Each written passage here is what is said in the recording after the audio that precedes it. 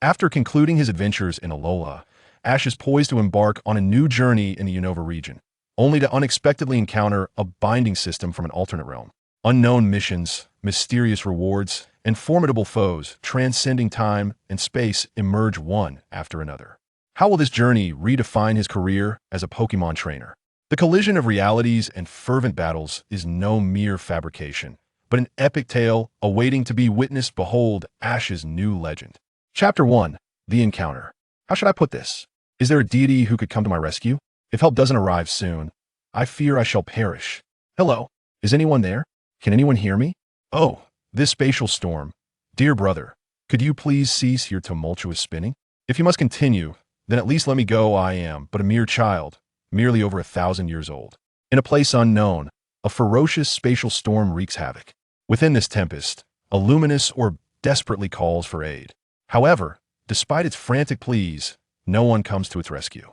It is unclear how long the orb has endured within the storm. Suddenly, the orb is flung from the storm, slicing through the boundless void, and hurtles into the distance. At this moment, the orb can no longer utter a sound, having succumbed to unconsciousness from the storm's dizzying whirl. The barrier of the Pokémon world is struck by the orb, which splits into two, one large and one small upon collision. The larger orb enters the Pokémon world, catching the attention of its creator, ARCEUS. What is that? It appears to be a fragment of some rule, yet it seems unlikely to pose any threat to the world. Should I pay it heed? Wait, one of the fragments is set to fall. Since it's there, I need not concern myself with it. I shall continue my slumber. ARCEUS, after observing the descent of the two orbs, comfortably drifts back to sleep. The larger orb lands upon a mountain in the Kanto region, while the smaller orb descends into the home of Ash in Pallet Town. It pierces through the roof and embeds itself within the sleeping Ash. Morning dawns, sunlight graces the earth, awakening the Pokémon slumbering in the forest, while simultaneously rousing the orb that fell upon the mountain in Kanto. What has happened? I feel as though a part of me is missing. The orb, emanating a faint blue glow, speaks in a tone laced with the remnants of a hangover, appearing quite dazed. After a brief pause, the orb seems to regain composure, contemplating its situation. Is this the world of Pokémon? It observes a purple mouse emerging from the nearby Grassrotata, a native Pokémon of the Kanto region, and quickly deduces its location.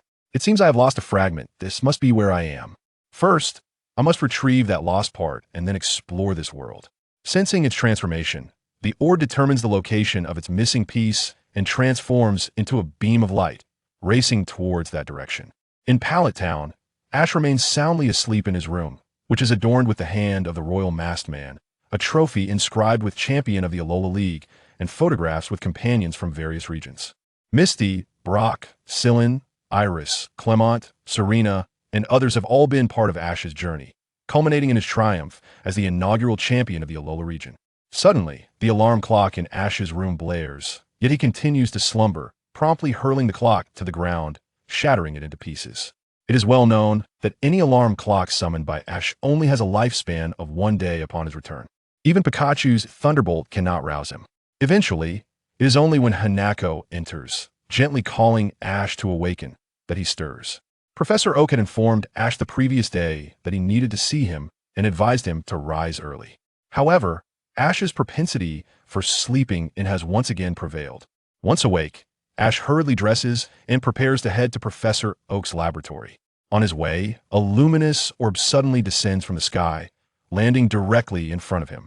What is this? Ash gazes at the blue orb that has appeared before him, unable to resist extending his hand to poke it. However, his finger passes straight through the orb without making contact. The orb emits a soft glow, casting its light upon Ash. After circling him twice, the orb suddenly plummets to the ground, collapsing in tears. Ah! The orb, akin to a child being bullied, rolls on the ground in despair, wailing uncontrollably. What is wrong with it? Pikachu? Ash, perplexed, turns to his companion, perched on his shoulder. Pika! Pikachu shakes its small head, indicating it too is at a loss. Excuse me, what troubles you? Perhaps I can assist. Ash, ever the compassionate youth, kneels to inquire. Unexpectedly, the orb pauses to glance at Ash, only to burst into even louder sobs. I'll give it back. You took my other part. Why did you merge it with yourself? Ash, bewildered, covers his ears while watching the weeping orb. Despite the cacophony, he manages to discern a fragment of the orb's lament. What do you mean? What do you want back? Ash scratches his head in confusion. After a prolonged bout of crying, the orb gradually calms and begins to elucidate its predicament. I am Tai, known as the System, hailing from the primordial. In short, after emerging from the spatial storm, it seems I entered this world, and for reasons unknown, a part of me separated and merged into your body. If I wish to retrieve that part, I must kill you to allow you to enter the cycle of reincarnation. Otherwise, if I forcibly reclaim my fragment, you will undoubtedly become a fool. I see. What happens if you don't retrieve it? Ash inquires further. Chapter 2. System Binding. The only options I have already mentioned. Either you perish and my fragment separates from you, or I forcibly extract it, which would render you a fool, Tai states in a dejected tone. Were it not for the knowledge of Ash's significance in this world, Tai would have already acted to reclaim its fragment. However, confronting Ash, the chosen one of this realm, is a precarious endeavor. Even ARCEUS would not let Tai off easily for such an affront. So, there are no other alternatives? Perhaps you could wait until I grow old and seek your other part then. Or you could attempt to forcibly extract it. Perhaps I would be fine. Ash suggests, scratching his head and pondering the possibilities. Tai glanced at She with a hint of disdain. Firstly, I may not live to see your old age, for I have lost a part of myself, rendering me incomplete. This not only affects my abilities, but also my lifespan. At most, I have another 30 years to live. Beyond that, I cannot endure, and I will vanish from this world. As for the second method, I have already mentioned it.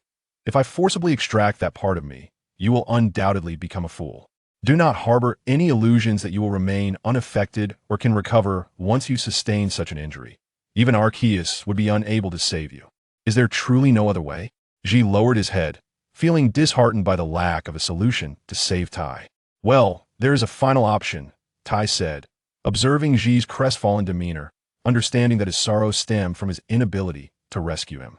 With a tone of resolve, he continued, I can bind myself to you, making you my host. Host? What does that entail? Ji, being neither a traveler from another world nor a denizen of an information-rich era, was entirely unaware of what a host was, having only heard of systems from Tai. You may understand it as a bond where you and we systems become partners, sharing life and death, Tai explained after a moment of contemplation. In other words, by becoming your host, we will be partners from now on, and it would resolve your predicament? Ji inquired. Indeed, Tai confirmed with a slight movement of his form. Then let us begin. I welcome you as a partner to both myself and Pikachu, Ji exclaimed, his face radiating joy. Pika, Pika. Pikachu raised its tiny arms in a gesture of welcome. Hold on a moment, Ji. I must mention that binding with me will leave you with certain side effects. Most of them are negligible, but regarding lifespan, I must be clear. Once we are bound, your life will be intertwined with mine. If I live, you live. If I die, you die. Our lifespans will be mutually connected, Tai said, observing Ji's excitement and feeling it necessary to clarify. What does mutually connected lifespan mean? Ji tilted his head in confusion. It means that, barring any unforeseen circumstances, your lifespan will match mine, Tai stated plainly. And how long can you live? Ji asked directly, realizing the significance of this question. By the reckoning of our primordial world, I am over 1,000 years old. However, in terms of our system's age, if converted to human years, I would be akin to a mere infant of 1 year. Moreover, our systems can level up, and with each advancement, our lifespans increase exponentially. By binding with me, you would effectively attain immortality, Tai concluded. Upon hearing this, Ji and Pikachu exchanged wide-eyed glances, momentarily stunned. They failed to grasp the latter part of Tai's statement, fixating instead on the astonishing notion of 1,000 years and the comparison to an infant. Are you still willing to bind with me, Ji? Tai prompted after observing their astonishment. Of course. Let us bind. Ji quickly replied, snapping back to reality. Although he was uncertain of the potential consequences, he would not renege on a promise. Without further ado, Tai manipulated his essence and entered Ji's body. Soon, Ji heard Tai's voice resonate in his mind. System binding in progress. 1, 2, 3, 100. System binding complete. A luminous orb then emerged from Ji's being. All done. Ji, from now on, we are partners. I look forward to our journey together, Tai declared, extending a hand aglow with blue light. Thank you, Tai, Ji responded, reaching out to shake Tai's hand. Pika Pika. Pikachu chimed in, greeting the system and welcoming Tai to their ranks. By the way, Ji, I noticed you seemed rather anxious when I arrived. Where were you intending to go? Tai inquired, curiosity piqued after their brief introduction. Oh no, I'm going to be late, Ji suddenly recalled, realizing Professor Oak was still waiting for him. We must hurry, Pikachu, Ji exclaimed and took off running, moving so swiftly that he left behind a blur.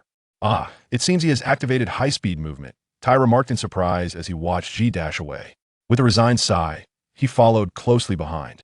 Thanks to Ji's swift pace, a journey that would typically take over 10 minutes was compressed to around 1 minute. At Professor Oak's lab, the professor looked reproachfully at Ji. Why are you only just arriving, Ji? I've been waiting for you for ages. My apologies, Professor Oak. I encountered some issues along the way and arrived late, Ji admitted sheepishly, scratching his head. Although the system had delayed him, his tendency to sleep was his own fault. Enough of that. Let us hurry along, Professor Oak said, waving dismissively. He strode purposefully toward the exit, urging Ji to follow. Chapter 3. Ash's performance. What's the matter, Professor Oak? Where are we headed? Ash inquired, his face a canvas of confusion as he followed Professor Oak outside. It is I, a junior, who has established a new research institute in Celadon City and has invited me to attend their inauguration ceremony. Thus, I wish to extend the invitation to you, Ash. Surely, you will accompany me. Professor Oak elucidated, adopting a playful expression, albeit one marred by the wrinkles of age that rendered his attempt at whimsy somewhat discomforting to behold. Goodness. My eyes have only just recovered from the last inspection 3 years ago, Tai lamented, drifting over from a distance to witness the scene. Wishing only to find a pure spring of water to cleanse his eyes. The inauguration of the new research institute? Of course, I'll go, right, Pikachu? Ash exclaimed with enthusiasm, beckoning to the Pikachu perched upon his shoulder. Pikachu mirrored Ash's excitement with equal fervor, a testament to their profound synchronization after spending so much time together. Just as Ash and Pikachu reveled in their excitement, a familiar voice echoed from behind them. They turned to see Ash's mother, Hanako, unexpectedly appearing with a bento box in hand. To her astonishment, while delivering a bento, she had stumbled upon such delightful news. Celadon City was renowned for its delectable pastries and fashionable shopping malls. Hanako placed the bento in Ash's hands, her face alight with excitement, and promptly joined Professor Oak in his vehicle, leaving Ash standing perplexed and Tai in shock, rendered momentarily speechless. Ash, bemused, watched as his mother insisted on accompanying them. Tai, on the other hand, was puzzled as to when Hanako had approached, only realizing her presence upon her speaking. This led him to wonder if his detection module was malfunctioning. Nevertheless, despite their bewilderment, they were set to depart. Thus, the originally 2-person team transformed into a trio, featuring Pikachu and the floating orb of light, Tai. During their journey, Ash introduced Tai to Hanako and Professor Oak. Upon learning that Tai hailed from another world, Professor Oak was momentarily taken aback, so much so that he nearly lost focus on the road, reaching out to touch Tai's hovering orb of light, narrowly avoiding an accident as he regained his composure. Professor Oak, might I suggest you contain your excitement until we reach our destination? Ash chuckled nervously, patting his chest, which had been startled. Pikachu nodded in agreement from his shoulder. This sudden shift in mood provoked Tai's irritation. Without a word, the blue aura surrounding him intensified. Soon, the vehicle shared the same luminous glow, lifting into the air. You wish to conduct research? Well, I am equally curious if humans can survive a fall from such heights. Who among you wishes to volunteer?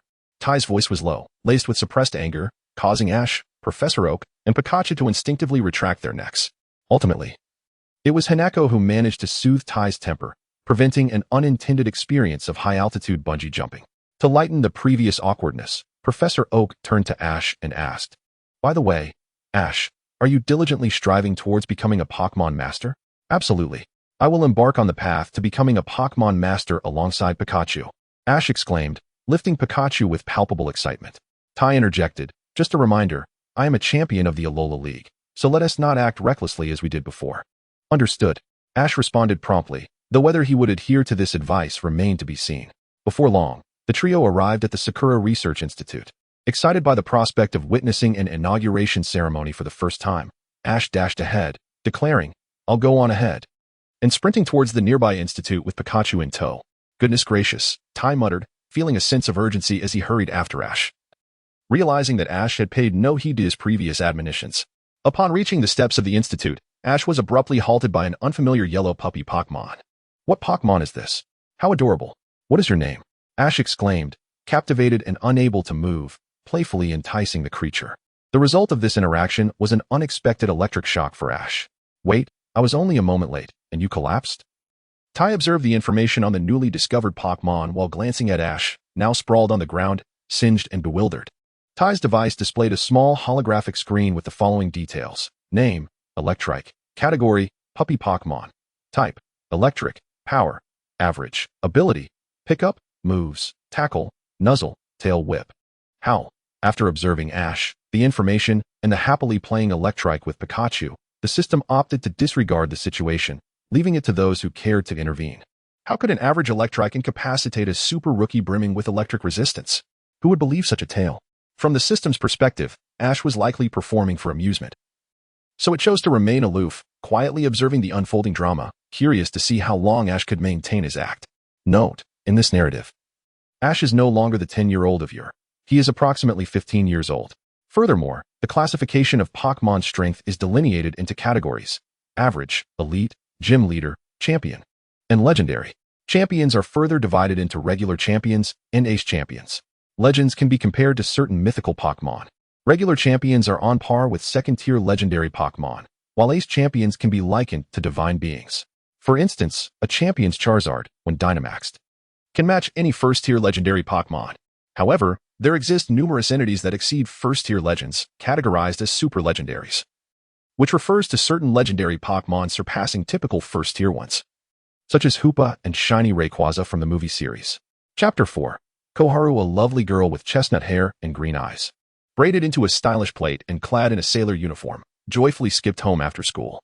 Today marked the inauguration of her father's research institute, and Koharu was elated to return home. However, her jubilance was abruptly halted by an unknown black object lying at her doorstep. Upon witnessing this sight, Koharu's cheerful demeanor stiffened, a bead of cold sweat trickling down her forehead.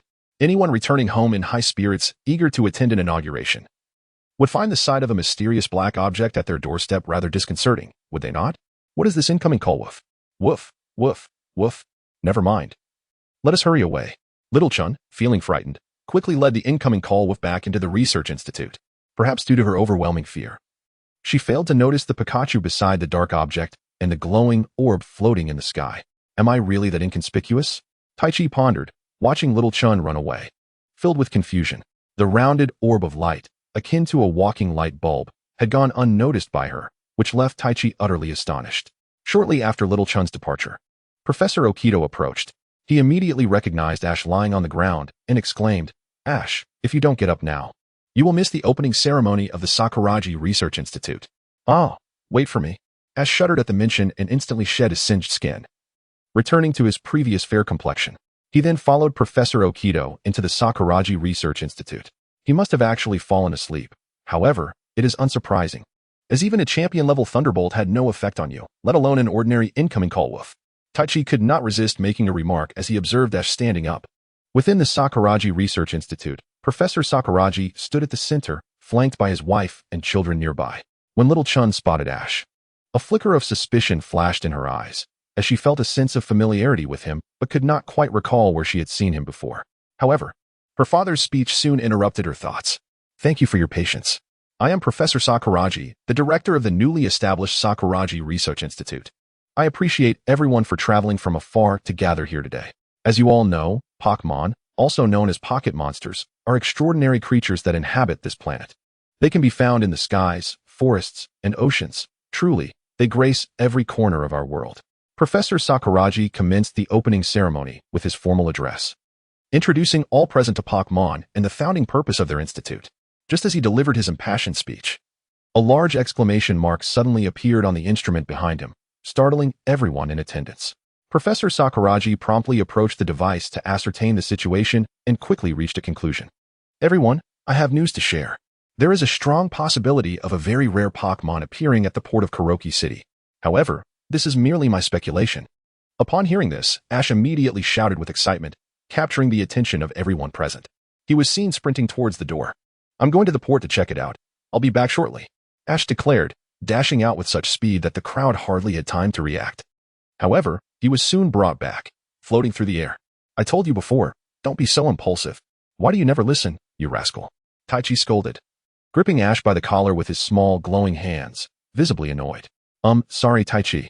I just got really excited when I heard about the rare Pokémon," Ash quickly explained, sensing Taichi's anger. Sigh, I truly can't deal with you. By the way, how far is the port from here? In which direction? Taichi sighed and inquired of Professor Okido. Approximately a few kilometers that way, Professor Okido indicated a direction with his finger. Thank you, Taichi replied with gratitude. And then a blue light flashed around him, revealing a swirling vortex of space before them, which transformed into a spatial door resembling a port on the other side. Taichi then led Ash and Pikachu through it, astonishing everyone present. He possesses the ability to traverse space. How remarkable. I truly wish to study this. Professor Okido approached the space door, his face alight with excitement, his eyes brimming with curiosity. Ever since he learned that Taichi was an otherworldly being, he had yearned to conduct research on him. Now, with this display, Taichi had only intensified Professor Okido's thirst for knowledge. What a reckless personality. Quite similar to that individual. Could he possibly be like that person? Little Chun mused as she gazed at the spatial door, recalling Ash's hasty demeanor, which reminded her of someone she detested. Their personalities bore similarities, both exhibiting impatience. Furthermore, that individual only ever thought about himself, completely disregarding others. As long as he could achieve his goals, he paid no heed to anyone else. He even took her to dangerous places in her childhood, ultimately abandoning her there. Adding to her earlier impressions of Ash, which mirrored that troubling individual, left Little Chun with a decidedly unfavorable impression of him. Yet, she also felt a strange familiarity towards Ash, urging her to take a closer look. With this thought in mind, she turned to her father and said, Dad, I want to follow and see, and promptly stepped through the spatial door. Eh? What has gotten into this child today? She usually shows no interest in Pokémon. And in fact, she is somewhat fearful of them, Professor Sakuragi remarked, perplexed by Little Chun's sudden curiosity as she ventured into the spatial door. Little Chun is your daughter, right? I recall she hasn't become a trainer yet, has she?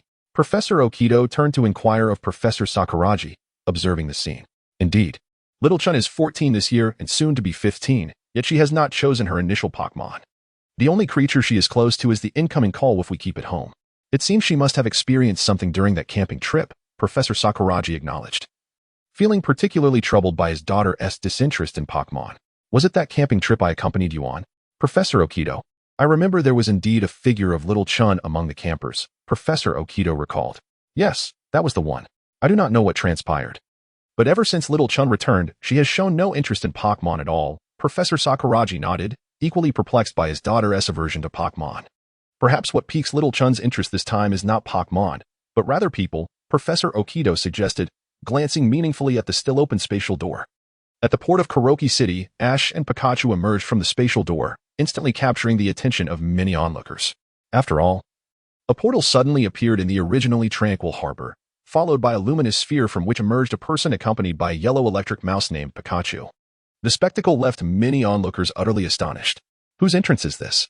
Such a distinctive arrival. Remarkable. They've arrived at the harbor in an instant, Ash exclaimed, gazing at the nearby sea with surprise. Calm down, Ash. This is merely a small scene. Do not overreact. Spatial teleportation is an innate ability for our system. Everyone possesses it. Otherwise, how could we traverse the myriad realms? Tai spoke in a nonchalant tone, as if discussing something utterly mundane. Does everyone in your system possess this ability? That's incredibly impressive. In all my years, I've only encountered one person capable of spatial teleportation, and that was Hoopa. Ash replied, still astonished by Tai's casual demeanor. After all, while the Pokémon world does have the ability for spatial teleportation, Ash had only experienced it with Hoopa. As for the god of space, Palkia, although Ash had met and recognized him, he had never experienced teleportation through him. Pikachu. Pikachu fervently nodded in agreement. Perched on Ash's shoulder, not far behind them, May stood in contemplation, trying to remember where she had previously encountered the young man before her. Before long, a dense gathering of dark clouds amassed over the port of Leaf Town, swiftly coalescing into a pitch-black tornado. The weather abruptly shifted, with fierce winds swirling. Strangely enough, amidst the surrounding blue skies and white clouds, only the harbor of Leaf Town was shrouded in ominous clouds. A thunderous roar erupted, and as the clouds parted, a massive blue and white bird emerged from the sea, capturing everyone's attention. This colossal figure, adorned with a white body, light blue belly, and deep blue tail fin, was none other than the sea god, Lugia, famously revered in both Kanto and Chengdu regions. Dr. Sakuragi's conjecture was indeed correct. An exceedingly rare Pokémon had appeared at the harbor. However, this rarity bordered on the extraordinary, as there were likely very few Lugias in the entire world. Trainers who had already received news and arrived at the harbor beamed with joy upon witnessing Lugia's emergence, tossing their Pokeballs to unleash their Pokémon. Thunder Pokémon. Gengar and Squirtle. What's this? Tai observed the Pokémon with 3 question marks appearing above his head. No way. Are you sending these Pokémon into battle? None of the creatures present were even at the gym leader level. Faced with an adult Lugia classified as a first-level deity, these trainers were essentially inviting annihilation. Legend has it that Lugia possesses the power to send houses flying with a mere flap of its wings. Furthermore, it is said that a single flap could summon over 40 days of torrential rain in a given area. Did they truly intend to engage such a terrifying deity with their meager Pokémon? Lugia, however, did not even cast a glance at the 3 Pokémon below, appearing to bask leisurely in the sun, seemingly enjoying the moment. Yet, the trainers perceived this indifference as an affront and hastily commanded their Pokémon to attack. Ice Beam, Thunder, and Dark Pulse. Ice, lightning, and darkness surged towards Lugia, but with a gentle flap of its wings, Lugia shattered the 3 assaults effortlessly. Another flap sent forth a powerful gust of wind, sweeping away all trainers at the harbor except for Ash and May, who stood behind him. As for Ash's playful remarks about being the strongest in the Pokémon world, the wind hardly stirred him. May, although lacking Ash's physical prowess, remained unharmed behind him, shielded from the gust. Before May could express her astonishment at Ash's resilience, more trainers arrived from various directions, seeking to confront Lugia, presumably with the intention of capturing it. The Pokémon they brought forth finally caught Tai's attention. They were indeed respectable, with the likes of Bizarre, Garchomp, and Honchkrow all having evolved to their final forms. Tai noted their gym-level prowess. Yet, before they could make a move, Lugia preemptively flapped its wings, effortlessly sending both the trainers and their Pokémon flying without even needing to engage in battle. This unexpected turn left Tai astounded. It seemed this Lugia was no ordinary creature, but rather one endowed with divine attributes. Thus, this Lugia surpassed the typical first-level deities, clearly exhibiting the caliber of a mythical beast. As Lugia surveyed the harbor, finding no further disturbances, it prepared to resume its repose over the sea, savoring the scenery, when a familiar voice reached its ears. Long time no see, Lugia. Lugia turned to see a boy clad in a red and white cap, wearing shorts and a short-sleeved shirt, standing at the edge of the harbor. Surrounding him was a yellow electric mouse and a luminous sphere, along with a beautiful girl in a sailor uniform with chestnut hair standing behind him. Upon recognizing the boy's familiar visage, Lugia momentarily froze. Hiki, long time no see, Lugia. How have you been? Ash greeted, raising his hands in salutation. However, Ash's words left May in a state of disbelief. Wait, you know Lugia? As Ash continued his greeting, memories flooded Lugia's mind. Ash, it's been a while. You seem to have grown quite a bit. You've changed significantly. Of course, Pikachu and I have become incredibly strong. If I encounter Moltres, Articuno, and Zapdos again, I'm confident we can hold our own against them. May was utterly stunned. What? Did I hear that correctly? This person named Ash has encountered the legendary birds, and he claims he can stop them with just Pikachu? Does Pikachu possess such power? Unbeknownst to Ash, his words had left May in awe as he continued to chat with Lugia. After exchanging pleasantries for a while, Ash, brimming with determination, declared, "Let us battle, Lugia. Allow me to showcase our current strength. Pikachu, let us show them how far we've come." Lugia accepted the challenge, spreading its wings and soaring into the sky. Meanwhile, Tai opened the panels for both Lugia and Pikachu, knowing that prying into others' information was quite impolite, especially for beings of such legendary status. After all, Tai was merely a newly born entity, still under 1,000 days old, and his abilities had yet to mature. Even he was uncertain of his own potential. Lugia, category, diving Pokémon, type, psychic, flying, strength, legendary beast, ability, pressure, moves, air blast, hydro pump, origin pulse, rain dance, recover, protect, whirlwind, mystical shield, nature's blessing, meditate, sky attack. In summary, Lugia possesses an overwhelming array of moves, which is particularly luxurious. Pikachu, category, mouse Pokémon, type, electric, strength, champion ace, rivaling the might of a secondary deity. Ability, static, reincarnation, god slayer.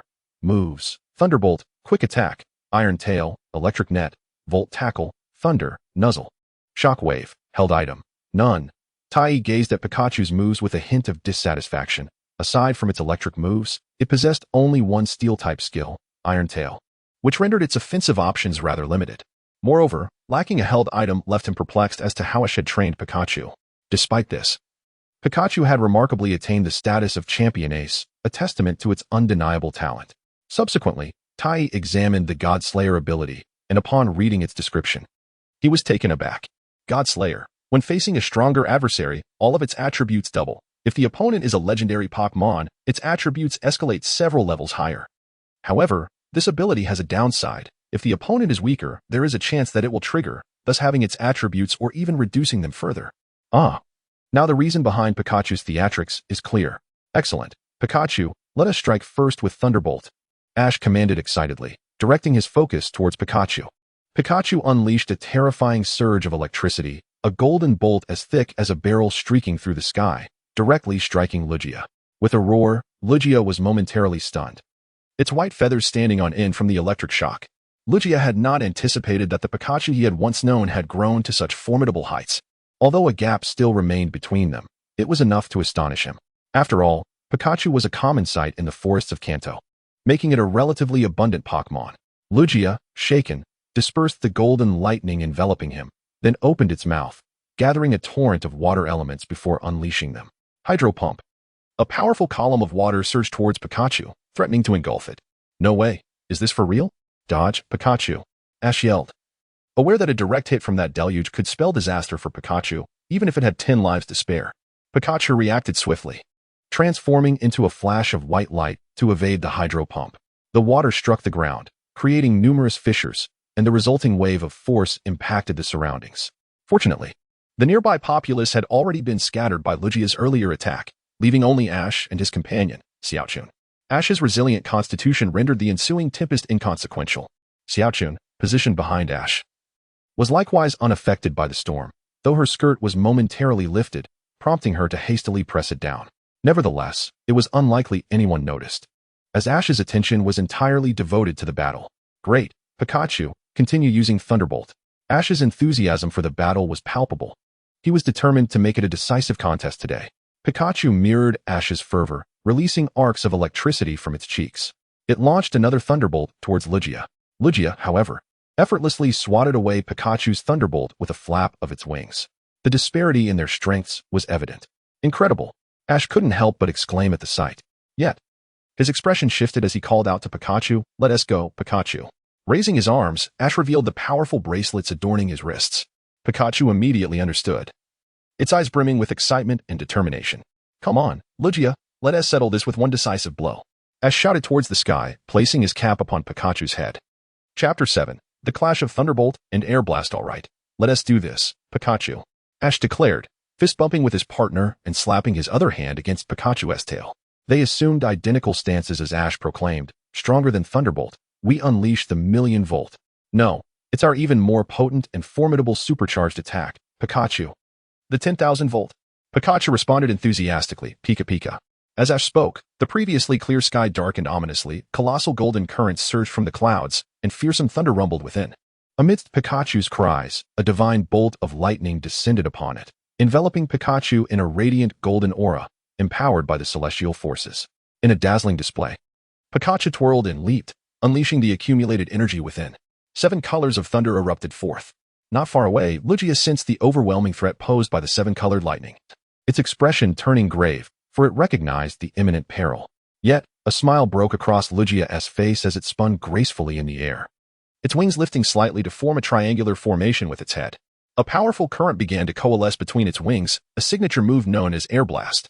By executing this technique, Lugia confirmed it was employing its full strength, ready to confront Pikachu's 10,000-volt with everything it had. Pikachu, Lugia. With a powerful roar from all three, the 7 bolts of formidable energy clashed violently against the terrifying cyclone unleashed by Lugia. The resulting shockwaves fractured the ground at the port, sending tremors far beyond, even affecting the distant Kuraishi city. In the city center, leaves and branches rustled violently, while the winds howled, causing the clothing of passers-by to flap wildly. Some men shielded their faces from the gusts, while women closed their eyes, desperately trying to maintain their composure. What is happening? The instruments are detecting an enormous energy surge from the port. 2 massive energies are colliding at Kuraishi City's harbor. Dr. Sakuragi exclaimed, his face betraying concern as he observed the ominous exclamation mark on the readings. If these 2 energies continued to clash, it was likely that the port would be utterly obliterated from the map. As for the port, I believe I understand the cause, Professor Okido remarked thoughtfully. surmising who was responsible for one of the colliding energies, yet remaining uncertain about the other. A certain idle individual of supreme rank has emerged, engaging in a clash of techniques with Pikachu. The scene shifts back to the harbor, where the devastating forces of Thunderbolt and Air Burst collide incessantly in the sky, continuously seeking out terrifying gusts and dispersing lightning in all directions, wreaking havoc upon the already precarious quiet harbor. Stop! Stop! Stop! Taichi urgently calls out, his voice ringing with alarm. If you both continue to collide like this, the harbor will be obliterated. It is merely a casual sparring match. Do not bring about cataclysmic destruction. Observing the crumbling harbor, Taichi hastily attempts to halt the two, for if they were to persist, the entire port would be laid to waste. Just as Taichi finishes speaking, a shriek pierces the air from behind him. Koharu, who had been hiding behind Ash, can no longer withstand the cataclysmic winds generated by the clash of the two techniques, and is sent hurtling into the sky. Ash, save her. I'll handle the energy fluctuations caused by Thunderbolt and Air Burst. Taichi exhorts, urging Ash, who immediately springs into action, racing towards the direction in which Koharu has been launched. Meanwhile, Taichi directs his energy ball towards the collision point of the Air Burst and Thunderbolt, calling out to the two nearby combatants. I will neutralize these two forces. You must cease supplying energy. Upon hearing this, Pikachu and Lugia both begin to withdraw their power, as they too do not wish for this ordinary bout to result in cataclysmic consequences. Having gotten carried away earlier, they found it difficult to stop. As Pikachu and Lugia cut off their energy supply, the once mighty clash in the sky diminishes considerably, though it remains formidable. Taichi manifests an object resembling a baseball bat from his energy sphere and swings, sending the energy flying away. If all goes according to plan, this energy will dissipate harmlessly in the sky, causing no damage to people or things below. On another front, Koharu, having been blown away, finds her descent leading directly towards the sea.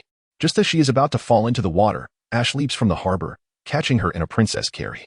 However, Ash overlooks a crucial detail. They are currently above the ocean, with no solid ground beneath them. Once Ash's upward momentum dissipates, they will undoubtedly plummet into the sea. Yet, the anticipated plunge does not occur. Just as Ash is about to descend into the ocean, Lugia suddenly swoops in from the side, using gusts of wind to stabilize Ash and Koharu on its back. Pikachu! Exclaims Pikachu, realizing he is yet to board the ride. Noticing this, Lugia swiftly flies to Pikachu's side, allowing him to leap onto its back. Without pausing to set Ash and Koharu down, Lugia takes flight. Hey, you all are flying away. What about me? Taichi shouts in frustration, chasing after them. Fortunately, he possesses the ability to fly. Otherwise, he would have to run. During his pursuit, Taichi spots a dark-clad youth seemingly in pursuit of Lugia. The boy, running downhill, manages to keep pace with Lugia. However, upon seeing the youth, Taichi's system registers an ominous feeling. He perceives the boy as a canine figure, and even mentioning that he resembles a dog feels like an affront to dogs everywhere. As a system, Taichi is aware of the various plots unfolding in this world, including those involving this boy's actions, which he finds utterly repugnant. Thus, Taichi halts mid-air, contemplating how to deal with him. Chapter 8. Scheming against Xiaohao, a rather selfish individual, prone to giving up easily, lacking seriousness towards Pokémon, and exhibiting a mindless tendency to capture wild Pokémon, often snatching them from others.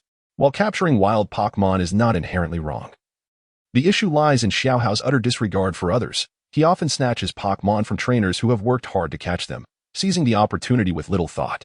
Beyond these traits, there are many more reasons for Taichi's innate disdain toward Xiaohao, particularly when considering the misdeeds he will commit in the future. Taichi feels compelled to eradicate this nuisance. However, as a system, he must adhere to certain regulations. If he were to recklessly confront Xiaohao, the resulting consequences would undoubtedly be significant. Thus, Taichi ponders how to eliminate Xiaohao without incurring repercussions. Just as he is deep in thought, something catches his attention. A surge of elation manifests within the sphere. Oh my, you luckless dark-clad figure, he muses. He notices the energy from the earlier Thunderbolt and Air Burst, which he had sent flying, is now descending towards this very spot.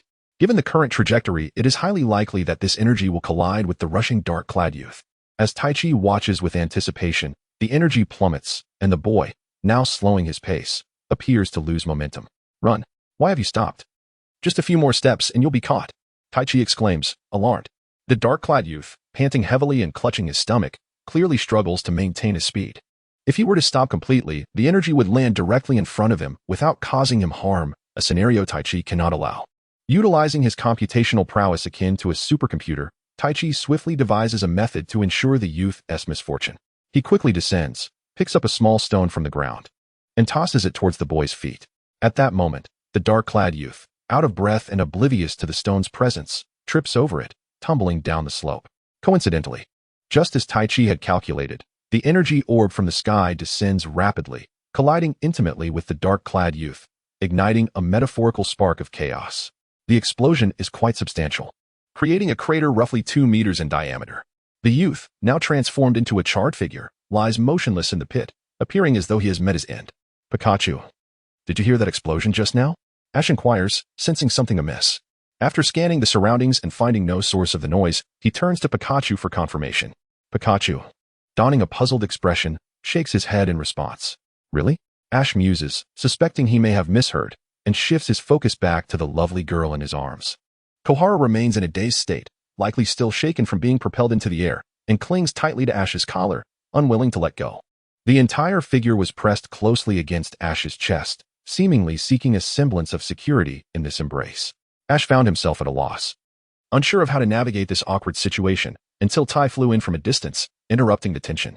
Hey, Ash, are we not friends anymore? Are we no longer partners? Why didn't you wait for me? Tai exclaimed, seizing Ash's collar from Koharu's hands and shaking him vigorously. I apologize, but this doesn't seem to be something I can handle. Ash stammered in response. And you can fly? You're so impressive. How could you be afraid of this? Though slightly dizzy from Tai's shaking, Ash was quick to clarify. Don't think that a few sweet words will absolve you. I simply lack the mood to indulge you. Tai scoffed, dismissing the matter entirely.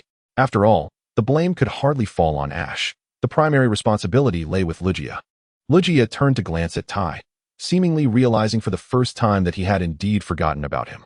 However, given that it could fly, there was little cause for concern. So, Lugia chose not to dwell on it, soaring into the sky with Ash, Koharu, and Pikachu, racing alongside the clouds. With its formidable power, it even pierced through the ocean, allowing them to glide through the water. In just half a day, Lugia had whisked them away to countless locations. During this journey, Ash and Koharu had a formal introduction. However, when Ash learned of Koharu's fear of Pokémon, he was particularly taken aback. How can you be afraid of Pokémon? Many of them are so adorable. Just today, we encountered so many charming creatures. Isn't that fascinating? Yes, it is fascinating. But I was attacked by a Pokémon when I was a child, and I was abandoned by my companions. Koharu recounted a childhood incident to Ash. These were stories she had never shared with her parents, yet for some reason, she felt no qualms about divulging them to the boy before her. After hearing Koharu's tale, Ash was filled with indignation. That person named Xiaoho is utterly despicable. How could he abandon a companion and flee? Exactly. Ash, you should steer clear of someone named Xiaoho. Don't befriend him. Tai nodded in agreement, addressing Ash. Though Tai wished to mention that Ash would likely not encounter Xiaoho for quite some time, he decided against it. After all, explaining the situation would be rather complicated. At that moment, Xiaoho might still be lying in a pit on the hillside. Given his injuries, he might not die. But prompt medical attention could mean a recovery in a few months. However, delayed treatment could result in him being bedridden for a year or more. What frustrated Tai was that, having sent the energy flying away, much of it dissipated before the fall, resulting in far less damage than anticipated. Chapter 9. My goal, Pokémon Master. Well, I understand, Tai. But I remember that Nidoking shouldn't attack humans indiscriminately. Unless that particular Nidoking had offspring, in which case it would intimidate humans who trespass into its territory. Ash pondered aloud regarding Nidoking. However, upon hearing Ash's statement, Tai was left speechless. Was this really the same clueless individual he knew? How could he possess such knowledge? Of course, Tai's remark was merely playful banter.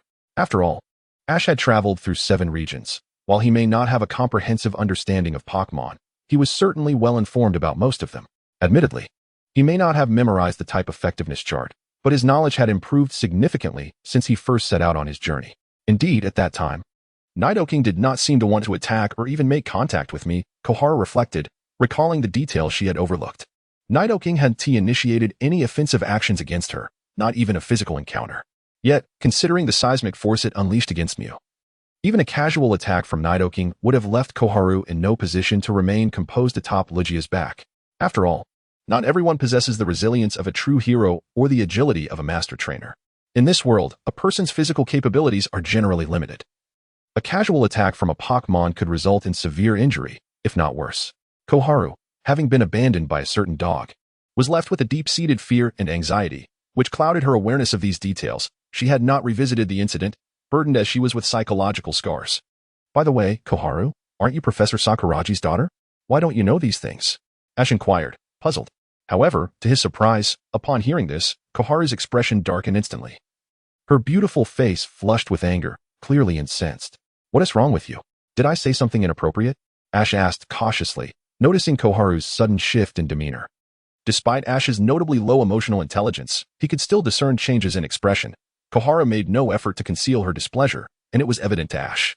One of the reasons I dislike Pokémon is that my classmates at school say I should know all about them just because I'm the professor's child. Must being the child of a professor mean I have to understand Pokémon? Koharu explained, her frustration palpable. It was clear that Koharu's disdain for Pokémon stemmed from two principal sources: her childhood incident with Nidoking, which primarily fell on the shoulders of a certain dog, and the incessant chatter from her peers at school. The combination of her early rebellious phase and her aversion to Pokémon, fueled by her classmates' remarks, amplified her dislike. After listening, Ash fell silent for a moment, scratching his not-so-bright head awkwardly. Then, with a radiant smile, he declared, "Since I became a Pokémon trainer at the age of 10, I have made numerous friends and formed bonds with many Pokémon, including several legendary ones. I fought tirelessly, and just a few months ago, I finally achieved my first championship title. I have faced defeat countless times. Yet I have never lost my passion for battling Pokémon. On the contrary, I cherish Pokémon and the thrill of battle, for it is my true passion. My goal has never wavered. I aspire to become a Pokémon master." Pikachu chimed in enthusiastically as well. Perhaps it was Ash's infectious smile that left Koharu momentarily dazed, her mind swirling with curiosity about what experiences had led this boy to so confidently affirm his ambitions. Meanwhile, Lugia, who bore them aloft, glimmered with an enigmatic light in its eyes. "In my heart, I couldn't help but marvel at the courage of the chosen one of the sea." Lugia took Ash and May on a flight over the ocean for a while, and then spoke. "It's about time. I must return to the ocean."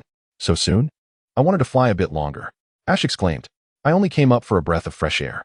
Generally, I maintain the stability of the ocean currents. So I apologize for the brevity of my visit." In the world of Pokémon, those with divine roles are endowed with extraordinary powers, far surpassing their kin. Yet they must also fulfill corresponding responsibilities. Just like the legendary birds of the Orange Archipelago, they cannot leave their designated islands. Doing so would cause catastrophic disturbances in the world. This time, Lugia had seized a rare opportunity to emerge from the depths of the ocean and enjoy a moment of relaxation. "I understand. That's all right. We shall meet again when the opportunity arises," Ash replied with remarkable composure. For an ordinary person, such a calm demeanor would be unimaginable. They would undoubtedly devise all manner of schemes to capture Lugia. However, Ash was far from ordinary. Few in the world had encountered such divine beings as he had. And as he stated, his separation from Lugia was merely temporary. If he wished to reunite with Lugia, the chance would surely present itself. Before long, Lugia returned Ash and made it the port of Leaf Town. The dock was bustling with people, drawn by the commotion caused by the clash of thunderbolts and air explosions. Amidst the crowd, Ash and May leaped down from Lugia's back. With a powerful flap of its wings, Lugia soared back into the depths of the sea. "Take care, Lugia.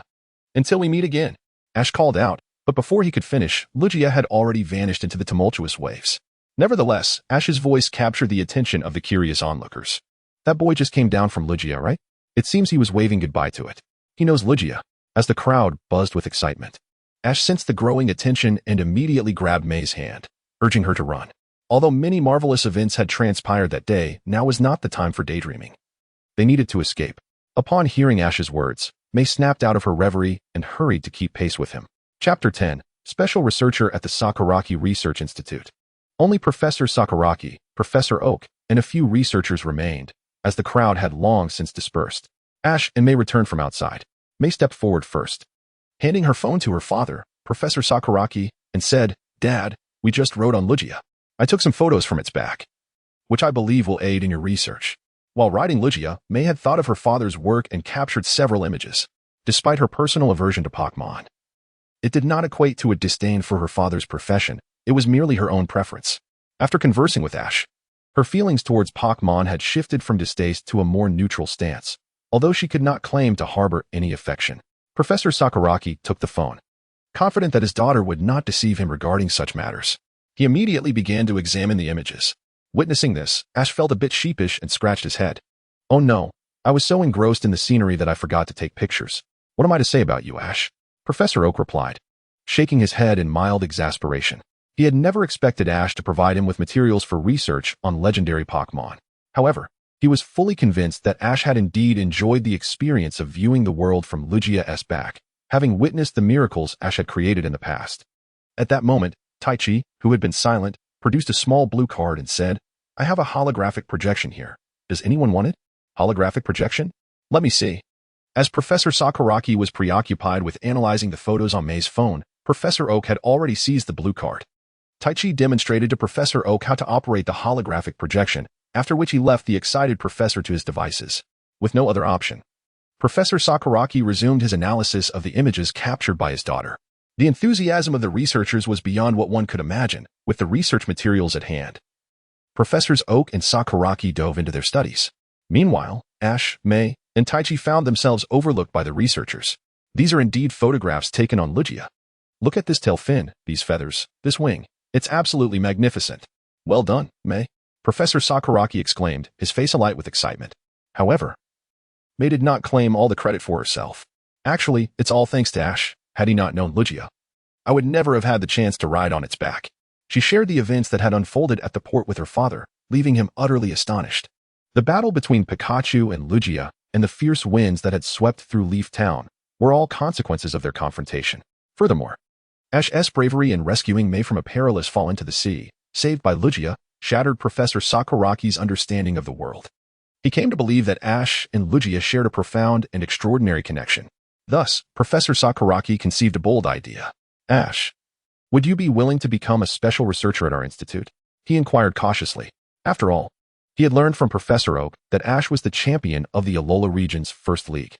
Although the Alola League was relatively new and its prestige could not compare to that of the established leagues, Ash was nonetheless a figure of considerable renown. Inviting someone of his caliber to serve as a special researcher seemed somewhat extravagant. Ash had never heard of the term special researcher. "It means our institute often collects information about Pokémon, and you would go out to investigate," Professor Sakuragi explained. While it might seem excessive to assign an Alola League champion to this role, before he could finish, Ash interrupted with enthusiasm. "That sounds like so much fun. I want to do it." Though Ash was nearly 15, he retained the spirit of a child. Thus, Ash became the sole special researcher at the Sakuragi Research Institute. Later that night at Ash's home, thanks to Taichi's spatial door, Ash had the option to stay at the Sakuragi Research Institute's dormitory or return home to sleep. However, Ash still felt that returning to his home for a good night's sleep was more comfortable, especially with Tai around, making the journey merely a second long, alleviating any concerns about accommodation. After dinner, Tai pulled Ash into his room and spoke to him with utmost seriousness. "Ash, you must listen attentively to what I am about to say. Do not jest with me." "Okay," Ash replied. "Today, due to my busy schedule, I did not have the opportunity to formally introduce my abilities. After all, certain matters should not be casually discussed, as they may lead to unnecessary complications. Thus, I shall now commence my formal introduction. You are already aware of my name, species, and place of birth. What follows is a description of my abilities. Is your ability the same as the spatial teleportation you demonstrated today? Indeed. Sit down and allow me to finish my explanation. As I am but a system entity over 1,000 years old, and having stealthily ventured out to play, I have not undergone specialized system training. Consequently, my understanding of my own abilities is rather limited. The only ability I currently comprehend is the combat acquisition module I obtained after binding with you. This means that when your Pokémon battles against others, whether in victory, draw, or defeat, I will assess the performance and assign scores that correlate to the rewards we may receive. Tai, what kind of rewards can we expect? This is precisely what I am about to explain. Today, you engaged in a battle between Pikachu and Lugia. Although only 3 moves were exchanged, the significant disparity in the Pokémon's strengths and the high levels of both combatants were crucial factors influencing the scoring. The reward for today's battle between Pikachu and Lugia is the Perfect Electric Orb. What is the Perfect Electric Orb? Ash inquired, scratching his head in confusion. The orb is a specialized item for Pikachu, allowing it to double its offensive capabilities. The Perfect Electric Orb, however, surpasses the ordinary Electric Orb, enhancing Pikachu's dual offensive power by 15 times. What is a held item, and what does dual offensive mean? A held item is, just as Tai began to explain. He realized something was amiss. The concepts of held items and dual offensive capabilities should be fundamental knowledge for a trainer, even in the Hoenn region. Ash asking such questions would not seem out of place. Yet, now Ash had traversed 7 regions and achieved champion status, and he was unaware of such basic concepts. Tai was taken aback. "How did you become a champion?" Was it solely due to your Pokémon's strength and your almost haphazard strategies? That encompasses the role of held items and dual offensive capabilities. Ash, I must say, this knowledge should be foundational for trainers, and yet you seem oblivious. Weren't you the one who mocked Xiaochun before? Tai briefly explained held items and dual offensive capabilities while playfully chiding Ash, hoping he would become more aware. All right. I understand, but could you refrain from patting my head? Ash said, brushing Tai's hand away in mild exasperation. Sigh. Ash, please be more attentive.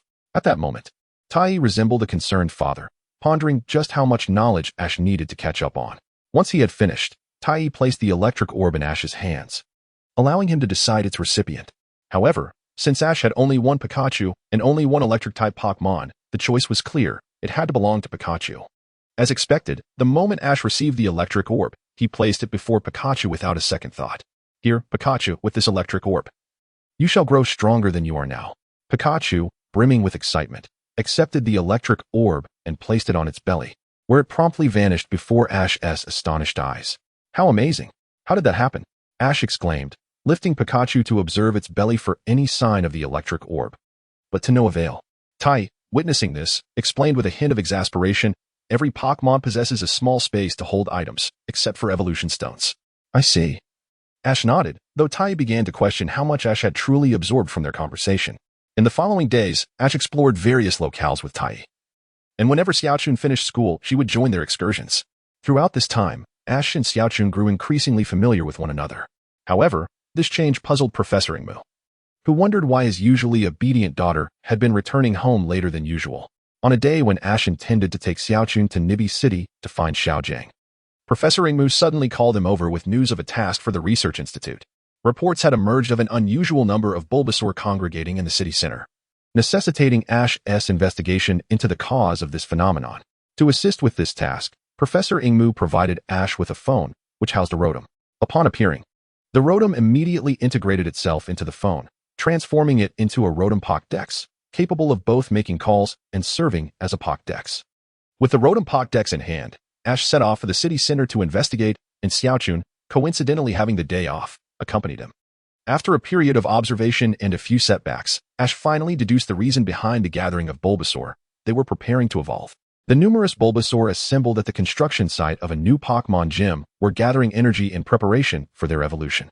Witnessing so many Bulbasaur poised for evolution, Ash was inevitably reminded of a similar scene from his past travels. I recall encountering a multitude of Bulbasaur preparing to evolve in a place called the Mysterious Garden. My Bulbasaur had the opportunity to evolve but chose not to, believing it could possess great power without evolution. Even now, it remains in its original form. Xiaochun expressed surprise. Aren't Pokémon supposed to become stronger only after evolving? Is it really feasible to remain unevolved? Regardless, I respect my Pokémon's wishes. Not just Bulbasaur. I have many Pokémon that prefer not to evolve. However, Bulbasaur is indeed quite powerful. It currently manages the backyard of Professor Okito's lab with remarkable efficiency. I must concede that Bulbasaur is indeed impressive, Ash remarked, noting that all his Pokémon adhered to Bulbasaur's directives, even Charizard, a champion-level Pokémon. On the second day of Tai's acquaintance with Ash, he was introduced to Ash's Pokémon in Professor Okito's backyard. Tai also conducted assessments of all Ash's Pokémon, discovering a significant disparity in their strengths. The powerful Pokémon that reign at the champion level include Charizard, Lizard King, and Infernape. Additionally, Snorlax is exceedingly close to achieving champion status. It is merely a matter of time, with a minimum expectation of 3 months for its ascension. At the elite level, we find Heracross, Croconaw, as well as Bulbasaur and Swellow. The remaining Pokémon merely linger around the gym and elite levels. Moreover, Tai is aware that some of Ash's Pokémon are still out in the world, among which there are certainly those who have reached the elite and champion levels, including a legendary Pokémon of divine rank. As Ash recounts his travel experiences to Xiaochun, an unexpected phenomenon occurs. Several Bulbasaur begin to emit a radiant glow, signaling their impending evolution. This phenomenon manifests in a collective display, and soon all Bulbasaur are glowing in unison. Just as Ash and Xiaochun prepare to observe the evolution of the Bulbasaur up close, a large net suddenly descends from above, ensnaring the unsuspecting Bulbasaur. Chapter 12. The trio of Team Rocket makes their entrance upon witnessing this scene. Ash's expression shifts dramatically as he looks up to see a familiar balloon. Who could be so audacious? Xiaochun exclaims indignantly at the sight of the hot air balloon. The Bulbasaur were on the verge of evolving. Who would suddenly cast a net like this? Well, Since you have so earnestly inquired, we shall graciously enlighten you. To prevent the world from being destroyed. To safeguard the peace of the world. To promote the love and truth of evil. We are the charming and delightful antagonists. Jesse, James. We are the Team Rocket soaring through the galaxy. A new tomorrow awaits us, meow. Tai cannot help but murmur in recognition of this classic introduction. Team Rocket. It's you again. Ah, little brat. Long time no see. Ash realizes that he has not encountered the trio of Team Rocket in quite some time. Who wants to see you? You're always lurking around. It's quite bothersome. Despite the long absence, Ash does not welcome their return, his face contorted with anger. Are they old acquaintances of yours, Ash? Zacian inquires. Indeed, old acquaintances who spend their days plotting to capture Pikachu. Pikachu leaps into action, using Iron Tail to free the ensnared Bulbasaur. With a swift and graceful motion, Pikachu's tail glimmers with metallic sheen as it slices through the net, liberating all the Bulbasaur in the process. However, the escape of the Bulbasaur is not what Team Rocket desired, prompting them to hastily maneuver their hot air balloon downward. They express their indignation at Ash for thwarting their plans while retrieving their secret weapon, a gotcha machine. This newly invented device is typically housed within the beak of a large polyper, which only releases it upon Team Rocket's call. After a flurry of actions, Team Rocket procures 2 Pokeballs from the gotcha machine. Initially, Ash scoffs at Team Rocket's Pokémon, well aware of their lacking strength after their numerous encounters. Nevertheless, this time, the 2 Pokémon they unleash genuinely astonish him. One is Gyarados, and the other is Tyranitar. Goodness, Team Rocket has certainly invested significantly this time. Both of these Pokémon are of gym-level strength, Tai exclaims in admiration as he observes the formidable duo before him. One is a Pokémon that has leaped through the gates of success, while the other is a pseudo-legendary Pokémon. However, considering Pikachu's champion-level prowess, Tai recalls Pikachu's troublesome ability with a tinge of concern. In a moment of apprehension, Tai conducts a quick assessment of Pikachu. Indeed, the results confirm Pikachu, strength, champion level. Due to its ability, its current strength is elite level. Tai thinks to himself that this is acceptable. The elite level should suffice to contend with the 2 gym-level Pokémon before him. Truly a testament to the might of the Pokémon belonging to the esteemed leader, Kenta. Jessie gazes at the instruction manual that falls from the Pokeball, her face alight with excitement. She informs Ash and the others of the origins of these Pokémon, eager to demonstrate their prowess against the young trainer. Go forth, Gyarados. Tyranitar, use Fire Fang. Gyarados, unleash Ice Fang. The 2 Pokémon charge forth, their attacks poised to strike Ash's Pikachu. Pikachu, dodge with a flash of lightning. Pikachu transforms into a streak of white light, evading the assaults of Gyarados and Tyranitar. Darn it. Gyarados, unleash Hydro Pump. Tyranitar, use Dark Pulse. Gyarados and Tyranitar unleash torrents of water and dark energy, respectively, but Pikachu counters with an electric net, successfully neutralizing their attacks. Now Pikachu. Quick attack followed by Iron Tail. Pikachu dashes forth, a dazzling flash of white light, crashing into Gyarados before executing a powerful tail strike that sends the mighty Pokémon sprawling several meters away. Tyranitar, come to the rescue with Dark Pulse. Tyranitar retaliates with a Dark Pulse aimed at Pikachu's landing spot. Pikachu, Thunderbolt. Pikachu unleashes a powerful burst of golden lightning, shattering Tyranitar's Dark Pulse while simultaneously striking Tyranitar, who emits a pained cry, sustaining considerable damage. Although Gyarados and Tyranitar are formidable, they pale in comparison to Pikachu, who, despite being momentarily hindered by its own ability, continues to dominate the battle. As the 3 Pokémon exchange blows, Gyarados and Tyranitar find themselves increasingly battered by Pikachu's relentless attacks. The dazzling battle captivates Zacian, who realizes that witnessing it live is a completely different experience compared to watching it on television. She is deeply mesmerized by the combination of Pikachu's cuteness and strength. Is this really Ash's Pikachu? How impressive. At this moment, Zacian recalls where she had seen Ash before, on television during the Alola Manalo Conference showcase, where Ash, the first Alola League champion, donned a mysterious mask. She remembers watching the live broadcast, vividly recalling the immense power Pikachu exhibited during that performance. If only she had connected the dots sooner when she witnessed the Thunderbolt, but the overwhelming aftermath of the attack had left her momentarily blinded, leaving her no time to ponder such thoughts. Only now does she truly recognize Ash. Meanwhile, she silently apologizes to him, realizing that she had previously associated him with that dog in her mind. As Pikachu was poised to decisively conclude the battle against Tyranitar and Gyarados, the trio from Team Rocket suddenly recalled something and swiftly issued a command. Gyarados and Tyranitar unleashed their respective assaults. Gyarados directed a waterfall toward the Bulbasaurs, while Tyranitar summoned a multitude of rocks to bombard them. Chapter 13. Charizard to the rescue. The waterfall from Gyarados and the stone edge from Tyranitar hurtled toward the Bulbasaurs. However, due to their sheer numbers, the Bulbasaurs had no means of evasion. Just as the two attacks were about to strike, Pikachu stepped forward, sacrificing himself to shield the Bulbasaurs from the impending onslaught. With a resounding crash, Pikachu was sent flying, ultimately colliding with a wall before coming to a halt. Despite the impact of both moves, which were enhanced by their respective types, Pikachu, with his formidable defensive capabilities, endured the onslaught. Though he did not lose his ability to fight, he emerged from the encounter battered and bruised. Pikachu, are you all right? Ash gazed with concern at the Pikachu that had been sent flying. Pikachu, with great difficulty, rose to its feet and shook its head at Ash, indicating that it was unharmed. However, the injuries on Pikachu were evident to any onlooker. Suddenly, a voice rang out. Meow, meow, meow. Pikachu is on the brink. Let us seize the moment. Without needing further prompting, the command was given for Gyarados and Tyranitar to launch their assault. Yet, at that crucial moment, the Bulbasaur stepped forward, collectively unleashing a solar beam, a magnificent golden beam that struck Gyarados and Tyranitar directly. Remarkably, the Pokémon Team Rocket had brought this time were extraordinary. Even when hit by the Grass-type move, which should have been super effective, they remained standing. It could only be said that the Bulbasaur's levels were significantly lower, while their adversaries were exceedingly powerful. Nonetheless, the actions of the Bulbasaur succeeded in enraging Jesse and James. Since this is what you sought, let us make the Bulbasaur suffer a little before capturing them. Jesse and James nodded in agreement, then issued commands to Gyarados and Tyranitar. A menacing golden light began to gather in the mouths of the two formidable Pokémon, and upon witnessing this, May trembled in fear. Memories of a time when a dog had abandoned her resurfacing. She couldn't help but glance at Ash, wondering if he would, like that dog from her past, choose to flee.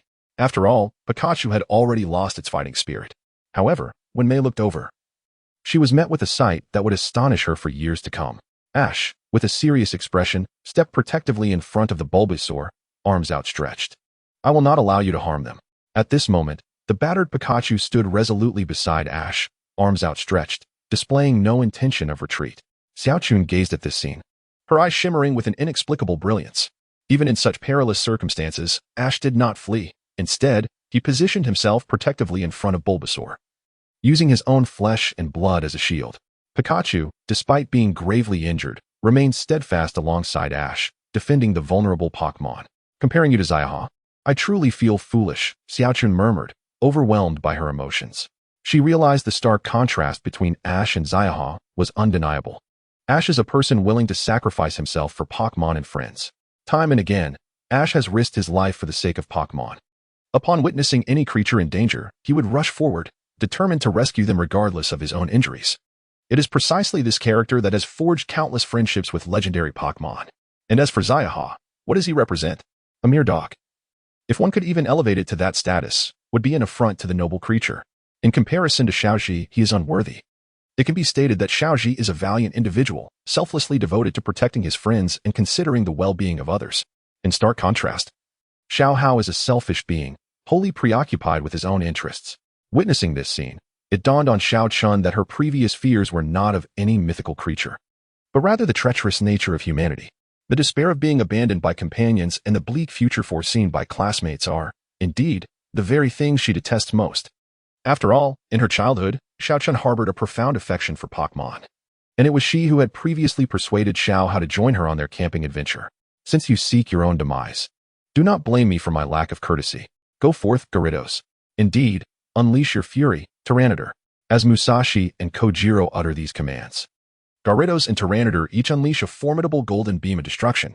Just as Xiaoji intended to command Pikachu to retaliate with Thunderbolt, a powerful flame surged past him, shattering the twin beams of destruction and striking directly at Tyranitar and Gyarados. With a resounding bang, flames erupted upon the two Pokémon. When the blaze and smoke dissipated, Tyranitar and Gyarados were rendered incapable of continuing the battle. Are Gyarados and Tyranitar unharmed? What transpired, Meow? The trio from Team Rocket, upon witnessing the sudden loss of combat capability in their two Pokémon, turned their gazes towards the direction from which the flames approached. Instantly, their expression shifted from indignation to sheer terror. At that moment, Ash, Dawn, and Pikachu also looked over, and they beheld a Pokémon, predominantly orange in hue, with a creamy underbelly, immense wings, and a long, dragon-like body adorned with a tail at its rear. It was Charizard. Beside the Charizard stood Tai Chi, who had barely spoken since the beginning. After a while, he had gone to seek reinforcements. Ash, excitedly observing Charizard, hurried over and called out to it with enthusiasm, only to be met with a fiery blast from Charizard. Ouch! Xiaochun watched this scene, beads of cold sweat forming on his forehead, bewildered by the unfolding chaos. From Ash's earlier exuberance, Xiaochun had assumed that Ash and Charizard were longtime acquaintances. However, it appeared otherwise now. Unbeknownst to Xiaochun, this was merely Charizard's unique way of greeting Ash. Of course, it was only Ash, with his exceptional resilience, who could withstand Charizard's flames. Anyone else would surely have been injured. Haha, you're still the same. Ash chuckled, patting Charizard's belly with a smile. Pikachu, too, wore a joyful expression as it greeted Charizard. However, when Charizard, filled with delight, turned its gaze toward Pikachu, its eyes suddenly flared with anger. Do not misunderstand. Charizard was not enraged at Pikachu, but rather furious upon seeing the injuries on Pikachu's body. Who dared to harm his friend so grievously? Let them step forward, and they would face Charizard's fiery wrath. At that moment, not far away, Team Rocket was stealthily making their escape. After all, they had been on the receiving end of Charizard's wrath far too many times, leaving them with lingering psychological scars. Moreover, the Pokémon they had brought along this time had been obliterated by a single fiery blast from Charizard, stripping them of any capacity to resist. If they did not flee now, would they simply remain to face the consequences? Chapter 14. Partnering with Xiaochun. Although I do not wish to disturb your current ambience, Ash. It appears that Team Rocket is attempting to flee, Taichi remarked decisively, observing the sneaky movements of Team Rocket. There's no escape for you today. The only fate awaiting you three is to soar through the skies. Upon hearing his words, Ash, Xiaochun, Pikachu, and Charizard turned their gazes toward the frozen Team Rocket. The trio awkwardly turned back, wearing forced smiles, and said, "Oh, isn't that little Ash? Long time no see. We're all old friends here. So could you go easy on us? Considering we didn't succeed in our mischief today, how about letting us off the hook? Please, Pikachu, Thunderbolt, Charizard, unleash your flames." Ash issued commands without hesitation, prompting Pikachu and Charizard to launch their attacks. Pikachu, roar. The golden lightning and surging flames struck Team Rocket in an instant. With a resounding boom, they departed, leaving behind their signature phrase. What an annoying feeling. They haven't changed a bit. Taichi thought as he snapped a photo of the departing Team Rocket. Wait, hold on Taichi, have you encountered Team Rocket before? Ash pondered, realizing that Taichi should not have crossed paths with them previously. Yet, from Taichi's words, Ash detected a familiarity in his tone. I've seen them before, but only in videos. This is my first time seeing them in person. However, I am well aware of their exploits, Taichi replied. I see, Ash nodded, choosing to set aside this matter as something more pressing demanded his attention. At that moment, all the Ivysaurs and Bulbasaurs on the field began to glow, commencing their evolution. Simultaneously, every Ivysaur evolved into an Venusaur, while the Bulbasaurs collectively transformed into Ivysaurs. This scene mirrored what Ash had witnessed years ago in the enigmatic garden. However, unlike the time, there were no reluctant Bulbasaurs nor a colossal leader Venusaur, nor was there an epic narrative. Yet, the mystery of evolution remained unsolved for both Ash and Xiaochun. Nonetheless, the outcome was positive, and Ash and Xiaochun returned to the Sakuragi laboratory with the recorded video. Dr. Sakuragi expressed immense satisfaction with Ash's footage, showering him with praise and encouraging him to continue his efforts. At that moment, Xiaochun, who had been standing nearby, suddenly spoke up. Dad, if there are any special missions in the future, may I accompany Ash? Huh? Xiaochun, Dr. Sakuragi exclaimed, bewildered by his daughter's abrupt change. Previously, she had held a strong disdain for Pokémon, showing affection only towards her electric pup. Today, Ash showcased to me so many wonderful things. So I wish to understand Pokémon better. After all, I am the daughter of a professor, Xiaochun stated candidly about her former aversion. Today's events have opened Xiaochun's heart, allowing her to forget past grievances. She desires to emulate Ash, confronting challenges bravely rather than evading them. For avoidance yields no benefit. Thus, Xiaochun could face her identity as the professor's daughter, letting go of past discomforts to rediscover Pokémon. Is that so? Did witnessing the Ivysaurs evolve rekindle your interest in Pokémon? Excellent. I will inform you of Ash's missions from now on.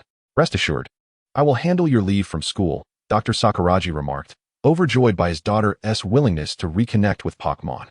He assumed that witnessing the Ivysaurs evolve had reignited her enthusiasm for these creatures.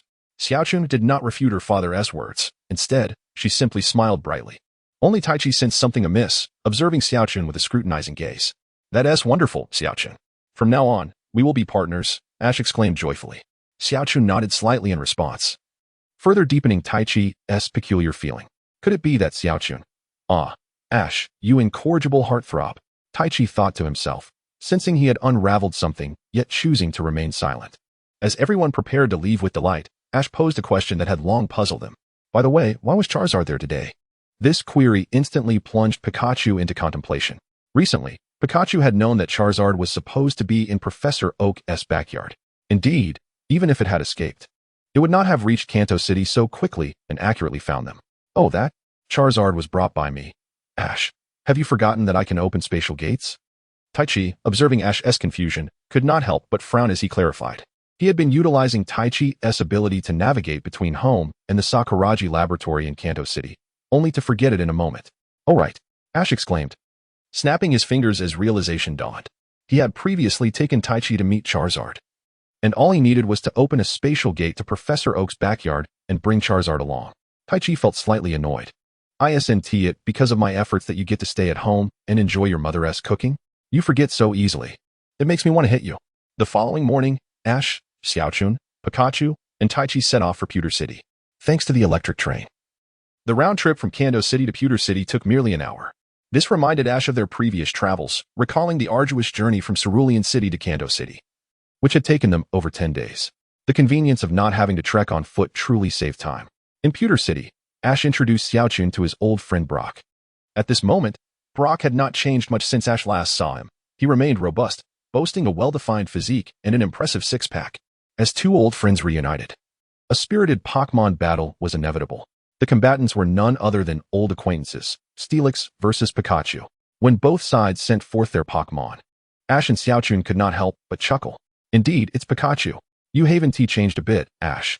And you haven't either, Brock. You've certainly sent out Steelix. Let us determine the victor. Chapter 15. Pikachu versus Steelix. I'll take the first attack, Brock. Pikachu, Thunderbolt. Ash initiated the classic Thunderbolt opening. However, this command left Xiaochun in a state of confusion. She recalled Steelix had a steel and ground typing. Would an electric-type attack be effective against a ground type? Pikachu leapt into action, unleashing a bolt of lightning as thick as a utility pole towards Steelix. The lightning struck Steelix, yet it seemed ineffective. Steelix merely shifted its body, dissipating the Thunderbolt effortlessly. Observing this, Taichi immediately directed his skin towards Steelix. Steel Serpent, type, steel, ground, power level, near champion, ability, rock head, moves, dragon breath, body slam. Crunch, iron tail, earthquake, explosion, rock slide, rock fall, hyper beam, dig. Item, steel serpent evolution stone. Tai's evaluation was quite favorable, without a doubt. This creature's skill pool far surpassed that of Pikachu. Its wide array of moves and commendable ability were indeed impressive. As for the item it wielded, one could only marvel at the wealth of a gym leader. After all, Tai had recently checked the prices of evolution stones in this world, which were strikingly exorbitant. Securing one was no small feat, either through considerable wealth or sheer luck. An ordinary individual would find it nearly impossible to possess such an item. Ash. You remain ever the same, brimming with enthusiasm. In light of this, I too must engage with utmost vigor. The large steel serpent's evolution evoked a sense of nostalgia in Brock, transporting him back to their shared journeys of yore, igniting his own fervor to initiate the evolution. The evolution stone on Brock's wrist radiated a kaleidoscope of light, enveloping the steel serpent. As the brilliance subsided, a creature even larger than the steel serpent emerged. Adorned with fragments of rock, its tail and sides transformed into a crystalline sheen. The steel serpent made its grand entrance. Use rock slide, Brock commanded with urgency. The steel serpent raised its tail and struck the ground, unleashing a multitude of sharp rocks that surged upward, targeting Pikachu. Quick, dodge, Pikachu, Ash shouted, witnessing the onslaught of rocks hurtling toward his companion. Pikachu, embodying a bolt of yellow lightning, deftly evaded the barrage and dashed toward the steel serpent. Use Iron Tail, Ash commanded next. Pikachu leaped gracefully, its tail shimmering with metallic brilliance, executing a powerful strike aimed at the steel serpent's head. This attack, unlike the previous Thunderbolt, dealt explosive damage, causing the steel serpent to stagger, momentarily dazed by the blow. Its head shook as it attempted to rid itself of the pain. Impressive, Ash, Brock complimented, noting how Ash's strategy had evolved. However, his expression remained serious, indicating a heightened sense of caution. The steel serpent lifted its tail, sweeping it toward the diminutive Pikachu. Its attack range vast. Pikachu counter with Iron Tail. Ash issued a command that left Xiaochun puzzled. Was it wise for such a small creature to confront the steel serpent head-on? Yet soon, Ash and Pikachu's execution astonished Xiaochun. Pikachu leaped, colliding its iron tail with that of the steel serpent's, only to be launched against the ceiling by the force of the impact. Excellent. Just like that. Pikachu, quick as lightning, follow up with iron tail. Ash exclaimed, a triumphant smile gracing his face, as if his plan had come to fruition. Not good. Steel serpent. Use iron head. Brock hastily ordered. Pikachu, now perched on the ceiling, transformed into a white flash, hurtling toward the steel serpent while adjusting midair to execute iron tail. Channeling the momentum downward, the steel serpent's head gleamed with metallic luster, but instead of charging, it lowered its head. With a resounding clash, the two tails collided, producing a sharp sound. Pikachu was sent flying, tumbling across the ground before regaining its balance. The steel serpent, too, took a moment to adapt to the recoil from the collision. Remarkable, Brock. You truly anticipated that move. Ash remarked, his competitive spirit ignited. Yet, he discerned traces of his own strategy within Brock's approach, as such surprise tactics were his favorite style. Oh, it's nothing, Ash. Just something I learned from you. Brock admitted, a hint of bashfulness in his voice, acknowledging that he had indeed adopted Ash's method of countering moves with offensive strategies. But what will you do next? Ash asked, prompting Pikachu to unleash Thunderbolt against the ceiling. Pikachu released a surge of electricity, striking the ceiling of the pewter gym, triggering the sprinkler system designed for emergencies. Ah, so that's how it works, Ash mused, but didn't he consider how much Brock would have to pay for repairs afterward? Tai, observing the gym's transformation into a rain-soaked arena, couldn't help but empathize with Brock, knowing the repair costs would be substantial. Why did this scene seem so familiar? It dawned on Brock what Ash was planning, and he quickly commanded the steel serpent. Thunderbolt. Ash called simultaneously with Brock's command.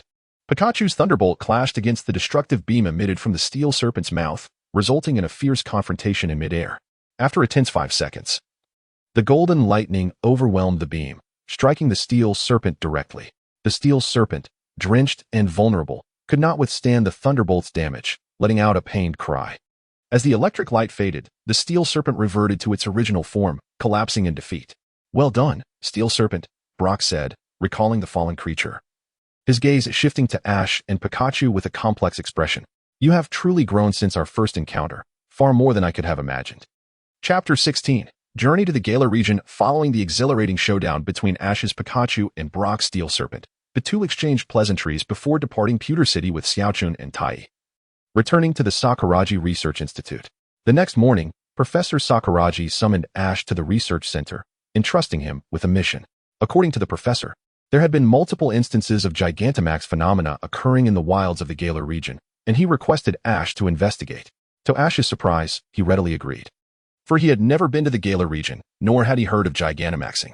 Tai then took the opportunity to explain the concept of Gigantamaxing to Ash. Gigantamaxing was a system discovered early on, applicable to any Pokémon, unlike evolution, which was restricted to specific species. However, this system had a notable limitation. It was confined to the Galar region. Although the moves did not share the same restrictions, its lack of recognition meant that very few outside the Alola region were aware of it, resulting in limited popularity. Under Professor Sakuragi's guidance, Ash and Xiaochun soon boarded the train destined for the Galar region. However, the moment they stepped off the train and into Galar, Tai distinctly sensed a significant depletion of energy within Pikachu. Observing this, Tai immediately initiated a scan. Pikachu, classified as a mouse Pokémon, possesses an electric type and is of gym-level strength. Its abilities include Static, Reincarnation, and God Layer, with a repertoire of moves such as Thunderbolt, Thunder, Iron Tail, Quick Attack, Electric Ball, and Electric Net. It carries a perfect edition electric gem. Upon observing its strength, Tai was instantly perplexed, questioning how it could have regressed. A swift investigation revealed that Pikachu's reincarnation ability had activated. This ability, rare and manifesting only once every million years, allows its bearer to sacrifice 90 of their strength upon entering a new region, thereby awakening heightened talents and racial limits. Tai marveled at the implications of this reincarnation ability. With it, the notion of limitless potential became a tangible reality. The more diverse the travel locations, the closer one could approach the status of a legendary Pokémon, making it seem less like a mere fantasy. As for the creator god, that remained a distant dream, as it required Arceus's 18 plates to even be considered. Beneath the creator god, legendary Pokémon already rank among the world's elite. However, Tai chose not to disclose the details of the reincarnation ability to Ash, as he believed From Ash's perspective, it was inconsequential whether Pikachu underwent reincarnation or not. After wandering for an extended period in the Galar region, Ash and his companion, Koharu, finally encountered a Pokémon that had suddenly Gigantamaxed in the wild. Not just any Gigantamaxed Pokémon, but a Gigantamax Snorlax, which posed a significant challenge as its immense size obstructed the train's path. What do we do now? We need to find a way to move Snorlax, Ash exclaimed, his brow furrowed in concern. Koharu suggested, when Snorlax is asleep, it is particularly sensitive to the aroma of food. Perhaps we could use that to lure it away. That simplifies matters. It appears the Gigantamax Snorlax has a tree bearing berries on its belly. If we can pick that and transport it elsewhere, we might stir Snorlax into action. Tai pointed to the clearly visible tree and its large fruit on Snorlax's belly. One must admit, Snorlax is quite the glutton. Even after Gigantamaxing, it grows a tree on its stomach that bears a substantial fruit. But while picking it may be easy, how do we transport such a large fruit? Ash pondered, staring at the enormous berry, uncertain of how to proceed. Tai then inquired, Ash, I've been meaning to ask you, when you venture out, do you never bring along one or two other Pokémon?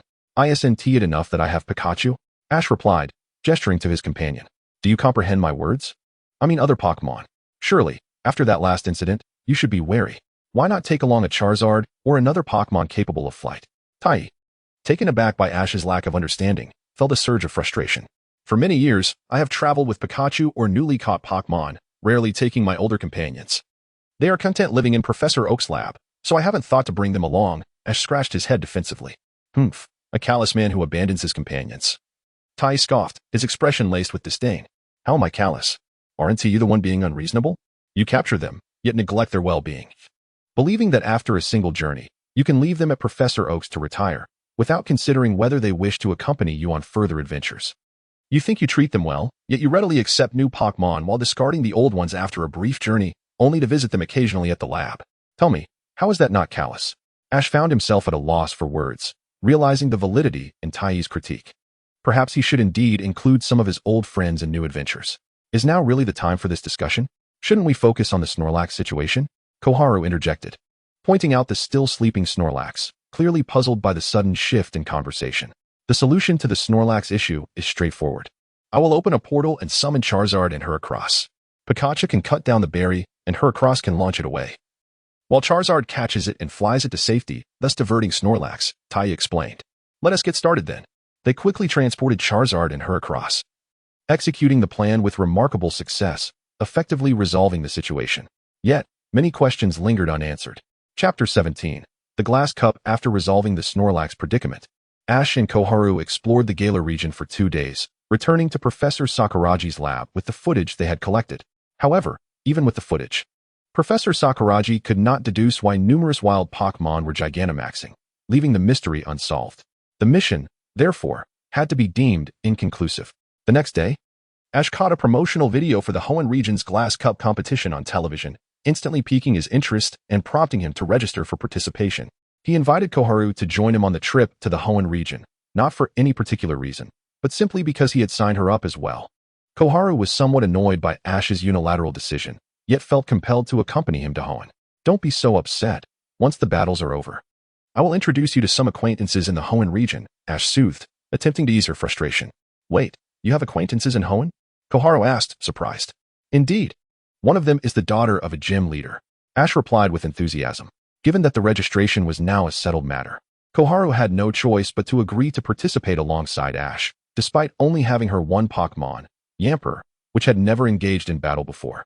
Furthermore, the Glass Cup's format required 2 Pokémon to rotate in a singles battle format, leaving Koharu's Pokémon insufficient. Hence, she had to borrow Pokémon from Ash. In a generous gesture, Ash willingly lent his Pokémon to Koharu. Tai then summoned a portal displaying all of Ash's gym level and above Pokémon from Professor Oak's lab. Since this was Koharu's first battle, Ash aimed to ensure she made a good impression, sparing her from falling into a previous state of distress. Thus, Tai opted not to include lower-tier Pokémon in the selection. The participants of the Lioli Whistle Cup possess formidable strength, undoubtedly surpassing 80% of the populace, particularly those at or above the gym leader level.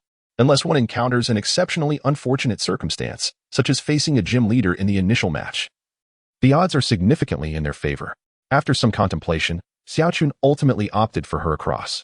The rationale was straightforward. Her familiarity lay with Ash's Pikachu, Charizard, and Heracross, while other Pokémon remained unknown to her. Although she had seen Charizard on 2 occasions, she perceived it as somewhat intimidating, whereas Heracross appeared adorably clumsy, leading her to make her choice.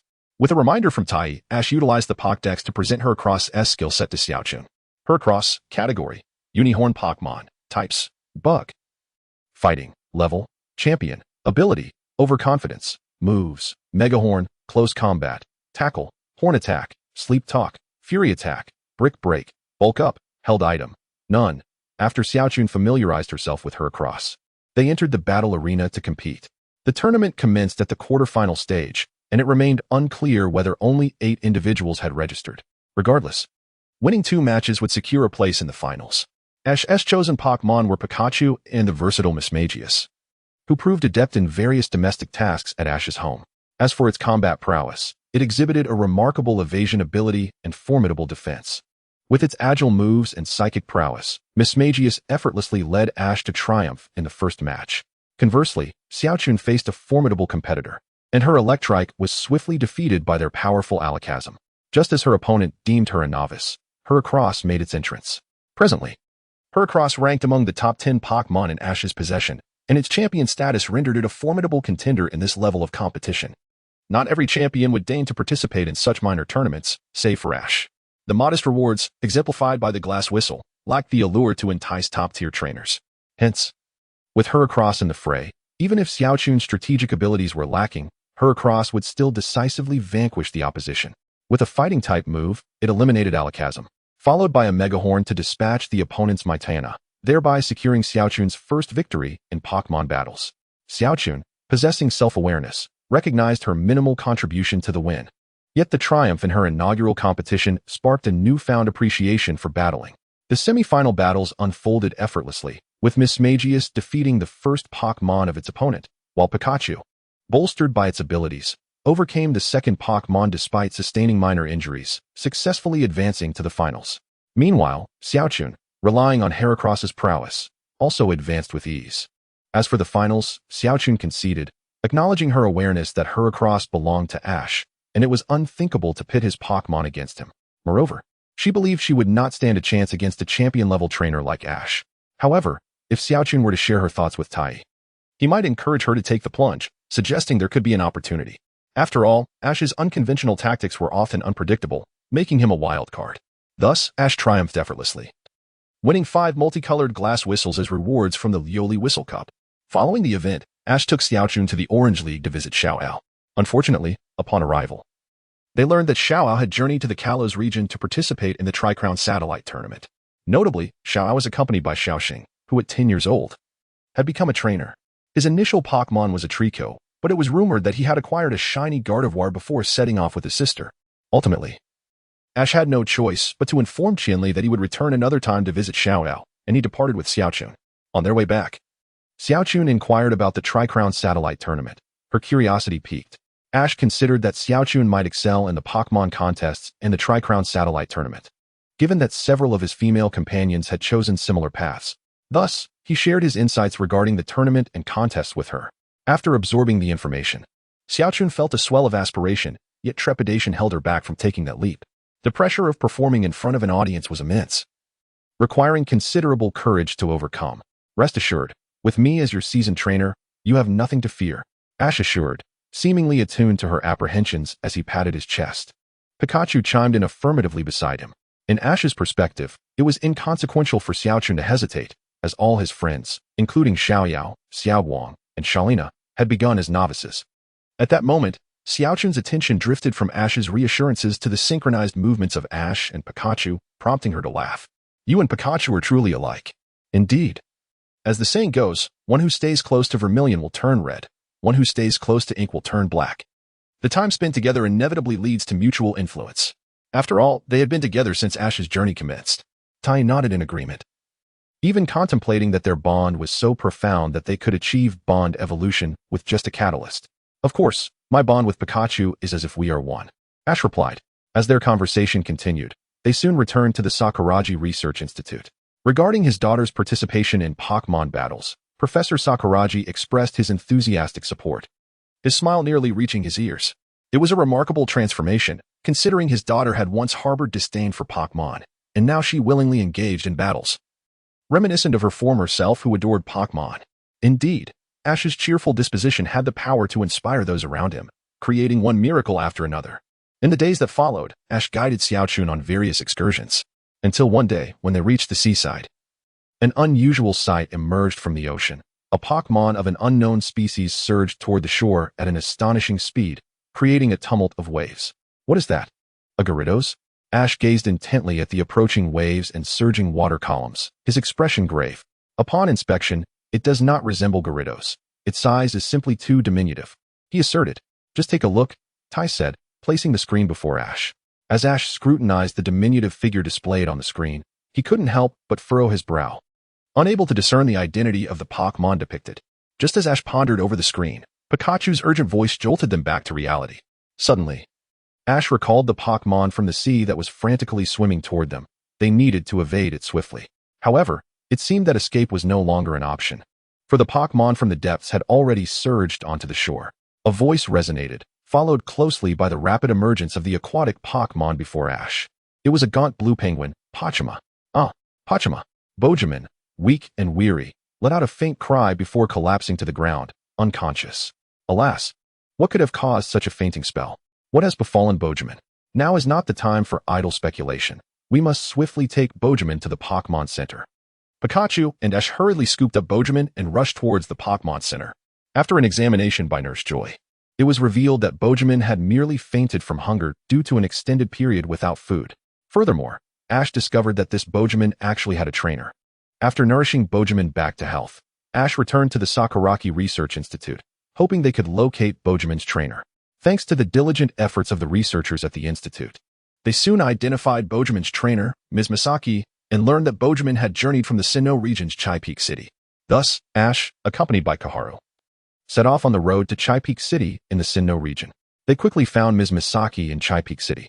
I am immensely grateful to you for returning Bojamin, she expressed, bowing deeply to Ash and Kaharu at first sight. It was nothing, Ms. Misaki, Ash replied, feeling a bit shy as he scratched his head. By the way, Ms. Misaki, do you have any idea why Bojamin swam all the way from Chai Peak City to the desolate Cureleaf City? With a face full of confusion, Xiao Chun inquired what event could possibly compel a charming little penguin to traverse nearly 100 kilometers to reach Guandu. What immense determination this would require. I am also at a loss regarding what has transpired with Bojamin. Misaki also looked at Pokémon with a perplexed expression, unsure of what was troubling him, as he had abruptly departed. Ever since Misaki's arrival, Pokémon had kept his head down, avoiding her gaze and emitting sounds of discontent and dissatisfaction. This silence enveloped the three individuals present, leaving them at a loss for what to do. At that moment, as they pondered how to mend the situation, a croak resonated from behind Misaki. This sound immediately captured Pokémon's attention, who turned his furious gaze toward the source. The trio turned to see a purple frog with two air sacs adorning its face. It was the wayward frog, Ji, who, upon recognizing the familiar figure, exclaimed, Miss Misaki, is this delinquent frog yours? Xiaochun inquired. Misaki nodded and bent down to stroke the head of the mischievous frog. However, this scene infuriated Pokémon, who radiated an aura of purple rage. The onlookers were filled with trepidation. The mischievous frog wore a wicked grin, fixating its gaze on Pokémon as if to mock him. The incessant repetition of Poga, Poga, Poga only served to amplify Pokémon's fury, making him appear as though he were hurling insults. Meanwhile, Taichi, who had been silently hovering in midair, finally grasped the reason behind Pokémon's far-flung journey to Kanto. Chapter 19, Water Racing Competition. Could it be possible that Pokémon was consumed by jealousy over the mischievous frog, prompting his departure? Tai expressed his thoughts. Why does Pokémon feel jealous of the bad frog? Is Pokémon particularly fond of jealousy? Is it that the troublesome frog's jealousy led to the departure of Bojamin, who refused to partake in the situation? Bojamin's jealousy over the inferior frog is indeed surprising. The trio was initially taken aback, but soon articulated their thoughts, each providing a distinct response that reflected their emotional intelligence. One was perplexed as to why Bojamin would feel envy towards the inferior frog. Another, in pure innocence, was entirely unaware of what jealousy entailed. The last individual was the sole one who wholeheartedly agreed with Tai's perspective. While the three speculated, Bojamin mysteriously produced two blue armbands from an unknown source. What could they signify? Xiaochun gazed curiously at the emblem in Bojamin's hand. That is the badge worn by participants of the speed racing competition in Sheffing City. wearing it signifies one's status as a competitor in the water speed racing event. Misaki elaborated. Are you planning to determine the victor in the water speed racing competition? Tai gazed at the provocative gestures of Bojiamon, adopting an expression of bemusement. As for the water racing competition, where might one register for it now? I wish to participate. Meanwhile, Xiaoji's focus lies on the water racing competition. As a fervent enthusiast of contests, he would never allow such an event to pass him by once he becomes aware of it. He is certain to take part. The moment Misaki finished mentioning the registration location, Xiaoji dashed out with astonishing speed, leaving onlookers astounded. One must wonder, is he running at such a pace to recruit someone for the water racing event? Surely, it cannot be Pikachu, can it? Tai glanced at Pikachu, contemplating that with Ash's character, he would undoubtedly send Pikachu into battle. Surely, that cannot be the case, Xiaochun replied, her expression one of astonishment. After all, Pikachu is an electric type. Shouldn't a water type be sent to participate in that competition? Soon, Ash returned with a badge identical to the one held by Pokemon, and he promptly tossed the badge to Pikachu. Pikachu, it's yours now, Ash declared, leaving Xiaochun momentarily speechless. You really intend to let Pikachu compete? Pikachu, gazing at the badge in its paws, couldn't help but feel a bead of cold sweat trickle down its forehead. Taichi, unable to bear the sight any longer, interjected. I must say, Ash, it would be more prudent to entrust the water racing competition to a water-type Pokémon. Isn't it a bit unfair to put Pikachu in this position? Oh, is that so? With a tilt of his head and an adorably bewildered expression, Ash remarked. Pikachu, along with Tai, Xiaochun, and Misaki, nodded in unison, making Pikachu's antics seem utterly absurd. So, Tai, who do you think should take the stage? Ash, noticing the collective disapproval, decided to summon another Pokémon and turned to Tai for guidance. After all, if Ash wished to bring a Pokémon from Professor Oak's backyard, he would require Tai's assistance. If you ask me, who should I ask? With your plethora of water-type Pokémon, can't you just send one out? The king crab, the little saw crocodile, the lobster soldier, and the swimming weasel are indeed the aquatic Pokémon found in the backyard of Professor Oak. There are also some Pokémon whose locations I am currently unaware of, preventing me from transporting them. Nevertheless, your collection is quite abundant. I have always been perplexed. Could it be that you are truly the reincarnation of a scoundrel? Or perhaps it is merely a love-struck disposition, an unwavering affection for Pikachu alone. While the other Pokémon hold little significance for you, does it not? Tai remarked, somewhat exasperated. Has it been these years of familiarity with only Pikachu? Or is it simply an exclusive adoration for this one creature, with everything else being secondary? It is not as you suggest, I merely. Ash began to clarify. But upon encountering the disbelieving gazes of Tai, Xiaochun, and Pikachu, he promptly swallowed his words. After all, in the face of reality, any explanation would merely be a feeble excuse. As for the aquatic speed competition, Ash ultimately decided to send out his Totodile. After all, Totodile had participated in such water racing events in the past, possessing a certain level of experience. Although the previous event involved carrying passengers, this one did not require it. With the announcer's command, the race commenced. Totodile surged ahead, leaving a multitude of water-type Pokémon far behind. In second place was an Empoleon, the strongest among all the Pokémon competing in the water race. Following closely were Piplup and Croagunk, tied for third. Their eyes ablaze with determination as if the outcome of the battle mattered little, as long as they did not fall behind each other. The other Pokémon trailing behind need not be elaborated upon. They merely served as filler, their speed significantly slower compared to the top four. At this moment, the audience could see that Totodile had already reached the turnaround point and was beginning its return, with Empoleon hot on its heels. Would it be able to catch up to Totodile and reclaim this year's championship? Meanwhile, Piplup and Croagunk, tied for third, swiftly overtook Empoleon. Could they maintain their momentum to surpass Totodile? The announcer continuously relayed updates about the race to the spectators. Go Empoleon! Go Totodile! Go Pikachu! Go Piplup! Go Croagunk! Cheered the crowd from nearby yachts, fervently supporting their Pokémon. Just as the race was reaching its fervent climax, a massive submarine resembling a Magikarp suddenly emerged from the depths of the sea, obstructing the path of most Pokémon. What on earth is that?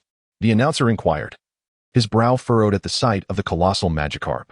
In response to the announcer's voice, laughter erupted from within the submarine, and two figures leaped forth from the giant Magikarp.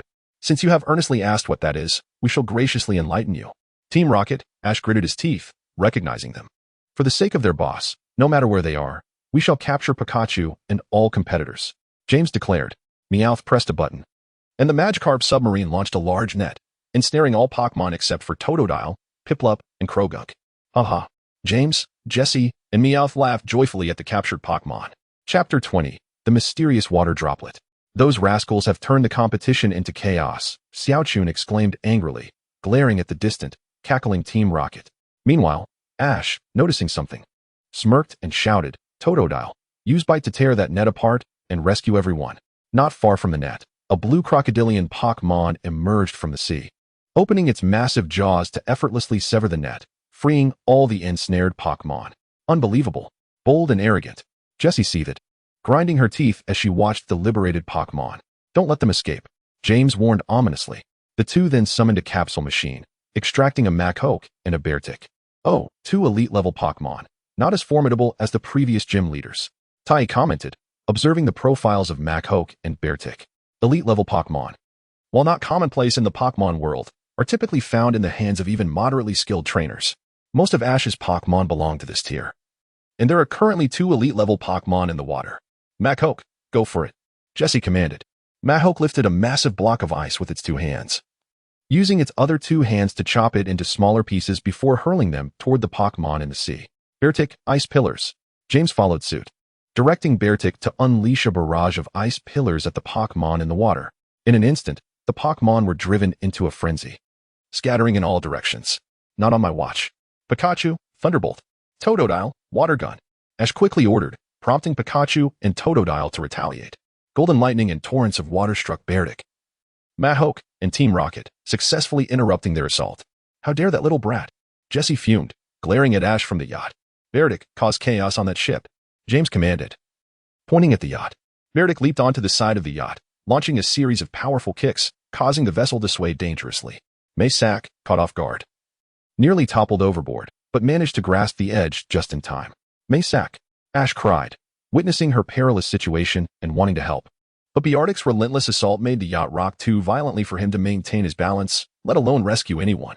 Someone, help me, Maysak called out desperately, her grip faltering. Meanwhile, Piplup and Krogunk swam furiously toward the finish line. Upon hearing Maysak's cries for help just before reaching the finish, they turned back and spotted her plummeting. In a remarkable display of speed, the two Pokémon raced to the yacht and used a lifeboat to catch Maysak. Wonderful. Maysak is safe, Zacian exclaimed, patting her chest in relief. Totodile, use Water Tail against Beartic, Ash commanded as he directed Totodile to launch a counterattack. Totodile sprang from the nearby sea, delivering a swirling Water Tail strike that sent Beartic flying far away, colliding with Machoke and tangled with Pikachu on the icy surface. Now's our chance. Pikachu, Thunderbolt. Ash seized the opportunity, issuing the command to Pikachu. Thunderbolt. Pikachu unleashed a powerful bolt of electricity that struck Machoke, Beartic, and Team Rocket. With a resounding explosion, the trio, along with their Pokémon, soared into the sky. What an irritating sensation. What is happening? Team Rocket exclaimed as their interference had disrupted the speed competition, leading to its unfortunate termination. The announcement echoed through the speakers, declaring the end of the water racing event. Terminated? How regrettable, especially after all the effort put forth, Ash lamented upon hearing the news. This is indeed an unavoidable circumstance. Perhaps there will be another opportunity to participate in the future. However, it appears that Miss Misaki and Pagaman have reconciled, with Koharu providing comfort from the side. Although Team Rocket disrupted the water racing competition this time, it inadvertently facilitated the reconciliation between Pagaman and Misaki, which can be considered a good deed. Within the Sakuraji Research Institute, Ash and Koharu, utilizing Taichi's space portal, returned from the city of Chifen in the Shin region to the city of Kureha in the Kanto region in less than a second. Upon returning to the Research Institute, Taichi called Ash over and handed him a gem resembling a droplet of water. This is for you. See which water-type Pokémon would be most suitable to receive it. What is this? Ash asked, puzzled as he gazed at the water-shaped gem in his hand. This is a mysterious water droplet. Where did you find it? Koharu exclaimed, recognizing the gem immediately. Mysterious water droplet. What is its purpose? Ash inquired, tilting his head in confusion. Well, Ash, do you recall the item I mentioned to you earlier? Taichi sighed, slightly exasperated as he addressed Ash. I remember. Ash nodded affirmatively. That's good enough. The mysterious water droplet is a universal item for water-type Pokémon, Taichi explained. I see. Where did this mysterious water droplet come from? Ash asked, looking at the droplet in his hand. At this, Taichi fell silent. Previously believing that Ash had remembered all he had said, it now seemed that Ash had only retained part of the information. I should have mentioned where it came from. I previously explained my abilities and the origin of this item. Is that so? I forgot, Ash admitted, feeling a bit embarrassed. In response, Taichi merely sighed, realizing that no matter how much he said, Ash would still struggle to remember, so it was better to let things unfold naturally. However, their conversation left Koharu astonished. Gaining rewards through victories in battles or commendable performances was truly remarkable, almost akin to conjuring something from nothing. As for the ultimate recipient of the mysterious water droplet, Ash decided on his Croconaw, as the droplet was a reward for its exemplary performance in battle. Taichi also informed Ash about other rewards he had recently acquired, including golden pearls, vitality shards, a move tutor, and a mega evolution stone. Chapter 21. The Search for the King. One day, Ash and Koharu arrived in the city of Yenshu.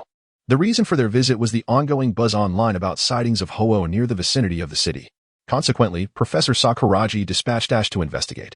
Additionally, since Ash had set his sights on encountering Ho-Oh from the very first day of his journey, he was eager to engage in a Pokémon battle with the legendary creature, thus agreeing to accompany Koharu to Yenshu.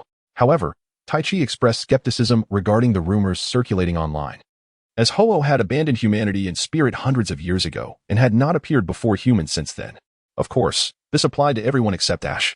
Being the chosen one, the Rainbow Hero, he was deemed worthy of Ho-Oh's presence. Arriving at the Burn Tower, known as the Bell Tower, where Ho-Oh's sightings were most frequent, Ash and Koharu learned of the tower's history.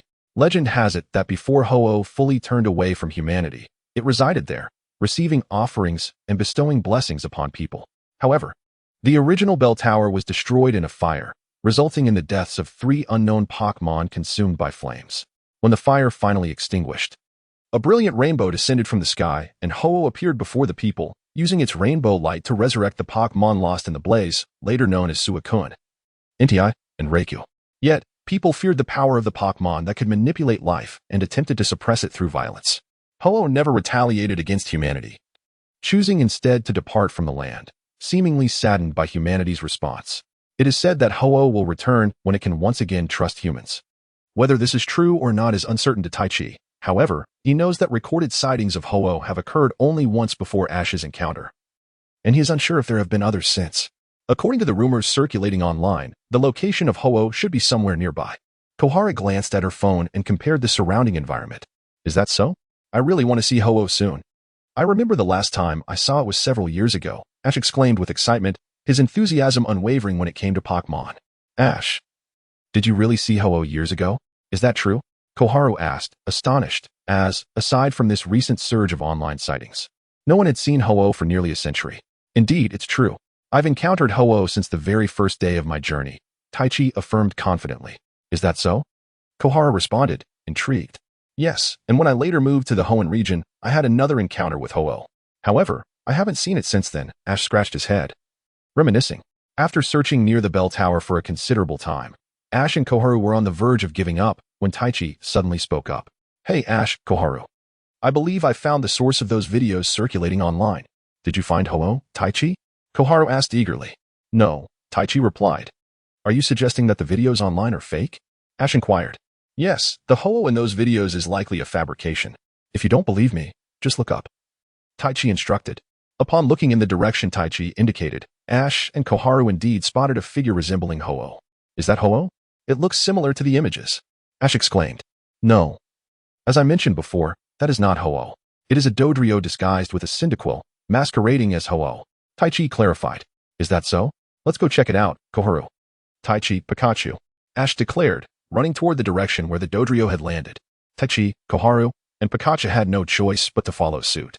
They quickly arrived at a house not far from the Bell Tower, where they encountered the Dodrio and Cyndaquil in disguise, along with their owner, a young boy trying to cheer up his grandfather.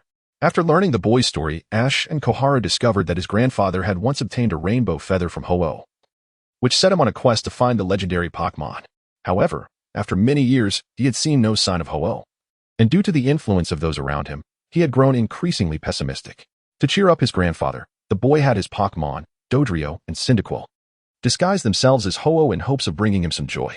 After listening to the boy's tale, Taichi smiled and remarked, It may be quite challenging for others to see Ho-Oh, but for the Rainbow Hero, it's as if I never said anything. Rainbow Hero? What is that? The boy asked curiously. Well, what exactly is the Rainbow Hero? I have heard of the Brave of the Wave and the Brave of the Sea, but this is my first encounter with the Brave of the Rainbow. Ash, his face brimming with curiosity, inquired further. However, Taichi felt utterly speechless at Ash's question. For all these years, the Phoenix King had chosen brave souls, yet none were aware they were the brave of the rainbow. It truly made one wonder what the Phoenix King had been doing all this time. Taichi proceeded to elucidate the concept of the brave of the rainbow to the individuals present. The brave of the rainbow is a chosen champion by the Phoenix King. And according to legend, should the brave of the rainbow endure the trials set forth by the Fire Emperor, the Thunder Lord, and the Water Sovereign, they would be granted passage to Tianqing Mountain, where they could meet the Phoenix King, who would fulfill one wish of theirs. Is that true? An elderly voice interjected from the side. The crowd turned to see a man nearing his 50s, clutching a cooing creature in his arms. Gazing at Taichi with astonishment yet a glint of hope in his eyes. "Grandfather," the young boy exclaimed in surprise, simultaneously revealing to those nearby that this elder was indeed his grandfather. "I ask you, is this truly the case? Can one truly meet the Phoenix King at Tianqing Mountain?" The old man, seemingly entranced, did not hear his grandson's call and pressed Taichi anxiously for answers. "Well, sort of, but there are two prerequisites. First, you must be the brave of the rainbow. Second, you must pass the trials of the three sacred beasts. If you fail to meet either condition, even if you go to Tianqing Mountain, you will not see the Phoenix King. Is that so? Is that so?" The old man's spirit sank as he departed. Despite having caught wind of the Phoenix King's whereabouts, he was unaware of what constituted the brave of the rainbow, ignorant of the sacred beast locations, and uncertain of his ability to endure their trials, coupled with the decades spent fruitlessly searching for the Phoenix King's trace. The old man had long since lost faith in finding him.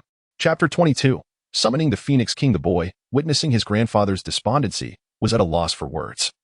Unsure how to comfort him. Is there no other way to meet the Phoenix King? "We don't even know who the brave of the rainbow is or where to find the sacred beasts," Ash lamented, his heart heavy for the distressed elder. He turned to Taichi for guidance. Pikachu and Zacian looked at Taichi with pleading expressions, as he was the most knowledgeable among them regarding legends. "You truly put me in a difficult position. However, I do possess a method to summon the Phoenix King, though it requires a specific item," Taichi replied, feeling somewhat helpless under their earnest gazes. "What item?" "The feather of the Phoenix King, the rainbow feather. But we don't even know what the rainbow feather looks like or where to find it." "Here, this is a picture of the rainbow feather," Taichi said, displaying an image before the group.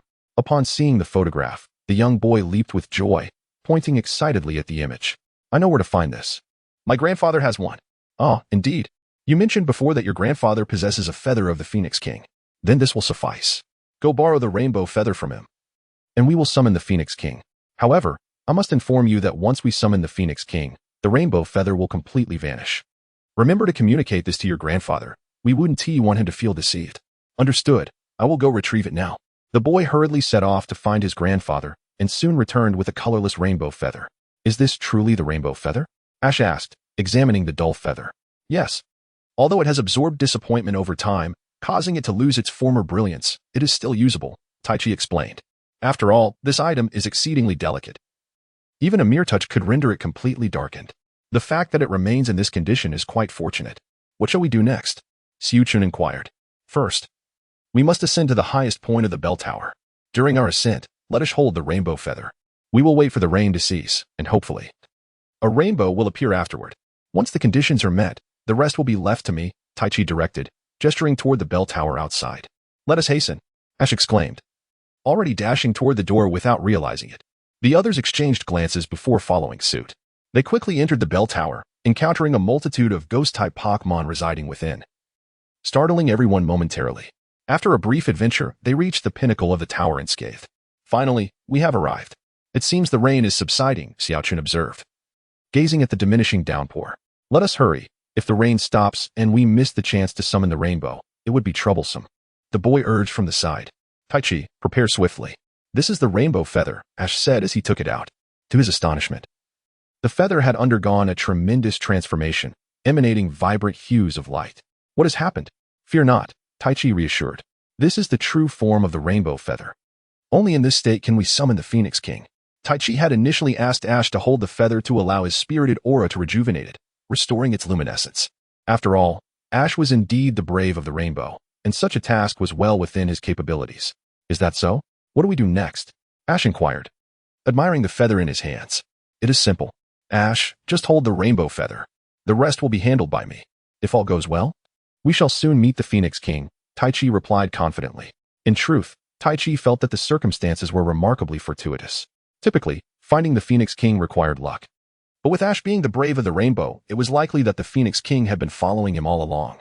Additionally, their current location was the bell tower dedicated to the Phoenix King, and they possessed the rainbow feather as a token, with Tai Chi's ability to summon. The conditions were perfectly aligned. The summoning process, as its name implies, necessitates the presence of the target's blood or feather to draw them to a specified location. However, Tai Chi's summoning was not coercive. It required the recipient's consent. Thus, it rested upon Ash's rapport with the Phoenix King, who would surely grant a favor to the protagonist of the Pokémon world. As they reached the top of the bell tower, it was prudent to add an extra layer of assurance, given that this was once a place of worship for the Phoenix King. Perhaps he would be inclined to visit and reminisce about the past.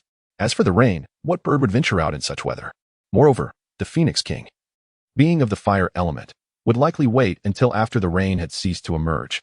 Before long, the rain stopped, and as the saying goes, after the storm comes a rainbow. Ash and his companions were fortunate. Indeed, a rainbow appeared on the horizon. Look, a rainbow! The boy exclaimed with delight, pointing at the vibrant arc in the sky. All right, Tai Chi, let us begin. Xiaoji nodded and turned to Tai Yi. Without a word, Tai Yi entered Xiaoji's body. Immediately, a radiant rainbow light emanated from Xiaoji, coalescing towards the rainbow feather in his hand.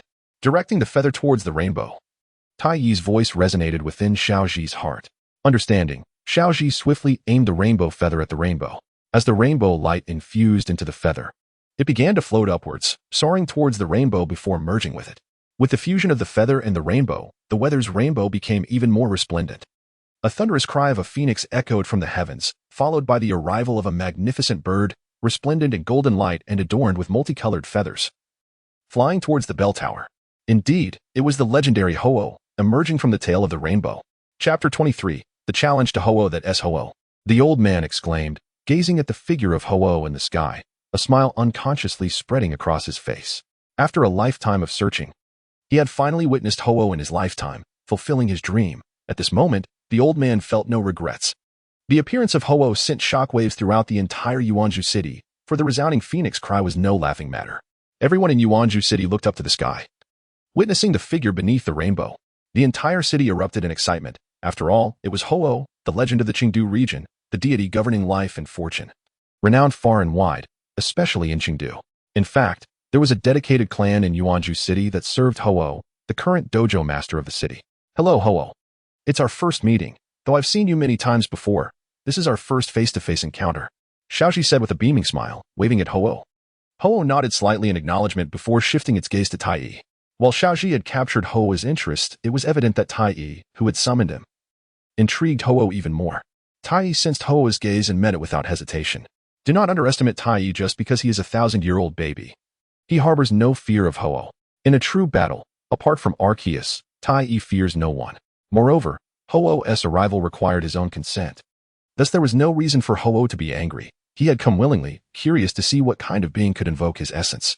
Just as Ho-Oh and Tai Yi locked eyes, an unexpected challenge request interrupted their standoff. Ho-Oh, let us battle. This proclamation drew incredulous gazes from the crowd. This big brother is so bold, daring to challenge Ho-Oh. One remarked. Isn't it a bit rude for Xiaoji to invite Ho-Oh for a battle, considering this is their first meeting? Another added. Xiaoji, what have you done to provoke Yuanzhou city? Do you wish to bring destruction here? Tai Yi interjected. Although all three were incredulous, their confidence seemed to diverge. One viewed Xiaoji as audacious, another deemed him somewhat impolite, while the last thought he intended to demolish Yuanzhou city. After all, although Ho-Oh was a first-tier deity, its power was on par with that of Lugia, reaching the level of a mythical beast. Meanwhile, although Xiaoji was a champion-level trainer, his current ace Pikachu did not match his peak prowess. However, he still possessed another champion-level ace, Charizard, a mythical beast against a second-tier deity, while Charizard might not win. The aftermath of the battle could certainly leave Yuanzhou city with unforgettable sights. Xiaoji, remain calm. Ho-Oh has come out for a rare occasion. Don't ruin his excitement. Tai Yi felt it necessary to dissuade Xiaoji, lest the situation escalate and bring misfortune upon Yuanzhou city. However, before Xiaoji could respond, Ho-Oh descended from the sky, hovering at a height nearly level with Xiaoji. It was evident that Ho-Oh accepted the challenge. Come on, let me see the rainbow hero I selected and how strong he has become. All right, let us go, Pikachu. Xiaoji commanded upon witnessing this. Pikachu stood tall, brimming with fighting spirit as it gazed at Ho-Oh. However, Ho-Oh merely glanced at Pikachu, tilting its head as if to say, You're not serious, are you? Although Ho-Oh recognized Pikachu's potential, it was clear that a gym-level Pokémon would hardly pique his interest. It might not even provide a satisfying challenge. Xiaoxi. Pikachu cannot fly. The ground forces have an inherent disadvantage against the aerial. I suggest you send out Charizard instead. After all, Ho-Oh is here for a good time. And it is only right to give it your all. Tai discerned Ho-Oh's interest in battling and felt it necessary to ensure Ho-Oh's satisfaction, as he was the one who summoned him. As for Yuanju City, Tai remarked, apologies, but I have never heard of Yuanju City. What is the issue? What is happening? Xiaoxi reflected for a moment and agreed with Tai's suggestion. He turned to Pikachu. I'm sorry, Pikachu, but let us give this one to Charizard. You can take the next one. Pikachu nodded, understanding that he was not in peak form and might struggle against Ho-Oh. However, if Xiaoxi called upon him, he would oblige. If not, he was content not to face an opponent he could not defeat. Go, Charizard, you're the one. Xiaoxi declared as he released Charizard. Since the last time he had been schooled by Tai, Xiaoxi understood the importance of always carrying one or two of his older Pokémon. This time, he had brought Charizard and Noctowl. As Charizard emerged, he prepared to greet Xiaoxi with a fiery breath, but halted upon sensing Ho-Oh's extraordinary presence, looking up in acknowledgement. Even as a dominant figure within the Charizard Valley, Charizard felt immense pressure, igniting his fighting spirit and determination. After all, Xiaoxi had summoned him for a reason. And the current situation was unmistakably a battle. Ho-Oh regarded Charizard with a flicker of surprise and satisfaction.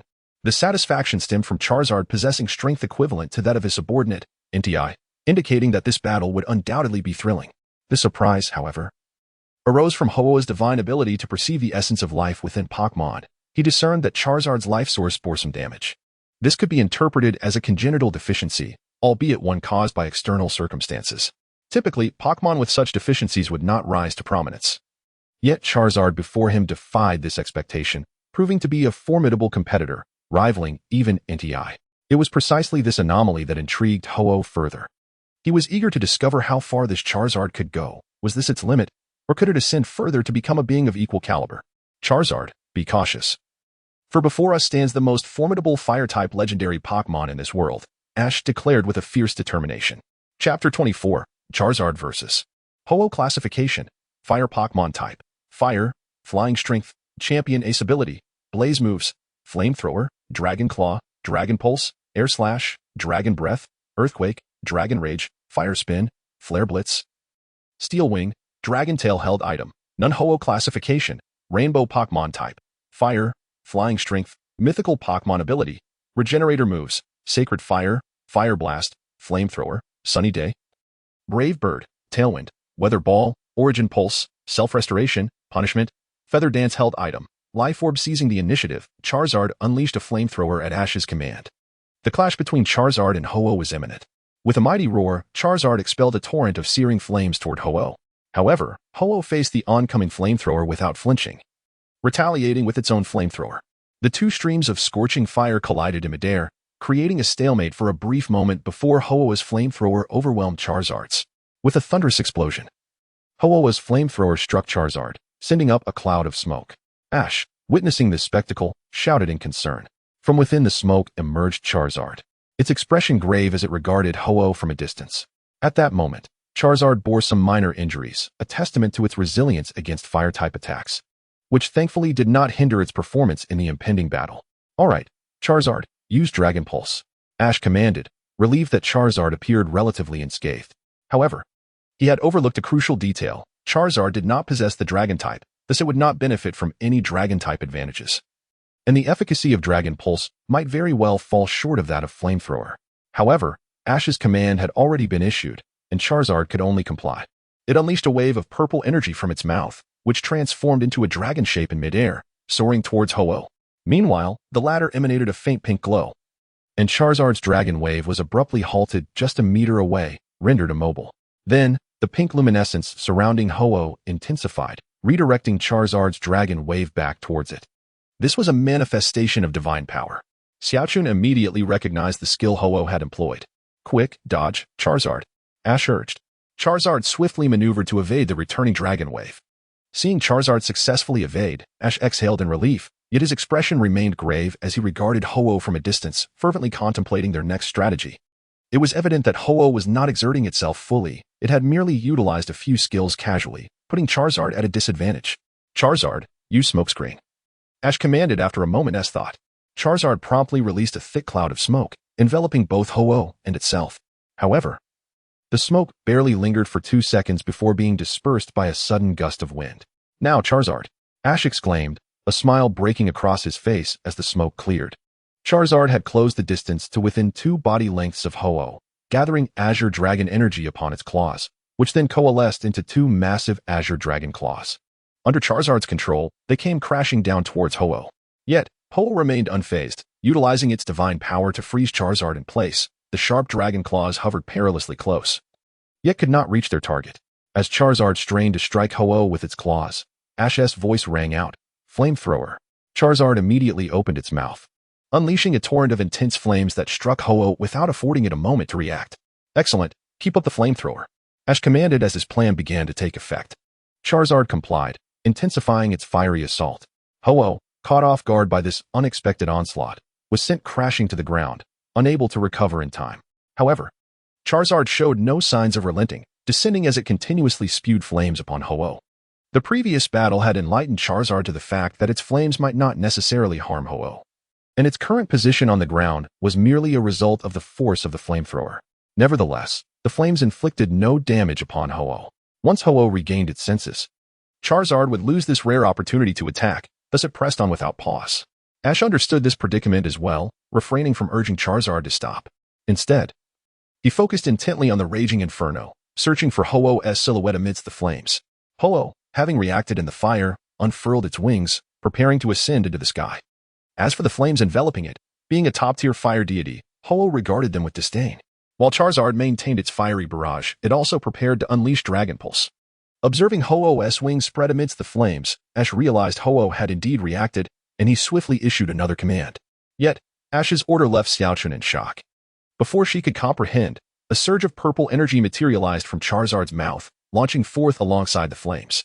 This purple energy coalesced into a dragon form in midair, merging with the roaring flames to create Dragon Flamethrower. Thus, under Ash's seemingly casual command and Charizard's seemingly reckless execution, the duo unleashed what might very well be the only dual-type skill available at that moment. Ho-Oh was struck squarely in the face by the Dragon Flamethrower, which followed closely after it had barely acclimated to Charizard's initial flamethrower. Moreover, the potency of this Dragon Flamethrower far surpassed that of a standard flamethrower, sending Ho-Oh crashing back to the ground once more. Unlike the previous attack, this time, Ho-Oh was genuinely harmed. Chapter 25. Dragon Flamethrower. The Dragon Flamethrower persisted for several seconds before ceasing, not due to Ho-Oh's intervention, nor Charizard's inability, but because Ash commanded it to stop. Charizard's mouth could no longer withstand the strain of the Dragon Flamethrower's power and had sustained injuries. The Dragon Flamethrower could be likened to a double-edged sword, capable of inflicting great harm to foes while simultaneously risking Charizard's own well-being. That it had only suffered mouth injuries was a fortunate outcome. At this moment, Charizard's mouth was stained with blood, and it appeared as though it was attempting to roar but was unable to produce any sound, causing the onlookers to feel a pang of distress. Ash had previously focused his attention on Ho-Oh, and only when the dragon's inferno subsided did he turn his gaze to Charizard. Upon witnessing its tragic state, he couldn't help but feel a surge of pain mixed with self-reproach. "Charizard," Ash called out, while descending from the bell tower, following its contours in an erratic manner until he landed on the ground. Deku rushed toward Charizard, and Pikachu also cried out to the sky, seemingly urging Charizard to descend for urgent treatment, as the injuries on its mouth appeared particularly severe and heart-wrenching. Meanwhile, after the dragon's inferno dissipated, Ho-Oh spread its wings and soared back into the sky, casting a solemn glance at Charizard in the distance. At that moment, Ho-Oh regarded Charizard as an equal adversary, clearly impressed by its earlier display of strength, as Charizard had indeed inflicted wounds on the legendary bird. Although Ho-Oh's injuries were not as severe, the fact that a Pokémon of its caliber could be harmed by Charizard spoke volumes about the latter's prowess. Charizard, gazing at Ho-Oh with fierce determination in its eyes, despite its current disheveled state, felt it still had its claws and wings ready to continue the fight. "Let this be the end, Ho-Oh.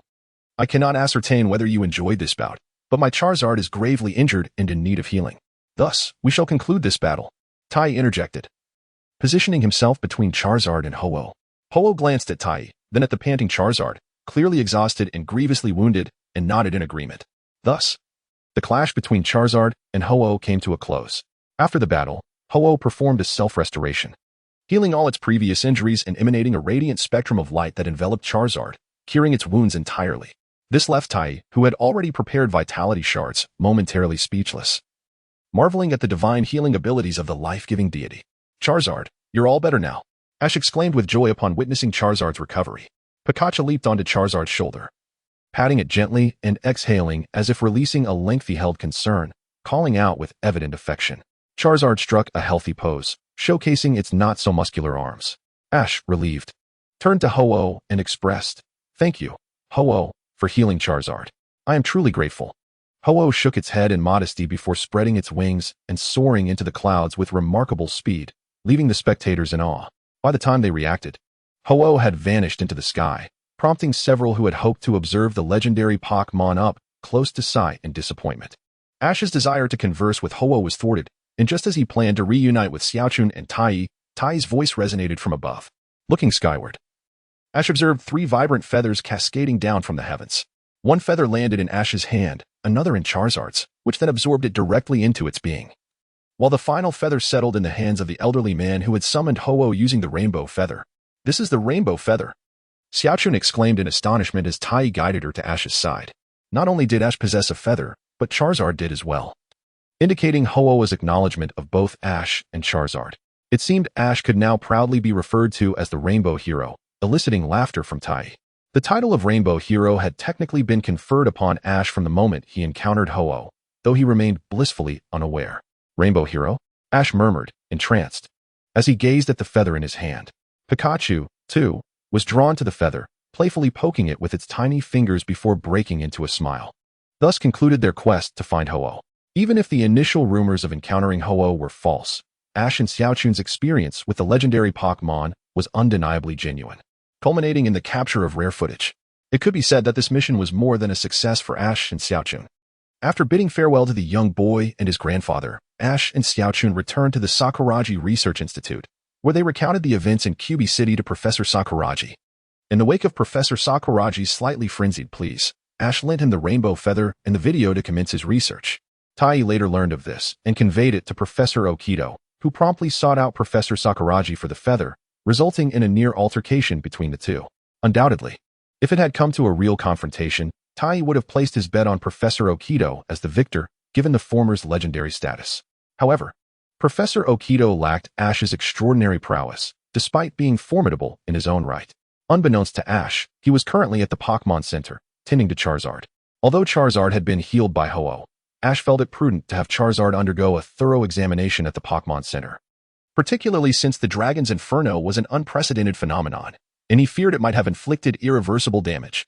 Fortunately, the examination results indicated that Charizard was in perfect health, alleviating Ash's concerns significantly. Had anything happened to Charizard, Ash feared he would carry the weight of guilt for a lifetime, as it was he who had unleashed the Dragon's Inferno. Chapter 26, The Search for Dragonite Island. Following the conclusion of the quest for Ho-Oh, Ash embarked on a new mission 2 days later, the search for Dragonite Island. Legend had it that this island was home to a multitude of rare mini-dragons, revered as treasures of the world. The island was aptly named Dragonite Island. Yet, these tales remained mere lore, with no one knowing their veracity. Professor Sakuragi marked several potential locations of Dragonite Island on Ash's phone, but whether they were true or false could only be determined through Ash's investigation. Thus, Ash set forth with Xiaochun, Pikachu, and Tai riding on Charizard. At this moment, Charizard stood tall and imposing, a stark contrast to its previously diminutive form upon evolution, which had been shorter than an ordinary Charizard. Before the battle with Ho-Oh, Charizard's height had already exceeded 2 meters, and following the encounter and the acquisition of Ho-Oh's feather, Charizard's stature was rapidly approaching the impressive height of 2.5 meters. In short, Charizard's current size easily accommodated 2 or 3 individuals, soaring effortlessly through the skies. With Charizard's formidable strength, Ash and Xiaochun managed to inspect all the locations marked by Professor Sakuragi in less than half a day, only to discover that each one was a mere fabrication. As Ash and Dawn found themselves at an impasse, Ash, sensing something inexplicable, directed Charizard to fly in a certain direction. "Ash, have you discovered something?" Dawn inquired, observing Ash as he suddenly commanded Charizard. "Yes, I sense an old friend nearby. I can't quite explain why, but I just have this feeling. Sometimes, I believe my intuition serves me well," Ash replied with a radiant smile. Dawn, somewhat speechless, gazed at Ash and couldn't help but think, what a whimsical fellow. However, she decided it was time to get accustomed to his antics and join him in his playful spirit. Meanwhile, Tai, witnessing this scene, murmured to himself, could it be the power of aura? After flying for several minutes over the sea, Charizard eventually came to a halt upon spotting a group of Lapras. In that instant, Tai was convinced that Ash's aura had awakened. To be precise, Ash's aura had always been in a state of awakening. He simply lacked the knowledge to harness it. Just moments ago, he had unconsciously tapped into his aura and, in doing so, sensed the location of an old friend. Unaware of his previous unconscious use of aura, Ash, brimming with excitement, called out to the gathering of Lapras below. As Ash shouted, the entire group of Lapras came to a halt, with the lead Lapras looking up to see Charizard in the sky, along with Ash and Pikachu perched on its back. Oh! The Lapras exclaimed joyfully upon seeing Ash and Pikachu swimming out of the group to approach Charizard. Observing the situation, Charizard quickly descended, and after reaching a certain altitude, Ash leapt off and landed on the back of the Lapras. This sudden movement startled Dawn, who was sitting behind him. Long time no see, Lapras, exclaimed Ash. Pika Pika, chimed in Pikachu. Dawn, seated on Charizard, watched with a warm smile as Ash played joyfully with Lapras and Pikachu and greeted them enthusiastically. Tai, perplexed, asked, do you know that Lapras, Ash? How should I put it? Not only do I know it, but we are quite familiar. That Lapras used to be one of my Pokémon. However, due to certain circumstances, it needed to stay with its group. Strictly speaking, it's not entirely accurate to say I released it, as my Pokeball is still with me, and our bond remains intact. You could say this Lapras is simply being fostered within its group, Tai explained. Dawn nodded in understanding and then turned her attention back to Ash and Lapras's interaction. Ash, Pikachu, Lapras, and Charizard engaged in playful antics for quite some time until Tai, unable to contain himself any longer, interjected, Ash, have you forgotten our purpose for coming to the sea? We are not here just for fun, right? Ash exclaimed, suddenly recalling that he had a mission to fulfill. However, he soon felt a headache coming on as he realized he had no leads. Understanding Ash's moment of contemplation, Tai directly stated, Lapras, do you know where Dragonite Island is? Oh, Lapras tilted its head, looking at Ash with a puzzled expression. Ash then began to describe Dragonite's appearance, saying, Dragonite is the one with a round belly, small wings, and 2 antennae on its head. As Ash spoke, Pikachu demonstrated by contorting itself into the shape of Dragonite, shocking Dawn with the realization that Ash's Pikachu had no bones. Finally grasping Ash and Tai's intentions, Lapras pondered for a moment before leading Ash across the sea. Charizard, seeing this, quickly followed suit, bringing Dawn along. Shortly thereafter, Lapras guided them to an island abundant with Dragonites, Dragonair, and Dratini. However, aside from the Dragonite family, Ash did not encounter any other Pokémon on the island. It was clear that this was indeed the Dragonite Island they had been searching for. Upon arriving at Dragonite Island, Ash's unique charm allowed him to quickly bond with the Dragonites. They soon learned that there was a Dragonair on the island that could not fly. After graciously hosting Ash and Dawn for a while, the Dragonites departed the island with the flying Dragonair in tow. It was said that when misfortune struck at sea, benevolent Dragonites would come to the rescue, and this was precisely what those Dragonites and Dragonair had done. When all the Dragonites and Dragonair had taken flight, only the Dratini and the grounded Dragonair remained. Ash, ever compassionate, could not bear to see a Pokémon in distress, so he stepped forward to offer instruction on flying. Although Ash himself could not fly, Charizard could, so he summoned Charizard to teach Dragonair how to soar. However, after a considerable time of instruction, Dragonair still could not fly, leaving both Ash and Charizard quite distressed. Ultimately, it was Dawn who pointed out that Dragonair seemed to need to perform a certain action to take flight. Tai then projected a previously recorded video, and with the help of the Pokédex, Ash and the others understood that Dragonair needed to learn the move Dragon Dance in order to fly. Chapter 27. Learning Dragon Dance. Although they now understood that Dragonair needed to learn Dragon Dance to fly, this revelation gave rise to another dilemma. There was not a single Pokémon present who could perform Dragon Dance. Indeed, you heard correctly, even Charizard, the champion-level Pokémon, did not know Dragon Dance. Tai was initially astonished upon discovering this fact, but quickly came to terms with it, considering that Ash's Pokémon were rarely conventional. It was entirely plausible for a Pokémon of Charizard's caliber to not know Dragon Dance. With so many Charizards in Fire Dragon Valley, it was inconceivable that none would know Dragon Dance. Yet, Ash's Charizard simply had not learned it, which was quite bemusing, since there is no other option. I shall teach Dragonair Dragon Dance. I will demonstrate it for you. Upon realizing that Charizard could not perform Dragon Dance, Ash sighed before uttering something that left everyone present in shock.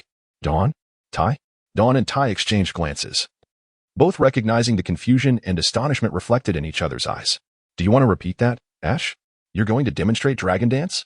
Dragon Dance is a Pokémon move, and it's neither a fighting type nor a normal type move. You, a fighting and normal type. Demonstrating Dragon Dance. Who could possibly perform it after that? After contemplating for a moment, Ash looked at a nearby rock and instructed Pikachu, use Electro Web on that rock. Pika? Pikachu responded, puzzled. Ash then shared his plan with everyone present. What on earth? Ash, you think you can use Electro Web as a trampoline, bounce into the air, and then execute the corresponding dance moves? Isn't that a bit too chaotic? Dawn exclaimed in disbelief. Ash's plan shocked Dawn to her core, as she had believed she understood Ash well over these past years, only to realize now that she barely knew him at all. What kind of chaotic training method is this? Ever since Xiaochun met Xiaoji, her worldview has been in constant upheaval. Don't worry, Xiaochun, I've got this, Xiaoji reassured her, noticing her concern. Meanwhile, Pikachu and Tai had already set up the training area. Pikachu was in charge of the arrangements, while Tai handled any potential threats to Xiaoji. Aside from the electric net. After all, these two had traveled with Xiaoji for quite some time and were well acquainted with his personality. As for the other, those in the know understood his background, having observed Xiaoji's journey closely. The electric power from Pikachu, despite being at the gym leader level, couldn't harm the exceptionally talented Xiaoji. All right, pay attention, Hakuryu and Charizard. You should learn a thing or two, Xiaoji declared. After hearing about the effects of Dragon Dance from Tai, he had longed for Charizard to master it, as it was an excellent strengthening skill. Thus began Xiaoji's devilish experiment. For the first time, he leapt onto the electric net, instantly feeling the shock that made his bones visible, before collapsing to the ground, his body covered in darkness. Xiaochun watched him lying there, feeling an eerie sense of deja vu. It quickly dawned on her that this was exactly how he had looked on the day they first met, lying on the steps of her home. Ah, so it was you who collapsed on the steps of the research facility back then? She exclaimed, noting how Xiaoji's posture and shape mirrored that day perfectly. What research facility steps? Xiaoji asked, but quickly brushed it off. I'll try again. He then rose from the ground, shook off the blackened skin, and instantly returned to his original state, continuing his experiment. After 2 or 3 attempts, Xiaochun felt completely numb. She realized that Xiaoji seemed impervious to electricity. After being shocked so many times, he appeared unscathed. Meanwhile, Pikachu, Tai, and Charizard looked on indifferently, as if accustomed to it, showing no signs of concern. However, Xiaochun had her doubts. Is this electric net even real? She pondered, cautiously stepping forward to gently touch the edge of the net. Instantly, a tingling sensation coursed through her body. Whoa, whoa, Tai exclaimed, quickly pulling her back. Xiaochun, don't mess with that. Pikachu's electric net packs a serious punch. Xiaoji, having noticed her little action, chimed in.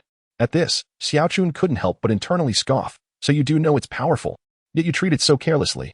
Spending too much time with Xiaoji had turned her into a perpetual critic, as the absurdities of his recent behavior far exceeded anything she had witnessed in her lifetime. Almost there, just a little more, Xiaoji declared, preparing for his 5th experiment after descending from the electric net for the 4th time. Hakuryu approached him, eager to join in. Whoa, you want to join me, Hakuryu? Xiaoji asked. All right, let us go together. On the count of 3, let us charge. He instructed. Charizard, witnessing this, and Hakuryu, driven by pride, both joined in. Let us give it our all and master Dragon Dance. 1, 2, 3, charge. The trio surged forward with unstoppable momentum, leaping high onto the dazzling electric net. The immense electric power surged into their bodies. Xiaoji knew the resistance to electric attacks was maximized.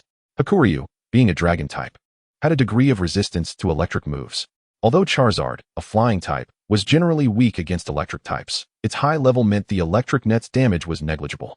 With the aid of the electric net, the 3 rose high into the air, executing a spiraling maneuver. Suddenly, a mysterious aura enveloped Charizard and Hakuryu, causing Hakuryu's small wings to expand dramatically. The white wings allowed Hakuryu to soar gracefully through the sky. Charizard, on the other hand, felt no visible changes but sensed a slight increase in strength. Although aware this boost would be temporary, it undeniably enhanced its speed. Xiaoji landed smoothly. Dragon Dance acquired. Upon witnessing this, Tai couldn't help but marvel. Xiaoji is truly venturing further down an extraordinary path. Chapter 28. Rescue the Dragonite. Xiaochun stared in awe at the soaring Hakuryu and the faster Charizard, exclaiming, wow, you really learned it. Of course. This isn't my first time teaching Pokémon skills. I'm quite adept at it, Xiaoji replied confidently, eliciting another round of teasing from Xiaochun. You're truly a monster, aren't you? She remarked. What do you mean by that? I'm a genius, he retorted. Pikachu and Tai nodded in agreement, though not endorsing Xiaochun's sentiment. They merely acknowledged the fact that Xiaoji was indeed a rarity, having witnessed him employ techniques like Seed Bomb and Rapid Spin with such speed and precision. After acquiring Dragon Dance, Hakuryu descended to nuzzle Xiaoji for a moment. Then, as if sensing something, it turned its gaze toward the ocean. Xiaoji noticed Hakuryu's unusual behavior, as it was staring in the direction where Dragonite had previously departed. Concerned, Xiaoji called Hakuryu over for a closer look and decided to follow. Initially intending to ride Hakuryu, he found its skin too smooth for a proper grip, leaving him puzzled, as he recalled that the Hakuryu belonging to his former gym leader, Xiaochun, had been rideable. However, there was no time for such thoughts. Xiaoji and Xiaochun hopped onto Lapras and pursued. After a short while on the water, they spotted 3 figures that appeared to be distressed, along with a Dragonite captured in a trap. Could that be the victims in Dragonite? Xiaoji wondered aloud. Tai, having completed a scan, exclaimed, "Those aren't victims. That's Team Rocket. They VE captured Dragonite." Team Rocket again. Xiaochun gasped, her face paling. In that moment, she truly understood the meaning of being haunted, as Team Rocket had appeared 3 times in Xiaoji's 4 missions. Team Rocket, release Dragonite at once. Xiaoji shouted furiously. Now comprehending why Hakuryu had been staring at the sea, it had sensed its companion was in danger and had come to investigate. "Since you sincerely asked us to release Dragonite, we will graciously inform you," one of the Team Rocket members began. "You really think you can introduce your lines like that without feeling embarrassed?" Tai interjected, rolling his eyes at the scene before them. "The Rocket team must act without interference from you, you little light bulb," Musashi retorted, her face full of anger. "Indeed." Kojiro nodded in agreement. Upon hearing this, Tai's luminous sphere abruptly ceased its glow, transforming from a serene blue to a menacing red. "Little light bulb, you Rocket team truly seek excitement in perilous ways." Suddenly, the sky above the sea darkened ominously, morphing into a terrifying vortex. The Rocket team, seated in their small boat, was swiftly lifted into the air by a strange force. An overwhelming pressure enveloping them entirely. Would the Rocket team dare to repeat their previous words?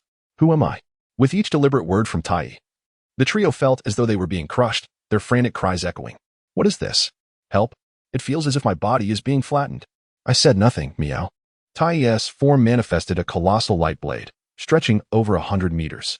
He positioned the blade before the Rocket team and, in a measured tone, stated, "You have 10 seconds to rephrase your statements.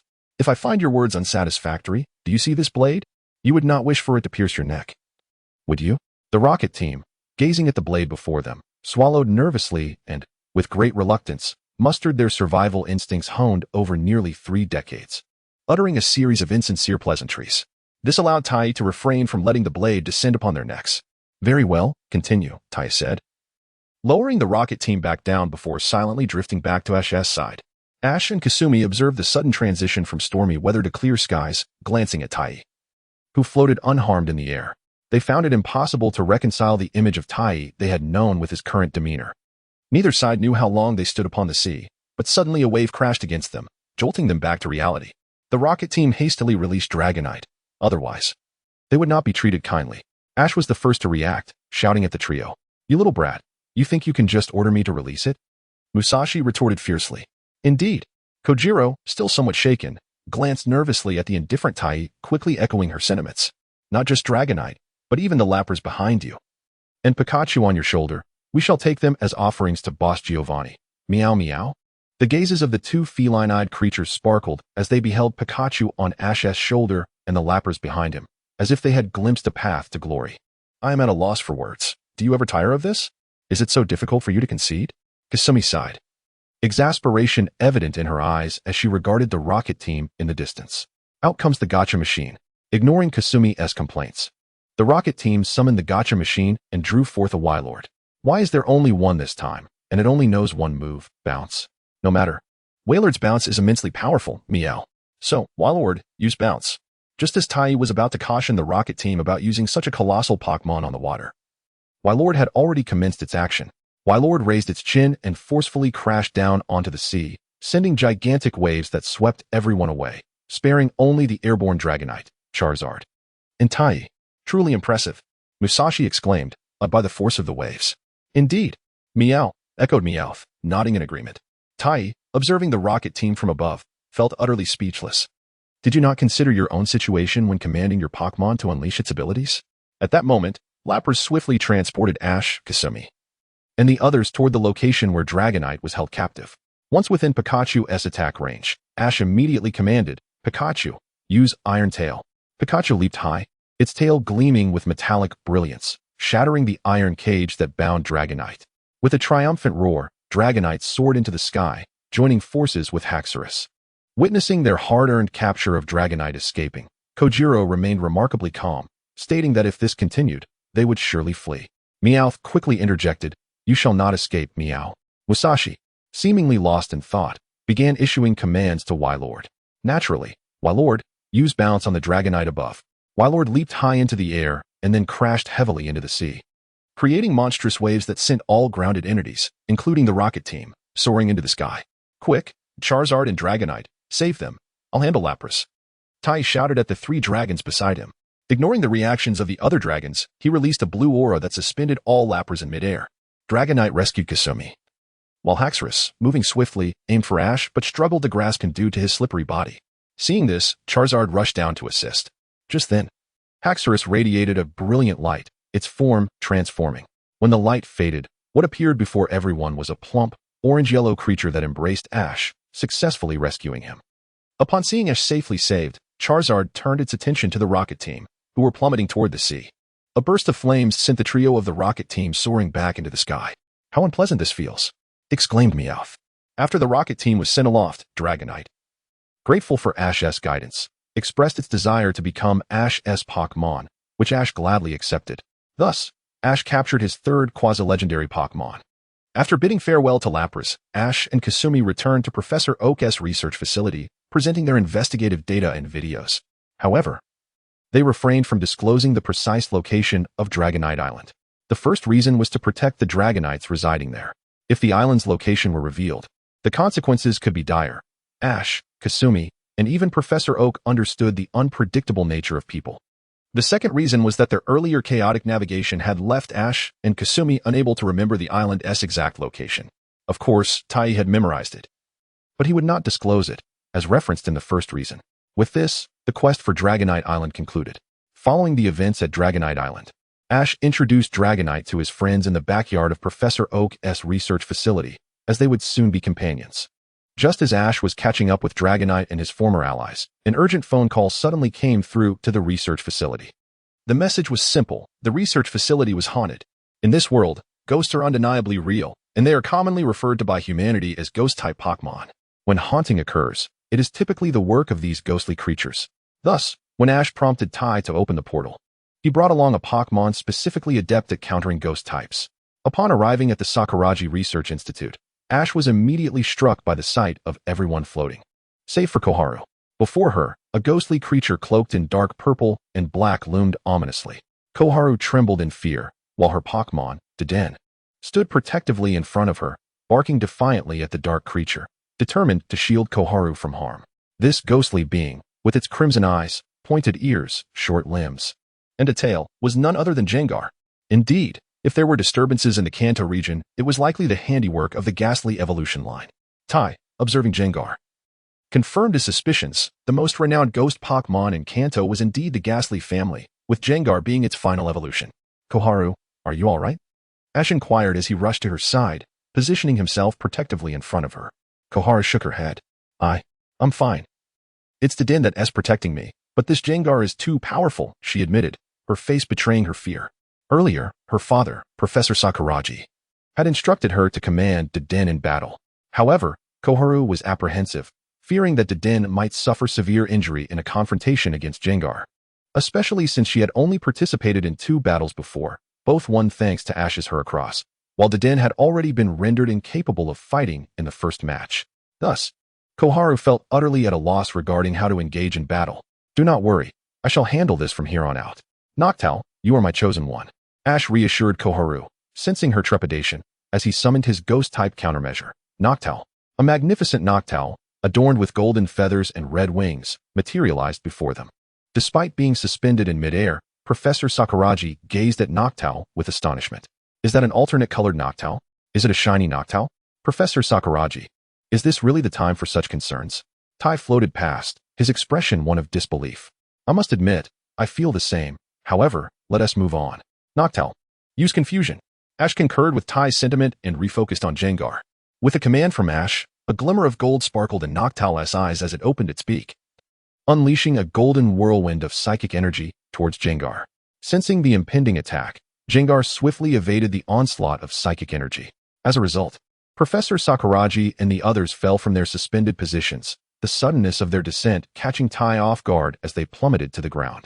After dodging the psychic attack, Gengar vanished from sight. Invisibility. This Gengar's reflexes indicate its high level, Tai exclaimed, surprised by Gengar's agility. Due to their hurried arrival, he had not had the opportunity to scan Gengar's data, leaving him unaware of its true power. However, it was now evident that Gengar possessed considerable strength, likely at the gym leader tier. Chapter 30. Haunting. Since that is the case, Noctowl, see through its invisibility, Ash commanded. Having anticipated the need for Noctowl's unique abilities to counter ghost types, especially since it was the only one among Ash's Pokémon capable of revealing hidden foes. Furthermore, this Noctowl was notably more intelligent than the average Noctowl, making it exceptionally suited for combating ghost types. Noctowl's eyes glowed brightly as it quickly located the concealed Gengar. Now, Noctowl, use confusion, Ash ordered as Gengar revealed itself. The whirlwind of psychic energy surged forth once more, aimed directly at Gengar. Unfazed, Gengar extended its hands, conjuring a powerful psychic barrier to block the attack. That is a psychic move, confusion. My interest in this Gengar is growing, Tai remarked, increasingly intrigued by the ghost Pokémon's prowess, as it was rare to encounter a wild Pokémon of such caliber. With a resolute decision, Tai initiated a scan. Gengar, type, Shadow Pokémon. Attributes, Ghost, Poison. Ability, Curse Body. Power level, Near Champion. Moves, Confusion, Disable, Haze, Hypnosis, Lick, Mist, Odd Light, Toxic Gas, Nightshade, Will-O-Wisp, Pursuit. Sludge Bomb, Dream Eater, Protect, Dark Pulse, Ice Punch. Tai marveled at Gengar's impressive move set, astonished by its extensive repertoire. Even if some moves were unlearned, it mattered little given the overwhelming offensive potential already exhibited. Moreover, considering Gengar's adeptness with confusion, it was evident that it had mastered a non-typical move to an impressive degree. With its power level nearing that of a champion, few wild Pokémon could rival it. It was essential to note that Ghost-type Pokémon do not diminish in strength with age. Rather, their powers intensify over time. If this Gengar were still young, its natural talent combined with a competent trainer could easily propel it to champion status, perhaps even further to become a master. Just as Tai was taken aback by Gengar's capabilities and diverse skill set, Ash too recognized Gengar's formidable strength and felt compelled to capture it. Fascinating. I have made my decision. I shall capture you, Gengar. Noctowl Air Slash. With a sweep of its wings, Noctowl unleashed a flurry of white blades of energy that rained down like a tempest. Gengar, however, countered with confusion once more, successfully blocking the barrage. Now Noctowl, use Aerial Ace. Noctowl executed a swift maneuver, hurtling back at Gengar with blinding speed, crashing into it and sending it crashing against the wall. Yet, Gengar merely passed through the wall, escaping the confines of the building. Oh no, Noctowl, Ash exclaimed, realizing the gravity of the situation, and urgently commanded Noctowl to retrieve Gengar. However, this time, Noctowl could not detect Gengar, which had evidently distanced itself further from the building, leaving its whereabouts unknown. What a shame, Ash and Tai sighed in unison, both expressing their disappointment at Gengar's departure. They had both developed a fondness for the elusive spirit, and its escape left them feeling regretful. Nevertheless, they soon shifted their focus to inquiring about Professor Sakuragi and the others' well-being. Subsequently, during a conversation with Dr. Sakuragi, Ash and Taichi learned that this house had previously been haunted by a ghost, specifically a Gengar. In fact, it seemed that the house itself was a haunted dwelling. However, Dr. Sakuragi found it intriguing and thus purchased the property to serve as his research facility. The researchers, Ash, Kasumi, and Taichi, were taken aback to discover that they were actually intruding upon what was originally Gengar's home. While it might be excessive to label them as intruders since Dr. Sakuragi had bought the house, it was undeniable that Gengar had been there long before them, which created a rather perplexing situation. The pressing question now was, if they were to use this house for research, where would Gengar reside? I've made up my mind. The next time I encounter Gengar, I shall find it a better home, Ash declared after pondering the matter. Taichi sighed upon witnessing Ash's determination, knowing that once Ash set his mind to something, it was challenging to alter his course. Unless Gengar willingly accepted Ash's attempt to befriend it, the two were unlikely to connect. Taichi genuinely hoped Ash could befriend Gengar, as the creature's potential was immense. If properly trained, it could very well become a champion-level Pokémon. Although Taichi had not witnessed all of Ash's Pokémon, he was aware that the ones in his backyard were all formidable champions, yet he still could not assemble a complete team. Kasumi, observing Ash's sudden shift in focus, couldn't he help but chuckle. "Oh Ash, didn't you just say you wanted to conquer Gengar? What prompted this change?" She teased. "Some Pokémon are better suited to thrive in the wild. I've always believed it's best to let them remain in their natural habitat," Ash replied matter-of-factly. Indeed. If Ash were willing to capture Gengar, he could likely assemble an impressive team from the legendary Pokémon he possessed. Taichi agreed with a nod. Kasumi thoughtfully acknowledged that Ash's style was to suppress his own desires in favor of nurturing the formidable potential of a Pokémon like Gengar. At that moment, it felt as though a seed had been sown in Kasumi's heart, beginning to take root and flourish. However, she pondered aloud, Ash, under normal circumstances, a house like this wouldn't typically be a dwelling for Gengar. Why would it choose to reside here? Taichi surveyed the surroundings, perplexed. Based on his research during the past few days, Gengar was known to dwell in dark places devoid of sunlight. Yet this house, bathed in sunlight whenever day broke, seemed an unlikely habitat for such a creature. "I'm not sure. Perhaps we can ask Gengar when it returns." Ash shrugged, puzzled. "All right. We shall investigate further when it next appears." Chapter 31.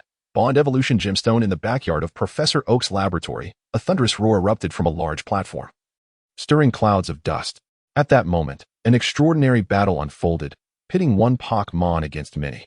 On one side was Ash's Charizard, and on the opposing side were Ash's other Pokémon, Pikachu, Sceptile, Infernape, Snorlax, Heracross, Croconaw, Noctowl, and Bulbasaur. Essentially, all of Ash's champion-level Pokémon were gathered in the backyard to surround Charizard. Do not misunderstand. Charizard had not provoked their wrath. This was merely a special training session, albeit one with a rather peculiar focus. The training was dubbed Bond Evolution, reminiscent of the evolution Ash experienced with his Greninja. This concept stemmed from the rewards gained after Charizard battled Ho-Oh. The reward was named the Bond Evolution Gemstone. The Bond Evolution Gemstone serves a similar purpose to the Mega Stone, acting as a catalyst for Pokémon to evolve once more, even those that have already reached their final forms, granting them enhanced powers. The Bond Evolution Gemstone sparkles brilliantly, resembling a precious gem and radiating an otherworldly glow. There were two of these stones, both shaped like yin-yang symbols, which could combine to form a perfect circle. Presently, these two Bond Evolution Gemstones adorn both Charizard and Ash's arm. Following the principle that whoever wins claims the prize, the Bond Evolution Gemstone was awarded to Charizard. However, this raised an issue. While the bond between Ash and Charizard was indeed strong, merely having a strong bond was insufficient for evolution. Both parties needed to reach a certain level of synchronization. Although Ash and Charizard's bond was certainly formidable, it was not enough to trigger the Bond Evolution. Ash and Pikachu shared an equally profound bond, surpassing that of his other Pokémon, yet they had not achieved Bond Evolution due to a lack of the catalyst. The initial step is often the most challenging, and Bond Evolution was no exception. The greatest challenge Ash and Charizard faced after obtaining the Bond Evolution Gemstone was how to successfully initiate this evolution. Ash had consulted Taichi regarding this matter, who suggested that the solution lay in combat. By finding a Pokémon stronger than Charizard with which to battle, and by continuously applying psychological pressure on both Charizard and Ash to surpass the formidable opponent, their bond's synchronization rate would heighten, thereby increasing the likelihood of triggering Bond Evolution. However, this led to a second dilemma. Ash's Charizard was a champion-level Pokémon, comparable to a second-tier deity. To exert pressure on Charizard, an encounter with a first-tier deity was necessary. Yet, even with Ash's luck, encountering a first-tier deity would not be a simple task. Thus, Taichi devised a plan. Having Ash's other champion-level Pokémon engage Charizard in a coordinated assault, resulting in the scene where Ash's multitude of Pokémon launched an attack against Charizard. Pikachu, Thunderbolt. Infernape, Flamethrower. Sceptile, Bullet Seed. Snorlax, Hyper Beam. Heracross, Megahorn. Noctowl, Aerial Ace. Bulbasaur, Leaf Blade. Croconaw, Stone Edge. Taichi commanded the assembled Pokémon to unleash their assault upon Charizard. Quick, evade, Charizard. As a barrage of ranged attacks rained down, Charizard found itself in a precarious position, forced to dodge. Do not attempt to escape. Noctowl, U-turn. Noctowl performed a rapid maneuver, cloaked in a shimmering white light, and collided with Charizard at breakneck speed. Heracross, Megahorn. Heracross followed suit. Its formidable horn enveloped in radiant light as it struck Charizard, sending it crashing back to the ground. Are you all right, Charizard? Ash inquired with concern upon seeing Charizard topple. Roar. Charizard rose, shaking off the dust and signaling its readiness to continue the battle. Hold on, everyone, Taichi called out, urging them to pause. Listen, Ash and Charizard. If you both remain in this state, I suggest you cease your intensive training. If you cannot synchronize, how can you trigger the bond evolution? In any case, if this is your condition, it would be wise to stop the training, as success seems unattainable. What do you think, Charizard? Shall we continue our training? Or shall we halt here? Ash posed the question to Charizard. Charizard's eyes gleamed with determination as he gazed intently at Ash, letting out a fierce roar that spoke volumes. He was resolute in his desire to continue and grow stronger. During his previous battle with Ho-Oh, Charizard had felt a sense of helplessness. Despite exhausting every move in his arsenal, he was unable to inflict any significant damage. Ultimately, it was only through the use of Dragon Fire, a technique that inflicted considerable harm upon himself while barely grazing Ho-Oh, that he managed to cause even a minor injury. And that was only because Ho-Oh had not fought at full strength. This encounter made Charizard acutely aware of the vast chasm that lay between him and the world's strongest Pokémon. Although he had established dominance in Charizard Valley, he recognized that he was still far from the pinnacle of power. At some point, Charizard had vowed to become stronger and assist Ash in his quest to become a Pokémon master. Thus, he was dissatisfied with his current abilities and yearned for improvement. Now, with a path to grow stronger alongside Ash, he was determined to press on. Encouraged by Charizard's resolve, Ash nodded in affirmation and addressed Taichi with unwavering conviction. Let us continue, Taichi. I believe that Charizard and I can achieve this. Our bond is strong, Ash declared, revealing the bond evolution gem embedded in his bracelet. Charizard, in perfect synchrony, showcased the gem on his own arm. Taichi smiled faintly at this sight and then turned his gaze toward Professor Oak. The concept of bond evolution, a rarity, held a natural allure for the researcher, prompting him to focus intently on the unfolding scene, eager to witness the phenomenon firsthand. Professor Oak, may I borrow your Pokémon? Huh, why would Taichi need Professor Oak's Pokémon? The reason was straightforward. They found themselves unable to locate a Pokémon significantly stronger than Charizard. Their previous attempts using numbers had proven ineffective. So Taichi intended to employ Pokémon of equal or slightly inferior strength to engage Charizard in a battle of attrition, using the most primal methods of physical combat. During this process, aside from Professor Oak, no one else would command the Pokémon.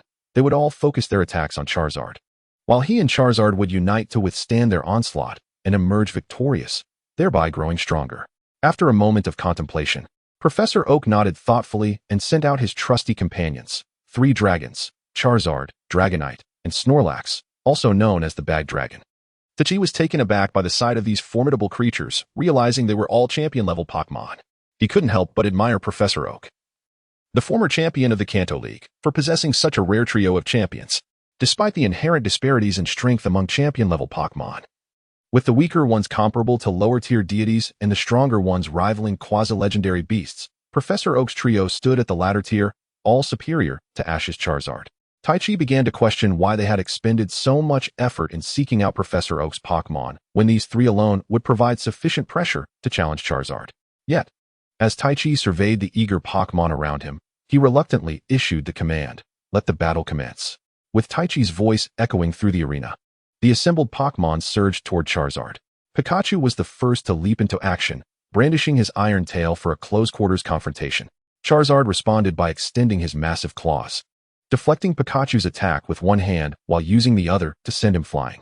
Before Charizard could catch his breath, Infernape followed swiftly, delivering a rapid sonic punch that struck Charizard in the abdomen. Suppressing the pain, Charizard retaliated with a powerful swipe of his claws, forcing Infernape back, then quickly raising a claw to block Lizard King's leaf blade. Just as he was about to counterattack, a piercing sound interrupted him as a white flash swooped in. It was none other than the majestic Swellow, who deflected Charizard's descent with a steel wing. Realizing the urgency of the moment, Ash shouted commands, sensing an intense heartbeat resonating within him. Charizard unleashed a violet energy storm from his mouth, striking both Lizard King and Swellow and sending them reeling. Though they were pushed back, both Pokémon retained their combat capabilities, choosing to hold their positions as others took their place in the fray. Heracross charged in next, delivering a fierce horn attack, but Charizard deftly blocked it with his claws and, with a forceful motion, sent Heracross flying. Following closely was Bulbasaur, who attempted to ensnare Charizard with his Vine Whip. Charizard swiftly spun around, his tail enveloped in a green energy that swept away Bulbasaur's attack. As Charizard engaged in the battle, his spirit soared, and the gems embedded in his and Ash's bracelets began to radiate a brilliant golden red light, emanating an intense heat that captivated all who beheld it.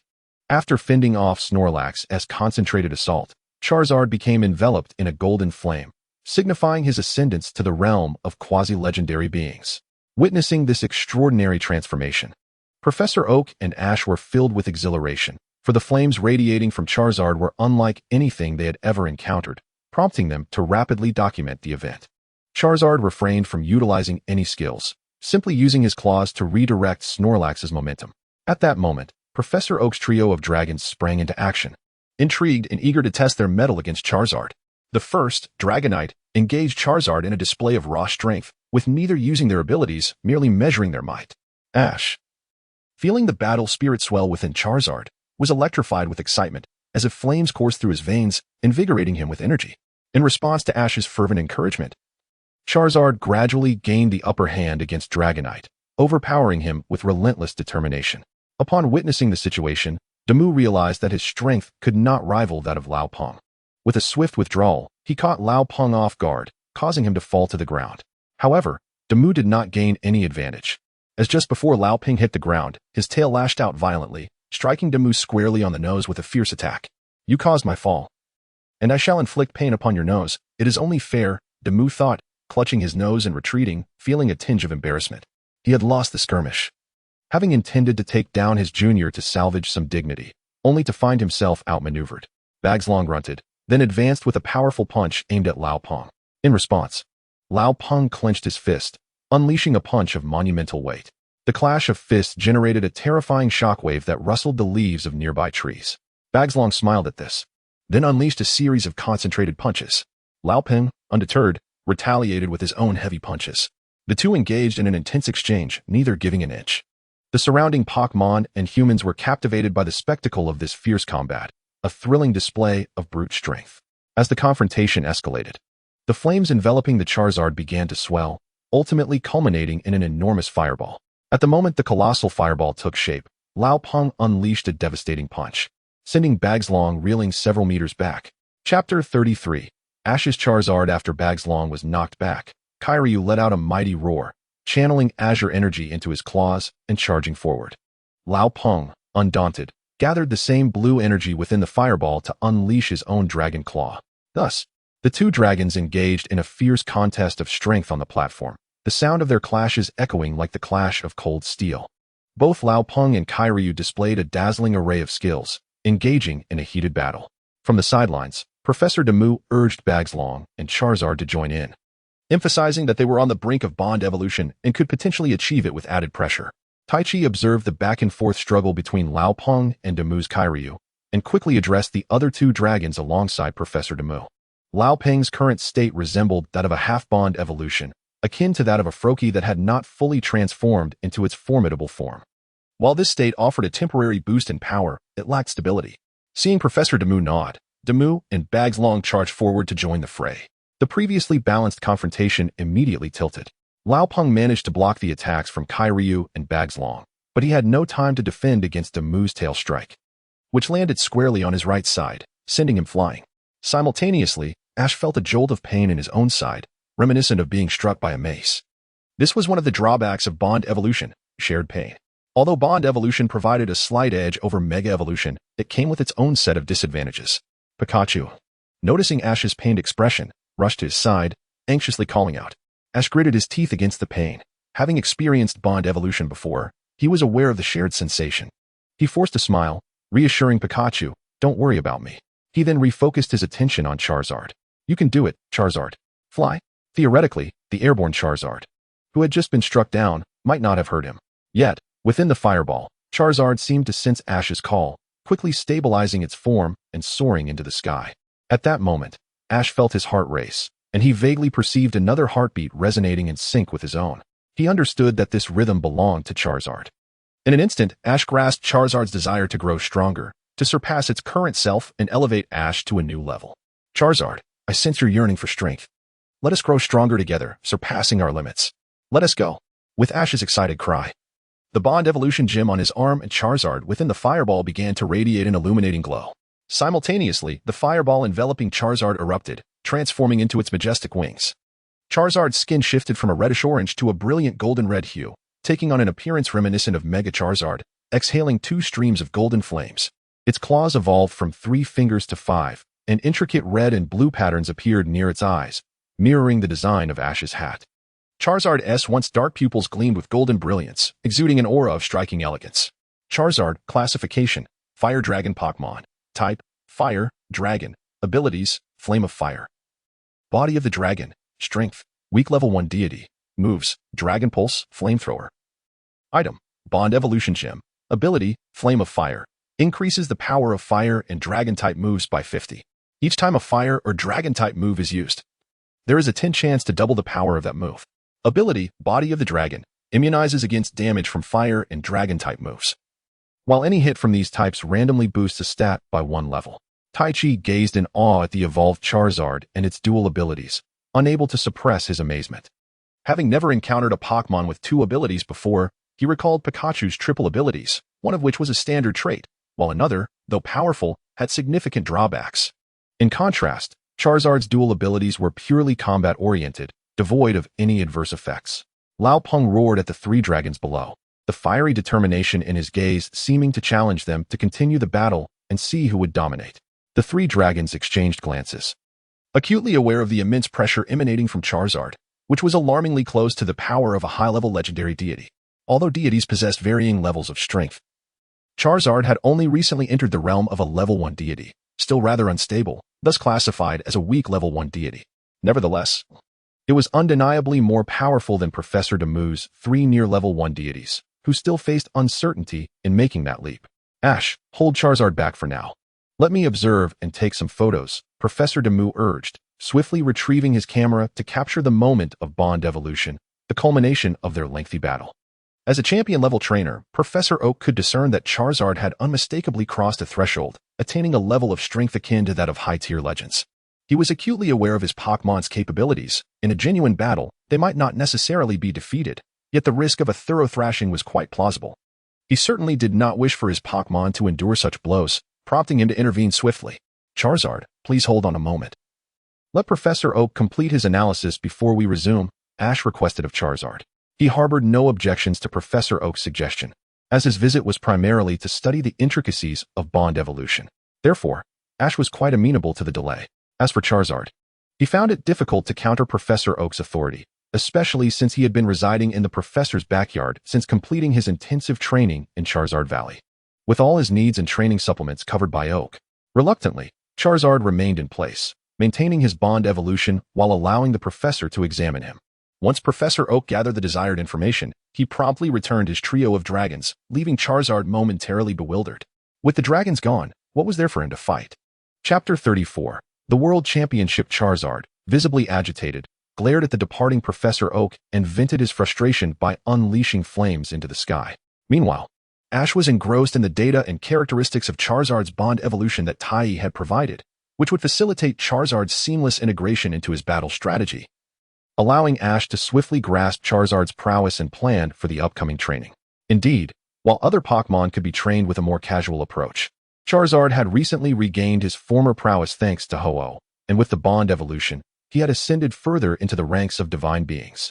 With proper training, it was conceivable that within a year, or at most 2 to 3 years, and given the right resources, Charizard could easily achieve a state akin to a divine entity. Tai was undoubtedly keen on ensuring Charizard's remarkable talent was not squandered. Many of Ash's other Pokémon had dispersed. For instance, Bulbasaur was busy tending to Professor Oak's backyard, which would have been chaotic without his care. Snorlax had found a cozy spot nearby and promptly fell asleep. Heracross had dashed off in pursuit of Bulbasaur. As for the others, Lizard King perched upon a tree, seemingly gazing at the sky while in reality, his eyes were fixed on Charizard, filled with a fighting spirit. In contrast, Infernape watched Charizard with envy, yearning to grow as formidable as Charizard. Swellow soared through the sky, executing rapid maneuvers that appeared to be part of its training regimen. Meanwhile, Totodile wore a broad grin as he observed Charizard, lost in thought. Pikachu remained perched on Ash's shoulder, intrigued by the training plan that Tai had devised. Noticing Pikachu's interest, Tai promptly crafted a training regimen for him as well, comprising various techniques such as Double Team, Thunder Punch, Surf, and Kiss of the Angel, ensuring all skills Pikachu could learn were included in the curriculum. Tai also prepared training plans for the other Pokémon present, as their inherent talents were quite high, with some nearing champion-level proficiency. With a little guidance, It was not far-fetched to envision them breaking through to the elite champion tier. The day after the special training concluded, Professor Sakuragi approached Ash and Koharu, presenting them with 2 tickets to the World Championship Finals. Despite the grandeur of the Myagammon Arena, tickets for the finals were still exceedingly scarce, as the demand from spectators was overwhelming. Yet, a peculiar scene unfolded. Koharu, who typically showed little interest in battles, was now brimming with excitement, while Ash, usually a battle enthusiast, appeared unusually composed, prompting both Koharu and Tai to question his demeanor. Ash, what's going on with you? This is a world-class battle. Why are you not excited? Koharu inquired. Exactly. This is a ticket to the finals of the World Championship. How can you not be thrilled? I'm just contemplating what kind of competition the World Championship entails, Ash replied. Tai and Koharu exchanged puzzled glances, while Professor Sakuragi expressed disbelief. Come on. You're the inaugural champion of the Alola League. How could you not know about this? Are you that out of the loop? Thereafter, Professor Sakuragi elucidated the concept of the World Championship, describing it as an event where multiple regional leagues unite to determine the most powerful champion. Upon hearing this, Ash's eyes sparkled with enthusiasm. I want to go. When does the competition start? Probably tomorrow. All right then, let's go, Koharu. We're setting off now. With that, Ash, brimming with excitement, grasped Koharu's hand, eager to charge out. Wait, I still have class today. Koharu protested, believing attending her classes was the responsibility of a student. At that moment, Professor Sakuragi's voice chimed in from behind. Don't worry, Koharu. I've already arranged for your absence from school. It's perfectly fine for you to have a few days of fun. Thank you so much, Dad. Koharu responded gratefully. Tai turned to Professor Sakuragi, giving him a thumbs up. Acknowledging his dedication to his daughter, it was evident that Ash's sharing of legendary Pokémon videos and information had not gone unnoticed. Before long, Ash, Koharu, and Tai boarded a flight to the Galar region, as no trains were available at that hour. During the flight, Ash was overwhelmed with excitement. Unable to contain his eagerness to witness the competition, Tai suggested, why not take a look at both competitors? If you happen to know someone, you could even challenge them to a match and fulfill your battling aspirations. Elated by this suggestion, Ash eagerly agreed and began researching the finalists, including the undefeated champion, Dondi, and the strongest Elite Four member from Kanto, Mr. Yulong. I know I do, but who is Dondi? Ash pondered, reflecting on how unfamiliar he was with the Galar region. Had it not been for his time at Professor Sakuragi's lab, he might have remained oblivious to Galar's very existence, let alone its champion. Koharu took it upon herself to enlighten Ash about Dondi. However, during their conversation, the airplane lights suddenly dimmed, and an alarming siren blared throughout the cabin. Startling both Ash and Koharu, they were left in shock, uncertain of what had transpired. Soon after, the airplane's intercom informed them that they were encountering turbulence and to remain calm. However, Tai and Pikachu both sensed an extraordinary presence of Pokémon outside. Pikachu, did you feel that too? What did you perceive? Tai inquired. Both he and Pikachu were intensely focused on the outside world. Xiaoji and Xiaochun, observing the serious expressions on Tai and Pikachu's faces, turned their gazes to the window. Outside, they caught a fleeting glimpse of a purple figure, startling Xiaochun significantly. What was that creature? She stammered, trembling slightly. The aura she sensed from that Pokémon was overwhelmingly terrifying, sending chills down her spine as if she had plunged into an icy abyss. What manner of Pokémon could exude such an aura? Chapter 35. Dan Emperor. Yes. It must be a Pokémon. Based on the energy detected, it is undoubtedly a legendary Pokémon from the Galar region, Xiaoji deduced, retrieving Charizard's Pokeball. Ready to unleash it should an attack be launched against the plane. Tai nodded solemnly, remarking, from the aura, it is indeed a Pokémon, certainly a level 1 deity. If they choose to strike the plane, none aboard will escape unscathed. We must not allow them to make a move.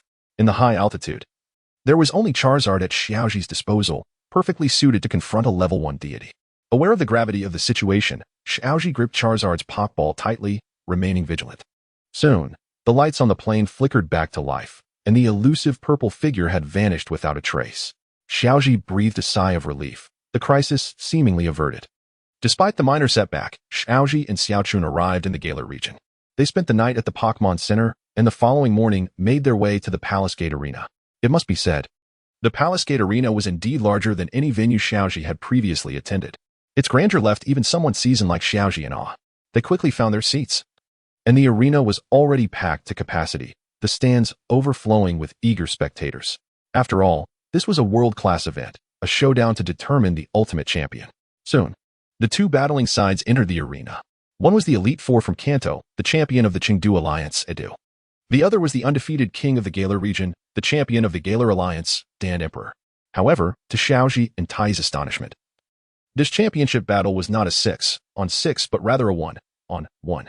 It was perplexing, as many league competitions transitioned to 6-on-6 after the top 16. Yet this tournament for the strongest champion opted for a 1-on-1 format. Xiaoji pondered the reasoning behind the higher-ups' decision. Nevertheless, they soon set aside their speculations, as both competitors had sent out their Pokémon. Dan Emperor's Pokémon was his ace, Charizard. However, Adue's choice was somewhat unexpected. He sent out Gyarados instead of his ace, Dragonite. Tai, bewildered yet astonished, examined the Gyarados, realizing it was indeed a champion-level Pokémon. Yet, how could it contend against a champion ace like Charizard, which was also a quasi-level 1 deity? Surely, it would face a severe disadvantage, especially with Charizard potentially equipped with electric-type moves. As anticipated, the battle commenced with Charizard and Gyarados initially holding their ground, exchanging blows. Despite the power disparity, Gyarados was still a champion-level Pokémon. However, it soon became evident that Charizard began to dominate the match, asserting absolute control. In no time, both Pokémon activated their Dynamax forms. With Charizard already in the lead, its Dynamax form utterly overwhelmed Gyarados. Ultimately, Charizard unleashed a Max Inferno, sending the still Dynamaxed Gyarados crashing to the ground, incapacitated. Witnessing this, Tai couldn't help but shake his head, yearning to ask Adu, "Where did your Dragonite go? Did it run off with its mother?" If only Dragonite had been allowed to enter with a Rock-type move, it might not have faced such a dire defeat. On the other side, Adu, after his loss, promptly raised Dan Emperor's hand, declaring him the strongest trainer in the world. At that moment, Xiaoji's eyes sparkled with ambition. The world's strongest trainer? Very well, I have decided. I shall challenge Dan Emperor. Xiaochun was taken aback by Xiaoji's sudden enthusiasm. Although she had grown accustomed to his impulsive nature, she couldn't help but think, while you are the Alola First-Generation League champion, you are challenging the world's strongest trainer. Dan Emperor. The Alola League has just concluded. Surely, it lacks the prestige of Dan Emperor, the strongest trainer. Is it not a bit premature to challenge him? Unbeknownst to Xiaoji, he was preoccupied with how he might engage in a battle with Dan Emperor. Tai, while sensing Xiaochun's concerns, chose not to address them, believing it was her prerogative to think as she wished. He contemplated whether Dan Emperor had other champion-level Pokémon at his disposal. If he did, he would undoubtedly surpass Xiaoji at present. Setting aside tactical acumen, at the champion level, the ability to command Pokémon in battle would not be lacking, or else they wouldn't be regarded as champion trainers.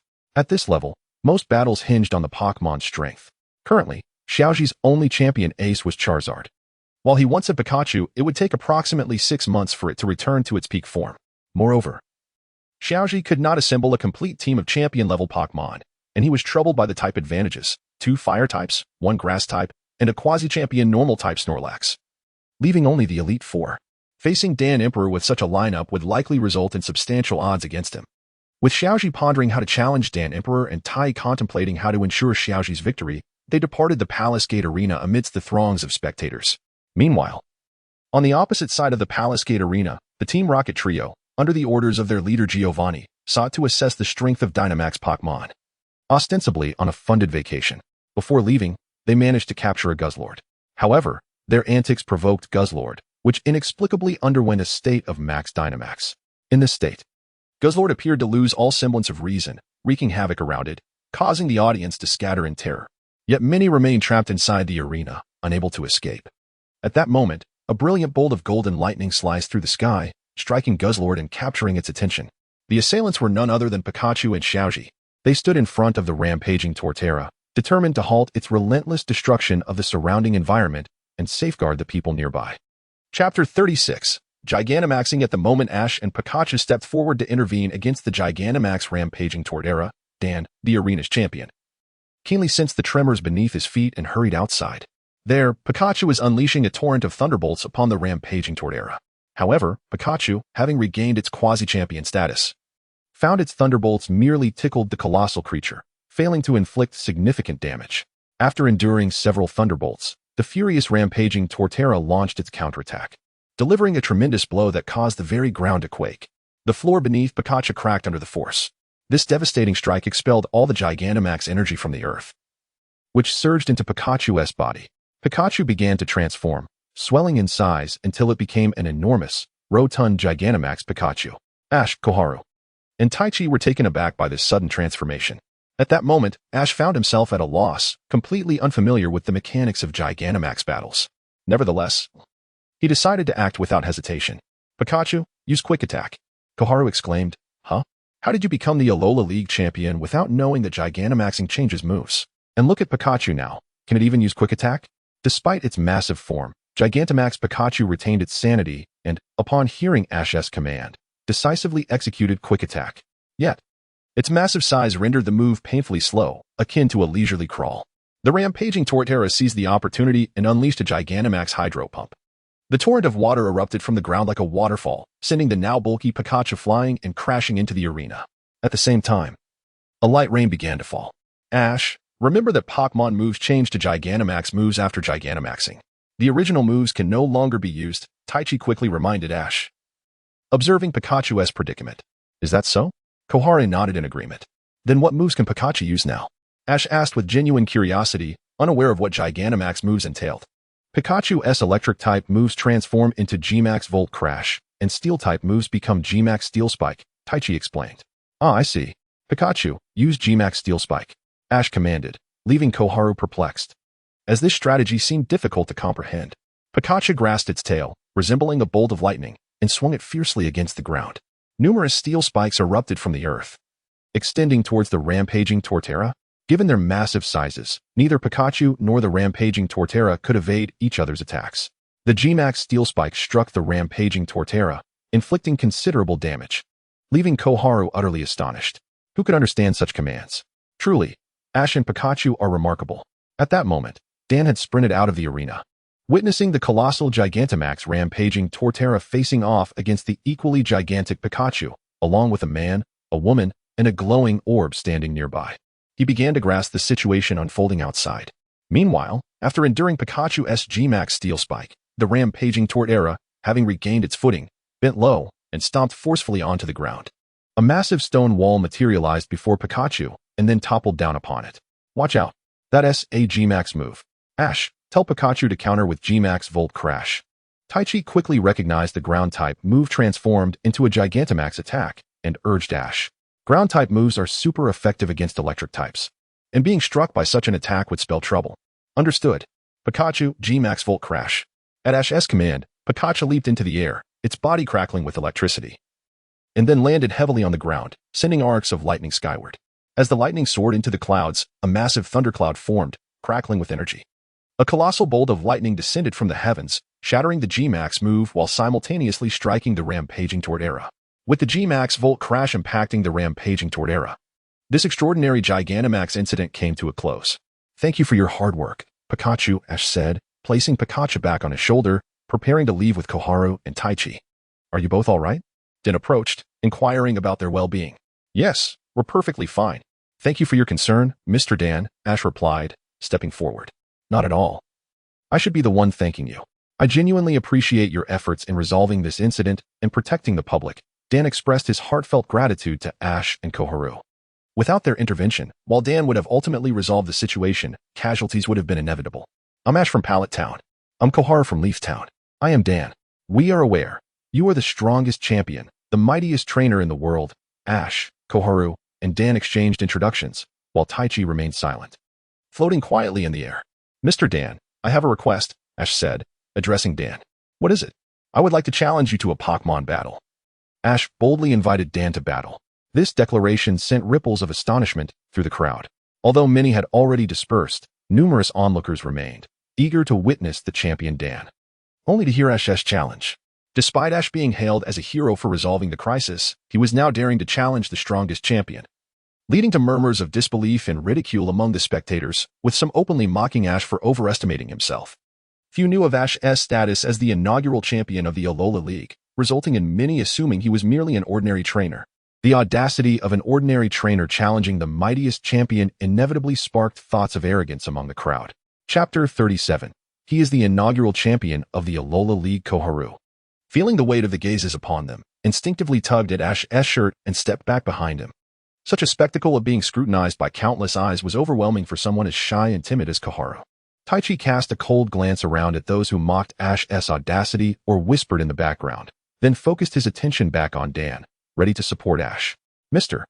Dan Emperor, I understand that you are quite busy, but I believe you would be immensely interested in a battle against a formidable opponent. Den Emperor looked up at Tai, who had suddenly spoken from the sky, initially startled, then observing Tai with curiosity. Tai's words resonated deeply with those present, for he indeed had a keen interest in dueling strong adversaries, and thus he nodded in agreement. Tai floated over to Ash, extending his finger toward him, and proclaimed in a resounding voice, "Allow me to reintroduce you all to this remarkable individual. He is Ash from Pallet Town, the inaugural champion of the Alola League." At the sound of Tai's booming declaration, the jeers and murmurs that had previously filled the air faded into oblivion, replaced by astonishment in the eyes of the onlookers. The audience gathered for this match were avid enthusiasts of Pokémon battles, many of whom were well aware of the Alola League's existence. Although the league had been established for a remarkably brief time, and its championship title might lack significant weight, Ash's age was indeed impressive. Becoming a champion at the tender age of 15 left many individuals in the dust. Furthermore, in terms of status, Ash was on par with Dan Emperor, an inaugural champion of the Alola League.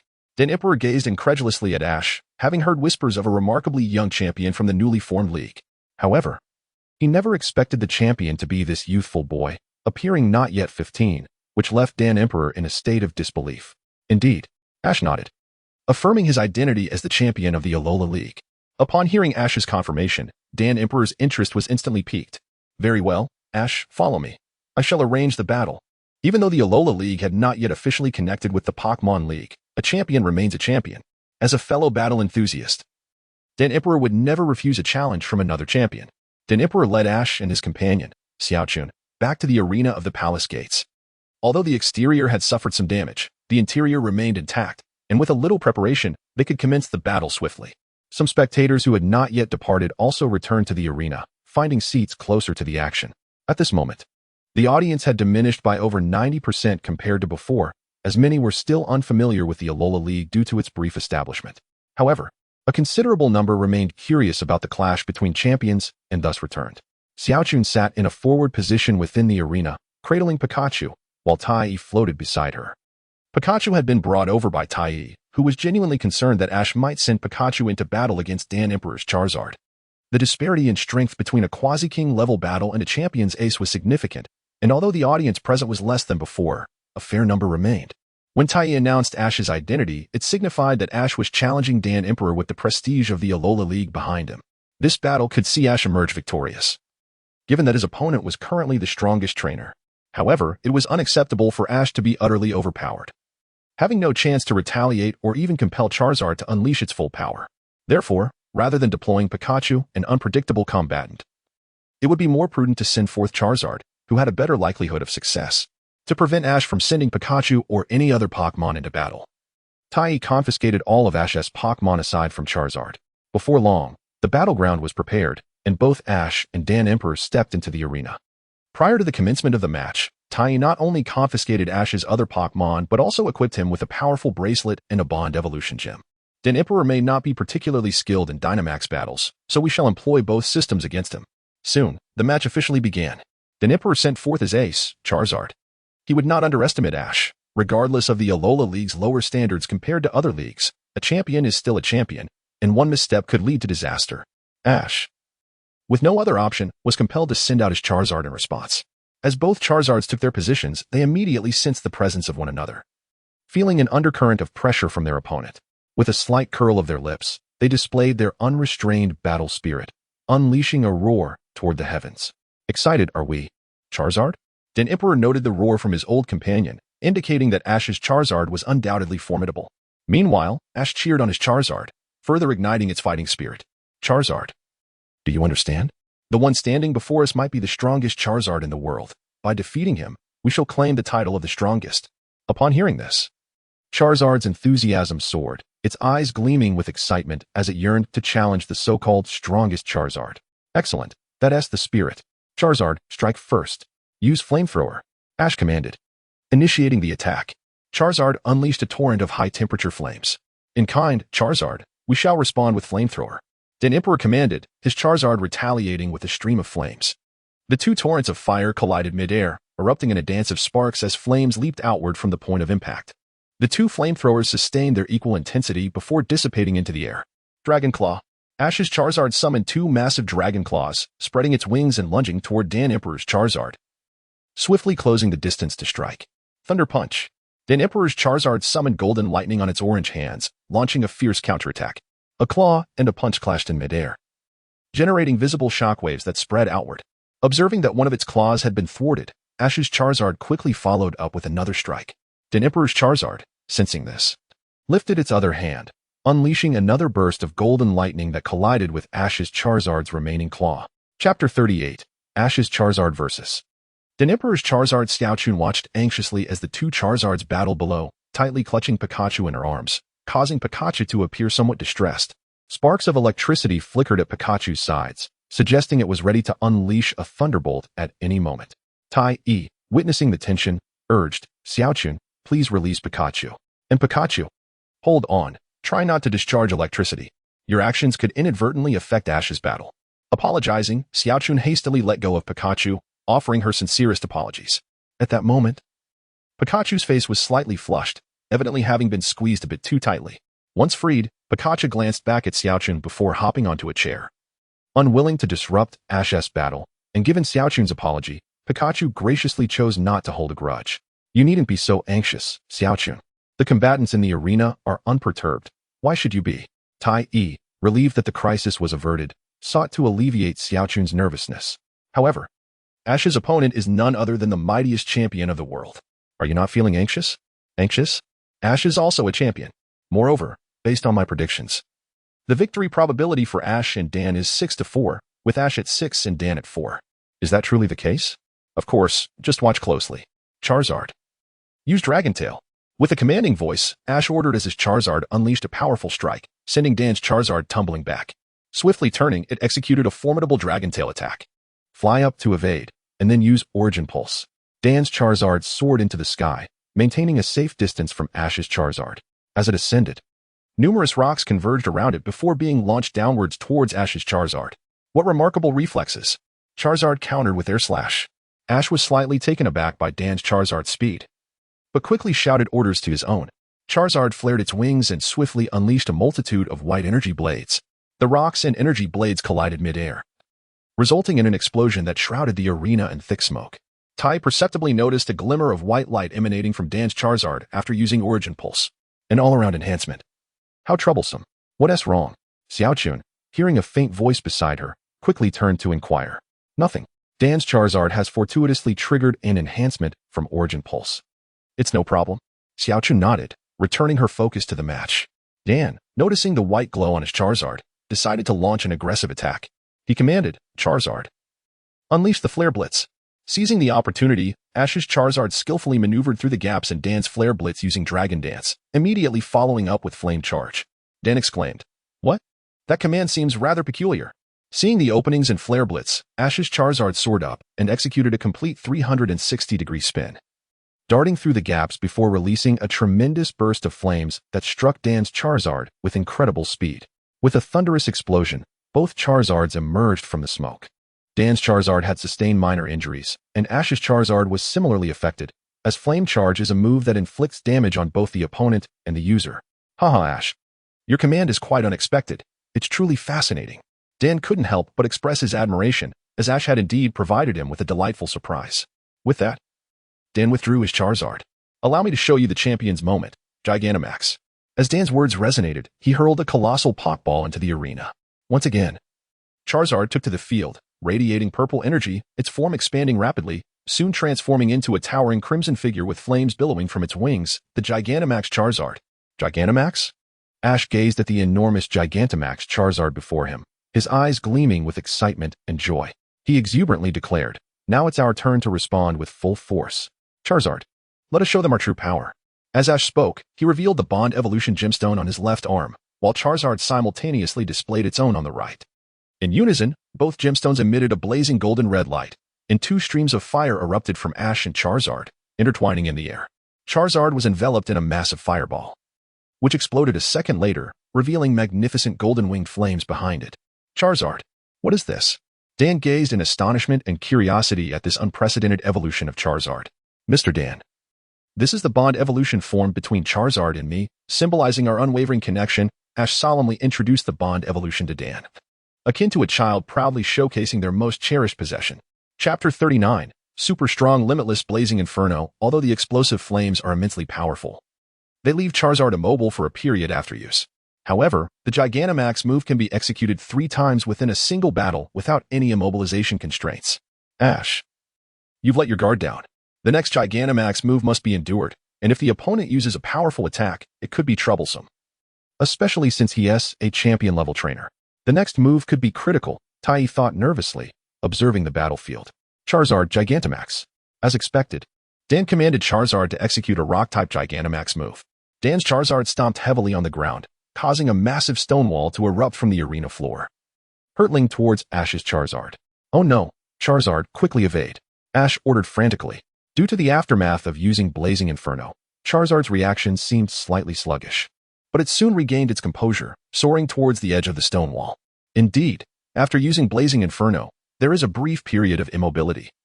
But this side effect diminishes as strength increases. Currently, Charizard, despite its temporary sluggishness, swiftly recovered and took flight just as the stone wall came crashing down. It managed to evade the worst of the impact, though it was struck by the debris that flew up upon the wall's collision with the ground, sustaining some injuries. Ash, feeling the pain, staggered back a couple of steps before regaining his footing. That was close. Ash's Charizard is quite formidable, Dan remarked, his tone laced with seriousness as he noted Charizard's successful evasion of the Gigantamax attack. He had not anticipated that the side effects of Blazing Inferno would only slightly impact Charizard for a brief moment. Meanwhile, Xiaochun and Tai in the audience felt a surge of tension at the unfolding scene. That was indeed perilous. But now, Ash holds the advantage, as he still has moves left to use. If he can withstand this third round, once Gigantamax ends, the battle will be nearing its conclusion. Though Charizard had been struck by falling rocks, the injury was mild compared to a direct hit from a Gigantamax move, significantly less severe. Tai recalled Ash's advice before the battle, where he had briefly explained the capabilities of Gigantamax and emphasized not to hold back on the third round. With this thought in mind, Ash retrieved his Fire-type gem and placed it onto his powerful bracelet, calling out to Dan, Mr. Dan. The next move is a unique technique from the Alola region, so be cautious. Is that so? Then let us see it. Dan replied, excitement gleaming in his eyes. He found today's battle exhilarating and was eager to witness what kind of shock this young champion from Alola could bring. Come forth, Charizard. Let them witness our full power. After Ash performed an awkward dance, the bracelet on his right arm emitted a brilliant light, which then entered Charizard's body. In an instant, a colossal fireball, approximately 7 or 8 meters in diameter, materialized before Charizard. If this attack were to strike, it would spell trouble. The Ultra Gigantamax Hellfire Ball was unleashed. The opponent, the formidable Dan, recognized that even Charizard in its Gigantamax form would likely lose its fighting capability if hit by this attack. Thus, he resolved not to remain passive and commanded Charizard to unleash its ultimate move. Charizard roared fiercely, and a fiery dragon manifested upon its blazing wings, soaring towards the colossal fireball. Go, Charizard! Ash bellowed. Charizard launched the immense fireball with great force. The fiery dragon collided violently with the fireball in midair, with neither side yielding an inch. Both Ash and Dan shouted in unison, fiercely rallying their respective Charizards. The two Charizards continued to roar, with the fire dragon and fireball engaging in a relentless struggle, each side momentarily gaining the upper hand before being pushed back again. This impasse persisted for several exchanges until Dan's Charizard began to emanate a purple glow, signaling the climax of their duel. The fireball pressed down upon the dragon, striking Dan's Charizard directly. Although the fireball had lost some of its potency due to the dragon's interference, it still inflicted significant damage. Now's your chance. Charizard, Dragon's Flame. Ash seized the moment, instructing Charizard to execute its dragon-type move. Charizard first expelled a jet of flames, followed by a surge of purple energy that spiraled forth, intertwining with the flames in midair to form a magnificent golden-purple dragon-shaped fire, which struck Dan's Charizard before it could react. With a thunderous explosion, the dragon's flame detonated upon impact, enveloping Dan's Charizard in a cloud of thick smoke. As the smoke cleared, Dan's Charizard was revealed to be defeated, collapsing to the ground and losing its ability to battle. This astonishing scene left the audience in disbelief, plunging them into silence until a thunderous voice erupted, "Victory! Ash has triumphed." Tai's jubilant shout resonated, echoing throughout the arena. Tai's exclamation roused the spectators from their stupor. They had returned to the arena with anticipation for an exhilarating Pokémon battle, firmly believing that the champion of the Galar region, Dan, was destined to win. They could not fathom that a newly established league champion could emerge victorious. Although this battle was merely a single elimination, it was crucial to remember that the previous contest to determine the strongest trainer between Ryudo and Dan had also been a single elimination. This indicated that the title of the strongest trainer in the world could change hands in a matter of hours, now resting upon Ash, the inaugural champion from the Kanto region's Pallet Town. Chapter 40. The rules of the World Championship. Did we win? Did Charizard and I win? Ash gasped, staring in disbelief as Dan withdrew his Charizard. He had never anticipated defeating Dan, not even in a one-on-one battle. His only desire had been to engage in an exhilarating Pokémon battle with Dan. The outcome had never crossed his mind, especially with the title of the world's strongest trainer still hanging over Dan's head. Charizard, panting heavily, roared in excitement, recalling Ash's earlier words about Charizard potentially being the strongest in the world. No, it was now Charizard who held that title. We won. Ash finally processed Charizard's triumphant roar, leaping with exhilaration, but soon lost his balance and began to topple over. Thankfully, Tai rushed to support him, preventing him from hitting the ground. This was one of the drawbacks of Bond Evolution, shared stamina. The energies of Charizard and Ash fused during battle. However, this meant that if Charizard were to lose, Ash would lack the strength to continue battling. In a one-on-one confrontation, this was quite disadvantageous. Moreover, Bond Evolution consumed a significant amount of stamina. Although both Mega Evolution and moves are taxing, they do not deplete energy as noticeably and continuously as Bond Evolution does. If Ash's stamina falters, the Bond Evolution would cease. Unlike Mega Evolution and moves that only require a one-time expenditure of energy, Bond Evolution's consumption is evident in Ash and Charizard. As Ash struggled to remain upright after only a brief battle, compounded by the earlier exertion and injuries, at that moment, Pikachu dashed over from the audience. Worry etched across its face. Charizard approached, equally exhausted from the strenuous battle, feeling too fatigued to take flight. I'm fine, Pikachu, Charizard, Ash reassured, placing Pikachu back on his shoulder and addressing Charizard. Hey Ash, do you think I'm invisible?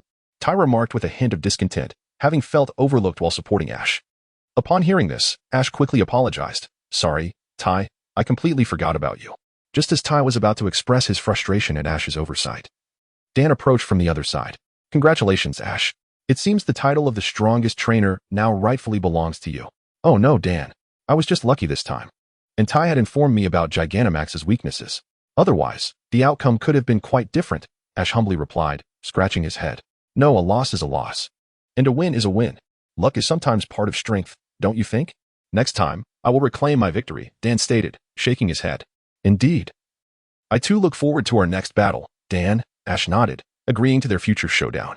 After their exchange, Dan turned and left the arena, planning to take Charizard to the Pokémon Center for recovery before training to reclaim his honor. Meanwhile, Ash joined his friend Koharu in the audience, and they exited the arena together. After exploring the area, they boarded a train back to Kanto the following noon. Before departing, Dan had sought Ash out once more, gifting him a Gigantamax band and inviting him to participate in the upcoming World Championship, expressing his desire for a one-on-one battle in the quarterfinals. Certainly, Ash readily agreed, as this encounter could merely be considered a friendly sparring session and would not count towards the World Championship. Although Ash emerged victorious in this duel, it did not imply that he could triumph against Dan Emperor in a 6-on-6 battle. After all, the disparity in the strength of the Pokémon at his disposal was quite significant. Among his champions, only Charizard, Lizardon, and Infernape could truly hold their ground. While Ash had other champion-level Pokémon on hand, they would not be summoned in a critical moment, rendering them no different from being absent. Taichi had stayed up late the previous night to analyze all of Dan Emperor's main Pokémon, discovering that they were all of champion caliber, with several approaching the pinnacle of champions. Notably, there was even a Kung Fu King, already at the champion ace level, albeit slightly inferior to Dan Emperor's ace, the Fire Dragon. The comparison starkly highlighted Ash's disadvantages. On the journey back, Xiaochun elucidated the rules of the World Championship to Ash. The rankings are divided into 4 tiers: Pokeball level, Super Ball level, Ultra Ball level, and finally, the Master Ball level. Those ranked beyond 1000 are classified as Pokeball level, while ranks 1000 to 99 fall under Super Ball level, and those from 99 to 9 are considered Ultra Ball level. Above them lies the Master Ball level, which is limited to just 8 slots, hence those who attain this rank are revered as the 8 Masters. Currently, Mr. Dan Emperor holds the title of the number 1 among the 8 Masters and is the reigning champion of this World Championship. Ash, although you triumphed over Mr. Dan Emperor, your challenge was informal and thus does not count towards the rankings.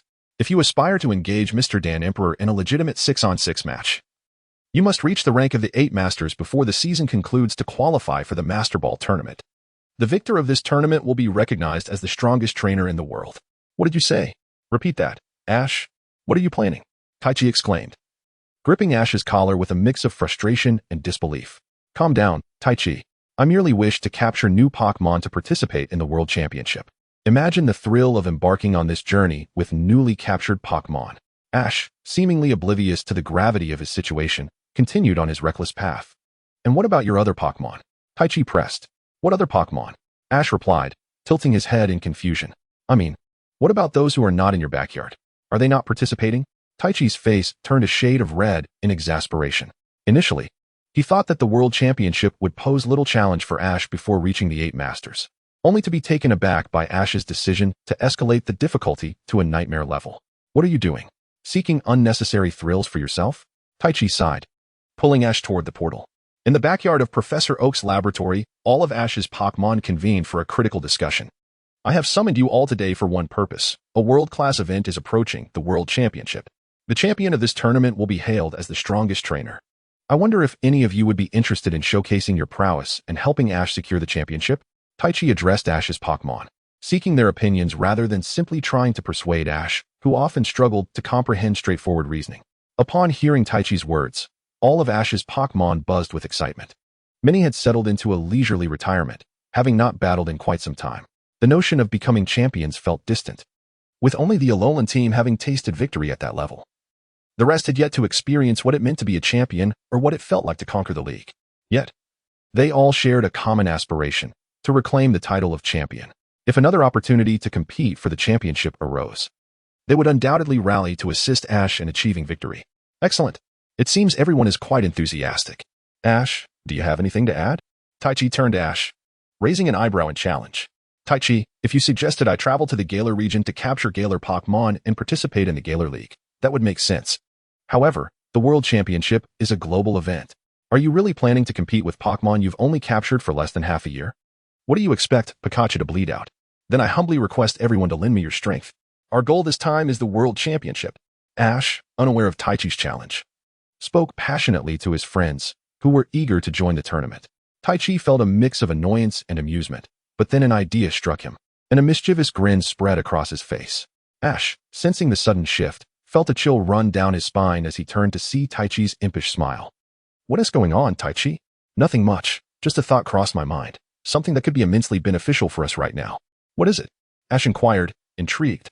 I remember you being the Aura champion. Am I correct? Yes, I earned the title during a competition in Arudalan City, but what of it? Because I detect a significant amount of untapped aura energy within you. This means you are indeed a legitimate aura champion, and developing your aura power could greatly benefit you. What benefits? Ash questioned, puzzled. The advantages are numerous, truly astonishing. You cannot afford to overlook this opportunity. Taichi's grin grew broader, and he could hardly contain his excitement. After registering for the World Championship, Ash found himself ranked over 10,000, as participation had exceeded 10,000 entrants. Climbing from such a low rank to the top 8 would require an extensive winning streak. Furthermore, Ash faced limitations in challenging opponents of significantly different ranks. Pokémon in the Pokeball tier around rank 1000 could battle each other, while the Super Ball tier allowed challenges only among the top 200, and the Ultra Ball tier had no such restrictions. However, the dilemma arose. Despite the large number of competitors, finding opponents of a lower tier was exceedingly challenging, and Ash had no idea where they were located. Consequently, Ash sought Professor Oak's assistance in acquiring a tournament ranking locator, a tool typically reserved for the Ultra Ball tier, granting access to all positional data and tournament locations. However, given Ash's connections, he managed to obtain one even at the Pokeball level. However, the application for that thing would take a few days to process. During this time, Ash accepted a task to investigate an ancient ruin in the Unova region, known as the Giant Guardian Ruins. Soon, Ash and his companion, Zacian, arrived in Unova. The hottest area of Unova is the desert resort, where an underground ancient site, the Giant Guardian Ruins, was recently discovered. Let us explore the mysteries of the ancients. That is the task, Tai remarked as he watched the news report on television, comparing it with the data they had gathered to confirm the location of the ruins. The Giant Guardian must surely be a Pokémon, Ash asserted confidently. There are indeed other possibilities, but it should be a Pokémon. Let us finish the investigation and then continue our training, Tai affirmed, urging them onward. Ha ha ha, Tai. There is no need to rush. We should take our time. Enjoying the adventure is what truly matters, Ash replied, shivering slightly when he heard the mention of training, awkwardly adding, It's fine. We can take it slow. After all, the ruins are a great place to hone our aura abilities. Tai flashed a mischievous smile, causing Ash to feel as though he had plunged into ice. Xiaochun watched this scene with astonishment, wondering how Ash had changed so much. Chapter 42. Capturing the clay giant. Let us discuss how we should traverse this vast desert, Xiaochun inquired, gazing at the endless expanse of yellow sand before them. I'll summon Dragonite. We can fly over, Ash declared. Tai dismissed the desert with a wave, confident that as long as they could fly, the environment posed no challenge. As for the high temperatures, there were no threat to Tai. Even if he fell into the sun, the flames would merely give him a sauna. Oh. It's settled then. Dragonite. Ash called as he released Dragonite. Upon appearing, Dragonite immediately embraced Ash, clearly reveling in the affection. It even hugged Xiaochun. And had it not been for Tai, Dragonite might have embraced him too. All right, I understand, Dragonite. I'm counting on you, Ash said as he extricated himself from Dragonite's grasp. Subsequently, Ash and Xiaochun mounted Dragonite and soared into the depths of the desert towards the giant guardian ruins. Before long, they arrived at the ruins and encountered an exploration team. After gathering some intelligence from the team leader, Ash and Xiaochun ventured into the ruins. Not long after entering, Ash accidentally triggered a mechanism. Instantly, a massive boulder appeared in the corridor, rolling toward them. Fortunately, Pikachu sprang into action, executing a powerful iron tail to cleave the boulder in half, saving them from being crushed. That was close. We nearly got flattened, Ash exclaimed, patting his chest in relief. Exactly, Xiaochun echoed in agreement with Pikachu. As I mentioned, Ash activated his aura abilities, which allowed him to effectively sense the surrounding environment and detect the aura of others, a quintessential tool for any journey. Tai suddenly appeared from nowhere, scolding Ash. All right. I get it, Ash replied, rolling his eyes. Since you know, hurry up and open it. Tai retorted, his frustration rising. Upon hearing this, Ash silently chanted. The aura resides within my heart. Immediately, a blue light emanated from him. In an instant, the entire giant guardian ruins became vividly clear in Ash's perceptions. He could even sense every fork in the path and any traps within the ruins. Guided by the aura, Ash and Xiaochun swiftly reached the innermost part of the ruins, where they met an adventurer named Tila and her partner, Martha. At the very center of the ruins, they encountered a trainer named Carla, who aspired to collect shiny Pokémon alongside her shiny Psyduck. With the guidance of the aura, the group unveiled a long-sealed clay giant. However, to their surprise, the clay giant was merely an ancient contraption created for amusement in battles. Upon awakening, it unleashed indiscriminate attacks in all directions. So, these ancient people must have been incredibly bored, Tai remarked as he observed the rampaging clay giant. Now isn't the time to critique, Xiaochun retorted from behind Ash. Exactly. Tai, think of something. Pikachu's Thunderbolt is ineffective against it, Ash said, shielding Xiaochun while directing Pikachu to retaliate with Thunderbolt. However, Ash had forgotten that the clay giant was a ground and ghost-type Pokémon, immune to electric-type moves. As expected, Tai and Xiaochun were left bewildered by Ash's statement. Could Thunderbolt affect a ground-type Pokémon? Ash, please release your Lizard King to deal with the clay giant. Also, when we train, make sure to memorize the Pokémon type chart. Remember that electric-type moves are ineffective against ground types, Tai said, exasperated. Oh, really? Ash replied, momentarily stunned. In his moment of panic, he had completely forgotten about the immunity. Xiaochun, witnessing this, was also speechless, wondering how Ash had managed to defeat the world's strongest champion, Diantha, without even knowing the type chart. All right, it's settled. Lizard King, a Pokémon with a green body, a large tail, and blades for arms appeared, holding a twig in its mouth. This was Ash's rare champion-level Pokémon, the steadfast Lizard King from the Hoenn region. Lizard King, Leaf Blade. Lizard King extended its arms, summoning two sharp, green energy blades from the leaves. In a flash, Lizard King dashed toward the clay giant, striking it twice with precision. After executing a stylish landing, the clay giant, as if stripped of its ability to resist, toppled to the ground. Now Ash, Tai shouted urgently. What is happening? Ash asked, perplexed. Capture it. Throw a Pokeball, Tai urged, anxious. Didn't you want this powerful clay giant for yourself? It was worth noting that this clay giant was significantly more formidable than the average one, boasting strength at the elite level, although it had been defeated by Lizard King. Lizard King was one of Ash's top 5 Pokémon, a champion-level powerhouse. Furthermore, given Ash's tendency to neglect his Pokémon after their journeys, Lizard King had independently trained to reach champion status, indicating an exceptional talent and understanding. If Lizard King were placed in a suitable training environment, like a valley for Lizard Kings, it would undoubtedly evolve into a champion-level ace. Moreover, when champions face off against elite-level Pokémon, it's practically a one-sided battle. The strength disparity is immense. Thus, Lizard King's swift defeat of the clay giant was entirely reasonable. Upon hearing Tai's words, Ash quickly took action to capture the mud doll giant.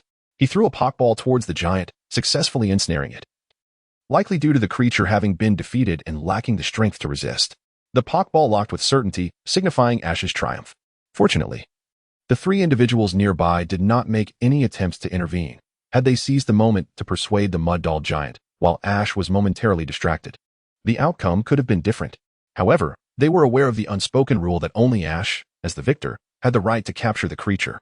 Chapter 43. Gengar returns. I have captured the mud doll giant, Ash exclaimed as he picked up the Pokeball from the ground, striking a classic pose of triumph. Pikachu and Lizard King chimed in, supporting their companion with enthusiasm, familiar with the celebratory gestures. Fantastic, Ash. Zacian congratulated him, stepping forward. Not bad at all.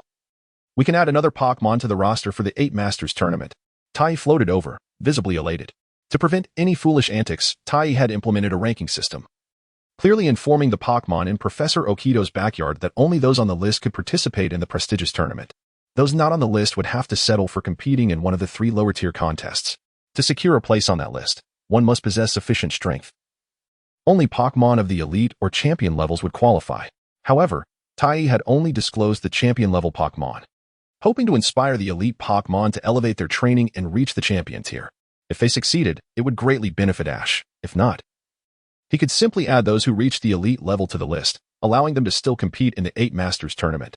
Subsequently, they discovered an ancient relic hidden behind the wall broken by the mud doll giant. After documenting their findings, Ash and Zacian returned to the Sakuragi Research Institute to submit their mission report. Soon after, Ash's challenging days began. I've said enough. Can't you let me rest for just one day? Ash exclaimed, sprinting down the street. Tai swiftly followed, calling after him, Ash, stop. The training to master the aura hasn't concluded yet. Have you memorized the Pokémon attribute chart? Stop right now. Can't you allow me to take half a day off? Ash protested. Half a day of rest? Humph. Don't think I don't know. That last mission was assigned to you by Professor Sakuragi. You've already had your break. So hurry up and train with me. You need to master the aura, create a perfect aura barrier and aura sphere. Only then can the special training be considered complete. Is that even something a person can achieve? Pikachu squeaked from Ash's arms. Having recently honed his aura abilities, Ash had begun to understand the language of Pokémon. Quickly grasping Pikachu's meaning. Are you still not my partner? Don't push me. I might just use you as a projectile. Ash retorted playfully. You can indeed comprehend Pikachu's words. You truly have a gift, Ash. So don't run away, come back and train. Tai urged, noticing Ash's newfound understanding. I refuse, Ash declared, darting away and leaving a cloud of dust in his wake. Tai coughed from the dust, slightly exasperated. Cough, cough. You're moving at such speed. Yet you never seem to learn. We are bound. I can sense you wherever you go. You cannot escape. But fine, the training quota for today is complete. We shall continue tomorrow. 3 days after their investigation of the giant's ruins, Ash completed his training tasks early. Perhaps fatigued from his exertions, he chose to explore, ultimately resting in the dormitory prepared for him at the Sakuragi Research Institute. Hey Ash! Ash! Zacian suddenly burst into Ash's room, shouting at him. What is going on? Ash rose from his bed, puzzled by her urgency. Gengar is back. Back again? Let me see. With that, Ash dashed out the door, followed closely by Zacian, while Tai leisurely floated behind. Upon arriving at the Research Institute's laboratory, they found it in disarray, papers and writing implements strewn across the floor. Aside from 2 researchers, the lab was deserted. However, Ash sensed Gengar's presence through his aura. Gengar, I know you're here. Come out.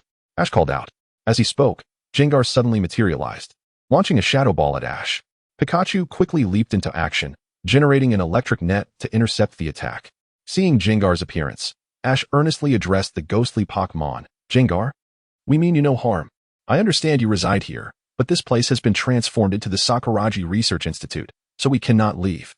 If you feel disturbed by our presence, I can ask Professor Okito to help you find a more suitable home. However, Gengar did not respond with the calm Ash had anticipated. Instead, its anger intensified as it raised its hand and unleashed another shadow ball. Pikachu, incensed, retaliated with Iron Tail, sending the shadow ball flying. Fuming, Pikachu glared at Gengar. This relentless assault on his trainer was intolerable. Pika, what are you doing? Why are you hurting Ash? Pikachu chastised. This is my home. You cannot force me out. Gengar retorted defiantly. Ash, now adept at understanding the aura, could grasp the general meaning of both Pikachu and Gengar's exchanges. This placed Ash in a difficult position. After all, the property had been purchased outright by Professor Sakuragi.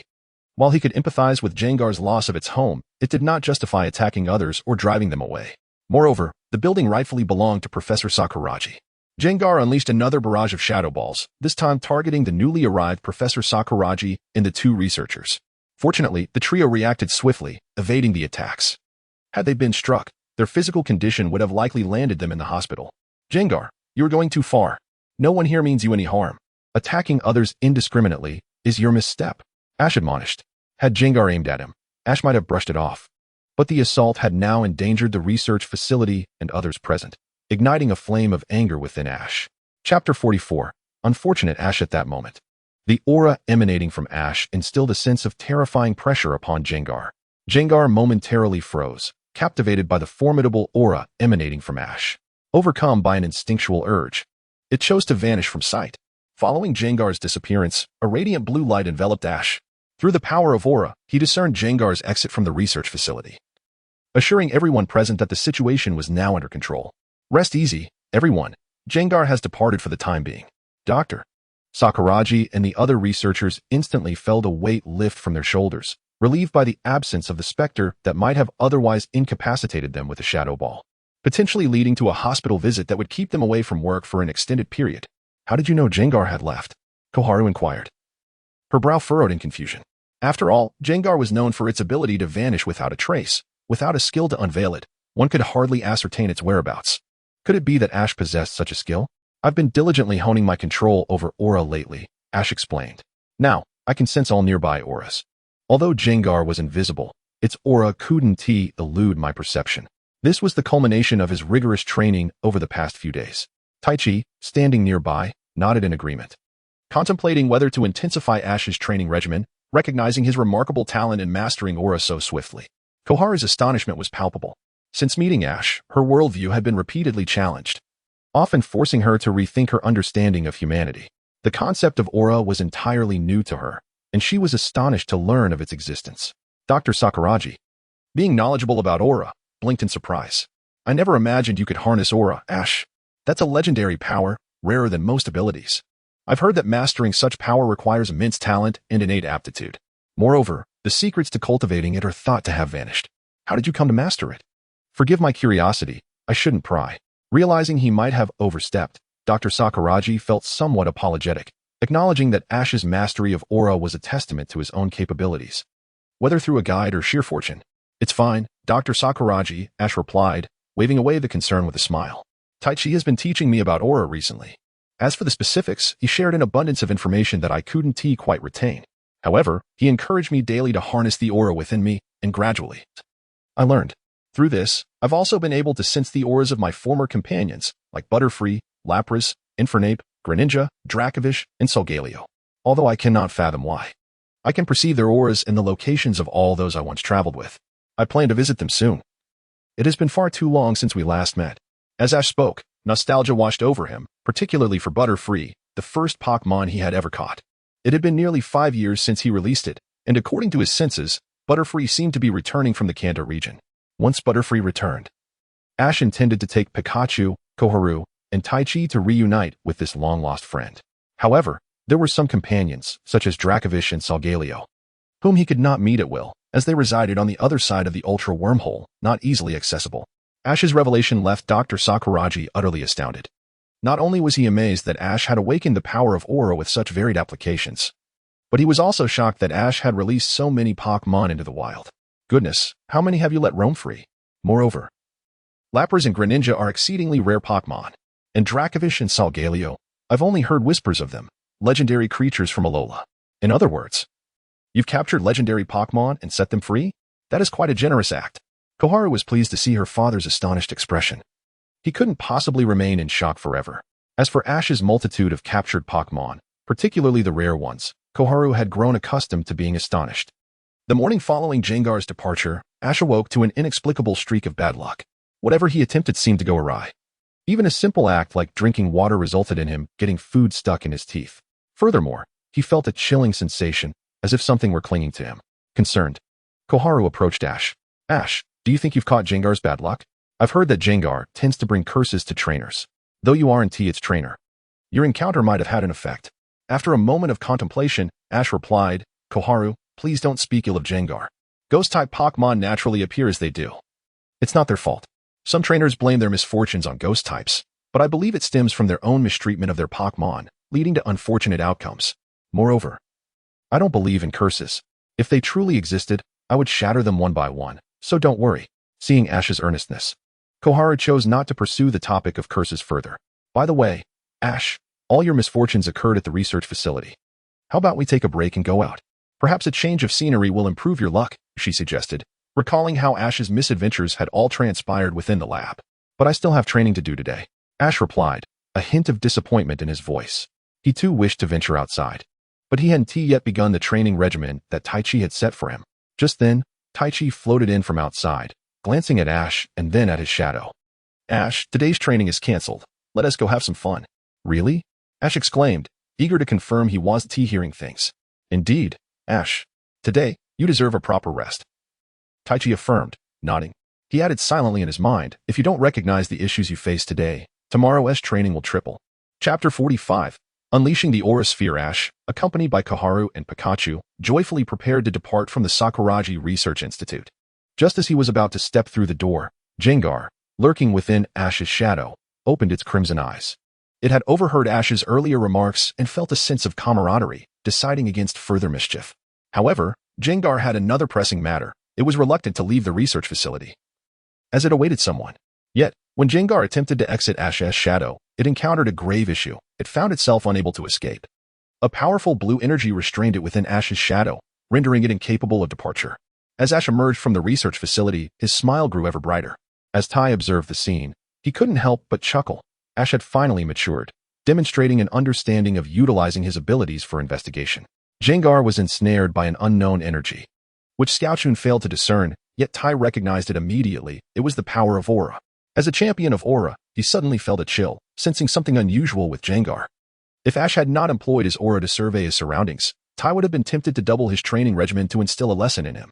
However, it appeared that Ash had indeed wised up, using his Aura to probe the area, thus revealing Gengar effortlessly, rendering it unable to hide.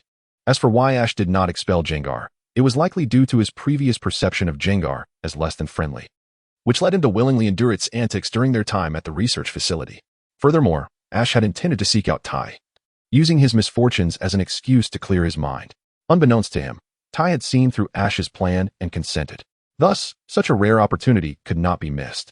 Ash intended to take Gengar out to unwind. It was not that Ash sought to banish Gengar from the Sakuragi Research Institute, but rather he believed that remaining there would not resolve Gengar's inner turmoil. Indeed, Ash had recognized Gengar's emotional conflict since its second appearance.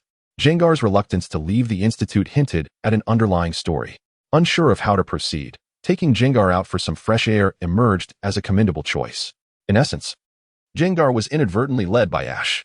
Strolling aimlessly through the heart of Korea City with Xiaochun, Ash engaged in conversations about the World Championships and past adventures.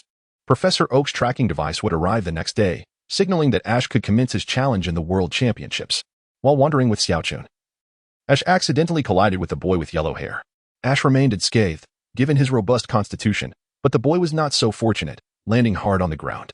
His green-haired companion rushed to assist him, inquiring if he was all right. The boy rubbed his chest, gazing up at Ash in disbelief. How could such a young child possess such strength? The impact to his chest was excruciating. What was happening? Was he still under a curse? His green-haired companion remarked. It's nothing, just a coincidence. The boy replied, pulling his companion closer. You wouldn't believe how unlucky I've been. A couple of years ago, I kept losing battles and failing to capture Pokémon. I often misplaced things, even fell down the stairs for no reason. I was truly at my wit's end. However, ever since I ditched that Pokémon, everything has been smooth sailing. Haha, I even ranked 9,700th in the World Championships. That Pokémon was just worthless. As he spoke, the boy laughed heartily. Ash's fist clenched instinctively. He felt a surge of anger upon hearing the boy refer to Gengar, as it immediately reminded him of the one lurking in his shadow. Was this person truly connected to Gengar? Just as Ash pondered this, Gengar erupted from his shadow with a furious roar. Xiaochun, startled, clung to Ash in fear, believing they were witnessing a ghost in broad daylight. In response, Ash hastily retracted the aura from his shadow. Gengar emerged, gathering shadow balls in its hands, ready to unleash its wrath upon the yellow-haired boy. Observing the beads of sweat on Gengar's forehead and the intensity of its gaze fixed on the boy, Ash finally understood that this individual was indeed the source of Gengar's anguish. The boy's earlier words revealed he had abandoned Gengar, further fueling Ash's indignation. Gengar's eyes were filled with hatred, directed at the trainer who had kept it waiting for 3 long years. The shadow ball in Gengar's grasp swelled larger, emanating immense energy that Tai and Ash could both sense. Gengar, stop. Even if this is a mistake on your part, you cannot attack him directly, otherwise. Ash's warning was cut short as Gengar hurled the massive shadow ball. Overwhelmed by rage, Gengar was deaf to Ash's pleas. Reacting instinctively, Ash placed his hand on his waist, summoning a blue energy sphere. He then propelled the sphere towards the shadow ball, resulting in a tremendous explosion upon impact. The shockwave sent both the yellow-haired boy and his green-haired companion tumbling to the ground. Zacian, sheltered behind Ash, remained unharmed. Pikachu had long since adapted to such events, and Tai was completely unfazed. Instead, Tai looked at Ash with a beaming smile, astonished that Ash had unconsciously executed an aura sphere. It appeared that the recent training was yielding significant results, and Tai felt a swell of pride, believing this achievement was due to his guidance. Had it not been for his insistence on intensive training, Ash might never have mastered the aura, let alone this more advanced technique. Chapter 46, The Lost Gengar. Ash, you. Xiaochun stammered, her delicate fingers trembling as she pointed at him in disbelief. She was utterly taken aback. Had she truly witnessed Ash executing a skill with his bare hands, successfully blocking Gengar's shadow ball? Surely, this could not be a dream. Tai, sensing Xiaochun's astonishment, reassured her. Rest assured, you are not dreaming. This is real. Yet, Xiaochun remained speechless, her expression one of shock as she continued to gaze at Ash, unable to process the moment. Unaware of Xiaochun's astonishment, Ash turned his attention to Gengar, speaking softly. Gengar, please calm down. I know that guy deceived you. He was in the wrong and hurt you. But can you please try to remain composed? Attacking him won't change anything. It will only push you further away. He then directed his gaze at the yellow-haired boy on the ground.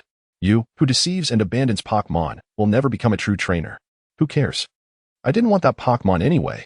I should have never caught him in the first place. If you liked him so much, you should have captured him yourself. The yellow-haired boy stubbornly retorted, pulling his green-haired companion to leave. However, they were halted by a radiant light. Tai intercepted the yellow-haired boy, instructing Ash, call Miss Junsha and inform her that we've discovered someone carelessly abandoning Pokémon. Tai then turned his attention back to the yellow-haired boy with a hint of mockery, saying, what makes you think this has nothing to do with us? As a trainer, it is your responsibility to care for your Pokémon, and according to league regulations, the arbitrary abandonment of a Pokémon is a serious offense that could warrant a lengthy suspension. Furthermore, should we report this violation, we may receive a modest reward. Therefore, tell me, how could this matter not concern us? You, a mere orb of light, dare to interfere with me? Begone. After the blonde-haired individual spoke, he prepared to launch an attack, yet his efforts were effortlessly disregarded by Tai. His strike failed to make contact, passing straight through Tai's form. In response, Tai emanated a radiant blue light, lifting the blonde-haired youth into the air, before shifting his focus onto Ash. At that moment, Ash clenched his fists, fervently battling the urge to strike the blonde-haired boy. However, in order to set a good example for Gung-Gue, he reluctantly relinquished the thought and turned to see Gung-Gue's position, only to discover that Gung-Gue had mysteriously vanished. This was problematic. Gung-Gue must be suffering immensely. And Ash realized he needed to locate him swiftly. With that, Ash activated his aura, seeking any trace of Gung-Gue, while the blonde-haired figure lingered suspended in the air. A mere enigma, merely a piece of refuse, unworthy of concern. In Xiaoji's heart, Gung-Gue held immeasurable significance compared to the yellow-haired individual before him. He would return to settle the score later. Here, Xiaoji detected Gung-Gue's presence and promptly dashed toward a particular direction. Xiaochun and Tai, witnessing this, hastily followed suit. Leaving the yellow-haired person to his own devices, Gung-Gue sat forlornly on the steps of a door, resolute in his decision to no longer trust humanity. Yet, every time he recalled that moment, a youthful smile emerged in his mind. The boy's face was adorned with merriment, radiating determination, and he did not harbor disdain for Gung-Gue's ghostly Pokémon identity. The boy refrained from blaming him for his playful antics, only voicing his disapproval when Gung-Gue inadvertently harmed others. At that moment, Gung-Gue recalled the figure he once loathed deeply and the words spoken. If only he had never attempted to capture that individual from the outset. He pondered how wonderful it would have been if it had been that boy who had persuaded him from the beginning, a boy named Xiaoji. How splendid it would have been. Oh, so you are here, Gungue. As Gungue was lost in a myriad of thoughts and entangled emotions, a voice pierced through his contemplation. He lifted his gaze and beheld two figures, accompanied by a feline silhouette, standing before him. This peculiar trio comprised two humans and a cat. Gungue, filled with curiosity, wondered what intentions these three might harbor. Mr. Gungue, would you be intrigued to embark on a nefarious journey with us? Xiaoxiro struck a pose that he believed to be quite charming and declared, we have discerned your experiences and fully comprehend your current feelings. Cast aside that overbearing trainer and join forces with us. Tears glistened in Meow's eyes as she empathically remarked, you should wield your strength as you see fit. Simply send those you cannot tolerate flying away. Musashi exclaimed with great excitement. Gengar tilted its head, its expression resolute, and declared, he speaks of deceiving spirits. Humanity is unworthy of trust. Meow, meowed the cat. Upon hearing this, Kojiro turned to Musashi and whispered, what an extraordinarily untrustworthy individual. Without further ado, Musashi chose to take action. Kojiro activated the equipment they had brought along, a specialized vacuum designed to capture ghost-type Pokémon like Gengar's, and swiftly ensnared the creature. Gengar was successfully captured, hooray. The trio of Team Rocket exchanged triumphant high fives, believing they had successfully subdued Gengar. Just as they were preparing to depart, a voice suddenly pierced the air. Pikachu, Irontail. A silvery beam streaked across the sky, instantly cleaving their prized Gengar capture device in two. Gengar, thus liberated, escaped effortlessly. The Team Rocket trio, taken aback, exclaimed in disbelief, who dares to thwart our grand endeavor? Since you have asked with genuine sincerity, I shall graciously impart my wisdom unto you, to prevent the devastation of our world, to safeguard the peace of our existence, and to uphold the values of love and authentic justice. Charming and endearing protagonists. Ash, Dawn. I am Tai. I am a passionate trainer who adores traveling and exploring the fascinating world of Pokémon. White holes, a bright tomorrow awaits us. Indeed, Pikachu, accompanied by Ash, Choo-Choo, and Tai, was the source of the recent silvery radiance which emanated from Pikachu's iron tail. Upon hearing Team Rocket's inquiries, Ash instinctively responded, while Tai found the situation amusing and continued the dialogue. Choo-Choo, perhaps deeply influenced by the catchphrases of Team Rocket's trio, unconsciously followed suit when their names were mentioned. Chapter 47. A ghostly encounter against two foes. I interjected. Hold on a moment. Those are our lines. Do you possess the rights to use them? Copyright. Do you comprehend? You are engaging in plagiarism. Beware, or I shall report you. Musashi vehemently declared, pointing at Satoshi with an intensity akin to that of a malevolent spirit.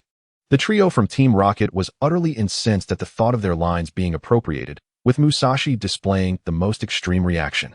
In stark contrast, Satoshi remained unfazed, blocking Gengar with outstretched arms, his aura radiating confidence as he addressed the trio. You may say whatever you wish, but keep your distance from Gengar. Gengar, observing the slender youth standing resolutely before it, was overwhelmed with a mix of gratitude and astonishment. Despite the way it had treated him in the past, he bore no grudges and had come forth to shield it. How can we leave if you do not permit it? Would that not be a great loss of face? Indeed, little brat, allow us to showcase our prowess. With that, Team Rocket summoned a capsule machine, from which they extracted two bewildering night spirits. Let us go, Pikachu. Satoshi commanded, preparing to send Pikachu into the fray, when Gengar unexpectedly leapt forward, positioning itself before Satoshi. Satoshi, momentarily taken aback by Gengar's sudden appearance, was met with its unwavering gaze, as if he comprehended its intentions. Gengar, do you wish to battle them? Gengar, with a mischievous grin, nodded at Ash, seemingly having regained some of its vitality. Observing this, Ash exclaimed loudly, in that case, it has been decided. It shall be you, Gengar, the detestable little rascal. Allow me to demonstrate our prowess. The Wandering Night Spirit and the Dark Knight Phantom 2, Musashi and Kojiro perused the instruction manual and began to command the Wandering Night Spirit. The match commenced with two Dark Knight Phantoms advancing towards the ghostly foe. Quick evade, commanded Xiaoji calmly as he observed the scene. The ghost effortlessly ascended, deftly dodging the two Dark Knight Phantoms with remarkable agility. In terms of speed, the ghost was oblivious to how many Wandering Night Spirits it could effortlessly overpower. Moreover, the strength of these two Wandering Night Spirits is merely at the gym leader level. In the face of a quasi-elite Pokémon like Gengar, renowned for its swiftness, they were completely overwhelmed. Thus, Gengar effortlessly evaded the two shadowy waves. Maintaining this momentum, it continuously unleashed Shadow Balls. Observing Gengar's evasion of the two Dark Knight Shadows, Ash swiftly commanded a counterattack. Although Ash was not entirely familiar with this Gengar, he was well aware of its formidable capabilities. Its incredible speed and the ability to launch shadow balls in rapid succession were among the reasons Tai had initially taken a liking to this Gengar. The skill proficiency was exceptionally high. It's no wonder Tai claimed that with a competent trainer, ascending to champion status would pose no challenge for this Gengar.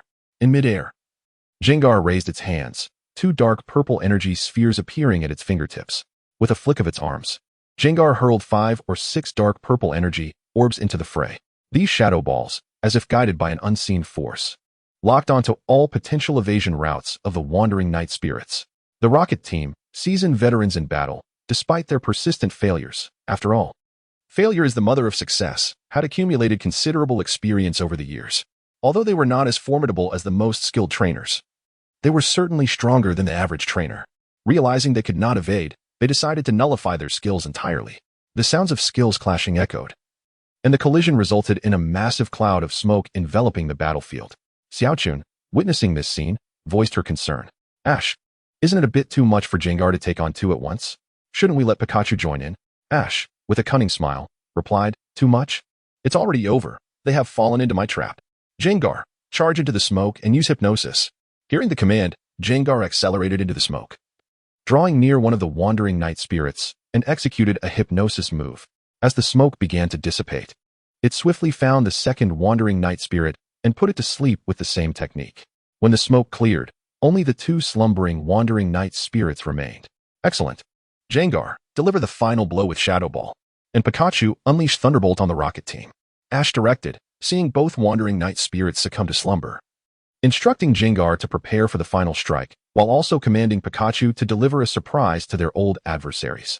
Gengar raised its hands skyward, and shortly thereafter, a colossal shadow ball gathered above its head. At the same time, Pikachu, poised for action, unleashed golden bolts of lightning from its cheeks. The Rocket Team, witnessing this spectacle, instinctively huddled close together, sensing an ominous premonition. I have a really bad feeling about this. We're doomed. The trio exclaimed in unison, expertly dividing their lines. As their words faded, Gengar released the massive shadow ball, while Pikachu launched its golden lightning toward the Rocket Team. The shadow ball traced a graceful arc through the air, striking the 2 wandering night spirits, while the golden lightning directly hit the Rocket Trio. With a resounding explosion, both skills detonated simultaneously, propelling the Rocket Team and their Pokémon into the sky. What an annoying feeling. The Rocket Team lamented as they transformed into twinkling stars in the sky. Zacian couldn't help but comment, these 3 have the same absurd resilience as Ash. I heard that annoying Xiaohai ended up hospitalized after being struck by an energy ball from the sky, and yet these 3 are completely unscathed. After sending the Rocket Team flying, Gengar turned its back to Ash, remaining silent. At that moment, Gengar was uncertain of what to say. Ash approached Gengar, inquiring, Gengar, I know that person hurt you deeply before, and you must be quite disillusioned with humans. But I still have the audacity to ask, would you be willing to come with me? Upon hearing this, Gengar turned its head to look at Ash, momentarily lost in thought. It had previously pondered how wonderful it would be if its trainer were this very boy, and now that boy seemed to be extending an invitation. Chapter 48. Capturing Gengar. I understand you may find it hard to believe, and perhaps humans might not believe me either, but that matters not to me. For I believe in you. You are not a harbinger of curses, nor an uninformed Pokémon in battle. On the contrary, you are a powerful ghost-type Pokémon, and I require your strength to assist me in my quest to become a Pokémon master. So, Gengar, will you be my partner? Ash spoke earnestly, his sincerity evident. Gengar gazed into Ash's earnest eyes, a smile spreading across its face as it gently nodded, signifying its agreement to become Ash's Pokémon. Haha. Then I look forward to your guidance, Gengar. Ash exclaimed, retrieving a Pokeball from his pocket and gently tapping it against Gengar's body. In an instant, Gengar transformed into a brilliant red light, entering the Pokeball. The ball did not resist, emitting a clear sound that signified Ash's successful capture of Gengar. Fantastic. I have captured Gengar, Pikachu. Ash celebrated. Congratulations, Ash. You have successfully captured Gengar. They cheered. This is wonderful.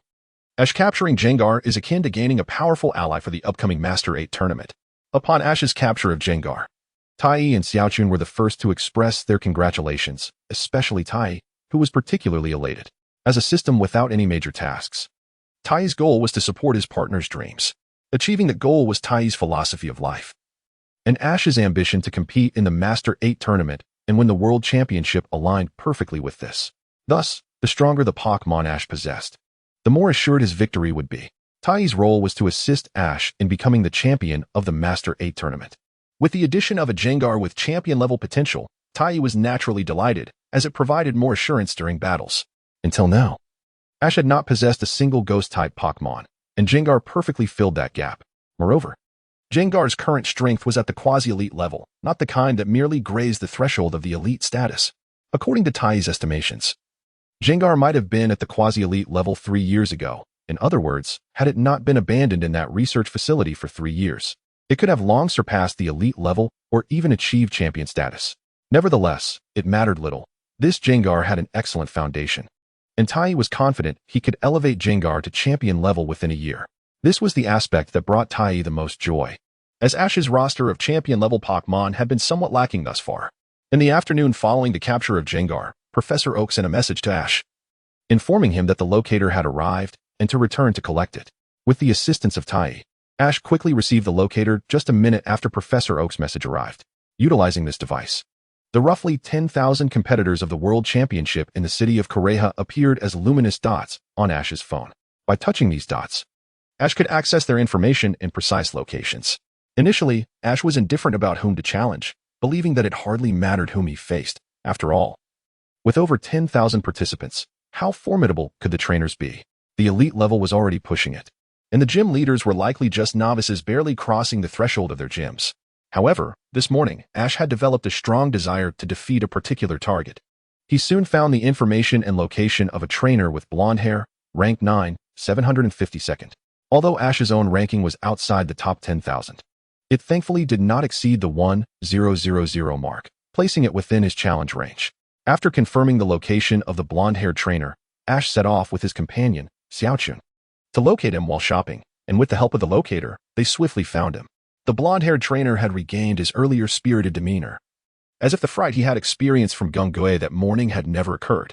Upon spotting Ash, the trainer instinctively trembled for a moment, then relaxed upon noticing that the ominous purple figure was not following Ash, allowing him to revert to his previous cocky demeanor. What do you want now? Didn't I tell you? If you want Gungue, go capture it yourself and stop bothering me. I no longer want that Pokémon.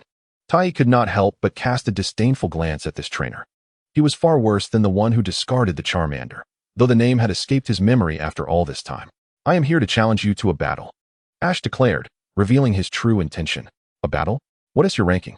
The blonde trainer, still shaken from his earlier encounter with Gungue, had not noticed that Ash could unleash a wave missile barehanded, thus underestimating him. Given Ash's age, the trainer doubted Ash's strength. I am ranked 10, 752nd, Ash replied.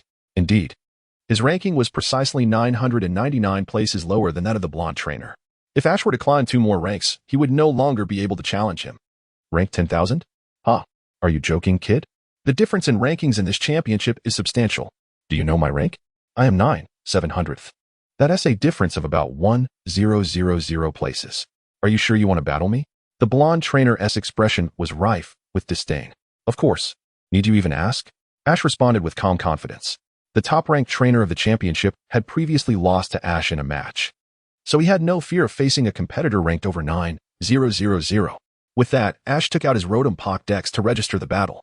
As Ash remained composed, an ominous feeling surged within the blonde trainer upon catching sight of the red device in Ash's hand. The World Championship was an open competition, allowing any trainer to participate. However, each battle had to be recorded on the phone, adhering to championship rules. Most battles involved registration for record-keeping and sign-up via the mobile device. Once both parties submitted their applications, a dedicated Rotom referee would oversee the battle, ensuring fairness and adjudicating the outcome. Those possessing a Rotom Pokédex were either novice trainers who had just received their starter Pokémon from a professor, trainers with substantial backing, or those with exceptional prowess, certainly not individuals like the blonde trainer could contend with. Yet, knowing he had to fight, the blonde trainer understood that fleeing would ruin his reputation further, having already lost face previously. At that moment, he could only hope that Ash was indeed a novice trainer, allowing him a chance to regain some dignity in battle. Both Ash and the blonde trainer simultaneously tapped their phones to agree, then quickly sought an open space. The championship battle attracted a sizable crowd, and the Rotom referee arrived promptly. After the referee explained the rules of the match, the duel between Ash and the blonde trainer commenced. This battle would consist of a one-on-one duel, typical for Pokémon battles of this caliber. where contests usually featured either 1 or 2 Pokémon, never exceeding 3. Both trainers released their Pokémon simultaneously. The blonde trainer sent out a Hoodie, demonstrating that he possessed some skill by acquiring such a Pokémon. Hoodie. Impressive, but it's a shame to see such a Pokémon in your hands, Tai remarked, initially impressed but quickly shifting to scorn upon evaluating Hoodie's actual strength. It was well known that Hoodie was not a common Pokémon. Given that its initial form, Kaishi, was particularly rare, and the final evolution of Hoodie was even more so. Moreover, considering the exceptional capabilities of Psychic-type Pokémon, any trainer capable of evolving to Hoodie should, at the very least, possess gym-level prowess. Yet Tai detected that the Hoodie before him was merely at the elite level, indicating that the blonde trainer lacked the ability to cultivate his Pokémon effectively. Nonetheless, it was no surprise. Tai believed Gungue could become a champion-level Pokémon, possessing inherent talent, and yet under the blonde trainer's command, it had consistently faced defeat, illustrating the trainer's ineptitude. Ash, too, summoned his Gungue, as it seemed inappropriate to deploy any other Pokémon in this situation. Seeing Ash's Pokémon, the blonde trainer could not suppress a mocking scoff. You thought you had a loyal companion, but look at you now, it's just gone over to someone else. The blonde trainer felt deeply unsettled, having witnessed his Pokémon taken away right in front of him. Although he had chosen to relinquish it, the sensation was still quite displeasing. Your Gungue has suffered misfortune by being in your possession, and now I shall demonstrate its true strength. Ash retorted, undeterred by the blonde trainer's mockery. Shadow Ball, Gungue, Ash commanded, and Gungue, eager for action, awaited the order.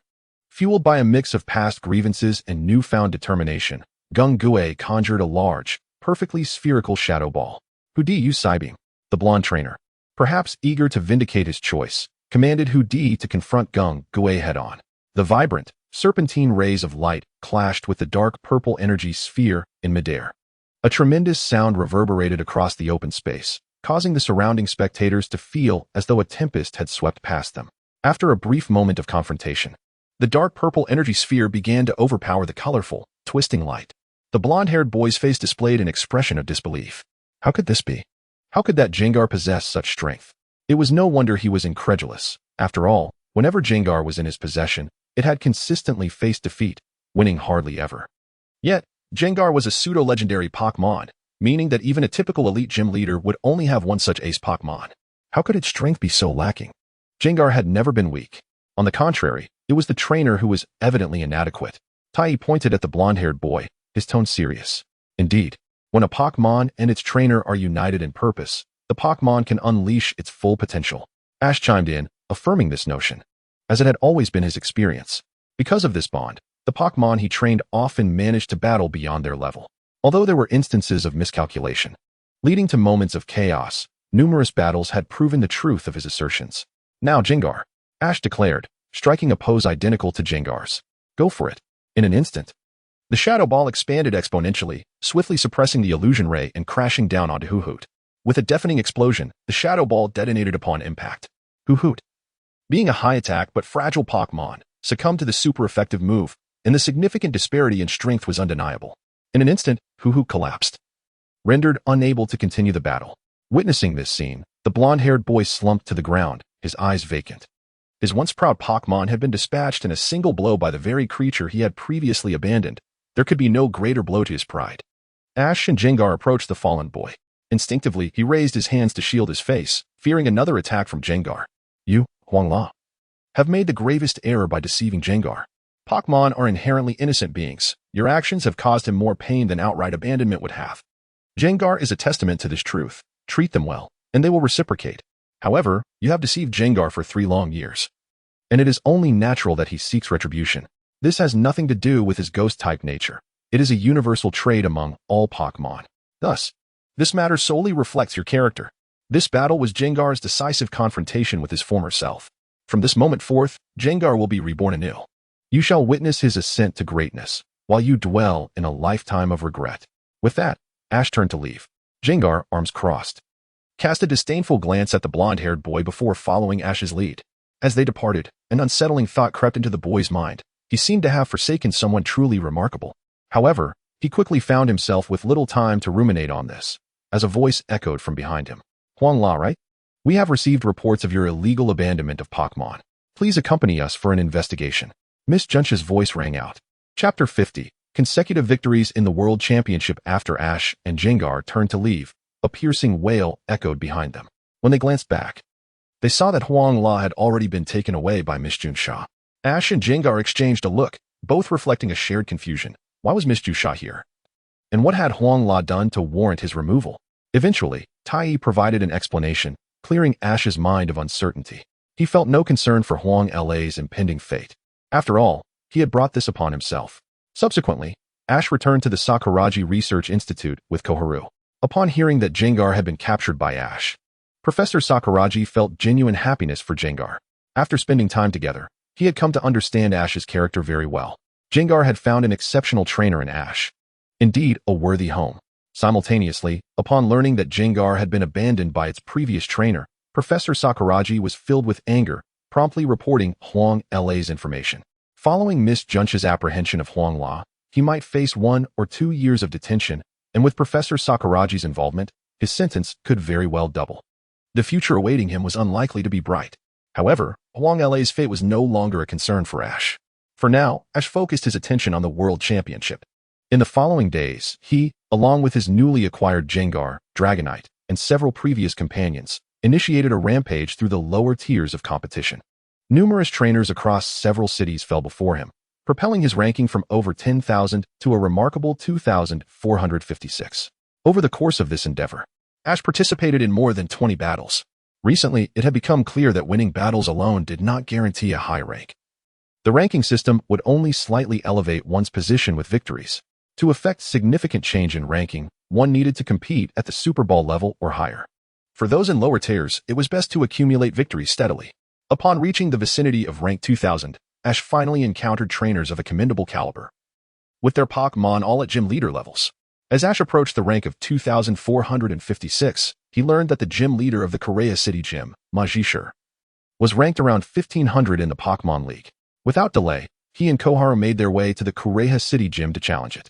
However, to Ash's surprise, Majishur was absent from the gym.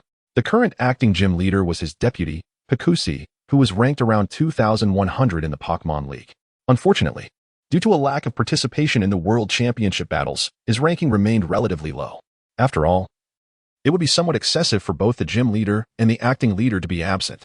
Upon learning of the acting leader's rank, Ash's competitive spirit ignited, and he expressed a desire to spar. Consequently, Pikachu found himself utterly overwhelmed by Ash's prowess, suffering a one-sided defeat. Ash utilized Pikachu and Gengar, both of whom had significantly recovered from their earlier struggles. Pikachu was slowly regaining his former strength, approaching the level of a champion, while Gengar, after rigorous training and battles, was on the brink of reaching that pinnacle himself. A mere encounter with a Pokémon stronger than him would likely result in a breakthrough.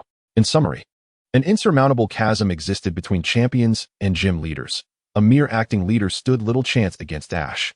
With a resounding crash, the gym doors burst open, kicked, to be precise. A robust and bellowing voice resonated through the gym, reaching the ears of all present. I've received word that someone has come to challenge the gym. Is it true? Xiao Ji, with a beaming smile, turned and said, Uncle Majishur, isn't it a bit excessive to call it a challenge? I am here to compete, to challenge. At the entrance of the Kai City Gym, Majishur, clad in military attire, wore a grin as he strode in, gazing at the now slightly taller and more mature boy before him. This was the same boy who had left a profound impression on him, demonstrating that Pokémon could be remarkably powerful even without evolving. You have already bested my deputy. You still claim you're not here to challenge me? He chuckled. That was merely a friendly spar. Next up, it's your turn, Uncle Majishur. Xiaochun had long been aware of the acquaintance between Xiaoji and Majishur. After all, Xiaoji often reminisced about past events with her, as if he had friends scattered across the entire world. However, Xiaochun felt relieved that this time the friend was a gentleman rather than a lady. After a brief exchange of pleasantries, Xiaoji and Majishur took their positions on opposite sides of the arena. Let me be clear from the outset. Even though we are familiar, I won't hold back. I wouldn't have it any other way, Uncle. I will show you just how powerful I have become. Taichi, observing the two engage in verbal sparring, couldn't he help but comment, alas, the world has changed. One is unaware of the true strength of his opponent, while the other appears to have grasped his own capabilities. Sigh, this is all my doing. After taking a hearty sip of his milk tea, Taichi added, Well, I am at a loss for words here. Could I please have a cup of milk tea? Thank you. Xiaochun, upon hearing this, found herself at a loss for how to respond to Taichi's remarks. She had seen shamelessness before, but never to this extent. Both sides had taken their positions, and the referee, Rotom, was already in place. For any World Championship challenge, either Rotom officiated, or the match occurred in a designated arena with video documentation to validate the battle. The rules dictated that both parties would send forth their first Pokémon. As Rotom announced, Majishir tossed out a Pokeball, while Xiaoji, with a flourish, sent Pikachu into battle. Since this was not a gym match, there was no stipulation for the gym leader to send out their Pokémon first. Both trainers released their Pokémon simultaneously. In a flash of light, Majishir's Pokémon emerged, revealing a Raichu. Both Xiaoji and Majishir couldn't suppress their laughter upon seeing their respective Pokémon, as they had both anticipated the other's choice. This first confrontation was indeed a matter of past grievances. Back when Pikachu first began its journey, it had been schooled by Raichu, only to later redeem itself through sheer speed. Although neither party owed the other, the lingering rivalry remained. Indeed, it is Pikachu, and Raichu has been summoned. They both exclaimed in unison, followed by hearty laughter. However, after their laughter subsided, their expressions shifted to one of intense focus. Pikachu, quick attack! Xiaoji commanded, and with lightning speed, Pikachu initiated the first strike. Raichu, let us respond with quick attack, Majishir directed, seeking to avenge the past humiliation inflicted by Pikachu's speed. What Majishir failed to realize was that the Pikachu of today was no longer the plump creature of yesteryear. It had evolved into a formidable force known as Pikachu, or Pikachu the Divine. Consequently, as Majishir issued his command, Xiao Chun, Taichi, and Piku in the audience were left astounded. The former two were aware of Pikachu's incredible speed, while the latter, having experienced a prior battle with Pikachu, had a solid understanding of its capabilities and knew just how fast Majishir's Raichu could be. To them, challenging Pikachu's speed seemed akin to seeking unnecessary trouble. As anticipated, both Pikachu and Raichu transformed into brilliant streaks of light, leaving behind multiple afterimages. Their speeds escalated, and within mere seconds, Raichu could no longer discern Pikachu's location. The arena was filled with Pikachu's illusions, rendering it impossible for anyone other than Taichi and Xiaoji to identify the real Pikachu amidst the chaos. Is this truly the speed of a Pikachu? Majishir pondered. Bewildered by the performance of Pikachu, he understood that his Raichu had shortcomings in speed and had diligently worked to rectify this over the years, achieving a level of speed comparable to that of a standard Raichu, if not exceeding it. Despite Raichu's larger size, its base stats significantly overshadowed those of Pikachu. Majishir questioned how Xiaoji's Pikachu could possibly possess such extraordinary speed that transcended its species' typical capabilities. Is it cheating? He mused, as Pikachu darted around at high speed. Raichu soon found itself disoriented, its movement slowing. Majishir, drawing on his extensive experience, recognized the precarious situation and prepared to counteract, but Xiaoji was already in motion. Now Pikachu. Thunder Punch, commanded Xiaoji, as Pikachu appeared before Raichu, sporting a mischievous grin. With a hand crackling with golden electricity, Pikachu delivered a powerful punch directly to Raichu's midsection, launching it into the air. Majishir's eyes widened in disbelief, while Pikachu had always been quick. Its strength had been notably lacking. What is this newfound power? He wondered, astonished. A single Thunder Punch had sent Raichu flying. Moreover, who had the audacity to train a Pokémon like Pikachu, known for its short limbs, to master a skill like Thunder Punch? Suddenly, Taichi in the audience sneezed unexpectedly. Who is cursing me from behind? Is it the Pokémon Xiaoji left in Professor Oak's lab plotting a rebellion? I will double the training when I return, Taichi remarked, rubbing his nose and surveying his surroundings. Meanwhile, the Pokémon in Professor Oak's lab shivered, unaware that due to one person's sneeze, their training regimen was about to increase. Pikachu, Electro Web, Xiaoji commanded, seizing the opportunity. Pikachu conjured a grid of golden lightning from its tail, launching it skyward to ensnare Raichu. Quickly, Raichu, use Mega Punch to break free, Majishir ordered, sensing the dire situation. Raichu struggled in the air, disoriented and without a stable point of leverage, incapable of executing Mega Punch. However, Xiaoji was not about to grant Raichu the chance to escape.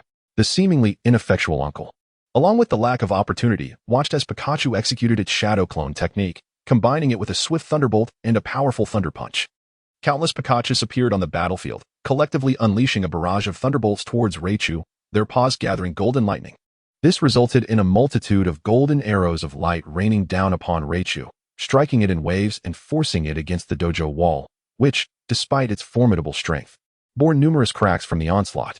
As the smoke cleared, Raichu lay on the ground, eyes rolled back, devoid of combat capability. The referee, Rotom, hovered beside Raichu and, upon witnessing its incapacitation, announced the outcome while dimming the Pokeball icon beneath the name of the trainer, Magishur. At that moment, Magishur stood in bewilderment, gazing at Pikachu and then at the fallen Raichu. His mind was engulfed in a storm of questions. Who am I?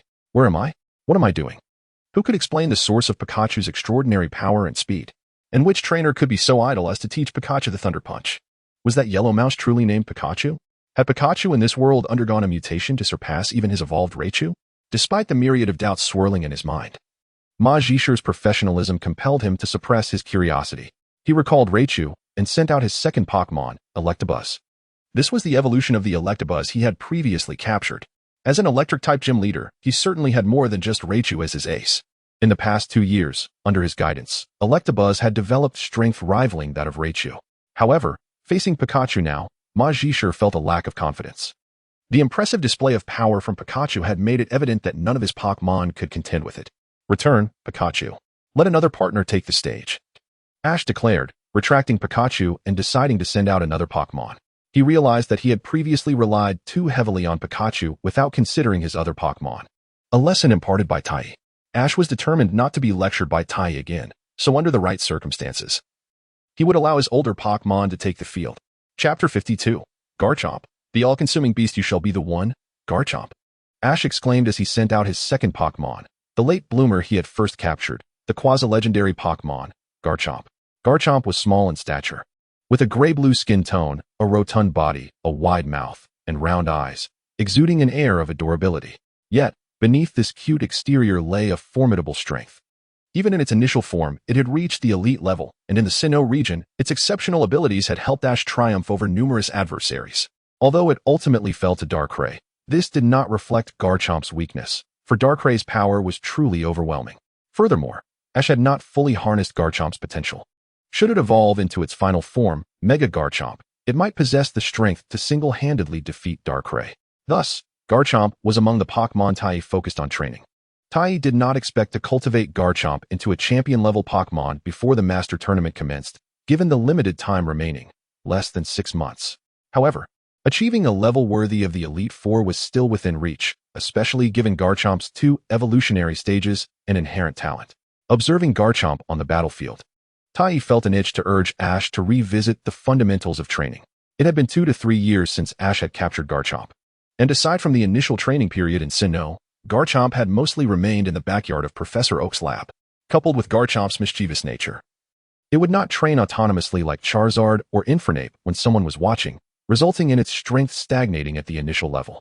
If only Ash had taken Garchomp on a training journey for a couple of months, it would have easily reached gym-level capability. As for Magishur, seeing a small shark as his current opponent brought him a sense of relief. Although this small shark had ground-type advantages over his electric-type Pokémon after years of experience, every trainer surely had a few strategies to counter ground types.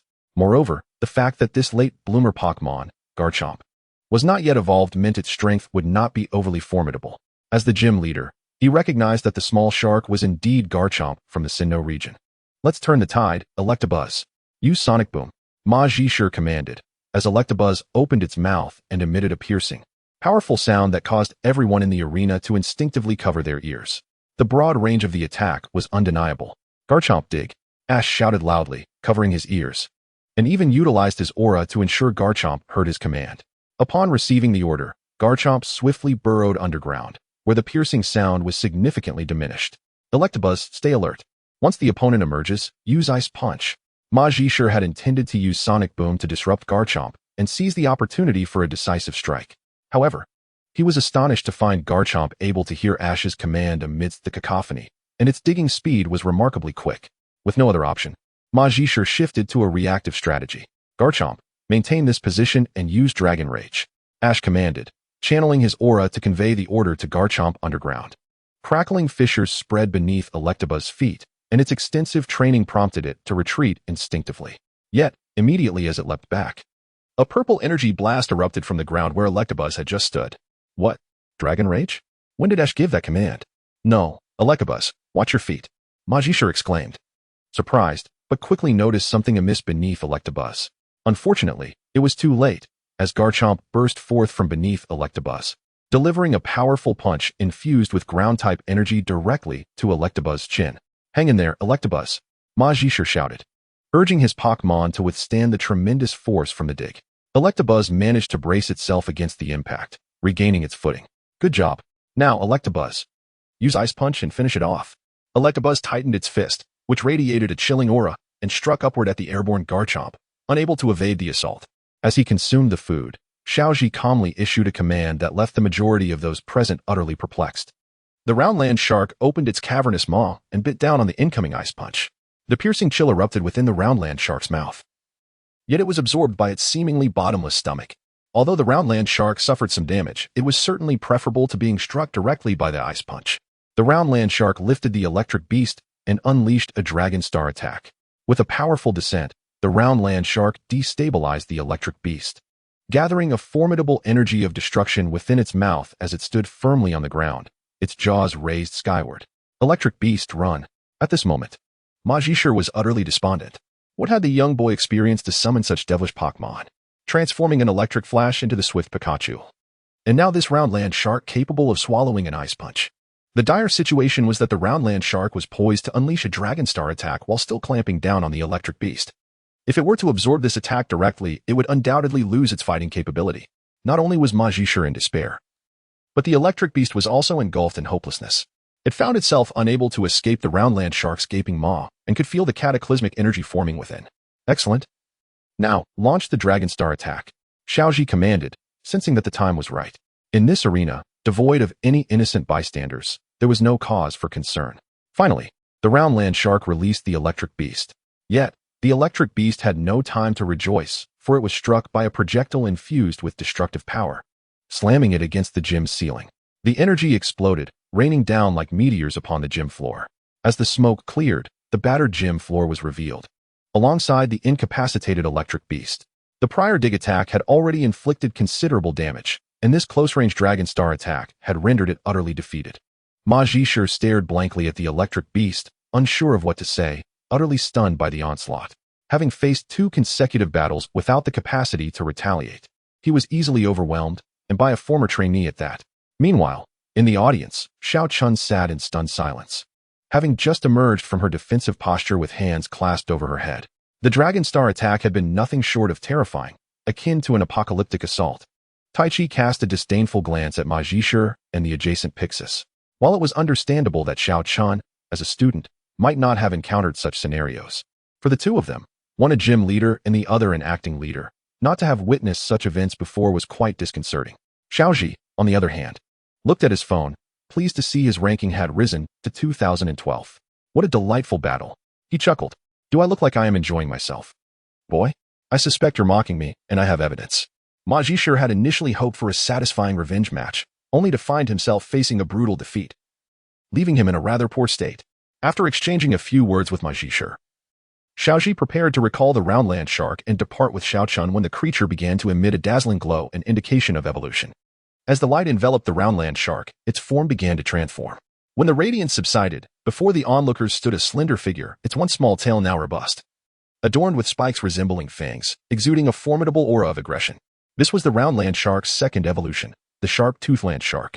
Taichi immediately activated his scanner to examine the data on the Sharp-Toothland shark. Sharp-Toothland shark, classification, Sonic Pokémon, type, ground. Dragon, ability, Sandveil, level, gym leader, moves, Dragon Rage, dig, Dragon Star attack, impact, Sandstorm kick, Quicksand hell, Fire foam, held item, none. Taichi nodded at the data. Although it was a late bloomer, Pokémon reveal a portion of their strength upon evolution, and it was indeed rare for one to reach the gym leader level immediately after its first evolution. How strength is assessed is not merely about reaching a particular stage. It largely depends on the training received. Some Pokémon, well trained, can be of champion caliber even without evolving, as exemplified by Xiaoji's Pikachu and Bulbasaur. Conversely, poorly trained Pokémon may remain at mere elite levels, or even lower, regardless of their evolutions. Ultimately, it all hinged on the quality of training, and the inherent strength must reach a certain threshold for Taichi's scan to classify it accordingly. Occasionally, unexpected potential allows for surpassing typical levels, contingent upon the trainer's ability to harness the Pokémon's unique traits. For instance, Xiaoji's exceptional sharp-toothed landshark could potentially challenge even a near-champion-level Pokémon if utilized effectively. Upon witnessing his round landshark evolve into a sharp-toothed landshark, Xiaoji excitedly rushed forward, only to be met with a playful bite from the creature. "Ah, let go of me, sharp-toothed landshark. Your teeth are sharp." This spectacle left all but Tai Chi at a loss for words. Such a greeting was indeed unique and exceedingly rare. "Captain, is your friend's head made of iron?" "It's remarkably hard," Pixis inquired of Majishur. "Don't ask me."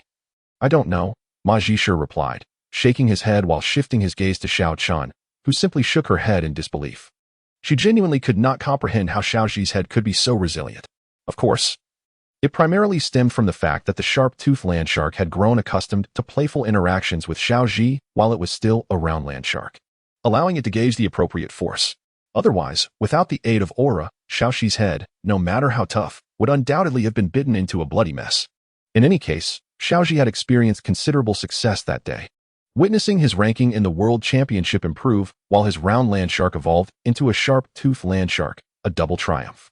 In the following days, Xiaoji refrained from battling, instead focusing on his duties as a special researcher, which primarily involved observing various Pokémon. Consequently, his ranking experienced a slight decline, as while his points remained stagnant, others were accruing points and surpassing him. However, there is no need for alarm. After all, there remains a considerable duration until the season concludes. Even Tai has suggested that Ash take some time to rest, engage in training, and unwind. Indeed, the training regimen that Tai previously devised for Ash was exceedingly rigorous, enabling Ash to thoroughly master the application of wave guidance within a mere fortnight. Techniques such as the wave bomb and the barrier of the wave have become remarkably effortless for him, devoid of any pressure. Thus, a period of relaxation is prudent, allowing him to prepare for future battles with unwavering dedication.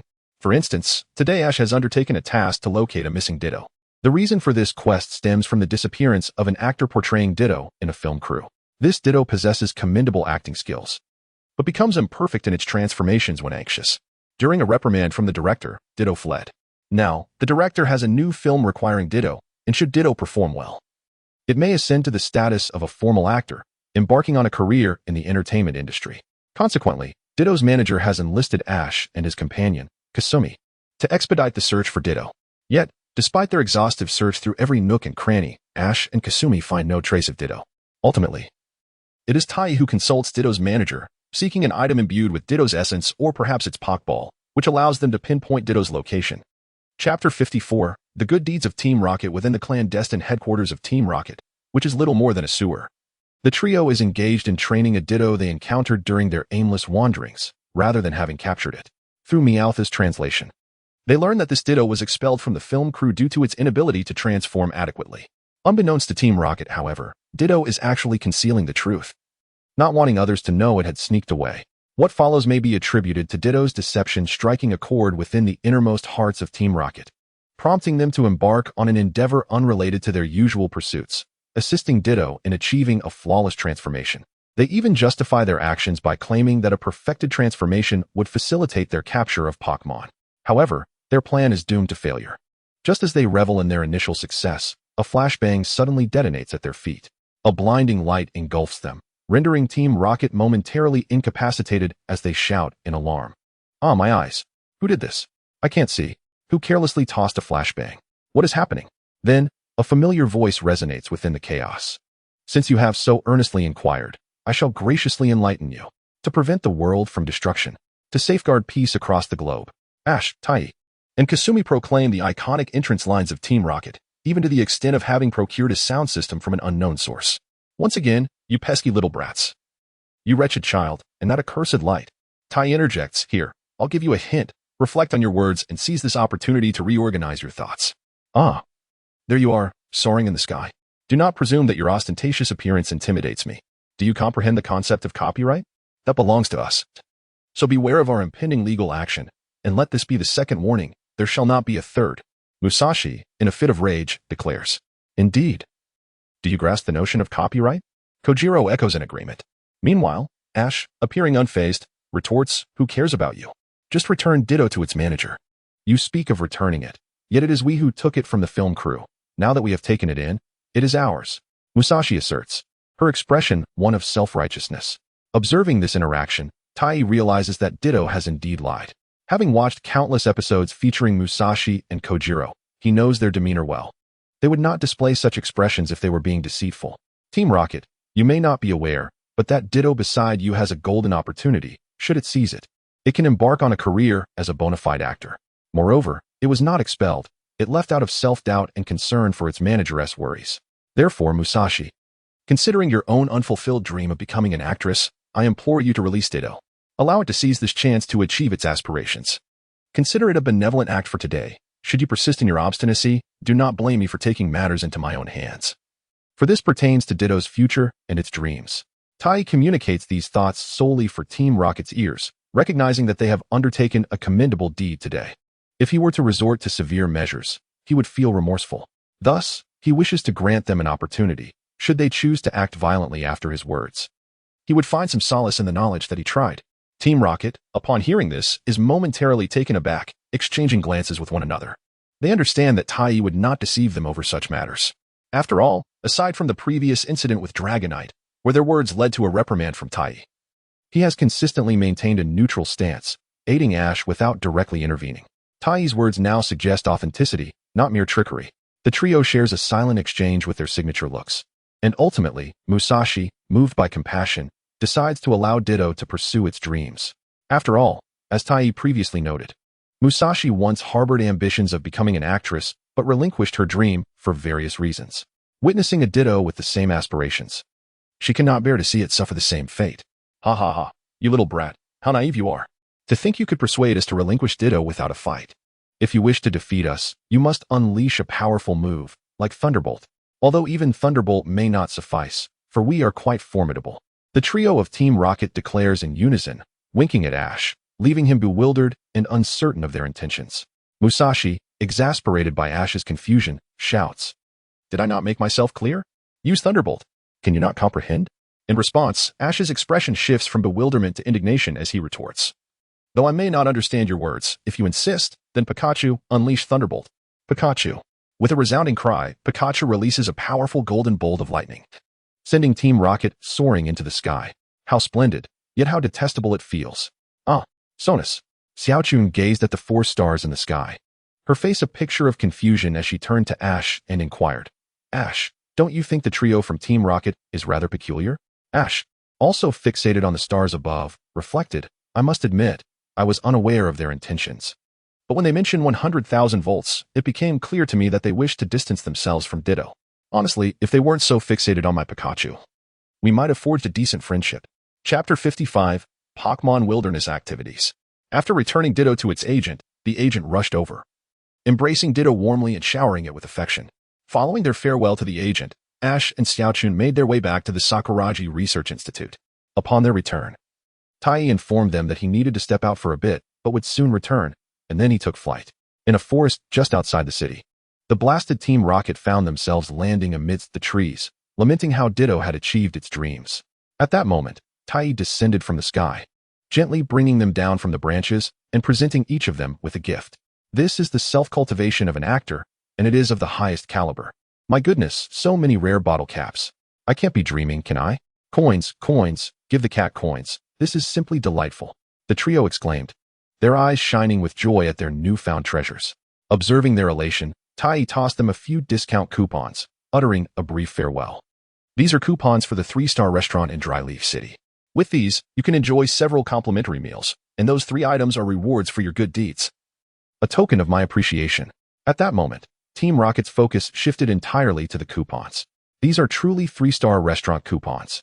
I've heard such wonderful things about their delicious meals, they exclaimed, delight radiating from them. What a fantastic feeling. The day following the conclusion of the Ditto search mission, a group of children arrived at the Sakuragi Research Institute. They were accompanied by the principal from the school attended by Sakuragi's son, Suda, requesting the institute to organize an activity akin to a summer camp Ash had previously attended. The event involved dividing into several teams, starting from the Sakuragi Institute and concluding at the Dryleaf City Harbor, with 3 routes to explore in search of Pokémon. The team that discovered the most Pokémon would emerge victorious.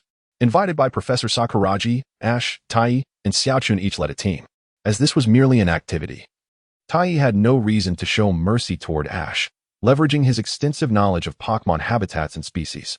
His team effortlessly surpassed the number of Pokémon encountered by Ash and Xiaochun's team, dominating the competition. Ideally, this event would have concluded amidst laughter and joy. However, Team Rocket had other plans, deploying a Lugia balloon to deceive Ash and Xiaochun, capturing Pikachu and Electrowang. Just as Team Rocket was about to flee with their prizes, Ash dispatched Dragonite, shattering the cage that confined Pikachu and Electrowang, thus rescuing them. At that moment, the real Lugia appeared, sending Team Rocket flying away with a gust of wind, and without looking back, it departed. Ash, momentarily bewildered, pondered what purpose Lugia had in surfacing from the depths, wondering if it had come solely to thwart the charade of the balloon. Lugia, you certainly seem busy today. I intended to invite you for a battle. Ash scratched his head awkwardly, realizing that his earlier attempt at conversation might have gone unheard, leaving him feeling somewhat embarrassed. Could you perhaps refrain from thinking about battles all the time? Maybe Lugia simply didn't want a battle and chose to leave, Xiaochun quipped from the side. Ash's battle enthusiasm left Xiaochun at a loss, for whenever the topic of battles arose, he became overly excited. Nonetheless, for Ash, this incident was just a minor interruption, and he quickly regained his composure. At that moment, Tai's team arrived at the Dry Leaf City harbor. As previously mentioned, this was merely an opportunity for the children to gain experience.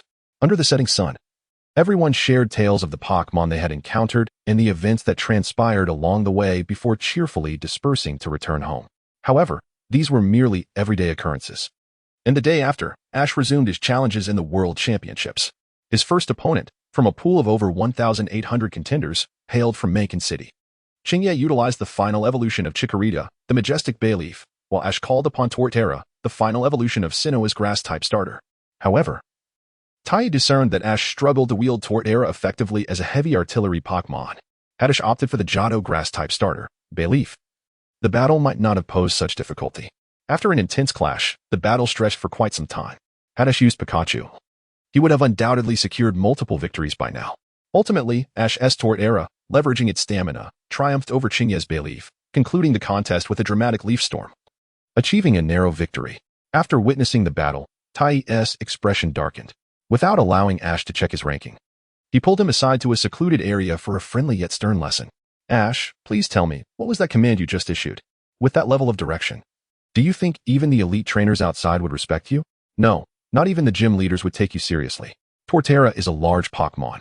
You should have allowed it to evade damage instead of forcing it to take hits head-on. Where did you learn that tactic? You failed to capitalize on Torterra's strengths. Ash attempted to respond, but Tai interrupted him with a firm shout. Silence. Listen closely to what I'm about to say.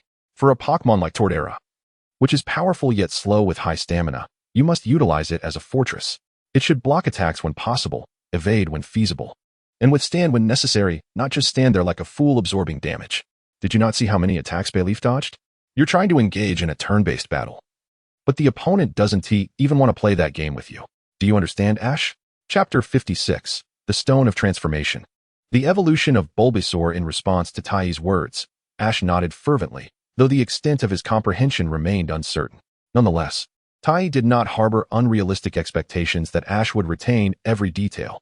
Even a morsel of knowledge might prove advantageous should he encounter a similar situation in the future.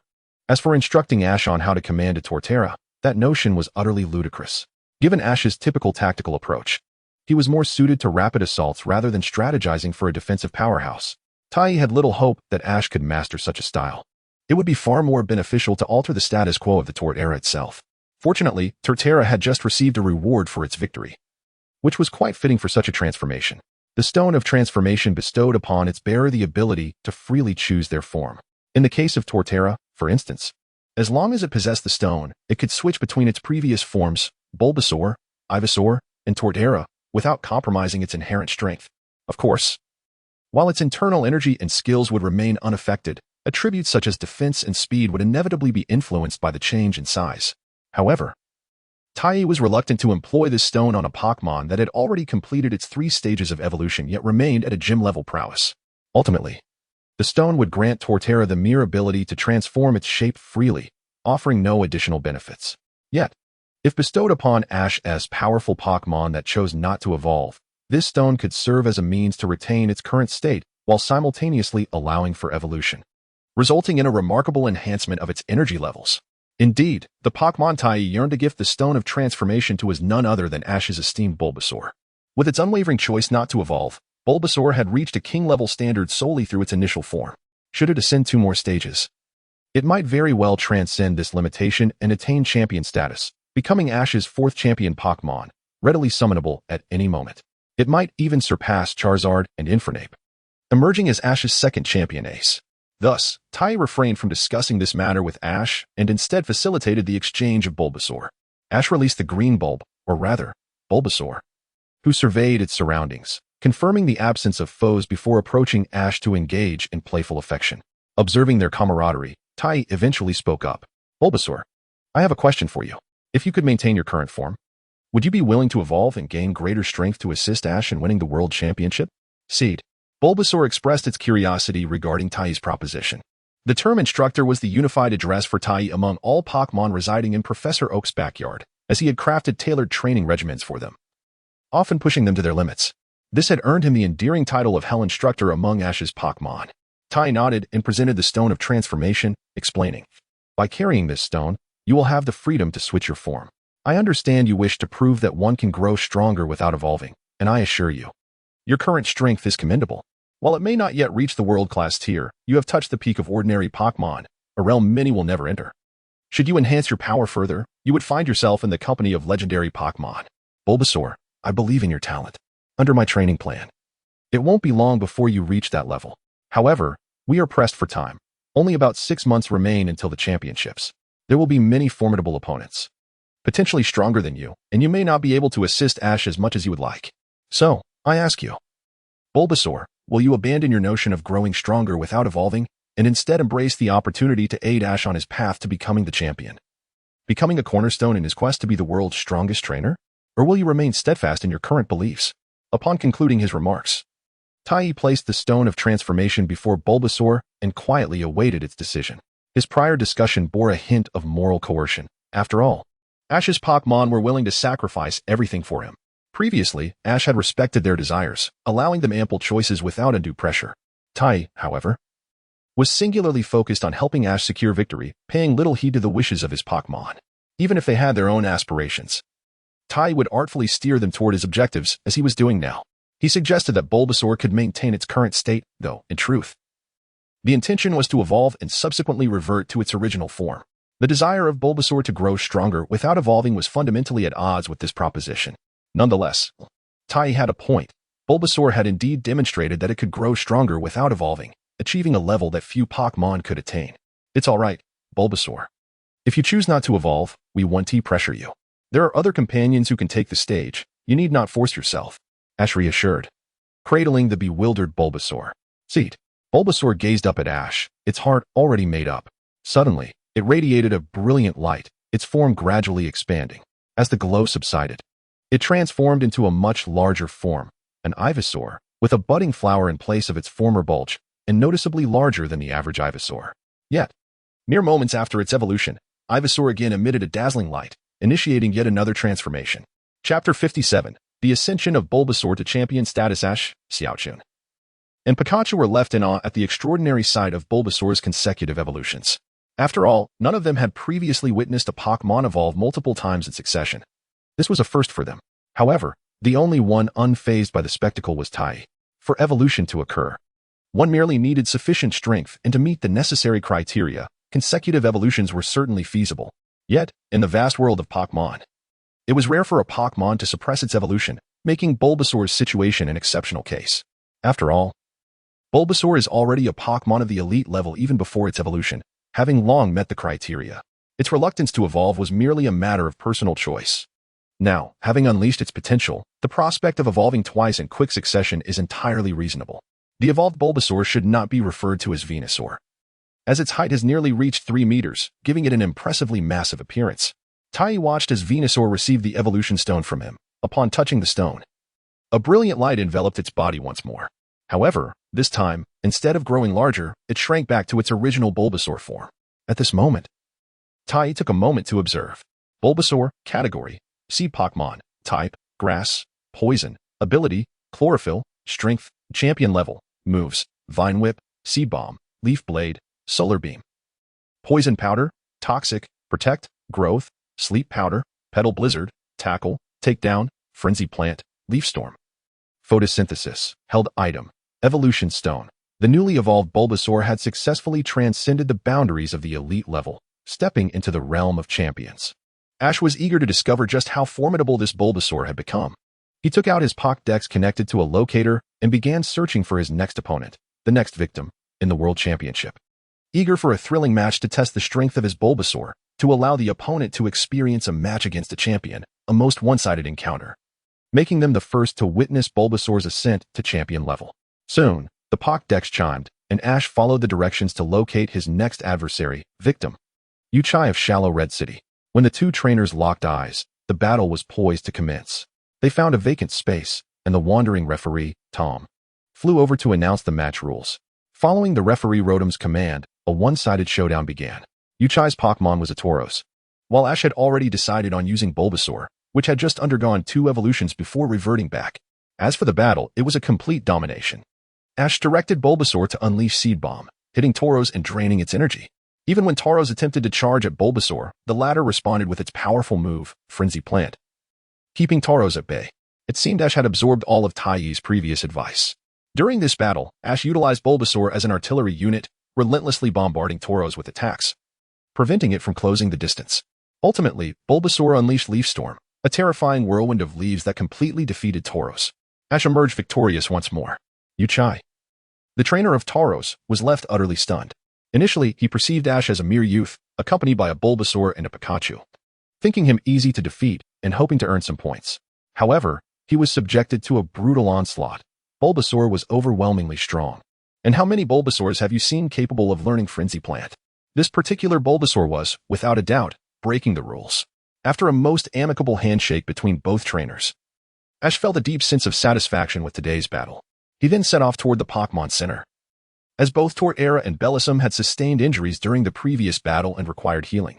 However, just as Ash was about to step into the Pokémon Center, a ripple of energy surged into his mind. Is this the aura? What's wrong, Ash? Pika? Sakura and Pikachu, noticing Ash's momentary distraction, looked at him with curiosity.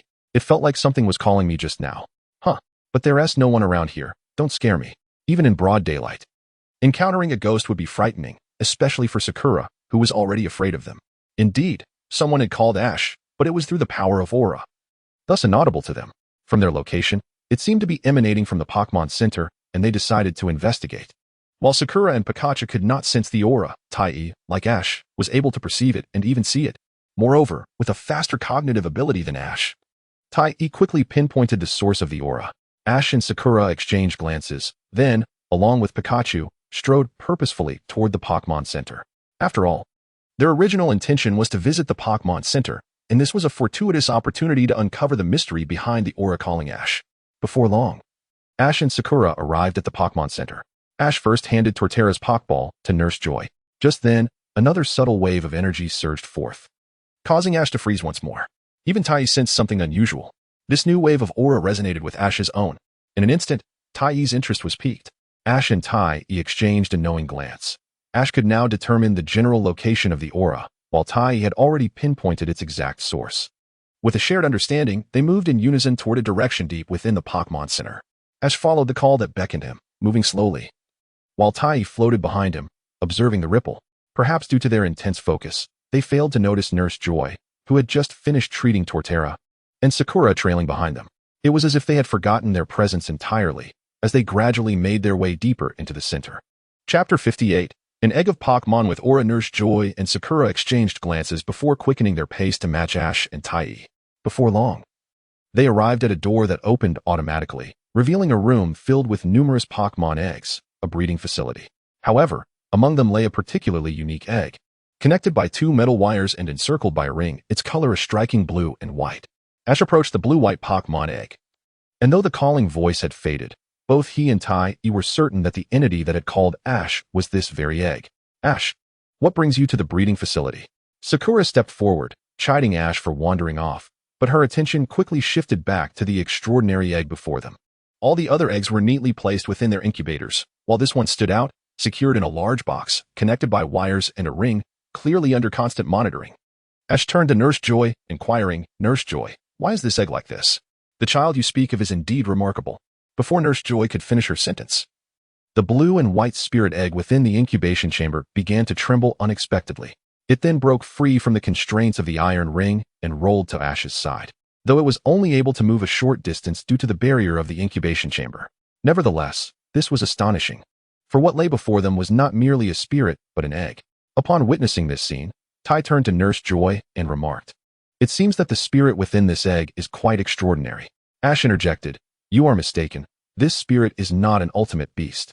It hails from a realm known as Zhongheng, distinct from the ultimate space you are familiar with. This world is unfathomably larger than the ultimate space, and even the Pokémon world you inhabit is but a fraction of its size. Within that realm, there exist spirits akin to those you know, as well as a myriad of unique creatures. This particular spirit is exclusive to Zhongheng, and I have yet to discover any other world that possesses such a creature. Consider it a new breed of spirit, and do not be overly astonished. It is merely a reward for your previous battle." Tai spoke nonchalantly. In his view, this spirit would eventually adapt to life in this world and evolve into a new species, as the climate here was perfectly suited for it. Although it might feel a bit lonely being the only one of its kind, the egg was on the verge of hatching, and it would be cruel to keep it confined within the system space. That would be the true essence of solitude. Ash, Xiaochun, and Nurse Joy gazed at the spirit egg in Ash's hands, their earlier astonishment finally quelled. Just as Tai had mentioned, this was indeed a spirit, and their duty was to prepare for its arrival into this world. They could marvel at every aspect of this Pokémon, but they would also embrace it as part of their world and cherish it dearly. Ash cradled the two spirit eggs and, alongside Xiaochun, exited the Pokémon Center, striding purposefully toward the Sakuraji Research Institute. The Riolu spirit, having radiated a vibrant vitality in Ash's hands, no longer needed to remain in the incubation chamber. As long as no accidents occurred, according to Tai, it would hatch by nightfall. As for the other Azure Spirit Egg, Tai refrained from disclosing the identity of the spirit within, stating simply that once it hatched, they could name it, granting Ash the privilege of naming it. The hatching of the blue egg was expected to occur either the next day or the day after, and as the time drew nearer, Tai would be able to predict when it would emerge. Initially, Ash had intended to explore Dry Leaf City with the two spirits before returning. However, his excitement led him to divulge this information to Professor Oak, who promptly insisted that Ash deliver the Azure Egg to either his research institute or Professor Sakuraji's. The prospect of a brand new Pokémon was irresistibly enticing for these researchers, akin to a legendary beast standing before them. And this egg was of a caliber far surpassing that of lesser deities like Zapdos. Before long, Professor Oak arrived at the Sakuraji Research Institute, thanks to Tai's assistance. In mere seconds, upon entering, without waiting for Ash to greet him, he swiftly whisked away his student, Sakuraji Hero, and began studying the Azure Spirit Egg within the incubation chamber. This left Ash and Xiaochun feeling somewhat helpless, as they realized that everyone else in the Sakuraji Research Institute, aside from the two of them, would likely forego sleep that night. After all, aside from them, the rest were researchers, and while Ash was a researcher himself, he was merely a special researcher, distinct from those engaged in academia. That evening, Ash and Pikachu slept soundly in their beds. Meanwhile, the spirit egg resting on the table began to emit a faint blue glow, which intensified over time until it shone brilliantly, illuminating the entire room as if it were daytime. Cracks appeared on the surface of the egg. Tai had woken up the moment the egg emitted blue light. In fact, he had never truly slept, for he did not require rest. Closing his eyes was merely a way to conserve energy, as he remained acutely aware of his surroundings. When the light became blindingly bright, the light-sleeping Pikachu was stirred awake. Seeing the egg glowing, he hurriedly shook Ash awake. "Pika, what is happening? Is it morning?" Ash, still groggy, sat up and turned to the glowing egg, his senses sharpening instantly. He rolled off the bed and approached the egg. "Is it about to hatch?" Pika. Indeed, it was on the verge of hatching. Under the curious gazes of Pikachu and Ash, as well as Tai's composed demeanor, the spirit egg shattered completely. Amidst a dazzling display of blue light, a small, blue-black canine appeared before them.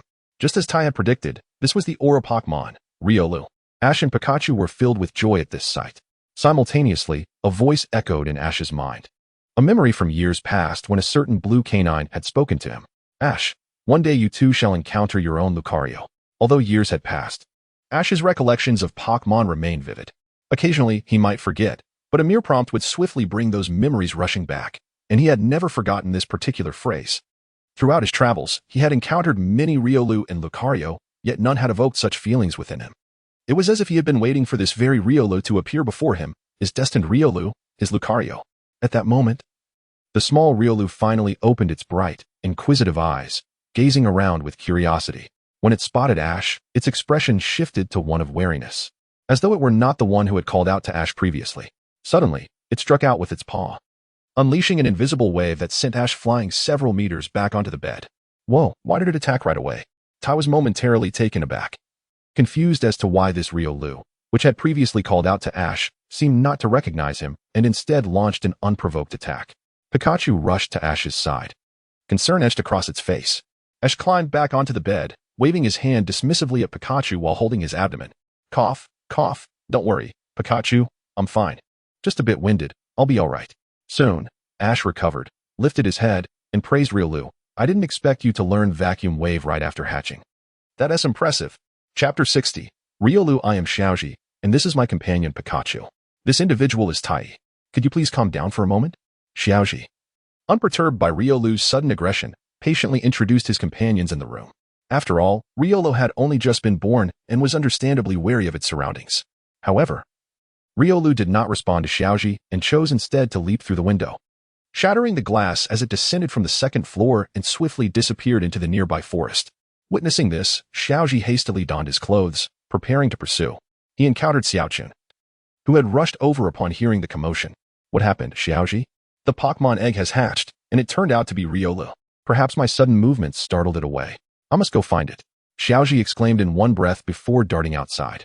Zacian, seeing this, followed closely behind without uttering a word.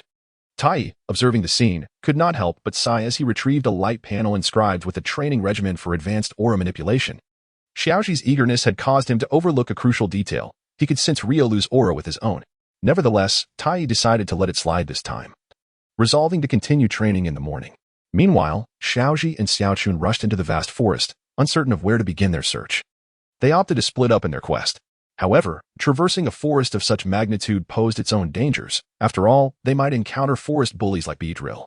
Xiaochun had not brought any Pokémon, and Xiaoji, in his haste, had only Pikachu with him. Tai remained comfortably in the dormitory, leisurely sipping coffee while inputting data on the light panel before him. Thus, Xiaoji decided that Xiaochun would take Pikachu while he ventured forth alone to seek Riolu. As for the potential dangers Xiaoji might face alone, was he not conversing with someone capable of unleashing aura blasts and effortlessly lifting nearly a ton? In all likelihood, the true peril within the forest was not Beedrill, but rather the seemingly unassuming Xiaoji himself. Contrary to Tai's assumption, Xiaoji had not forgotten to use his aura to locate Riolu. It was simply that their encounter had been too brief for him to remember Riolu's distinct aura. Even with his aura senses activated, he could not discern Riolu's presence amidst the sprawling wilderness. He could only rely on luck as he ventured deeper into the forest, searching for any trace of Riolu. At that moment, Riolu was fervently challenging various Pokémon within the forest. First, it confronted a Lotad, only to be swiftly taught a lesson. Then came a Butterfree, which left Riolu incapacitated with a debilitating powder. It faced Rattata and Diglett, battling one after another, sustaining numerous injuries yet remaining relentless in its pursuit of battle. Despite its battered condition, Riolu seemed driven by an insatiable urge to fight. Eventually, Riolu climbed to a cliff where a sleeping Onix lay. Initially, the Onix, noticing Riolu's diminutive stature, had no intention of engaging. However, Riolu launched a vacuum wave at it. Although fighting-type moves exert 4 times the effectiveness against Onix, the newly hatched Riolu was already battered and bruised. The attack barely fazed the Onix, but it succeeded in provoking its ire. Having been left alone, the Onix responded with a furious roar, summoning several massive boulders that hurtled toward Riolu. Riolu managed to shatter one of the stones with its tiny fists, but the subsequent barrage sent it flying. Yet, the enraged Onix was not satisfied. It unleashed another rock slide, sending a torrent of boulders crashing toward Riolu, who was still rising to its feet and ill-prepared for the sudden assault. At that critical moment, a barrage of deep blue aura spheres surged in from the distance, obliterating the rocks entirely. A mud-streaked boy appeared before Riolu. Xiaoji. Riolu, are you all right? Xiaoji had honed his control over aura spheres to a remarkable degree, effortlessly deploying them in rapid succession. Observing Xiaoji's arrival, Tai, who had been monitoring Riolu's movements from the Sakuraji Research Institute, set aside his light panel. He had been prepared for any eventuality since Riolu had entered the forest, ensuring he was ready to assist at a moment's notice. Now that Xiaoji had found Riolu, Tai could finally relax. Xiaoji's mastery of aura spheres was more than sufficient to contend with the ordinary Onix. Of course, had Xiaoji faced insurmountable odds, Tai would have intervened to ensure his safety. But such a scenario would only lead to a lengthy training regimen for Xiaoji thereafter. At that moment, the chaotic battle intent in Riolu's eyes began to clear, replaced by a sense of clarity. It was perplexed, sensing a familiar aura emanating from Xiaoji, a power it recognized, a feeling it had long awaited. Riolu, rest assured. I will not allow it to harm you. Just wait a moment, and I shall take you to the Pokémon Center for healing, Xiaoji reassured, focused on Riolu rather than the changes in its demeanor. Upon finishing his words, Xiaoji turned his gaze toward the onyx, which was enveloped in a radiant blue light, conjuring a whirlwind that scattered the surrounding dust. Xiaoji fully unleashed his aura, preparing to exhibit the prowess of a true Pokémon master as he faced the onyx unarmed. The onyx, observing Xiaoji's newfound power, could not suppress a sense of trepidation. An instinct whispered to it that if it did not retreat, it would soon face dire consequences. As Riolu felt the aura radiating from Xiaoji resonate with its own inner energy, it experienced a release of the pent-up frustration it had accumulated during its time in the egg. With the tumultuous feelings vanquished, Riolu finally regained its composure and began to attune itself to the aura Xiaoji exuded. In that moment, it realized that the boy standing before it was none other than the individual it had been yearning for all along. Chapter 61. Capturing Riola. Riola gazed at Xiaoji, who stood protectively before it, sensing the potent aura emanating from him. A wave of relief washed over Riolu. It had narrowly avoided missing the one it had been waiting for due to its earlier agitation. Fortunately, it had not been too late to recognize him. With great effort, Riolu rose and approached Xiaoji, raising its small fists in a gesture that spoke volumes. Riolu, do you wish to battle? Is your body all right? Xiaoji observed the fighting spirit gleaming in Riolu's eyes and nodded in understanding. The decision has been made. It is you, Riolu. With unwavering determination, Riolu gazed at the onyx before him. At that moment, Ash's emotions resonated with Riolu's, and the Bond Evolution Stone adorning Ash's left hand began to radiate a serene blue light. Simultaneously, a spectral form materialized behind Riolu, enveloping him in a powerful azure aura. It bore resemblance to Riolu's evolved form, Lucario, yet it felt even more akin to Lucario itself. Inside the Sakuraji Research Institute, Tai, witnessing this spectacle, could not help but spit out the coffee he had just sipped. Coughing, he remarked, that is Bond Evolution. But Riolu has yet to reach its final evolution, and it can already engage in Bond Evolution with Ash. Is this some sort of cheat? No, the synergy of Ash and Riolu's aura powers has intertwined, resonating and activating the Bond Evolution Stone, manifesting a fleeting image of Bond Evolution behind Riolu. Tai quickly composed himself, analyzing the situation at hand, and soon deduced the implications. However, his mind began to race with thoughts of Riolu's training regimen, and he resolved to allocate the resources acquired in the upcoming plans towards Riolu. After all, the mere fact that Riolu and Ash's aura could resonate was enough to warrant Tai's focused cultivation of him. Moreover, the early signs of Bond Evolution, even with only half of the Bond Evolution Stone, were more than promising. If all goes well, he was confident that within 6 months, he could elevate Riolu from a standard level to a championship level. As for becoming a champion ace, that might require a bit more time, dependent on fortune. Nevertheless, for now, Tai opted to observe the unfolding events. Even though Riolu was battered and newly born, its aura's connection with Ash implied that Ash's strength was now Riolu's own. Given that Ash's power was approximated to be at the champion ace level, if Riolu could not prevail against Onyx, then it would not deserve to be a focal point of Tai's training. On the other side, Onyx, enraged by the provocation from Riolu, let out a thunderous roar. Huge boulders emerged from its body, and with a mighty boulder crash, they hurtled towards Riolu. Vacuum wave. Riolu gathered its energy, one hand resting at its waist, as a tremendous aura coalesced in its grasp. The current Riolu was no longer the same. Its strength had ascended to a new echelon.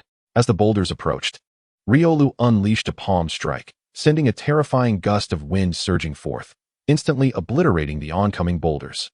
If Riolu's previous vacuum wave was akin to a small whirlwind, this one was a full-fledged tornado, swiftly dismantling all the boulders in its path. Upon witnessing this, Onyx snapped back from its fury, realizing that this blue creature before it had seemingly grown more than tenfold in power. Now, with a resolute vacuum wave, Riolu dashed forward like an arrow, leaping atop the massive Onyx, raising one hand where an invisible cyclone gathered. With a decisive strike, Riolu unleashed a fearsome vortex that struck Onyx directly, inflicting intense pain. With a deafening roar, Onyx turned to flee. Having absorbed the previous vacuum wave, it understood that this blue creature was not one to be trifled with. If it did not retreat now, when would it? After repelling Onyx, Ash joyously dashed forward to embrace Riolu, exclaiming, "Well done, Riolu. You were absolutely magnificent." Riolu basked in Ash's praise, clearly appreciative. Following a brief embrace, Ash retrieved a Pokeball and addressed Riolu, "Shall we?" Riolu nodded earnestly. After all, it had been eagerly awaiting this trainer, Ash, and becoming his Pokemon was a natural progression. "I look forward to our future together, Riolu," Ash said as he pressed the Pokeball against Riolu's head. A flash of red light enveloped Riolu, and the Pokeball remained still. Followed by a definitive click, Ash had successfully captured Riolu. "I have captured Riolu." "Pika!" exclaimed Pikachu. "When did you arrive, Pikachu?" Ash questioned, puzzled at the sudden appearance of Pikachu by his side. It was only when Pikachu instinctively echoed Ash's declaration of capture that he noticed its presence. "We arrived just as you commanded Riolu to battle Onyx," Koharu explained as she emerged slowly from behind a boulder. In truth, both Koharu and Pikachu had, like Ash, discovered Riolu at the same time. Pikachu's instincts were remarkably sharp. However, Ash had acted first, prompting Koharu to hold back Pikachu and observe from the sidelines. As the opportunity was ideal for Ash and Riolu to bond, the outcome had indeed aligned with Koharu's expectations. The synergy between Ash and his Pokemon had successfully driven Onyx away, and Ash had gained Riolu's approval. Unbeknownst to Koharu, the moment Riolu regained clarity, it had already acknowledged Ash in its heart. Watching Ash and Pikachu frolicking together from a distance, Koharu couldn't help but think how striking Ash had appeared when he stood protectively before Riolu, embodying a valiant shield against all odds. In the Sakuragi Research Institute, Tai once more spat out his coffee. "This coffee is truly terrible, but this eavesdropping technique is remarkably effective, albeit only suitable for times when one isn't thirsty." Tai mused as he set his coffee aside. Chapter 62. The imminent hatching of an otherworldly Pokemon after capturing Riolu. Ash, accompanied by Koharu and Pikachu, first visited the Pokemon Center to heal Riolu, then returned to the Sakuragi Research Institute, where he promptly fell into a deep slumber. He awoke around noon, and Tai presented him with the training plan he had drafted overnight. "Wait, hasn't the special training concluded? Why is there still a section for me?" Ash inquired, glancing at the training plan that included elements pertaining to himself, recalling Tai's earlier rigorous training, and shuddered involuntarily. "Of course there's a section for you. Although you've mastered your aura, it is imperative that you now strengthen your own aura power. Thus, special training remains essential. But do not worry. It won't be as grueling as before, though don't think you can slack off," Tai clarified. The intensity of the training plan for Ash was a mere fraction compared to when he first began refining his aura, a mere 15. And even this was considered quite generous, especially when not accounting for the challenges of adventuring. "Is that so?" Upon hearing this, Ash instantly sighed in relief, as he had indeed been psychologically scarred by the previous training. Today he would take a day off, but tomorrow morning he would rise early for training. Of course, if he overslept, the training would be doubled. Little Ash promptly nodded in agreement. Perhaps due to the impending training, Ash cherished the remaining time and, accompanied by Riolu, surveyed the entire area of fallen leaves. The next morning, he rose punctually, ready for training. The regimen was quite simple. It began with running to warm up. As fate would have it, he encountered Zacian, who had just woken up and was preparing to exercise. Thus, the two began to run side by side. However, after about half an hour, Zacian began to struggle. Noticing this, Ash halted and inquired, "Are you all right, Zacian?" I'm fine, just running a bit too fast," Zacian panted. Observing her nearly breathless expression, Ash couldn't help but chuckle. "If you can't keep up, just run at your own pace. Why do you feel the need to match the strides of Pikachu and Riolu?" The reason Zacian found herself in such a state was entirely due to her attempt to keep up with Ash and the others, whose stamina was evidently superior. Riolu, as noted in the Pokédex, could run across 2 mountains even when newly hatched, let alone Zacian's unique Riolu. After a few seconds of recovery, Zacian shyly remarked, "Since we will be traveling together in the future, I want to keep up with you, even during morning runs. I don't want to fall too far behind." Upon saying this, her cheeks flushed as she lowered her gaze. It was unclear whether her embarrassment stemmed from running too fast or something else. Ash was momentarily taken aback by her words and, feeling a bit bashful, replied, "I apologize for making you so tired. If we travel together in the future, I can wait for you. So don't worry, Zacian. During our journeys, I will ensure to keep an eye on your pace, and if you're fatigued, I will wait for you. There is no need for concern about keeping up with me." Reflecting on Tai's recent admonitions, Ash recalled that he often pushed others too hard in the past. This realization made him feel quite guilty. The two continued their conversation as they walked back to the Sakuragi Institute. Just as Ash was about to take Riolu to prepare for further training, Tai called him over. For the green Pokémon egg he had previously received was about to hatch. Excitedly, Ash dashed over, leaving Pikachu and Zacian behind, who exchanged glances and couldn't help but break into a sweat. They were both curious about what kind of Pokémon would emerge from this otherworldly egg. At that moment, the green Pokémon egg was nestled in a specialized incubation chamber, appearing significantly larger than the previous Riolu egg. Professor Okido, Professor Sakuragi, and numerous researchers gathered around the chamber, intently observing the data on their computers. Each of them bore dark circles under their eyes. Having hardly slept over the past 2 days since the egg arrived at the Sakuragi Institute, the vital signs were perfectly normal. Based on current observations, it was predicted that the hatching would occur in about a minute. Researchers continuously reported data to the 2 professors standing at the center. Professor Sakuragi, brimming with excitement, stated, "The real-time data we're observing from this egg indicates that it houses a Pokémon never before seen in our world. We must ensure its safe birth without any negligence." "Hello everyone, Professor Okido, how's the egg doing?" Ash greeted as he arrived, stepping forward to inquire. "Ah, you arrived just in time. According to our World S standards, this egg shows very normal vital signs, but since it is an otherworldly Pokémon, we cannot ascertain its current condition," Professor Okido responded, casting a glance at Ash. "Is that so?" Ash nodded in understanding. At that moment, Pikachu, Tai, and Zacian also arrived. Tai, observing the anxious expressions of the crowd, calmly remarked, "Is this really necessary? It's just a Pokémon being born. You've summoned 2 professors and several researchers. Why not call Nurse Joy? Doesn't this crucial moment require a medical professional?" The 2 professors and the researchers were momentarily taken aback, their expressions turning sour. Particularly Professor Okido, who felt that Tai was questioning his expertise, and he had evidence to support his stance. Just as Professor Okido was about to respond, a radiant blue-red light began to emanate from the massive incubation chamber, instantly capturing everyone's attention. In that moment, silence fell over the room as everyone held their breath, fixated on the increasingly brilliant glow emanating from the chamber. Under their watchful eyes, the Pokémon egg, which belonged to Ash yet was from another world, began to crack. Chapter 63, Little Fire Cauldron. Inside the incubation chamber at the Sakuragi Institute, the Pokémon had completely hatched from its egg. Bathed in a dazzling blue-red light, a small, cauldron-like creature, roughly the size of Ash's head, emerged. The surface of the cauldron was adorned with ancient inscriptions, and flames flickered atop it, while its exterior displayed large, adorable eyes.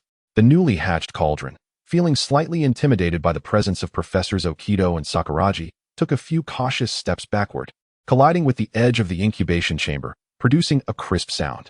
With no path to retreat, it halted, gazing at them with a frightened expression. Upon witnessing this, Tai promptly picked up Professors Okido and Sakuragi, along with the researchers, and tossed them aside, leaving only Ash, Zacian, Pikachu, and himself. Tai then opened the incubation chamber, allowing the cauldron to emerge. The moment it gained its freedom, the cauldron darted around the room in a frenzy, eventually settling in a corner, still eyeing Ash and the others with wariness. Ash and Zacian exchanged puzzled glances. Ash chose to step forward, approaching the cauldron and saying, "Hello there, welcome to this world. My name is Ash, this is Pikachu, and this is Zacian. The one floating above is Tai." The cauldron followed Ash's hand, observing the others. Upon seeing Tai, its fearful expression vanished, replaced by excitement and joy. Having spent a considerable amount of time in Tai's system space, it was highly attuned to his aura. In its understanding, Tai was the one who had brought it to this world, hence it placed its trust in him. Tai gently descended, extending his hands to touch the edge of the small cauldron, and spoke, "Greetings, little one. Welcome to this world. This young lad, Xiaoji, shall be your trainer henceforth. He will guide you in understanding all that this world has to offer, enabling you to thrive within it." Upon hearing this, the small cauldron nodded and then turned towards Xiaoji, greeting him enthusiastically. "Hello, what do you call him, Tai?"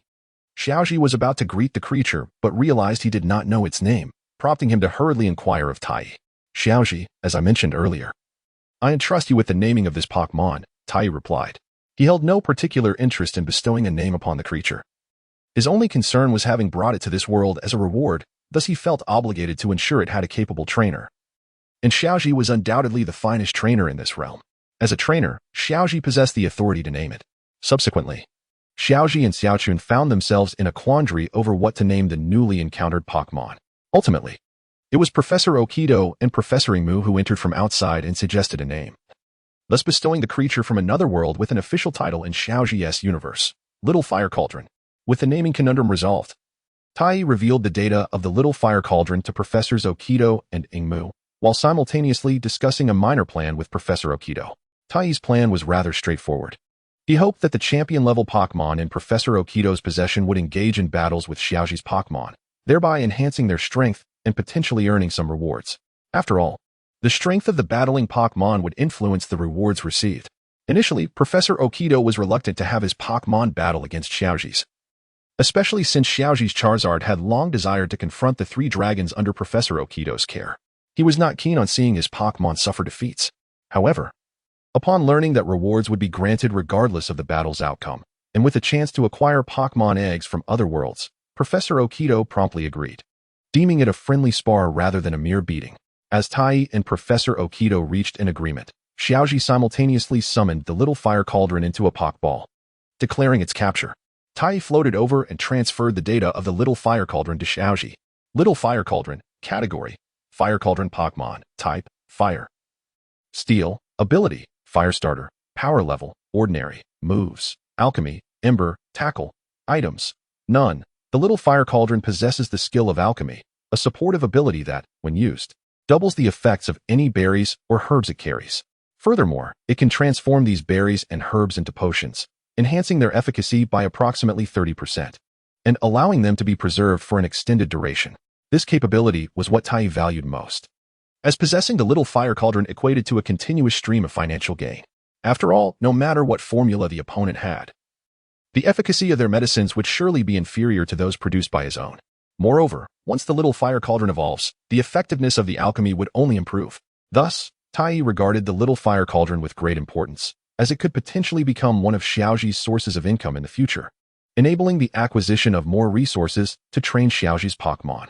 To this end, Tai discussed future plans with Xiaoji, however, rather than a negotiation.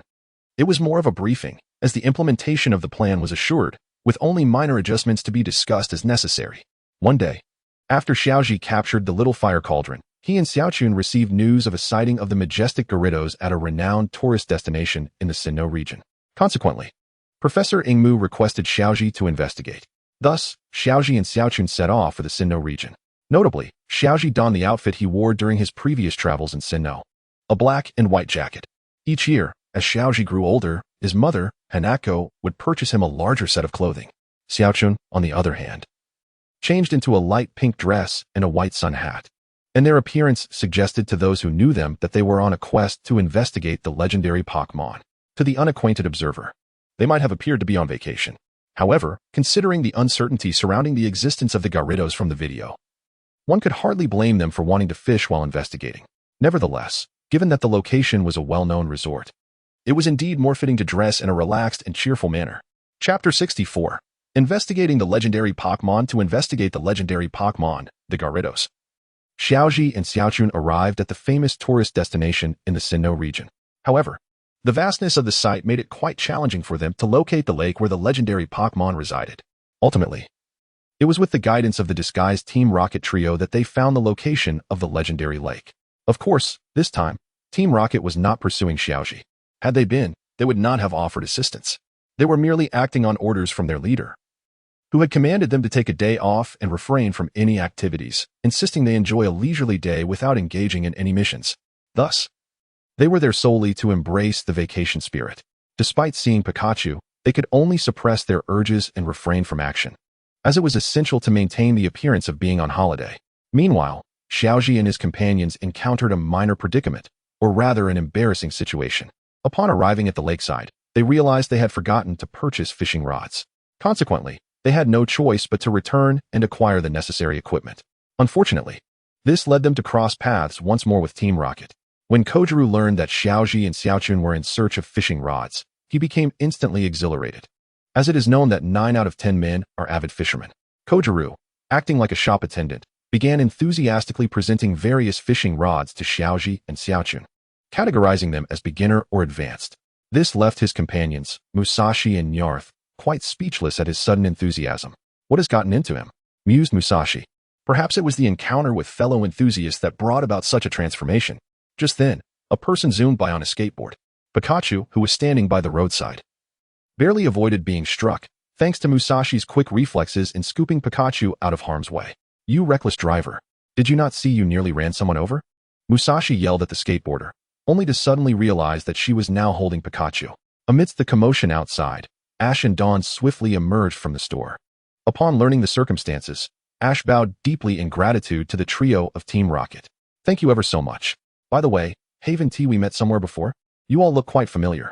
The moment those words left his lips, a bead of cold sweat trickled down the foreheads of Team Rocket.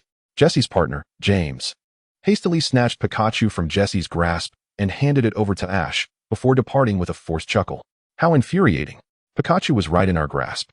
And we let such a splendid opportunity slip away. Meow lamented. Well, we are on vacation today. Let us just take it easy, and perhaps we'll have another chance to catch Pikachu tomorrow. On their way, Team Rocket couldn't resist making snide remarks about the situation. Their unwavering dedication to their profession was indeed commendable. Meanwhile, Ash and Dawn returned to the majestic lake of the ruler, seeking a prime spot to fish. Dawn chose a charming bait shaped like a gem-studded starfish, while Ash opted for a humanoid bait, its upper half resembling an adorable figure with green hair, while the lower half was a conventional lure. Hey Ash, is that a person-shaped bait you're using? Dawn inquired, glancing at Ash's choice. Indeed. This was a gift from my travel companion, Turtwig, back in the Unova region. I have a feeling that using it will surely help me reel in the ruler's kingler. Ash replied as he prepared the bait on his fishing rod. Actually, I have another bait that Misty, the gym leader from Cerulean City, gifted me. However, I've used it quite a bit, and I'm afraid it might get damaged, so I've kept it at home for safekeeping. Oh really?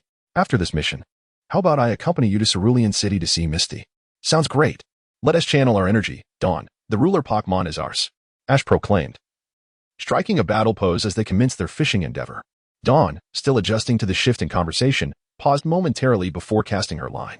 Thus, Ash and Dawn began their fishing expedition. While Ash had some fishing experience, Dawn was a complete novice, relying on Ash to guide her through the motions and the waiting game. Meanwhile, Team Rocket also arrived at the Lake of the Ruler, eager to challenge themselves and catch the ruler Pokémon, largely driven by James's insistence. However, upon their arrival, they found the area already teeming with individuals attempting to catch the ruler Pokémon. They strolled about aimlessly, eventually positioning themselves behind Ash and Dawn. Simultaneously, a large contingent of Team Rocket members gathered nearby, poised to seize the Pokémon belonging to all who had flocked to this popular location in pursuit of the ruler Pokémon. Leading the charge was the secretary of Team Rocket's head, the cunning Jesse. Unbeknownst to Ash, who was blissfully engaged in fishing with Dawn, they were having quite a bountiful catch. Unfortunately, all they managed to reel in were ordinary Magikarp and Goldeen, far from the ruler Pokémon they sought. Ash had no interest in capturing them, and Dawn felt similarly disinterested. Suddenly, Ash's fishing rod jolted with tremendous force, pulling him forward despite his strength. Fortunately, he managed to regain his balance just in time to avoid being yanked into the lake. What a powerful force. It seems we hooked something substantial. Dawn, come help me. Ah, okay, Dawn exclaimed, quickly putting down her rod and wrapping her arms around Ash's waist to assist. However, their combined strength merely matched the force exerted by the fish on the line. Observing this, Ash prepared to channel his aura to enhance his strength for a full effort. Just then, 3 familiar figures appeared behind them. You are the ones from earlier, Dawn exclaimed, realizing that Jessie, attempting to conceal herself beneath a sun hat, was the one holding onto her waist for support. Don't worry about that. Just pull harder. Don't let that fish escape. It's clearly a big one, Jessie urged, her head lowered as she shouted at Dawn. All right. With the assistance of Team Rocket, they successfully hoisted the rod, and a massive shadow erupted from the water, crashing onto the ground and stirring up a cloud of dust. Cough, cough, Ash coughed as he waved away the dust, then gazed at the Pokémon he had caught. Before him lay an enormous Magikarp, significantly larger than the typical 1 meter length. This specimen was at least 5 meters long. This marked the second giant Magikarp Ash had encountered over the years. This must be the ruler Pokémon of this lake, he surmised. Moreover, trailing behind the Magikarp was an unexpected companion, a small, unsightly fish clinging to its tail, adorned with an array of spots. This was the Pokémon known as the ugliest in the Pokémon world, the Magikarp. Yet, it evolved into the stunning Milotic, often regarded as the most beautiful Pokémon. Much like how Magikarp evolves into Gyarados, it is akin to a fish leaping over the Dragon Gate. This Magikarp must be the ruler Pokémon. But why is there a Magikarp here? Dawn remarked, astonished. Compared to the exceedingly common Magikarp, the Magikarp is quite rare. How splendid. What luck. Pikachu, Thunderbolt, Ash exclaimed, issuing a command to Pikachu. as it was vital to weaken the opponent's stamina before attempting to capture a Pokémon. Ash was determined to follow this essential principle, unlike previous instances where he had overlooked it. Ash was well aware that if he forgot this fundamental rule, his mentor would undoubtedly make him repeat the basics countless times until he learned his lesson. Golden lightning erupted from Pikachu, striking the colossal Magikarp and inadvertently hitting the Magikarp trailing behind it as well. The powerful electric attack rendered both of these otherwise weak water-type Pokémon incapable of battle. However, the enormous Magikarp seemed to still be struggling, bouncing energetically. Noticing this, Ash promptly commanded Pikachu again. If it's still bouncing, it must have endured fewer shocks. Let us hit it again. Another flash of golden light illuminated the area, and the giant Magikarp was significantly less lively than before. As for the Magikarp, it had long since lost its ability to resist after the initial thunderbolt. Dawn, throw a Pokeball, Ash called out, seeing that the two Pokémon before him could no longer fight back, urging Dawn to capture the Magikarp. But Ash, that S-year. Dawn hesitated for a moment before responding. In Xiaochun's view, these two Pokémon were captured by Ash, and no matter the circumstances, it should be Ash who tames them, rather than herself. It's all right. Aren't you preparing to participate in the grand contest? If it were only the Chinchou, it would be too easy to be targeted. Therefore, the Magikarp is perfectly suited for you.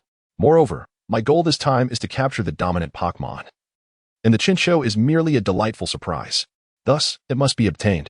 Under Ash's persuasion, Dawn ultimately shyly produced a Pokeball, bowed towards the Chinchou, and then gently tossed the ball in its direction.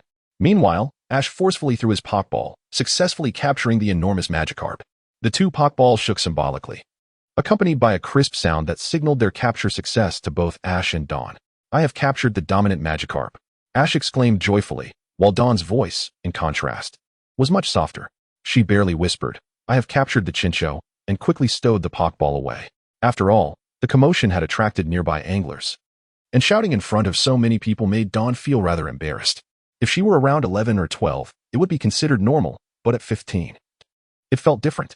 While the saying goes that boys remain youthful until death, Dawn is a girl. Not far away, the Team Rocket trio observed their handiwork, nodding in satisfaction. At the same time, Meowth couldn't resist commenting, why did we do that just now? I am uncertain, as my body acts instinctively. Regardless, after today, these Pokémon shall belong to us, as if they were entrusted to us for safekeeping. After capturing the dominant Pokémon, we bid farewell to the trio of Team Rocket and were preparing to depart when suddenly, chaos erupted at the entrances of the scenic area. The elite team of Team Rocket began to indiscriminately seize other people's Pokémon at the entrance. Many visitors believed that with so few of them, Team Rocket would be easily dispatched. Consequently, they sent forth their own Pokémon.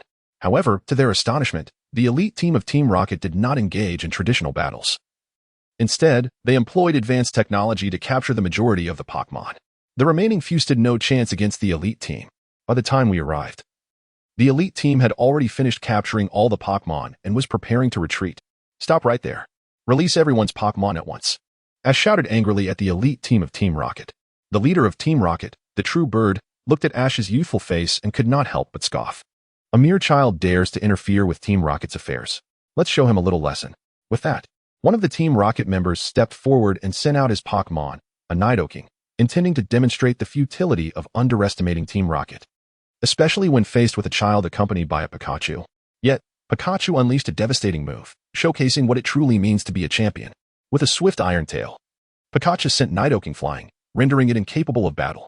This left the Team Rocket member in shock, his expression transforming in disbelief. What on earth is this? My formidable Nidoking, a champion in its own right, was effortlessly defeated in a single blow by a mere Pikachu. How can this be? It is, after all, just a Pikachu.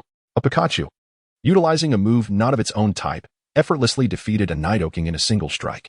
Who would believe such a tale? Upon witnessing this scene, Jin Yao's expression transformed dramatically, shifting from one of derision to one of shock and astonishment, as if she had encountered a ghost. Chapter 66, Shalona. At this moment, Jin Yao's face paled, her gaze fixed upon the young trainer in front of her, filled with apprehension. She had initially perceived him as merely a fearless child imbued with a sense of justice, albeit one of diminutive stature. However, to her astonishment, he possessed strength that rivaled any gym leader, even those of the highest caliber. Furthermore, he was accompanied solely by a Pikachu who, in their right mind, would invest in nurturing such a Pokémon. Wasn't Pikachu merely meant for cuteness? If Pikachu possesses such formidable strength, why do so many individuals choose to nurture the late-blooming Pokémon, rather than cultivating Pikachu, though truly astonished. The protagonist was overwhelmed with a multitude of thoughts yearning to be expressed. However, her professionalism urged her that there was no time for astonishment if she lingered any longer. Miss Junsha might indeed arrive, necessitating a swift retreat. Yet, retreating was not as simple as merely deciding to leave. As Ash observed Team Rocket preparing to depart, he was just about to command Pikachu to unleash a thunderbolt upon them. Unexpectedly, Team Rocket decisively deployed a smoke bomb, instantly shrouding the area in darkness, rendering visibility impossible. Just as Ash was preparing to harness his aura to investigate, Team Rocket had already ascended swiftly in their helicopter. Ash, witnessing this, exclaimed in frustration, "Damn it, they've escaped." After the elite squad of Team Rocket fled with the captured Pokémon, Ash and his companion, May, sat in the heart of the iconic site. Listening to the sounds of despair from those whose spirits were shattered by the loss of their Pokémon, particularly the cries of vulnerable individuals and young girls, Ash felt a profound sense of discomfort as he surveyed the scene, clenching his fists and gritting his teeth, declaring, "I will rescue all those Pokémon. However, how could they locate them without knowing their precise whereabouts? I shall attempt to harness the power of aura. Otherwise, I shall reach out to Tai for assistance," Ash declared through clenched teeth. While the power of aura is formidable, it is not omnipotent. Should any of Ash's Pokémon be among those captured, he could easily sense their location. However, for others' Pokémon, Ash could merely perceive their aura at best. The vast expanse of the Sinnoh region renders the search akin to finding a needle in a haystack. Moreover, it is possible that Team Rocket has already departed from Sinnoh, further complicating the search. As for Tai, he remained behind at Professor Oak's lab, training Ash's Pokémon, rather than accompanying the search for the legendary Pokémon. Following their previous collaboration with Professor Oak, Tai had brought all of the champion-level Pokémon to engage in training battles with Ash's Pokémon.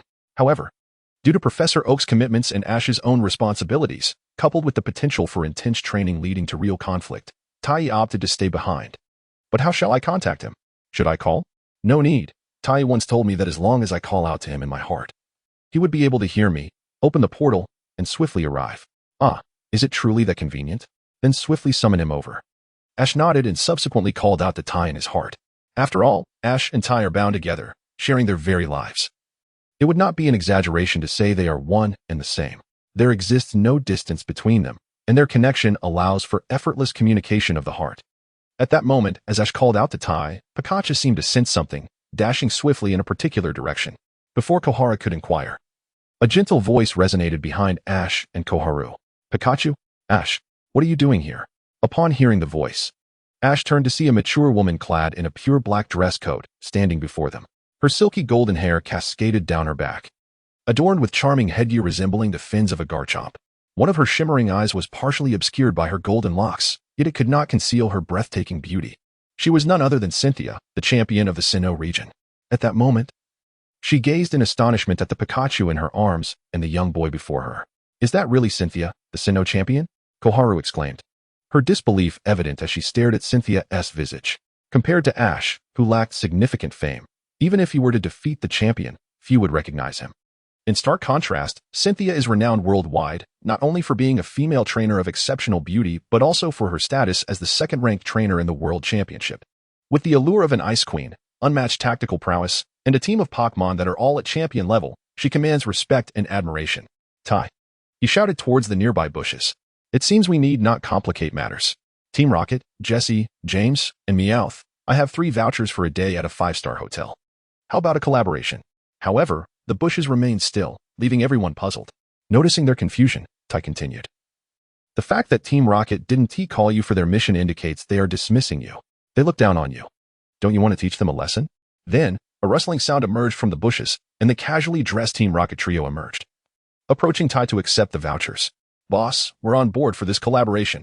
We've long held a grudge against that glasses-wearing Psyduck. We previously placed a tracker on one of their Pokémon amidst the chaos, allowing us to locate them. Now, boss, we'll take these 3 vouchers and perhaps collaborate again next time. Meow." After saying this, James handed a device to Tai, and the trio left in a hurry. Initially, they had placed the tracker to ensure the Psyduck, whom they referred to as the glasses-wearing Pokémon, would suffer. Their plan was to seize the Pokémon during a skirmish between the young boy and the Psyduck and deliver them to their leader, Giovanni, for praise. However, upon encountering Cynthia, their plan was swiftly quashed. After all, she was the champion of the Sinnoh region, and Team Rocket dared not act recklessly in her presence, fearing her might send them straight to the police. As for Ash, in the eyes of the Team Rocket trio, he remained that same boy who had just departed from Pallet Town, evoking no sense of intimidation. They believed they could act without hesitation, holding the device in his hand. Tai looked at the astonished group and said, "No more dawdling. Let us rescue the Pokémon." Hearing this, the group regained their composure, with Ash being the first to speak. "Who were those older brother and sister from Team Rocket? Why did they help us?" "I'm not sure," Koharu replied, shaking her head in bewilderment. She found it puzzling that Team Rocket, who had always opposed them, would suddenly assist them. "Regardless, we now know their location. Let us hurry and rescue the Pokémon." Cynthia, however, was not particularly interested in Team Rocket. Her priority was to free the Pokémon, using the device. Tai opened a spatial door not far from Team Rocket's elite base. The group swiftly located them through the portal. After gauging the situation inside Team Rocket's hideout, Tai turned to the others and outlined the plan. "Ash, you will lead Pikachu, Charizard, Infernape, Snorlax, and Bulbasaur in a frontal assault to divert their attention. Miss Cynthia and Koharu, you two will sneak in with Sceptile and free all the Pokémon. Once they are liberated, we will execute a pincer movement to encircle and capture them. What do you think?" Ash and Koharu had no objections to this plan. Cynthia, however, had her own perspective. With a cold tone, she stated, "Leave the distraction to me. After all, this is Sinnoh, and as its champion, it is better for me to handle such matters of drawing attention." In ordinary circumstances, Cynthia was gentle and charming, almost playfully mischievous. Yet, when facing adversaries, she transformed into an icy figure, embodying the unattainable caliber of a champion. She held no intention of showing mercy to wrongdoers. As for Ash, despite his experiences, he retained a measure of kindness, often opting to incapacitate villains rather than inflict severe harm, a stance that could allow some to escape. Cynthia seemed to recognize this, feeling that such adversaries were best dealt with by her hand. After all, she had no intention of sparing Team Rocket. Their survival depended solely on their own resilience. "Very well, I shall take on this role. My identity as the champion will draw their fire more effectively," Tai conceded, nodding in agreement. He understood Ash's temperament and acknowledged Cynthia's renown, which indeed surpassed Ash's obscurity in attracting attention. Neither Ash nor Koharu voiced dissent, aware that Cynthia was more suited to draw fire than Ash. After all, Tai had deployed Ash's strongest Pokémon precisely to lure the enemy's focus. If Ash possessed Cynthia's notoriety, sending just Charizard would suffice without needing to reveal all his trump cards. The operation commenced. Cynthia promptly sent out Garchomp, standing confidently at the entrance of Team Rocket's base, and called out, "Team Rocket, I am Cynthia, the champion of the Sinnoh region. You are hereby under arrest for the illegal theft of Pokémon. Surrender peacefully, and you may receive a reduction in your sentence." Cynthia's method of drawing attention was remarkably straightforward. Merely standing there and shouting was enough to make her the focal point of the scene. If it were Ash, Team Rocket would send over a few lackeys at most, only to be swiftly defeated by Ash, who would then continue to face more of them, knocking them down one after another, until all remaining members were dispatched. This would be the only way to achieve the current effectiveness that Cynthia has demonstrated. As expected, upon hearing the mention of the Sinnoh champion, everyone, including the commander and Birdie, was taken aback, quickly gathering at the entrance. When they saw that it was indeed Cynthia, their expressions grew increasingly grim, as if their leader had met his demise. Meanwhile, with the assistance of Tai, Ash and his companions easily infiltrated Team Rocket's hideout and effortlessly located the area where the Pokémon were imprisoned. At that moment, some Pokémon observed Ash and his friends warily, prepared to growl, while others recognized Ash as the trainer who had previously opposed Team Rocket, their eyes glimmering with hope. Chapter 68. Rescue of the Pokémon. Observing the cautious and hopeful expressions of the Pokémon before him, Ash knew he could not allow them to roar. Suddenly, a faint blue light emanated from him, which quickly expanded throughout the vicinity. Under the influence of this aura, all the Pokémon present fell silent. After calming the Pokémon, Ash reached out to grasp the chains binding the cage, pulling with all his might. However, the chains did not budge, leaving Ash astonished. It was surprising that he could not move them even an inch. "These chains must be problematic. I can't break them," he thought. After all, these chains are meant to restrain a dozen Pokémon. It would be a bit naive to expect to break them effortlessly without enhancing my strength. Perhaps I should let Pikachu handle it. Tai commented dryly. Given that these chains hold several Pokémon, it's unrealistic to think you could break them so easily. "Oh, I see. Pikachu, use Iron Tail to sever these chains." Ash promptly commanded Pikachu. With a few swift swings of its metallic tail, Pikachu shattered the chains completely, liberating the many Pokémon. Under the guidance of Ash and Xiaochun, the Pokémon exited the cage in an orderly fashion. Their cautious approach was due to the fear that such cages might contain shocking devices. If Team Rocket were to threaten them with these Pokémon, they would truly be at a loss. Now that all the Pokémon had been freed, it was time to unleash their full potential in battle. Just as Ash was preparing to lead the Pokémon to support Cynthia, a Team Rocket member who had previously been taught a lesson by Ash and Pikachu stumbled inside. The member, upon seeing the empty cage, was filled with despair, collapsing to the ground, his face drained of color as he looked at Ash and the others. Yunya, what are you doing? Hurry and bring those Pokémon out. We can't hold on much longer. Birdie's frantic voice drifted in from outside, making it clear to Ash and the others what this person had come for.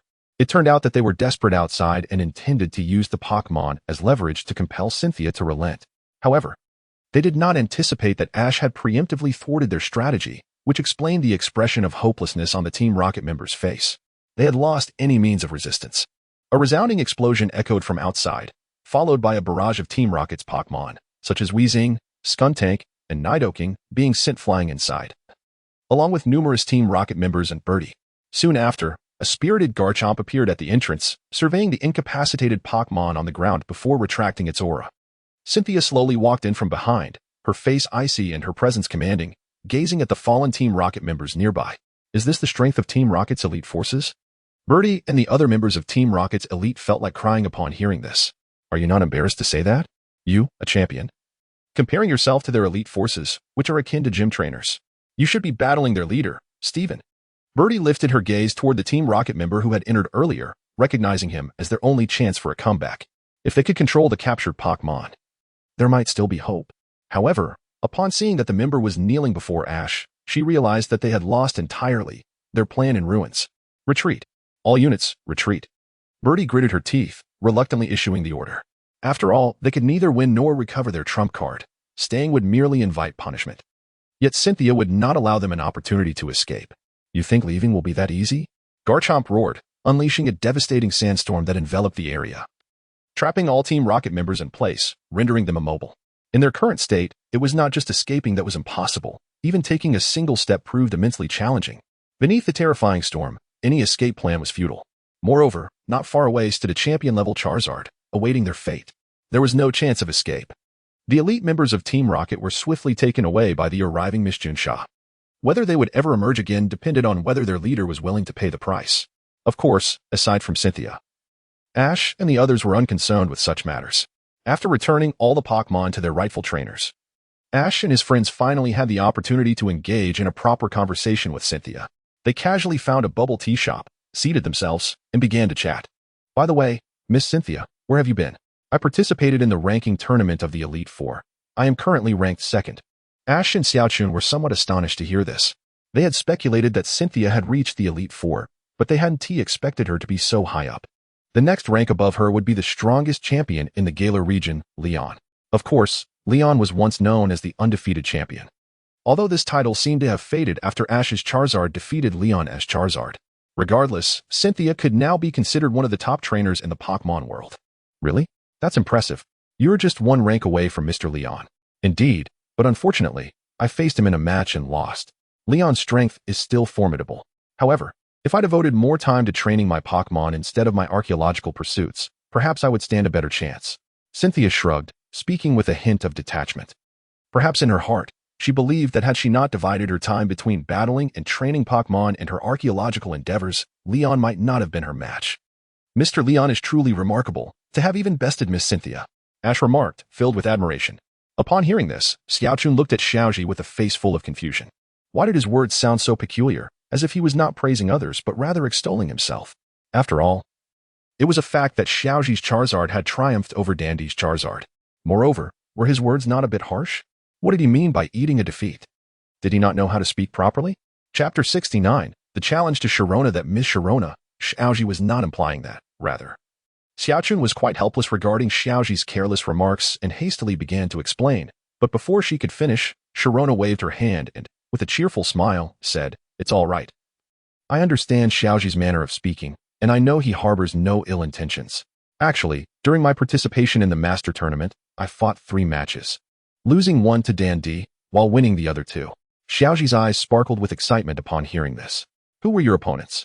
Well, they were the Unova champion, Ataku, and the Hoenn champion, Daigo. Isn't the Hoenn champion Macaulay? Xiaochun interjected. I heard that Daigo was coerced by Macaulay to reclaim his title. As for Macaulay, I heard he didn't participate in this edition of the World Championship due to the Macaulay Cup. How reckless, Tai remarked. The Hoenn region has 2 champions, and they just switch whenever one is unavailable. The other truly is formidable. Exactly, Sharona nodded in agreement.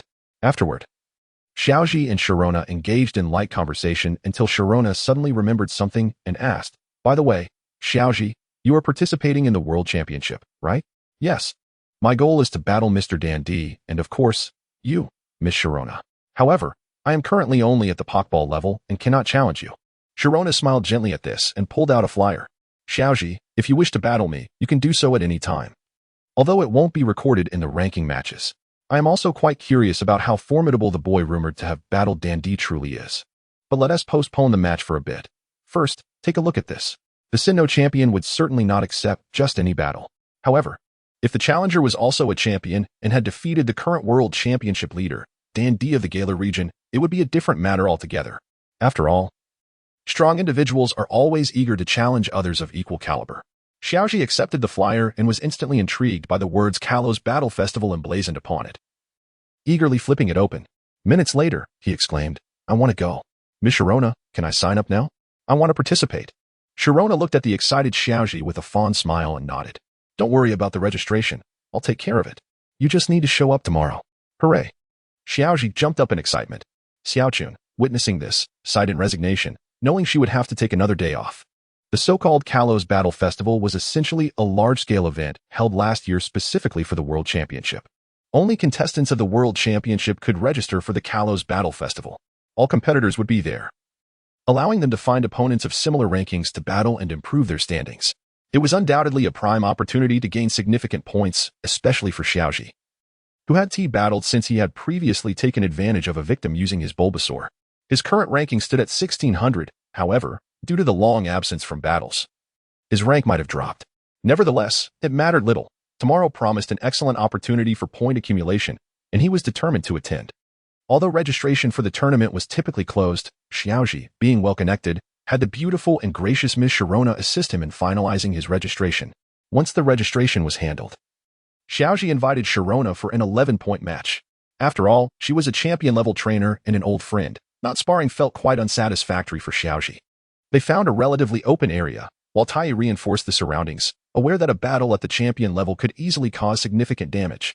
Sharona sent out her ace, Garchomp, while Xiaoji summoned his Infernape. Garchomp, type, Ground Dragon, ability, Sandveil, power level, champion, moves, Dragon Claw, Dragon Rush, Sandstorm, Sand Tomb, Dragon Pulse, Protect, Hyper Beam, Earthquake, Dig. Giga Impact, item, Garchomp height, Infernape, type, Firefighting, ability, Blaze, power level, champion, moves, Flamethrower, Fire Punch, Dig, Mach Punch, Close Combat, Flame Wheel, Bulk Up, Protect, Hyper Beam. Flare Blitz, Rock Slide, item, Life Orb. Tai assessed both Pokémon stats and felt that Xiaoji's chances of winning were slim. Despite Infernape's Blaze ability potentially compensating for the disparity, it also meant that once activated, Infernape would be at its limit. At that point, determining the winner could prove challenging. Since this match was a friendly one and would not affect the rankings, Tai assumed the role of referee. Let the battle commence. With Tai's declaration, the friendly match between the Alola champion and the Sinnoh champion officially began.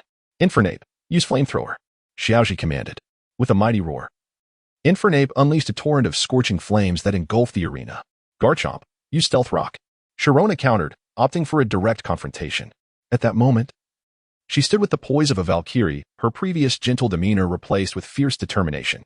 With a thunderous roar, Garchomp summoned a multitude of stones that shot forth. The fierce flames collided with the barrage of rocks, resulting in a spectacular explosion that filled the air with thick smoke. Seeing this, Xiaoji launched his swift assault. Employing his signature speed-based strategy without any defense or variation, only pure offense. Infernape leaped into the air, engulfed in blazing azure flames, hurtling toward Garchomp like a blue comet. Dragon Claw, Sharona calmly commanded. Garchomp's arms, now cloaked in green energy, formed into scythe-like appendages, ready to strike as Infernape barreled forward.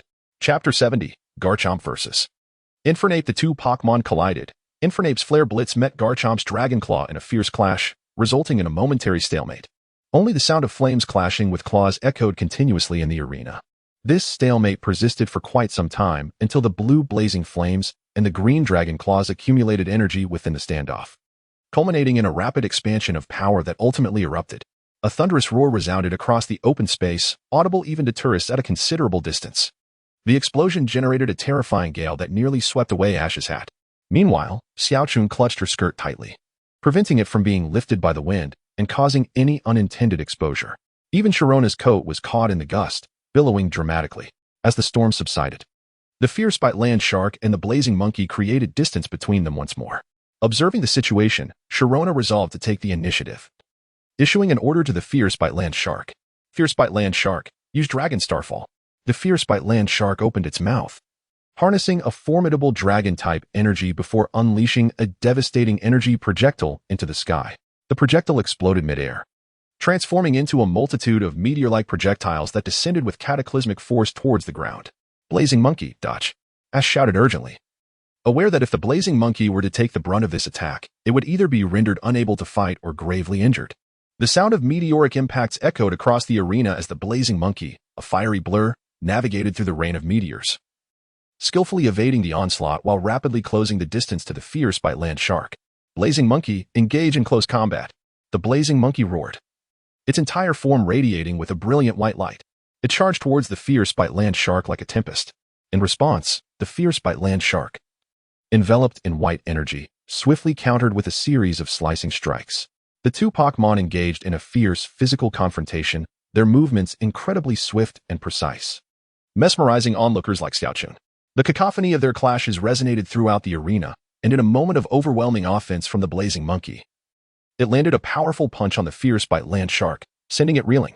However, the fierce land shark quickly regained its footing, transforming its white energy into azure dragon claws, resembling a supersonic aircraft as it charged at the blazing monkey.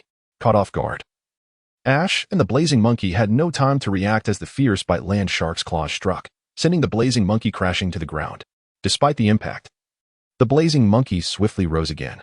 Although the fierce land shark's claws were formidable, the previous close-quarters combat had also inflicted damage. Blazing monkey, don't give up. Use enhanced punch. The blazing monkey's fists glowed with yellow energy, and with its agility, it struck the fierce land shark. The latter, unable to evade in time, was hit squarely by the enhanced punch, revealing a moment of pain on its face. Fierce land shark seized the blazing monkey and unleashed dragon rage. Sharona commanded decisively.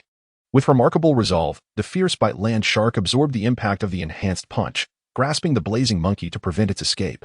With its mouth agape, it unleashed a torrent of fiery dragon rage directly at the blazing monkey. The crimson flames erupted upon impact, sending the blazing monkey flying across the arena, stirring up a cloud of dust. Seeing this, Ash quickly called out to the blazing monkey, realizing the speed of the fierce land shark's attack only after the flames had struck. The spectators and Pokémon alike held their breath in anticipation for the blazing monkey's fate. As the dust settled, the blazing monkey stood, panting heavily, gazing at the distant fierce land shark. The expression on its face revealed the toll the dragon rage had taken.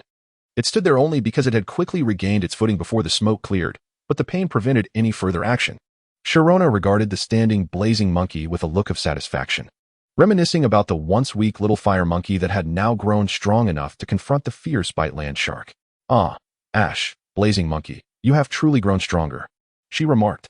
However, if this is your full strength now, then you may find yourselves at a disadvantage in this battle. Fierce land shark, evolve. Out of respect, Sharona resolved to unleash her full power against Ash and the blazing monkey, opting for the evolution of the fierce land shark. She retrieved a pink lipstick from her pocket, applying it to her lips before revealing the evolution stone beneath. As her command echoed, the blue evolution keystone radiated a brilliant golden light, resonating with the evolution stone on the fierce land shark. A dazzling display of light enveloped the arena, and the fierce land shark emerged, now a more imposing figure. Its arms resembled sides, white bone spikes protruded from its sides, and red spikes adorned its knees. With the appearance of the evolved fierce land shark, both Ash and the blazing monkey felt an overwhelming pressure. The disparity in strength was palpable. The blazing monkey had always been at a disadvantage, and now, facing a more formidable opponent, that gap widened. Yet, exchanging glances, Ash and the blazing monkey recognized the fierce determination burning in each other's eyes. Indeed, no matter how powerful the opponent, such battles were what ignited their passion. It's not over yet. We cannot concede defeat. For Ash and the blazing monkey, the true measure of strength could only be determined through combat. for they believed in the indomitable spirit of perseverance until the very end. Chapter 71. Fierce Bite Land Shark. Bonded evolution. The formidable presence of Sharona and the fierce bite land shark instilled a sense of pressure in Ash and the blazing monkey. Unlike their battle against Dandy, where both trainers and Pokémon were of equal standing, facing Sharona and the fierce bite land shark presented a different challenge. While Ash and Sharona were of comparable skill as trainers, the blazing monkey and the fierce bite land shark did not occupy the same tier of strength. In battles between trainers of equal prowess, the strength of the Pokémon played a crucial role. Much like Ash's previous duel with Dandy, where both trainers exhibited equal command, Ash's Charizard still outmatched the Gigantamax Charizard, which indirectly contributed to his victory. The current situation mirrors the previous one, albeit this time Ash's Pokémon is not in an advantageous position.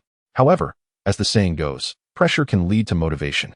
The formidable presence of Cynthia and her Garchomp has indeed placed considerable pressure on Ash and his Infernape, resulting in a harmonious unification of mind and body for Ash and his companion.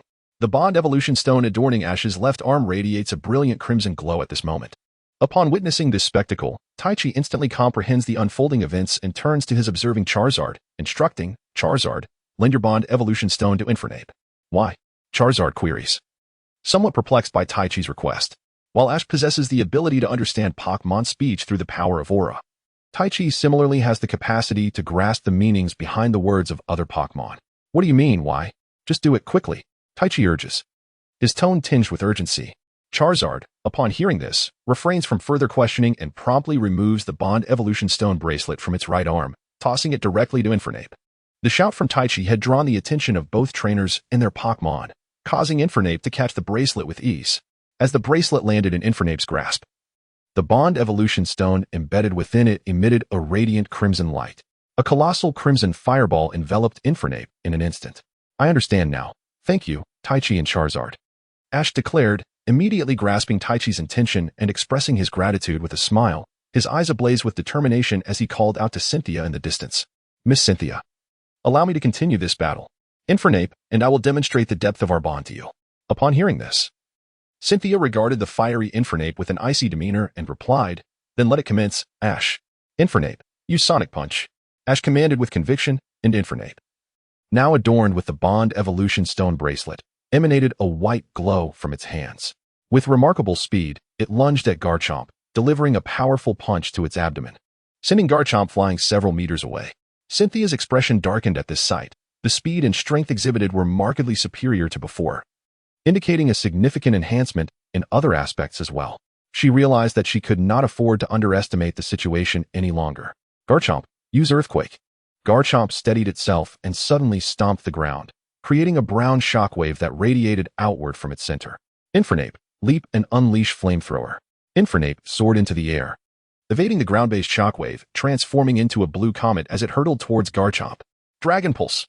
Garchomp unleashed a purple energy wave from its mouth, resulting in a fierce collision mid-air, followed by a powerful explosion that stirred up considerable dust.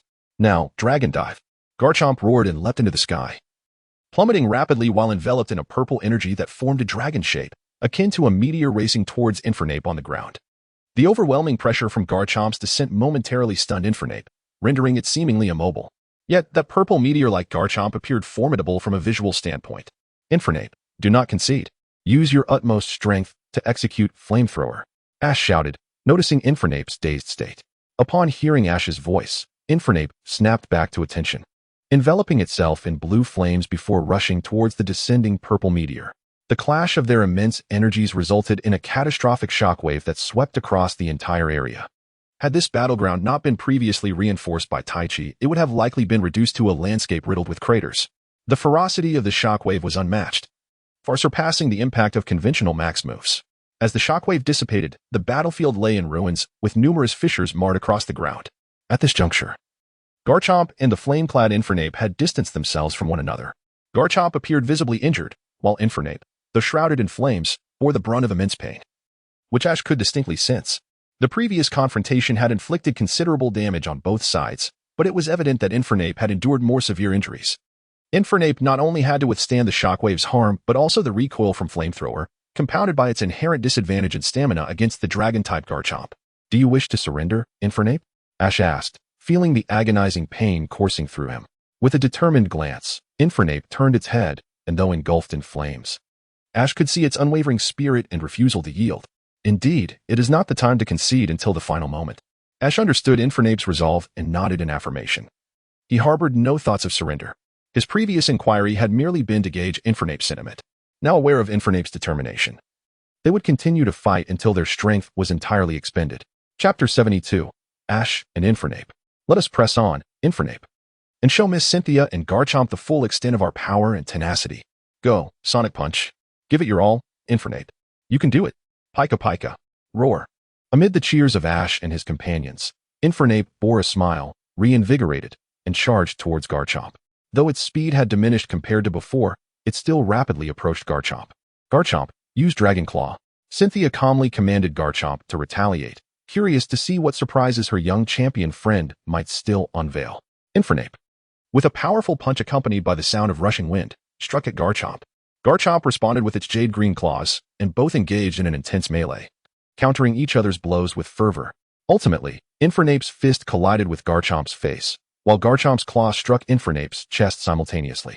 Both were sent flying, crashing to the ground. Garchomp, recovering first, appeared to still have energy in reserve. It was evident that a top-tier Pokémon remained formidable, ready to continue battling. In contrast, Infernape lay motionless, enveloped in flames, the intensity of its fiery aura waning as it gradually diminished. Had they lost? Xiaochun sat on the ground, her gaze fixed in disbelief upon the unfolding scene. Indeed, at some point, Ash had transformed in her eyes into an undefeated champion, akin to the indomitable Dan Emperor. Perhaps it was after Ash triumphed over the Dan Emperor that, in Xiaochun's perception, the only beings capable of defeating Ash were the legendary Pokémon. After all, since Xiaochun had known Ash, apart from the evidently doomed encounters against Lugia and Ho-Oh, Ash had never faced defeat again. Tai, on the other hand, was intently observing the fallen Infernape. The flames enveloping Infernape had yet to dissipate, signifying that it had not lost its fighting spirit, and thus, Ash had not lost the battle. Infernape, I can sense your indomitable heart, and I understand your current thoughts.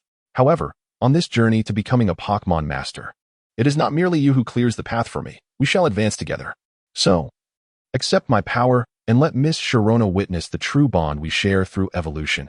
Ash spoke to the fallen Infernape. Due to their bond evolution, at that moment, Ash's heart and Infernape's heart were intertwined. Throughout the previous battle, Infernape had never actively sought Ash's strength but had passively accepted the flow of Ash's energy. Consequently, Infernape's bond evolution had only reached its preliminary stage, enveloping itself in energy without any transformation in its essence. In that moment, Infernape's strength had indeed been exhausted, leaving only the power to unleash its final Flare Blitz. However, perhaps due to Ash's input of strength, it was unable to execute Flare Blitz as its stamina was continually replenishing. In a state of frustration, Infernape lay on the ground, gazing longingly at the distant Garchomp. Just as Ash had said, it was unwilling to concede defeat. Recalling the time when it was under Shinji's command, Infernape had felt weak, mercilessly defeated by Garchomp. Now, facing Garchomp once again, Infernape yearned to prove that it possessed the strength to overcome its rival, not to validate itself to Shinji, but to demonstrate its power to Ash. It sought to affirm that when it had been cast aside in despair, Ash had extended a hand, leading it away from its past life, affirming that Ash's choice had not been in vain, and that it was not weak. Thus, it had refrained from actively seeking Ash's strength during previous battles. Yet upon hearing Ash's words, Infernape felt a sense of relief. It was not that Infernape wished to surrender, but rather that it willingly accepted Ash's strength to grow stronger. In that instant, Infernape felt an overwhelming surge of power. Rising once more from the ground, the flames emanating from its body intensified, shooting skyward.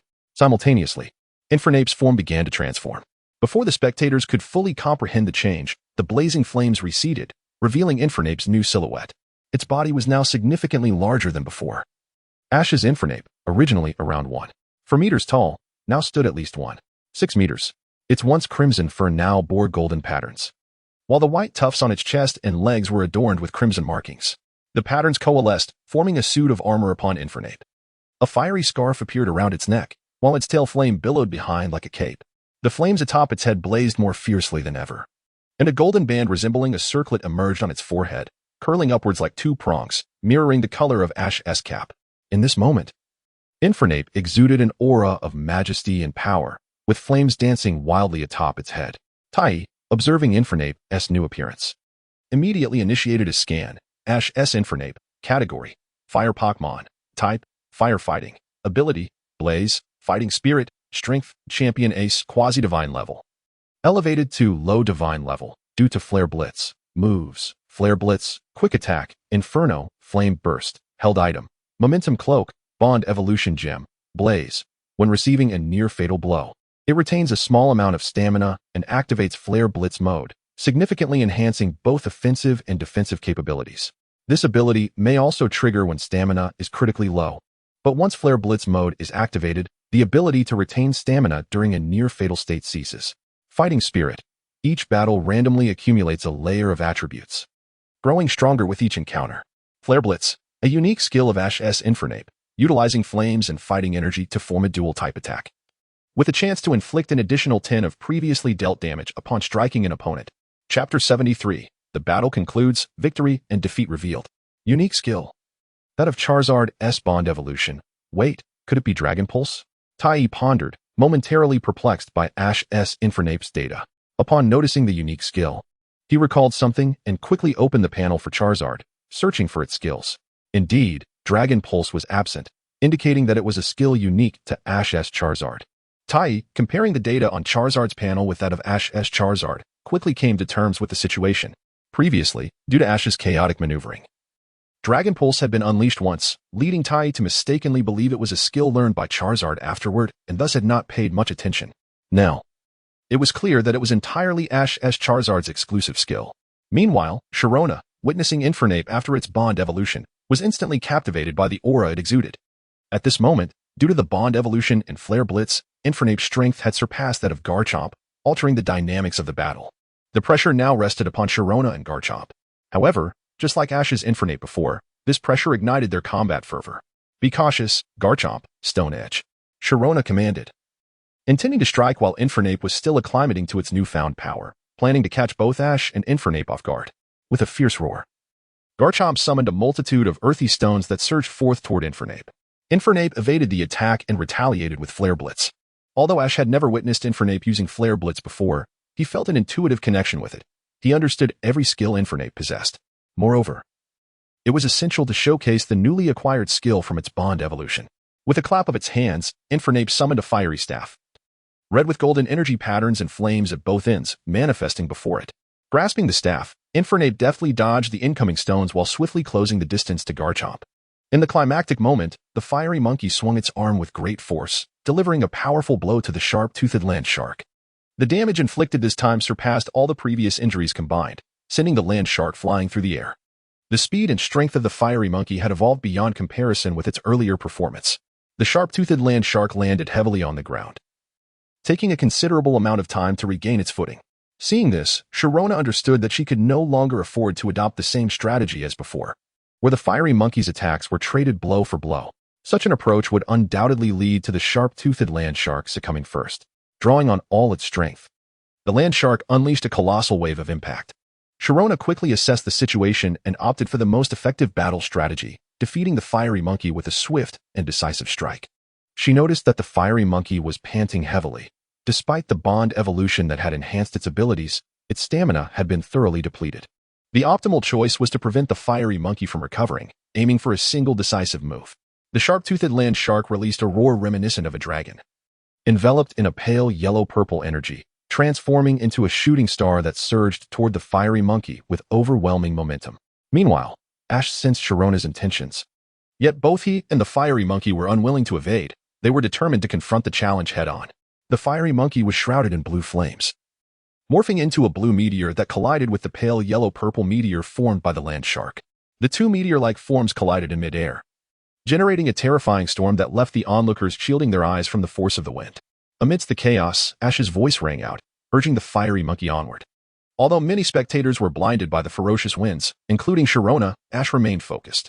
The fiery monkey's perception aligned with Ash's, sharing his sensations of pain, sight, and stamina.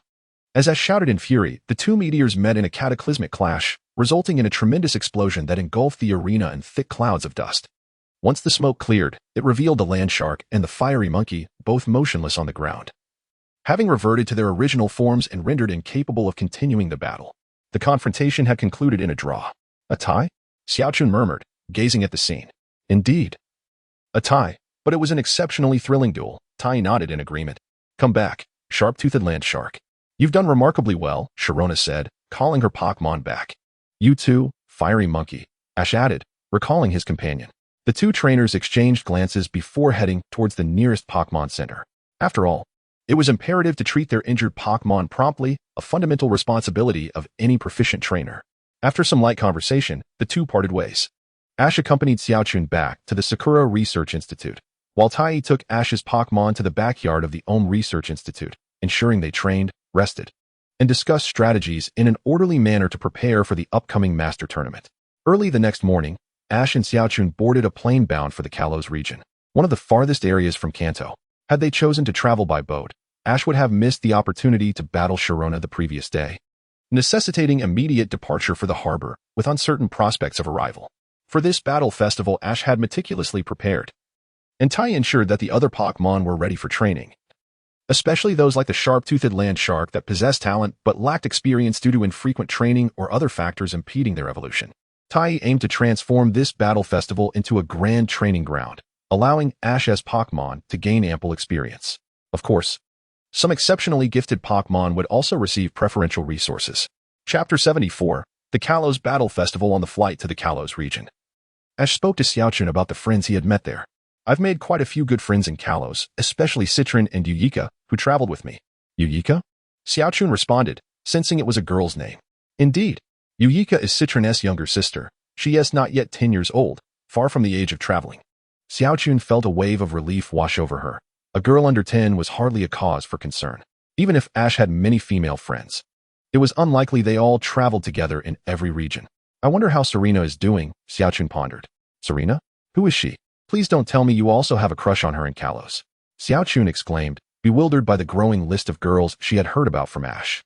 Serena is another companion from my travels, and we met when we were very young, Ash explained. Honestly, I had forgotten about her. But she remembered me and returned the handkerchief I gave her back then. What a remarkable memory. At this point, Xiaochun fell silent, grappling with her thoughts. Is your emotional intelligence in the negative? Is this a matter of good memory? She mused internally. Clearly, she has feelings for you.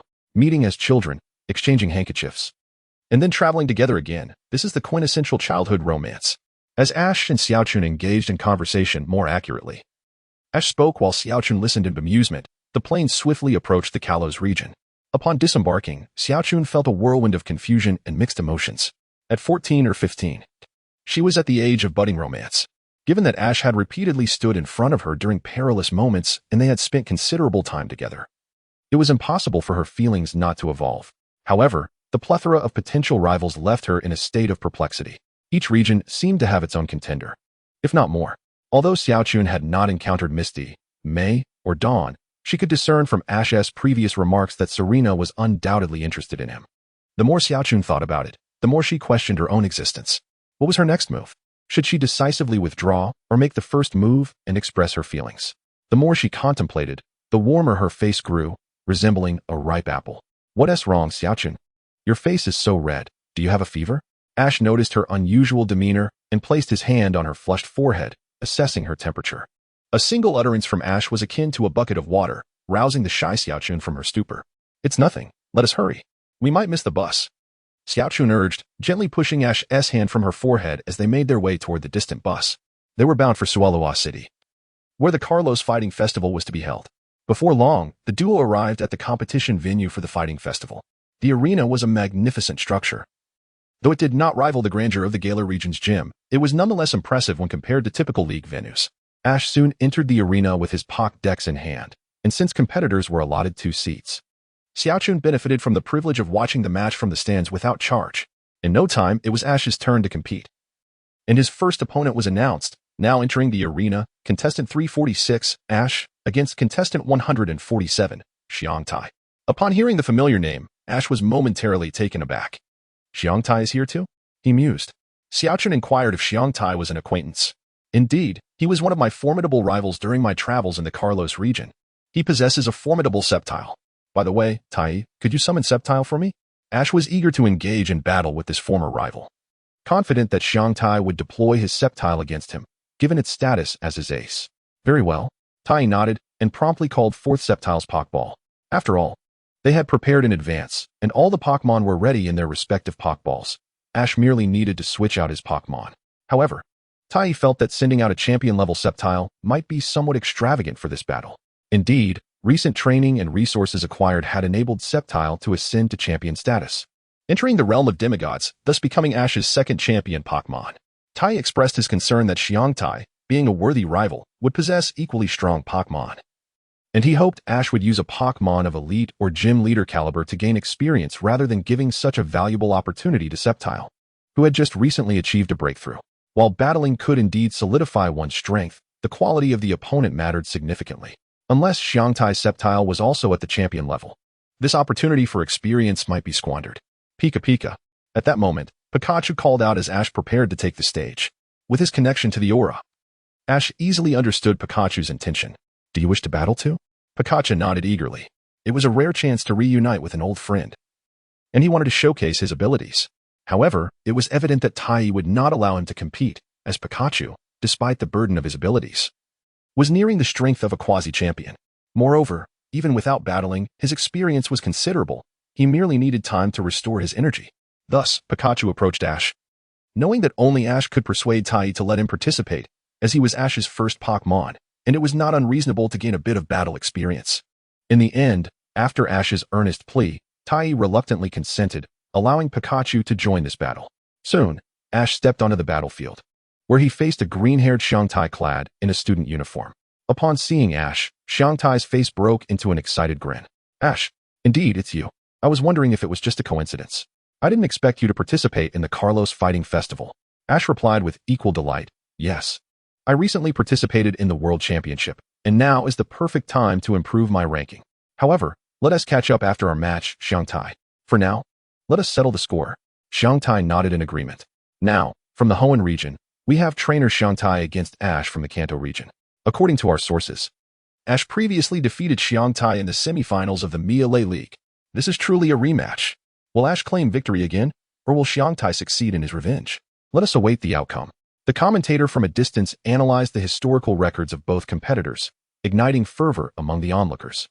The Miele League semifinals were not something just anyone could enter, and the audience, who initially anticipated a typical Pokémon match, now realized they were witnessing a high-stakes battle. With the referee Rotom signaling the commencement of the match, Ash and Xiangtai simultaneously released their first Pokémon. Ash sent forth Pikachu, while Xiangtai deployed his late-blooming powerhouse from Hoenn, Salamence. Pikachu, Salamence, prioritized and restricted speed with Air Slash. Xiangtai was all too familiar with Pikachu's capabilities and had devised a strategy to counter it. With a roar, Salamence flapped its crimson wings, unleashing a flurry of white blades that shot forth throughout the arena. Pikachu dodge. Ash commanded. Pikachu transformed into a streak of white light, darting across the battlefield. The multitude of air slashes raining down from above was evaded with Pikachu's nimble agility. Upon witnessing Pikachu's successful evasion, Xiangtai revealed a satisfied smile, confident in his plan. As anticipated, Salamence used Dragon Pulse. A purple wave in the shape of a dragon surged forth from Salamence's mouth, aiming for Pikachu's next landing spot. Xiangtai's strategy was indeed impressive, as he had calculated Pikachu's evasion trajectory perfectly by utilizing Air Slash to block all routes. However, Ash remained unfazed. He and Pikachu had faced countless challenges before, and this was simply a minor skirmish. Quickly, Ash devised a counter-strategy. Pikachu, use Electro Web. Pikachu skidded to a halt, elegantly supporting himself with one hand. His tail raised as golden electricity coalesced into a web-like formation. Utilizing the momentum from his sudden stop, he hurled the Electro Web into the air. The net spread out, forming a golden barrier that intercepted the purple dragon-shaped energy wave. Though the force of the Dragon Pulse stretched the net considerably, it failed to breach the protective web. How did it hold up? Xiangtai was taken aback, for Pikachu had never employed Electro Web during their encounters in the Carlos region. Moreover, he recalled that Electro Web was not a defensive move, so he was astonished to see it used in such a manner. Pikachu, now is the time. Thunderbolt. Ash commanded without regard for Pikachu's momentary daze. A dazzling arc of golden lightning erupted from Pikachu, striking the unsuspecting Dragonite and sending it flying several meters away. In that fleeting moment of impact, a dark sheen enveloped Dragonite. Tai, witnessing this spectacle, couldn't help but marvel. It seemed that Pikachu's deceptive ability, the Godslayer trait, was not as detrimental this time. Shota, equally astonished, thought to himself how fortunate it was that Dragonite was not weak to electric-type moves. Otherwise, that thunderbolt would have surely incapacitated it. The sheer magnitude of electricity emanating from Pikachu was far beyond what one would expect from a typical Pikachu. Infuriated, Shota commanded Dragonite to unleash a hurricane. Taking a moment to contemplate, he resolved to first restrict Pikachu's speed before launching an attack. Dragonite spread its crimson wings and began to flap them furiously, summoning a fierce wind that quickly morphed into a towering tornado, lifting dirt and Pikachu into the air. Whether by design or sheer luck, the whirlwind, combined with the debris, inflicted both flying and rock-type damage upon Pikachu. In a flash of inspiration, Ash shouted at Pikachu, "Use Shadow Clone and Thunder Wave. Envelop yourself in lightning." Pikachu steadied itself in midair, standing atop a chunk of earth, and executed the command. Numerous shadow clones of Pikachu materialized in the air, each radiating a brilliant electric aura. As these clones resonated with Pikachu's own electric energy, the original thunderstorm transformed into an electric storm, engulfing both Pikachu and Dragonite in a chaotic barrage of strikes. Protected by the electric shield, Pikachu emerged unscathed, while Dragonite was mercilessly struck by the ferocious storm, unable to dodge or defend itself, and was left reeling from the onslaught. As the tempest subsided, Pikachu landed gracefully, shielded by the remnants of the electric storm, while Dragonite plummeted to the ground, dazed and incapacitated. "Such a technique!" Shota exclaimed, recalling Dragonite in surprise. He had once again witnessed Ash's almost chaotic yet imaginative battling style. Just when one might think they understood Ash's tactics, he would invariably surprise them with his next move. However, Shota quickly regained his composure, confident that he still had an ace up his sleeve. "Go, Lizard King!" Shota called forth his prized Pokémon, the evolvable Lizard King. Chapter 76, Lizard King. Shota held a firm belief that his Lizard King would triumph over Pikachu, especially since its ability post-evolution was Lightning Rod, rendering it immune to electric-type attacks. Thus, he felt he possessed a distinct advantage. Pikachu returned. Yet, to Shota's astonishment, Ash withdrew one of his Pikachus. Pikachu offered no objections, as it had been agreed that Ash would only battle with one Pokémon during the Kalos Combat Festival, leaving the rest to his other partners. After all, the number of battles he could engage in today remained uncertain, and with so many Pokémon at his disposal, the opportunity to participate would depend on chance. Next up is you. Upon recalling Pikachu, Ash sent forth his second Pokémon, a Lizard King, identical to Shota's.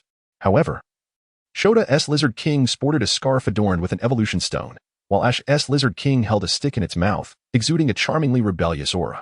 Moreover, Ash's Lizard King was noticeably larger than Shota's. Ash has a Lizard King too? Shota gawked momentarily, never expecting his opponent to possess one. But in the next instant, enthusiasm surged within him. As a seasoned Lizard King trainer, he was confident he would not falter in this duel. "Ash, I want to hold back. Lizard King, evolve." Shota brandished a notebook with a radiant gemstone, calling out to Ash. As his words echoed, a resplendent light illuminated the arena, and Lizard King began to transform. Green armor sprouted on its chest, the leaves adorning its body sharpened to a point, their tips turning crimson. A pair of orange spheres and a pair of red ones appeared on its back, while its tail's foliage became more pronounced, adorned with intricate patterns. This was the Lizard King. "Lizard King, be cautious. Your opponent is formidable," Ash warned his Lizard King. The latter nodded in acknowledgement. Yet a fierce glint flashed in its eyes. The thought of another of its kind flaunting its evolution before it was quite irksome. Chapter 77. The overwhelming match. The disparity in strength between Ash's Lizard King and Shota's was palpably immense. Ash's Lizard King had reached the champion level, albeit still a bit unstable after its recent breakthrough, while Shota's was merely at the elite level. Previously, Lizard King had swiftly dispatched an elite-level golem with its champion-level prowess. The only reason it hadn't obliterated Shota's Lizard King lay in the latter's 4 times resistance to grass-type moves, whereas Golem was weak to them, leading to this peculiar scenario. Despite Lizard King's resistance to grass-type attacks, the sheer volume of assaults proved overwhelming. Seizing the opportunity while Shota's Lizard King was occupied resisting Leaf Blade, Ash's Lizard King struck twice. By now, Shota's Lizard King had endured no fewer than 7 or 8 Leaf Blades, pushing its endurance to the brink. Had its ability not shifted from Overgrow to Lightning Rod, the former would have activated by now. Shota recognized that his Lizard King had reached its limit. Continuing in this manner would surely lead to defeat. A change in strategy was imperative to salvage a glimmer of hope. The true strength of Lizard King lay not in its physical prowess but in its special attack. Lizard King, create distance and use Dragon Pulse. Upon hearing this command, Ash's Lizard King transformed into a green flash, swiftly retreating while gathering a purple energy sphere in its mouth. However, Just as Shota's Lizard King had barely created enough distance to halt, an enormous lizard face appeared before it. In an instant, Ash's Lizard King closed the gap, outpacing Shota's Lizard King in both speed and power, revealing the vast chasm of their abilities. This stark difference was precisely why Tai preferred not to involve champion-level Pokémon in current skirmishes. After all, who would casually pit such formidable creatures against mere elite-level challengers? Engaging in a mismatch like this was not the way to cultivate skill. It was merely a waste of experience. Shoyuta, you won't escape. Defeat his Lizard King. With Ash's fervent cry, the final leaf blade struck the Lizard King. After removing the root from his mouth, he sighed and shook his head before turning to walk towards Ash. Meanwhile, the Lizard King, with a vacant stare, reverted to its original form, sprawled on the ground with its eyes spinning, having lost its combat ability. Shoyuta gazed in disbelief at the fallen Lizard King, unable to comprehend how Ash's Lizard King could be so formidable. After all, his Lizard King had once exchanged blows with Ash's Greninja in a fierce battle. Yet this time it was a pure rout. Ash's Lizard King had not even changed its move, effortlessly defeating his with a single leaf blade. What was the secret behind Ash's Lizard King? Was it a trump card even more powerful than Greninja? If so, why hadn't it been utilized during the tournament years ago? Had it been used, Ash would have undoubtedly claimed victory at the Thunderbolt Conference. Shoyuta was left in a state of astonishment and confusion. How do you feel, Shoyuta? This is the power of my Lizard King. Impressive, isn't it? Just then, the Lizard King resumed its cool demeanor, holding a stick in its mouth and crossing its arms in a nonchalant pose. Although the Lizard King was somewhat unsatisfied with this battle, as its recent opponents had all been of championship caliber, like Professor Oak's Pokémon and Ash's elite Pokémon, occasionally, a one-sided victory provided a refreshing break. This respite was quite welcome for the Lizard King, especially considering the immense pressure exerted by the two Fire-type Pokémon it had faced recently. What else with that expression? Winning and losing are part of the game. I didn't feel this down when I lost to Alola, Shoyuta remarked. Moreover, this was merely a Pokémon battle. There are still Ultra Balls, Great Balls, and even the Master Ball to contend with. We can have another battle next time. After the match, Ash and Shoyuta shook hands, and Ash consoled the disappointed Shoyuta. In matters of emotions, Ash's emotional intelligence was akin to a negative score, perhaps a solid negative 100 out of a possible 100. However, when it came to friends, Pokémon, or battles, Ash's emotional intelligence was maximized. Although it wouldn't be accurate to label Ash as highly emotionally intelligent, he often spoke based on instinct, which proved to be remarkably accurate when comforting friends or Pokémon. Yet, in terms of romantic feelings, calling him emotionally obtuse would not be an exaggeration. Quickly, under Ash's comforting words, Shoyuta regained his composure and beamed with a renewed smile, expressing a desire to battle again in the future. Following a battle, a brief rest was in order. With Tai's assistance, Ash prepared for his next Pokémon battles. While it couldn't be guaranteed that every Pokémon would take the field today, he aimed to ensure that each battle featured a different Pokémon. As for adherence to the rules, the Pokémon Center was located nearby, so no one would suspect otherwise. They would merely assume Ash was showcasing his Pokémon. With renewed vigor, Ash triumphed in all subsequent battles, propelling his rank to the 1,000th position. One more victory would elevate him to the Great Ball level. Throughout this journey, newly captured Pokémon like Dragonite, Gengar, Riolu, and Gigalith had all made an appearance, alongside several of his veteran Pokémon, such as Bayleef, Charmander, and Machoke. However, none of these battles featured Pokémon of the Elite Four caliber, as the current competition was limited to gym leader level battles. It was only at the Great Ball level that Elite Four Pokémon might gradually surface. Typically, champion level Pokémon were found between the Elite Four and the Great Ball tiers. Thus, it sufficed to deploy gym leader level Pokémon at the current level, allowing Professor Oak's weaker veteran Pokémon to partake as well. From this day forth, it seemed that Ash would have to impose limitations on the strength of the Pokémon he used in battles, refraining from deploying elite-level Pokémon at will, lest he complicate his own challenges. After a long day of battling, Ash, along with Xiaochun and Shoyuta, exited the arena, intending to take a break before resuming their endeavors. Chapter 78. Farewell, Kurnihihi. Back in the day, whenever I battled Shoyuta, it was always him coming back for more. I had only lost once, Ash reminisced. Indeed.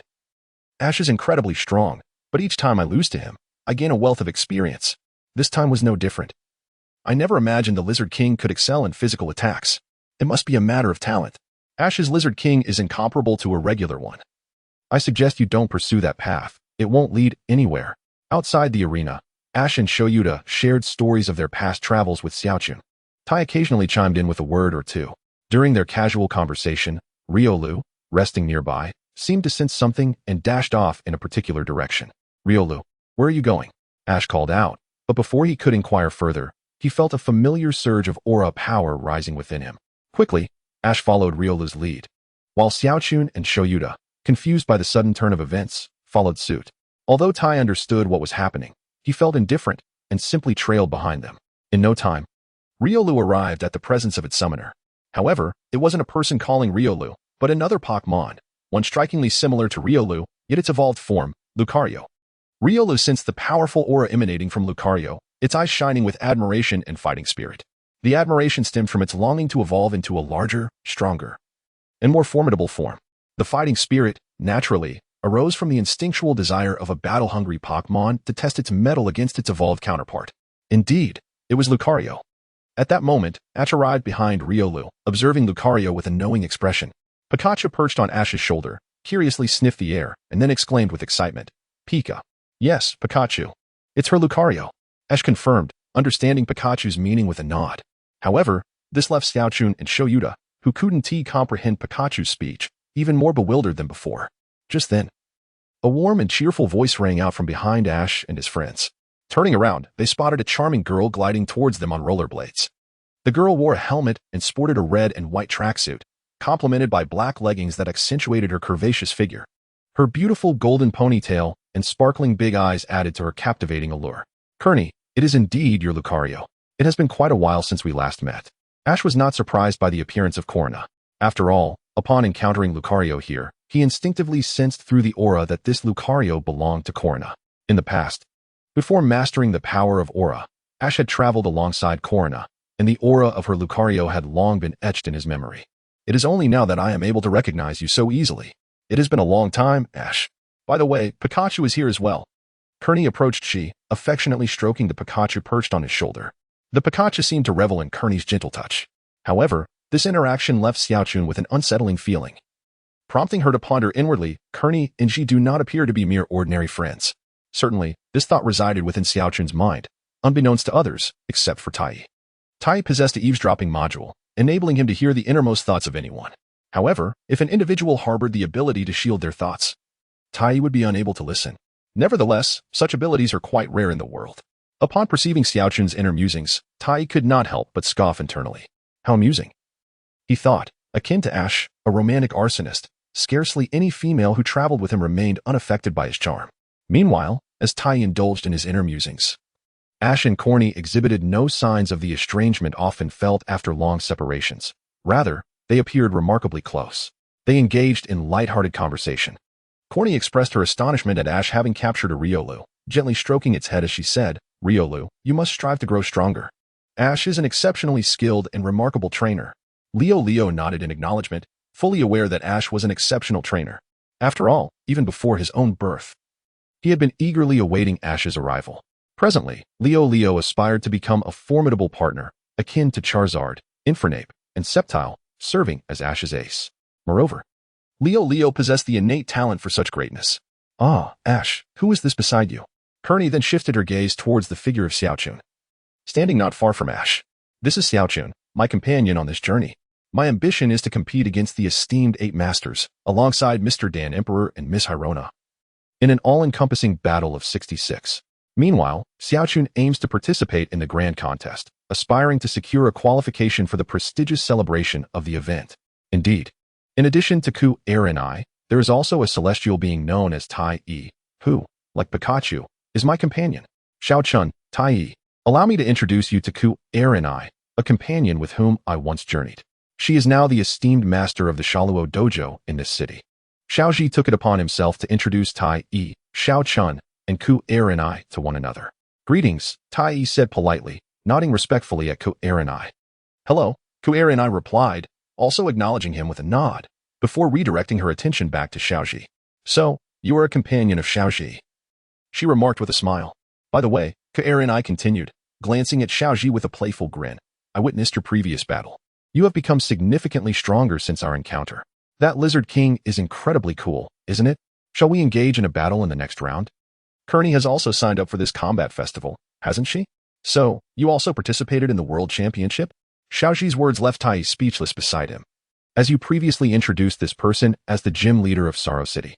In the blink of an eye, has this city come to be known as Sulua City? At this moment, Tai was at a loss for words, while Xiaoji fared somewhat better. Chapter 79, Battle with Kellner. Of course, I am currently ranked 1001 among Pokeball level. With just one more victory, I shall secure my place in the Super League. Moreover, this is a celebration held in the city of my dojo. As the master of the dojo, how could I possibly refrain from attending? Kearney patted her modest chest with an air of pride and proclaimed. Upon hearing Kearney's reminder, Ash suddenly recalled that the location of the Kalos Fighting Festival coincided with Kearney's gym, for she was indeed the gym leader of this city. Just moments ago, he had been introducing her to Xiaochun and Tai, and yet in the blink of an eye, he had forgotten. However, Ash remained unfazed and called out to Kearney, expressing his eagerness for their upcoming battle, assuring her that he would triumph once again, just as he had before. Upon hearing this, Kearney, who had been all smiles, instantly sulked, her lips pouting into a little bun as she retorted, "A battle is a battle. Why bring up the last time? If that is the case, then it was I who triumphed in our previous encounter. You are the vanquished opponent of my 100 consecutive victories." This time, it was Ash whose smile vanished, as a lump formed on his face. "That was an accident. Since then, my Pikachu has even defeated your Lucario." The two of them now resembled a young couple engaged in playful banter, prompting Xiaochun to think, I really shouldn't be here. As for Tai, he inexplicably produced a slice of watermelon and began indulging in his own eating spectacle. After their light-hearted exchange, they both laughed in unison. "You haven't changed a bit, Ash," one remarked. "Neither have you, Karuni. The time for idle chatter has come to an end. Let us now immerse ourselves in the exhilarating duel between Ash and Corny." Both competitors simultaneously extended their fists, colliding with a resounding thud as they declared in unison, "What a delightful fruit." It appears that this world does not adhere strictly to monogamy, despite the prevalence of such a norm. Tai observed the remarkable synergy between the two, pondering the potential of Ash to unleash all of his Pokémon, particularly Lucario and Snivy. "Snivy, splendid work. Press the advantage," Ash commanded, witnessing the unfolding scene. Snivy, seizing the moment, swiftly extended its two elongated vines from its shoulders and, in a flash, ensnared its master, Weasel. "Not good. Weasel. Quickly, use substitute," Corny exclaimed. Momentarily disoriented by Ash's maneuver, but she regained her composure with haste. Weasel shimmered with a brilliant light, preparing to execute the substitute technique. However, Snivy adeptly maneuvered its vines, drawing Weasel closer and denying any opportunity for escape. The relentless onslaught of its vines interrupted Weasel's casting as Snivy continued to bombard it with powerful strikes, driving it repeatedly toward the ground. After several jarring impacts, Weasel was left battered and bruised. Corny's heart sank as she beheld her injured companion, beads of cold sweat forming on her fair skin. She was given no time to react. Ash's commands to Snivy were executed with precision. Seizing the opportunity while Weasel was momentarily incapacitated, Snivy unleashed a flurry of attacks. In a situation like this, Weasel could neither hear Corny's commands nor execute any skills. There remained but one recourse. "Return, Weasel," Corny declared, retrieving her Pokémon into its Pokeball, and then she swiftly tossed another ball from her waist. The creature emerging from the Pokeball was none other than Lucario. If effective counterattacks are unattainable, then it is wiser to opt for a different Pokémon. It is akin to Master Itachi being overwhelmed by the Vine Snake, succumbing to a relentless barrage of attacks. When Lucario made its entrance, Corna did not allow it to unleash any abilities, but instead gravely addressed Ash. "Ash, I shall hold nothing back and give it my all. Come on, Corna.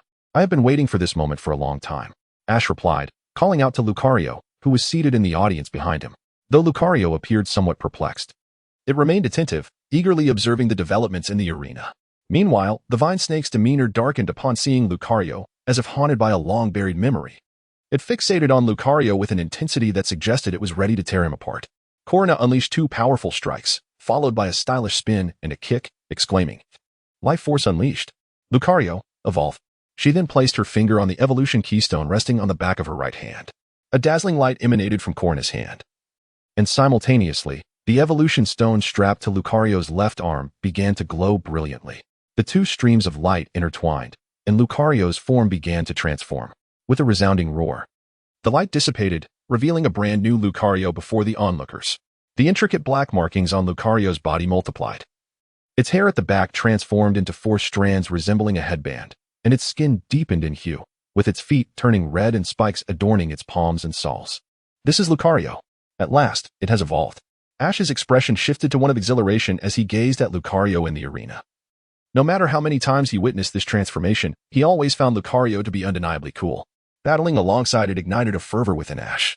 Despite Lucario being his opponent, it did not dampen the flames of enthusiasm within Ash's heart. Be careful, Vine Snake. Cornus Lucario is incredibly powerful. Hearing this, the Vine Snake's expression grew grave. It sensed the formidable strength of the opposing Pokémon, which was far beyond its current capabilities. Yet, a thought lingered in the Vine Snake's mind. It was determined not to be outdone by such a foe. Even though this Lucario was not the same as before, the Vine Snake yearned to triumph over it. Taking a deep breath, the Vine Snake exhaled, as if shedding a heavy burden, radiating a brilliant light as its form began to shift. This is evolution. Ash, witnessing the Vine Snake's sudden brilliance, expressed his surprise. As the light faded, a creature emerged that was twice the size of the Vine Snake. Its formerly deep green skin transformed into a vibrant teal, adorned with more intricate patterns. Yet its proud demeanor remained unchanged. Lurantis. The newly evolved Lurantis roared triumphantly, casting a confident gaze toward Lucario in the distance. Although it could still feel the pressure emanating from its opponent, it was significantly less daunting than before. At the very least, Lurantis felt capable of withstanding an attack from the blue canine without being instantly defeated. Lucario, bullet punch. Corna took the initiative. Lucario, responding to Corna's command, gathered silver energy in its hands, swiftly closing the distance to Lurantis. Before Lurantis could react, Lucario unleashed a flurry of punches, landing 5 or 6 strikes in quick succession, followed by a powerful blow that sent Lurantis soaring into the sky. Lurantis used Leaf Tornado for protection. Ash urgently instructed Lurantis to employ the same tactic for defense. Lurantis steadied itself mid-air, surrounded by a vibrant green aura as leaves coalesced into a swirling storm around it.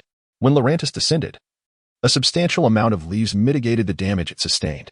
However, the impact from Lucario's earlier punches had left Lurantis severely weakened. Do not assume this is the end. Lucario. Dragon Pulse. Corona, regaining her momentum, launched an aggressive assault. In the face of overwhelming strength, any minor stratagems proved futile, even though Lurantis had just evolved. Its power was merely at the threshold of gym leader level, while Lucario had already ascended to champion status, placing Lurantis at a distinct disadvantage within mere moments of their encounter.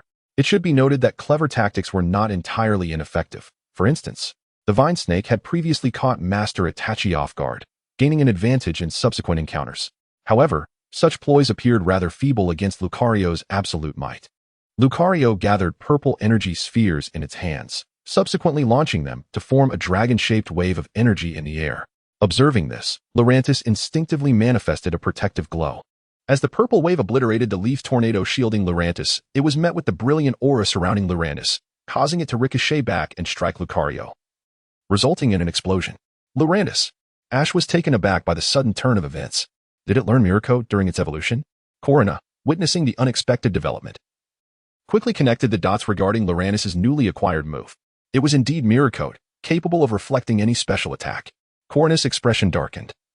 She had not anticipated that Lurantis would master Mirror Coat so swiftly after its evolution, resulting in Lucario taking double damage from the Dragon Pulse. Fortunately, Lucario's steel typing, combined with the prior Leaf Tornado, had mitigated some of the damage, so the reflected force merely left Lucario with light injuries. In that case, Lucario used Bone Rush. Corona shifted tactics, opting for physical attacks, determined to test whether Lurantis could counter with a retaliatory strike. Lucario first brought its hands together before spreading them apart, revealing 2 Azure Bone Clubs in its grasp. Lurantis used Shadow Clone. Ash quickly commanded Lurantis. After all, Lurantis was in a precarious state, and any further hit would surely lead to its defeat.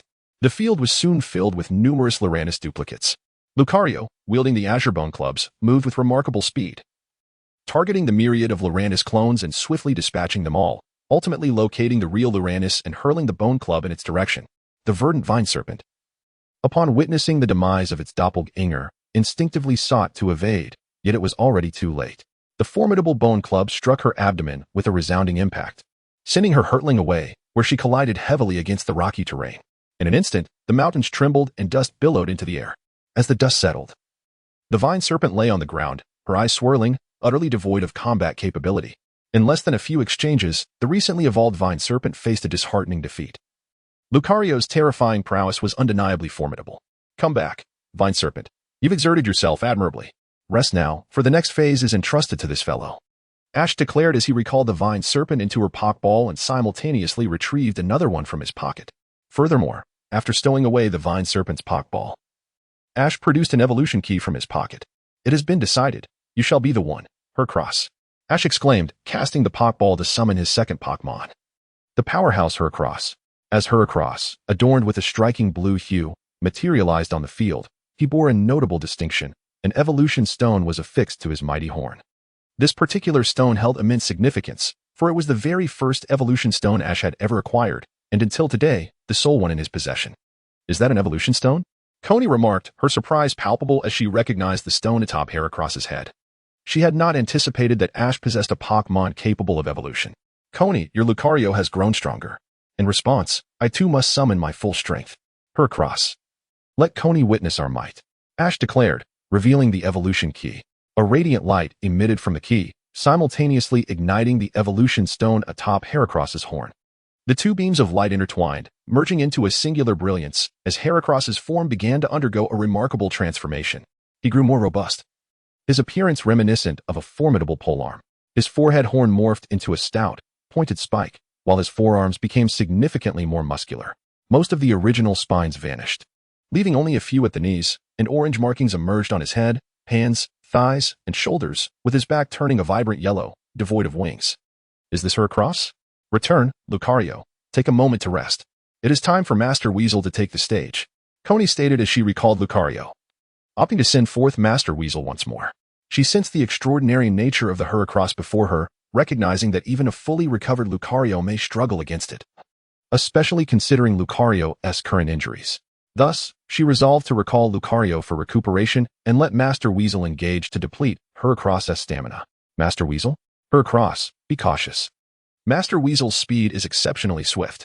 Heracross acknowledged with a nod, fixating intently on the distant Master Weasel, poised and ready. He awaited Ash's command to unleash a fierce offensive against Master Weasel. Meanwhile, Master Weasel sensed the imposing aura exuded by Heracross, a hallmark of a true warrior, compelling him to remain vigilant and steadfast, fixated on Heracross. Ash and Coney exchanged glances, the tension palpable, before simultaneously issuing their commands.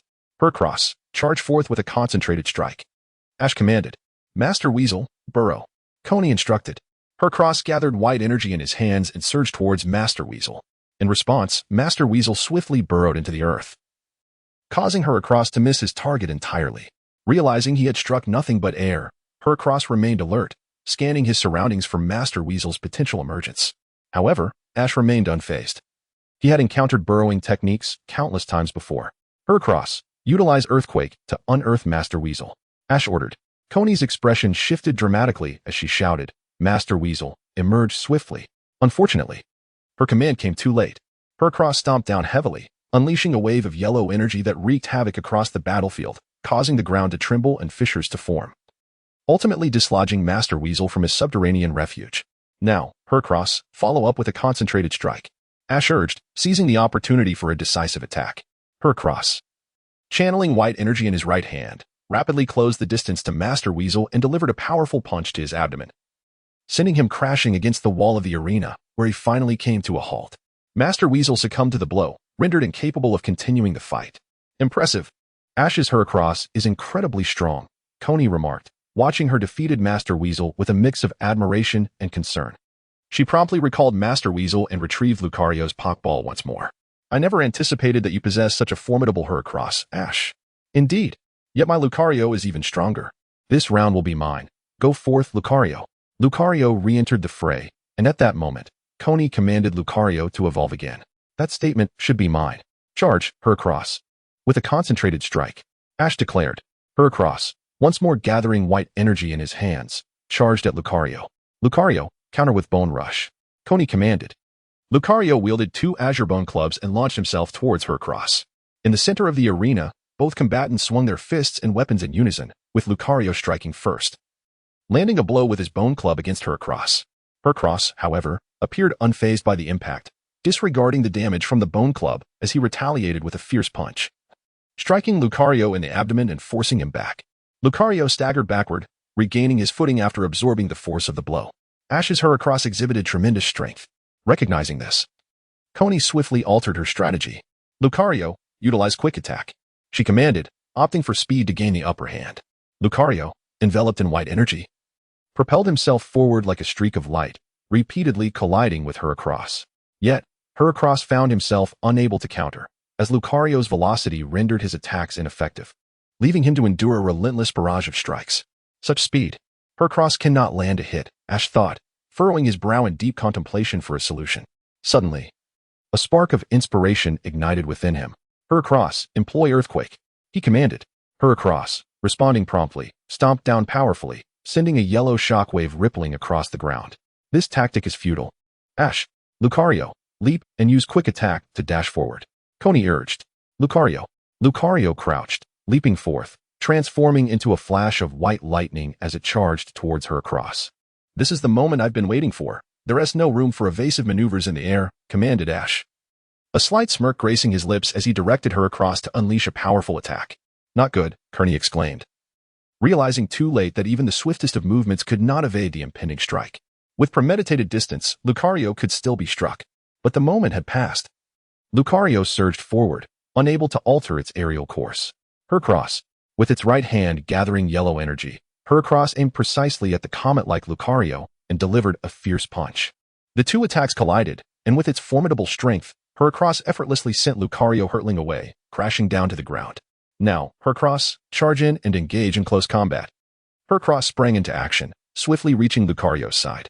Seizing the opportunity while Lucario was still grounded, it unleashed a flurry of colossal punches, striking Lucario's abdomen with relentless force, causing the earth beneath to fracture and send dust swirling into the air. As the dust settled, Heracross stood tall, while beneath its feet lay Lucario, now devoid of combat capability, reverting to its original form. This signified the victory of the battle, marking Ash's advancement to the Super Ball tier. Defeated, Kearney lamented as she recalled her weakened Lucario into its Pokeball. Subsequently, she and Ash made their way to the Pokémon Center to tend to their injured Pokémon. Afterward, they returned to the arena to watch the final two matches alongside Zacian, although Ash was not participating in these rounds. One of the matches featured Shota, who, unsurprisingly, triumphed with ease. In the realm of Pokeball tier battles, most trainers were either elite or gym leaders, making it rare for champions to appear and dominate. Thus, Shota, who possessed the formidable Lizard King, faced little opposition in the Pokeball tier competitions. As the final battle concluded, dust fell, marking the end of the annual Kalos Fighting Festival, with the next event scheduled for the same day the following year. Yet, Ash's journey had not been in vain. He had surged ahead, securing his place in the Super Ball tier. The Super Ball tier battles commenced only from the 22 or 33 level. Matches at the 11 level were absent from this tier. Chapter 83, Zacian's Fascination after the conclusion of the Kalos Fighting Festival. Ash and Zacian bid farewell to Shota and Kearney. With Tai's assistance, they swiftly returned to the Sakuragi Research Institute. Shortly after their arrival, Professor Sakuragi approached them, presenting 2 official tickets for the World Championship Master Tournament, where the 7th-ranked Shabana would face off against the top-ranked Dondi. Ash and Zacian graciously accepted the opportunity. After all, the World Championship's Master Tournament represented one of the pinnacle contests globally, captivating even those like Zacian, who were not particularly fond of battles, let alone Ash, the battle enthusiast. The Master Tournament was set to take place in 5 days, during which Ash needed to focus on his studies. I need to attend classes during this time, so if you have tasks, you must handle them on your own. Zacian expressed her concerns in the lounge of the Sakuragi Research Institute. She had taken too many leaves recently, and while her reasons were valid, it could not continue indefinitely. As a student, if she kept requesting time off, she might as well consider dropping out altogether. Determined to watch the Master Tournament in a few days, Zacian resolved to return to school and dedicate herself to her studies. However, noticing Ash's silence, she turned with a hint of confusion. Ash, are you listening? Before she could finish, she noticed Ash had unknowingly fallen asleep on the couch, cradling Pikachu. Pikachu had also succumbed to slumber. Oh dear, why push yourself so hard? Zacian sighed, retrieving a blanket from the room and gently covering Ash, ensuring Pikachu had enough breathing space. As she gazed at Ash, who appeared childlike in his repose, a smile crept onto her face. In battles and everyday life, you always manage to astonish me with your actions. You may act like a child at times, yet you're incredibly reliable when it matters. I must say, you are indeed a remarkable individual. She mused, her delicate fingers brushing Ash's face. Realizing her actions, she abruptly withdrew her hand, glancing around to ensure no one was watching, and sighed in relief. Fool, what am I doing? She quietly chided herself. Meanwhile, in the Pokémon breeding area of the Sakuragi Research Institute, Tai chuckled heartily as he watched the content on his device. This show is fantastic. If Ash and Xiaochun end up together, I must show this video to Xiaochun. I can't wait to see her expression. Tai's sudden laughter puzzled the nearby little fireding, who was engrossed in its meal and alchemy but chose not to inquire further. 5 days swiftly passed. On the morning of the 5th day, Tai opened a portal, transporting Ash and Xiaochun to the vicinity of the Palace Gate Arena in the Galar region. Tai possessed remarkable abilities, allowing him to traverse any space, creating portals to places he had previously visited. This saved Ash and Xiaochun considerable time. During those 5 days, Ash had not taken on any other tasks, assisting Tai in training various Pokémon instead. With ample time at hand, he treated Xiaochun to breakfast. Albeit, they ended up arriving late. Fortunately, they reached the Palace Gate Arena before the competition commenced, finding their seats in anticipation. The Master Tournament featured a match between the 7th and 1st-ranked trainers. Each Master Tournament drew a multitude of spectators, rendering the arena completely packed. As the introductions for both competitors began, the announcer declared, over 10,000 trainers have registered for the World Championship. But only the top 8 can ascend to the Master level. We hold them in high regard as the 8 Masters. And today we witness the clash of their most powerful representatives. Let us welcome the contenders with enthusiastic applause. Making his debut in the World Championship and swiftly rising to the Master tier with formidable prowess, currently ranked 7th, he is the Dragon-type gym leader of the Galar region. Jabana. The opponent, born and raised in the region of Kalar, is a seldom defeated superstar, currently ranked number 1 in the World Championship. Renowned as the most formidable Pokémon trainer of the present day, Dan Emperor. Mr. Dan Emperor's introduction seems to have undergone a change, thought Ash, listening to the commentary with a hint of confusion. Are you referring to this? Ash asked. Have you forgotten that you defeated Dan Emperor last time? If he has lost, it's certainly inaccurate to claim he has never tasted defeat. It's normal for the introduction to change. Tai chided, lightly tapping Ash on the head. It's quite absurd to forget having defeated someone else. Ash, feeling a bit embarrassed, scratched his head. So that's how it is, haha. Kohara sighed, her gaze returning to the battlefield. The battle had commenced, and both Ash and Tai set aside their bickering, focusing intently on the arena. At that moment, both trainers dispatched their Pokémon. Cabana sent forth his ace, the Illuminog, while Dan Emperor unleashed his powerhouse, the Charizard. Upon seeing Dan Emperor's Charizard, Tai noted that it appeared to have gained strength since their previous encounter with old Charizard. Given this momentum, Dan Emperor's Charizard might very well reach the level of a divine Pokémon before Ash's does, Tai mused, astonished by the rapid enhancement of Dan Emperor's Charizard. If we disregard Bond Evolution and Gigantamaxing, old Charizard would undoubtedly be no match for Dan Emperor's Charizard. There exists a significant disparity in their strengths. However, it must be mentioned that Ash had previously exchanged 2 systems for one of Dan Emperor's, which was not to say his victory was dishonorable, but it did seem somewhat unfair. After all, the systems Ash had acquired were earned through his own prowess. Furthermore, it was merely an ordinary friendly match, devoid of the stringent rules of the Master Tournament that limit the use of systems. Thus, Tai was not overly optimistic about Ash's chances of defeating Dan Emperor. Nevertheless, he reasoned that in a full 6-on-6 battle, Ash would indeed struggle to secure a victory against Dan Emperor, affirming that the title of the strongest Pokémon trainer rightly belonged to Dan Emperor. Chapter 84, The Master Tournament, Cabana vs. Dan Emperor. The much-anticipated clash between Cabana and Dan Emperor in the Master Tournament officially commenced, with neither the Illuminog nor the Charizard possessing type advantages over each other. The outcome would hinge upon the trainer's tactical acumen and the individual prowess of their Pokémon. Both trainers had attained the rank of champion, and once at this level, the difference in command skills would be negligible. Thus, the battle would likely boil down to which Pokémon possessed superior strength. Both the Illuminog and the Charizard were champion-level powerhouses, resulting in an evenly matched confrontation, with neither side yielding an inch. Dan Emperor commanded Charizard to utilize moves such as Dig, Brick Break, and Dragon Claw, each skill meticulously aimed at countering the Illuminog. It was evident that Dan Emperor had invested considerable effort into mastering these techniques in preparation for this battle. In contrast, Cabana adeptly employed the Illuminog's ability, Light Metal, coupled with its commendable speed, to evade the majority of the attacks. Simultaneously, he used Iron Tail to bolster his defense and even managed to strike Charizard with Stone Edge. In a decisive moment, Cabana unleashed Iron Head, clashing against Charizard's Flamethrower, temporarily suppressing Charizard's position. However, Dan Emperor's Charizard exhibited remarkable resilience, rather than succumbing to the assault. Its fiery tail blazed even brighter. This indicated that the Illuminog's previous attack had merely warmed up Dan Emperor's Charizard for the battle ahead. As the confrontation unfolded, Cabana sought to amplify his advantage by activating the Illuminog's Gigantamax form. The Illuminog's size surged exponentially, transforming it into a towering colossus. exuding an imposing presence akin to a skyscraper. Visually, the Gigantamax Aluminog appeared significantly more formidable than a standard Gigantamax Pokémon. Yet, the true efficacy of this transformation remained to be seen. Observing Cabana's initial Gigantamaxing, Dan Emperor did not falter. He too activated Charizard's Gigantamax form. In an instant, a uniquely colossal Charizard emerged onto the battlefield. The Gigantamax Aluminog faced off against the Gigantamax Charizard. Cabana seized the initiative, unleashing Max Rockfall, an attack that would deal quadruple damage to Charizard, surpassing the potency of Stone Edge. In response, Dan Emperor countered with Max Knuckle. Towering boulders erupted from the ground, crashing down with formidable force.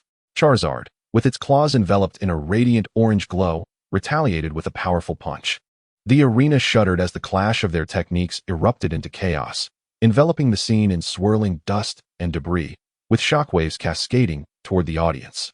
Fortunately, a purple energy barrier materialized around the spectators, a protective measure from the Shield Pokémon's move, King's Shield, effectively shielding them from the onslaught. Once the dust settled, the spectators were able to discern the battlefield anew. Charizard appeared unscathed, while the Gigantamax Aluminog bore visible injuries, a testament to the damage inflicted by Max Knuckle penetrating through Max Rockfall. However, moments later, a fierce sandstorm arose, a lingering effect of Max Rockfall. Within this tempest, the Aluminog's stamina remained unaffected, whereas Charizard's vitality would dwindle over time. Cabana, noticing the injuries on the Aluminog, felt a surge of apprehension and promptly commanded another move. G-Max Depletion. This signature attack not only boasted immense power, but also imposed an energy drain on Dan Emperor's Charizard, requiring multiple times the usual energy to execute its skills. A fearsome purple cyclone coalesced above the Aluminog, subsequently hurtling toward Charizard. In response, Dan Emperor unleashed Charizard's exclusive move, G-Max Inferno. The massive Pokémon crouched low, its fiery wings unfurling to release a blazing inferno that transformed into a phoenix, soaring through the sky with a triumphant cry. In the next moment, the two formidable techniques collided mid-air, once again igniting the arena with tremors and resounding echoes. The surrounding winds intensified, resembling the onset of a sandstorm. Amidst the tense gazes of all present in the arena, two skills momentarily stalemated in the air. Ultimately, the Super Gigantamax of the Aluminum Steel Dragon began to weaken, while the flames of the Fire Dragon morphed into an ever-expanding phoenix. Subsequently, it decisively overcame the skill of the Aluminum Steel Dragon, striking it directly. The searing flames relentlessly scorched the entire body of the Aluminum Steel Dragon. Even though the damage was merely the standard one-fold, it could not withstand the fact that its special defense was already quite low. Under the subsequent damage from the Super Gigantamax Hellfire, the Aluminum Steel Dragon ultimately succumbed, reverting from its Gigantamax form and collapsing, thus losing its fighting capability. Dan Emperor once again defended his status as the number one in the current World Championship. After the match concluded, the two shook hands amicably. Shabana called out to Dan Emperor and the audience behind him, proclaiming, "In our next encounter, I shall undoubtedly emerge victorious. Before that, the one who defeats you will reclaim their glory, and I hope that my next introduction remains that of the strongest champion, rather than merely the so-called number one in the World Championship rankings. Very well, when I next face that individual, I shall certainly win back my honor. I accept. When shall we battle, Mr. Dan Emperor?" As the two exchanged words, Ash could no longer remain seated. For Ash, the concept of declining an invitation to battle was utterly foreign. If a challenge was laid before him, he was ready to fight. Thus, he sprang to his feet and shouted below, instantly capturing the attention of everyone in the Palace Gate Arena, including the audience, staff, and referees. All eyes, including those of Dan Emperor and Shabana, turned towards him. Chapter 85. Rematch with Champion Dan Emperor. Hey, what are you doing? At that moment, Xiaochun longed to shout those words directly into Ash's ear, but she hesitated. With the spotlight now on them, Xiaochun, seated beside Ash, wished she could vanish into a hole. This was undeniably an embarrassing moment.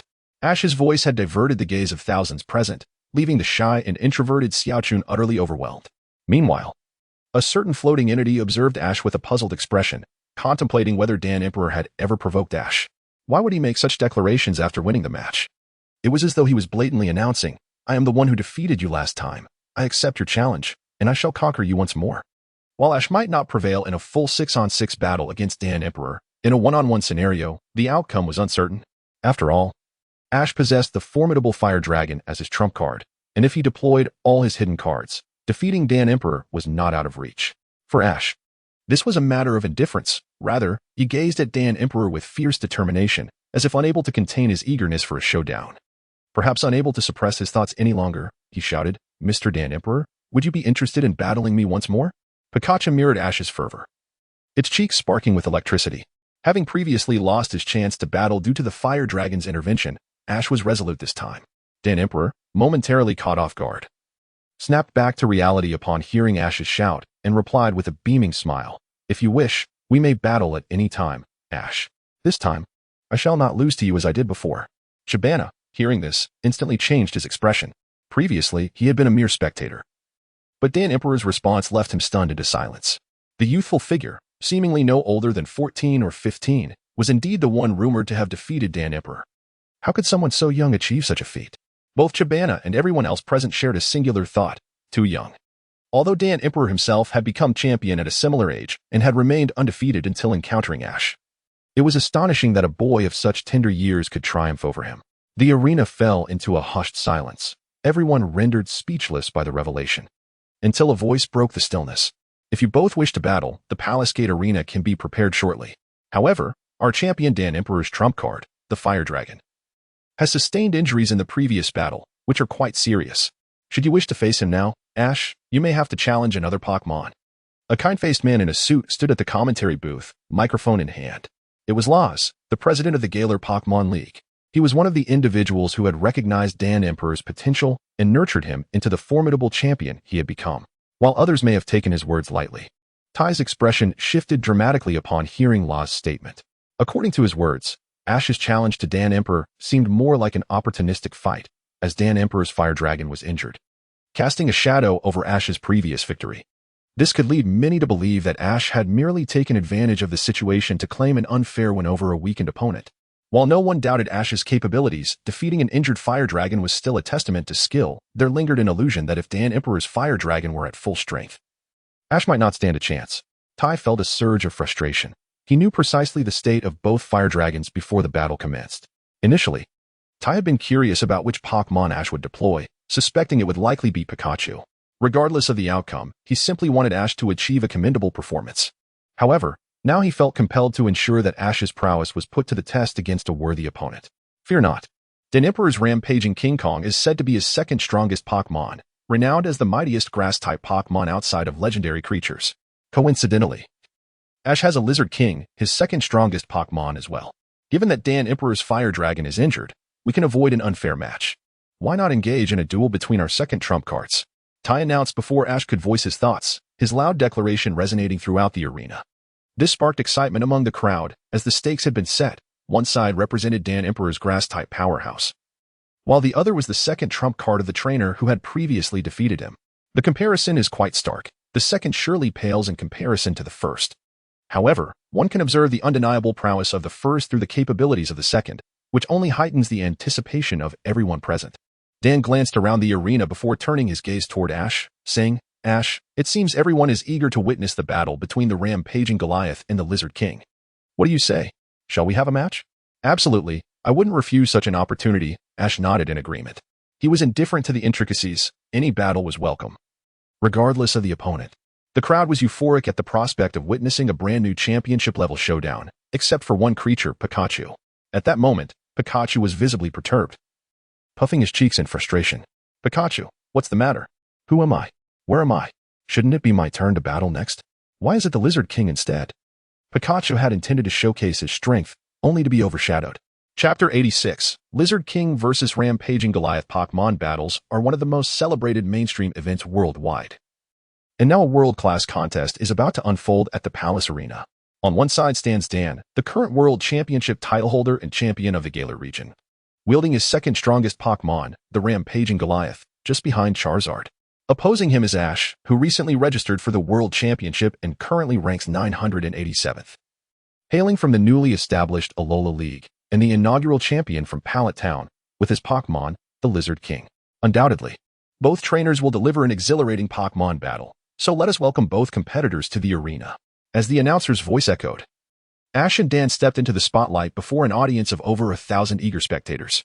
Due to the disparity in their world rankings, this match is classified as a friendly contest, with no restrictions on Gigantamax or evolution. allowing for unrestricted use of their Pokémon. As the referee's announcement concluded, both Ash and Dan hurled their Pokeballs into the arena. Go, Rampaging Goliath. Then it's decided, Lizard King. Simultaneously, the Lizard King and the Rampaging Goliath materialized on the battlefield, igniting a fervor among the audience. One side featured the strongest contender in the World Championships, while the other boasted a champion-level Pokémon. The championship-level clash was undeniably captivating, akin to a battle in the Master 8 tournament. The audience, having paid for a single ticket, was treated to two spectacular matches, making it a grand bargain. Under the watchful eyes of the crowd, the encounter between the Lizard King and the Rampaging Goliath officially commenced. Lizard King, go for the offensive with Cross Chop. Ash directed, eager to seize the initiative. Dan, quick to respond, commanded, Rampaging Goliath, use grassy terrain. Due to Ash's prompt command, the Lizard King took the first action, dashing across the arena with astonishing speed, hands crossed, as the leaves on his arms glimmered with a soft yellow light. Simultaneously, the Rampaging Goliath struck the forest drum with great intensity, enveloping the entire arena in a lush green glow as tender shoots of grass sprouted from the ground, releasing a gentle fragrance. Just as the Rampaging Goliath completed the grassy terrain, the yellow light descended, and the Rampaging Goliath had no time to evade, receiving a direct hit from the Lizard King's Cross Chop, staggering back before regaining its balance. Strangely, one would expect the Bug-type Cross Chop to be particularly effective against the Grass-type Rampaging Goliath. Why did Mr. Dan allow his Rampaging Goliath to endure the Cross Chop's damage and then invoke Grassy Terrain? After all, Grassy Terrain would also benefit the Lizard King. Xiaochun, observing the match, voiced her confusion. I believe it is for a specific purpose. Never mind, you will understand shortly. Tai began to explain but refrained as he assessed the unfolding situation, realizing that Xiaochun would soon grasp the reasoning. Lizard King, continue with Cross Chop. Ash commanded, his face lighting up with joy as the initial strike landed successfully, urging the Lizard King to press the advantage. The soft yellow light once again coalesced on the leaves of the Lizard King's arms as he transformed into a green blur, racing across the arena. In mere moments, he covered a significant distance. The Rampaging Goliath, having endured another Cross Chop, was indeed gravely wounded, which would certainly impact its performance in the ensuing battle. Yet, undeterred, Dan issued his command. Grassy Slide, Rampaging Goliath. Upon hearing this, the Rampaging Goliath roared, rhythmically beating the forest drum. At the sound of the drum, the grass beneath the Rampaging Goliath's feet appeared to rise, forming a staircase. The Rampaging Goliath then glided down this makeshift slope, moving at a speed that surpassed that of the Lizard King, colliding with him forcefully. The sheer power and size of the Rampaging Goliath sent the Lizard King reeling backward, sliding across the grass before finally regaining its footing. A look of surprise crossed the Lizard King's face. He had not anticipated the immense speed of the colossal gorilla before him. How can this be? According to the Rampaging Goliath stats, it should not be able to outpace the Lizard King. Xiaochun furrowed her brow, perplexed, as she was not well versed in the Pokémon of the Galar region, and some knowledge was beyond what any school could teach her. It's the effect of Grassy Slide. When used on grassy terrain, it allows for rapid assaults on foes. Dan's strategy effectively neutralizes the Lizard King's speed. Tai explained, marveling at Dan's tactical prowess. In certain respects, Ash simply could not match Dan at this moment. Now I see. Xiaochun nodded, finally comprehending Dan's earlier command. In terms of raw power, the Rampaging Goliath undoubtedly surpassed the Lizard King. However, in speed, the Lizard King would outpace the Rampaging Goliath by considerable margins. Yet, with the activation of Grassy Terrain and Grassy Slide, the scenario shifted dramatically. Through the synergy of sliding on the grassy terrain and the attacking capabilities of Grassy Slide, Dan's Rampaging Goliath was entirely unperturbed by the Lizard King's swift assaults, as its speed was now more than adequate to keep pace. In a twist of fate, Ash's expertise lies in rapid assault strategies, employing astonishing speed to overpower his opponents and utilizing the unique abilities or skills of his Pokémon to deliver unexpected results that leave adversaries astounded. In moments of surprise, he swiftly strikes to bring down his foes. This tactical approach is Ash's hallmark during battles, which explains the remarkable synergy between him and most speed-oriented Pokémon. Chapter 87, The Gigantamax of the King Lizard and the Raging Wrestler. After the Raging Wrestler repelled the King Lizard, Dan swiftly commanded, Raging Wrestler, unleash your might. The Raging Wrestler let out a formidable roar, wielding the forest drum, and began to beat it vigorously. Accompanied by the rhythmic drumming, two sturdy vines erupted from the ground, rapidly swinging towards the King Lizard. King Lizard, counter with Leaf Blade. Ash, undeterred, ordered his Pokémon to retaliate. The leaves at King Lizard's sides glimmered with a brilliant green light, instantly severing the two approaching vines. The Raging Wrestler responded with a Grass Slide, followed by an acrobatic attack. King Lizard combined Thunderbolt with Leaf Blade. Both Ash and Dan issued their commands in unison. The two Pokémon, upon hearing their trainer's directives, transformed into brilliant green flashes, darting back and forth across the arena in a flurry of collisions. Thanks to the grass slide's acceleration, the raging wrestlers' acrobatic punches were formidable, akin to a tempest as they aimed for the King Lizard. In response, King Lizard showcased equal vigor, utilizing Thunderbolt with remarkable speed, with its leaf blades resembling razor-sharp scimitars, slicing through the air towards the raging wrestler. The arena echoed with the fierce clashes of acrobatic punches and slicing blades. Amidst this intense confrontation, both the King Lizard and the raging wrestler sustained significant injuries, yet they reveled in the thrill of the battle. The exhilarating clash against a rival of equal caliber filled them with exhilaration. As the battle reached a stalemate, Dan, recognizing the need to tip the scales, declared, "Now I will unleash my full power. It's time for the championship moment." Understanding the impending stalemate, he decisively recalled the raging wrestler, preparing for a Gigantamax transformation to shift the tide. "Then we shall unveil our ultimate strategy as well, King Lizard, evolve." Observing Dan's Gigantamax initiation, Ash retrieved the evolution keystone from his pocket. Simultaneously, King Lizard produced an evolution stone from its tail. With a flick, King Lizard tossed the branch it had been holding into the sky, and amidst a dazzling radiance, it evolved, skillfully catching the branch upon its return, refocusing on the towering behemoth before it. The Gigantamax raging wrestler, now adorned with 4 vine-like appendages, manipulated its massive drum, which had transformed into a colossal representation of a forest. The drum's immense size made it appear as though the raging wrestler had merged with it. Standing firmly at the center of this grand instrument, Gigantamax Flying Charge, Dan initiated the most ferocious of assaults. He recalled the previous defeat vividly and resolved not to grant Ash any leeway, seizing the advantage instead. With all 4 arms in unison, the raging wrestler pounded on the drum, creating a resonant sound that summoned a terrifying tornado in the sky, which swiftly surged towards King Lizard. King Lizard, envelop yourself in frenzied plants. Aware of the formidable nature of Gigantamax moves, Ash acted decisively, commanding King Lizard to unleash the most potent grass-type attack. As King Lizard clapped its hands, roots erupted from the ground, forming a towering shield of trees around it. The dreadful tornado collided with the wooden shield, wreaking havoc as it whipped up a tempest of splintered wood. Following an earth-shattering explosion, the entire arena trembled once more. When the storm subsided, the battlefield revealed the aftermath. The wooden shield surrounding King Lizard had been reduced to mere roots, while the remaining debris scattered across the ground. Remarkably, King Lizard emerged unscathed, having effectively withstood the onslaught of the Gigantamax Flying Charge. Dan, witnessing this, promptly ordered the raging wrestler to unleash a second Gigantamax move, Gigantamax Punch. He recalled Ash's potent move, having felt its impact before, so he proceeded with caution, prompting the raging wrestler to enhance its attack power in preparation for the final confrontation.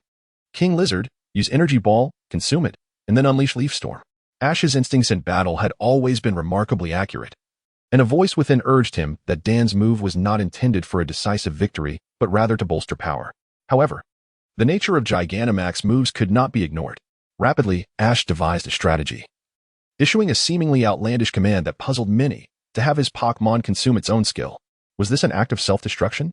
Yet, in an instant, King Lizard's swift movements dispelled any doubts. It expertly condensed a vibrant green energy ball and consumed it. In that fleeting moment, a radiant glow emanated from within King Lizard, illuminating the entire arena. As the brilliance faded, a few yellow orbs remained behind, pulsating with dazzling light. Having absorbed the grass-type energy from the energy ball, King Lizard's piercing gaze fixated on the raging wrestler, which continued to beat the drum, and on the enormous yellow energy fist looming above. With precision, King Lizard directed its tail toward the colossal yellow fist, gathering numerous sharp green leaves that morphed into a tempest, launching towards the looming threat. The raging wrestler let out a fierce roar as the gigantic yellow energy fist descended. The fist and the swirling storm collided violently in midair, causing the arena to shudder once again. The explosion of yellow light and green leaves enveloped the surroundings, ultimately dissipating as energy waned. The second clash concluded in a draw. Yet both Ash and Dan recognized that the final move would determine the victor. Chapter 88, The Legends of the Galar Region. Ash, Mr. Dan, let us decide the outcome with this next move. They both shouted in unison, sharing a knowing smile.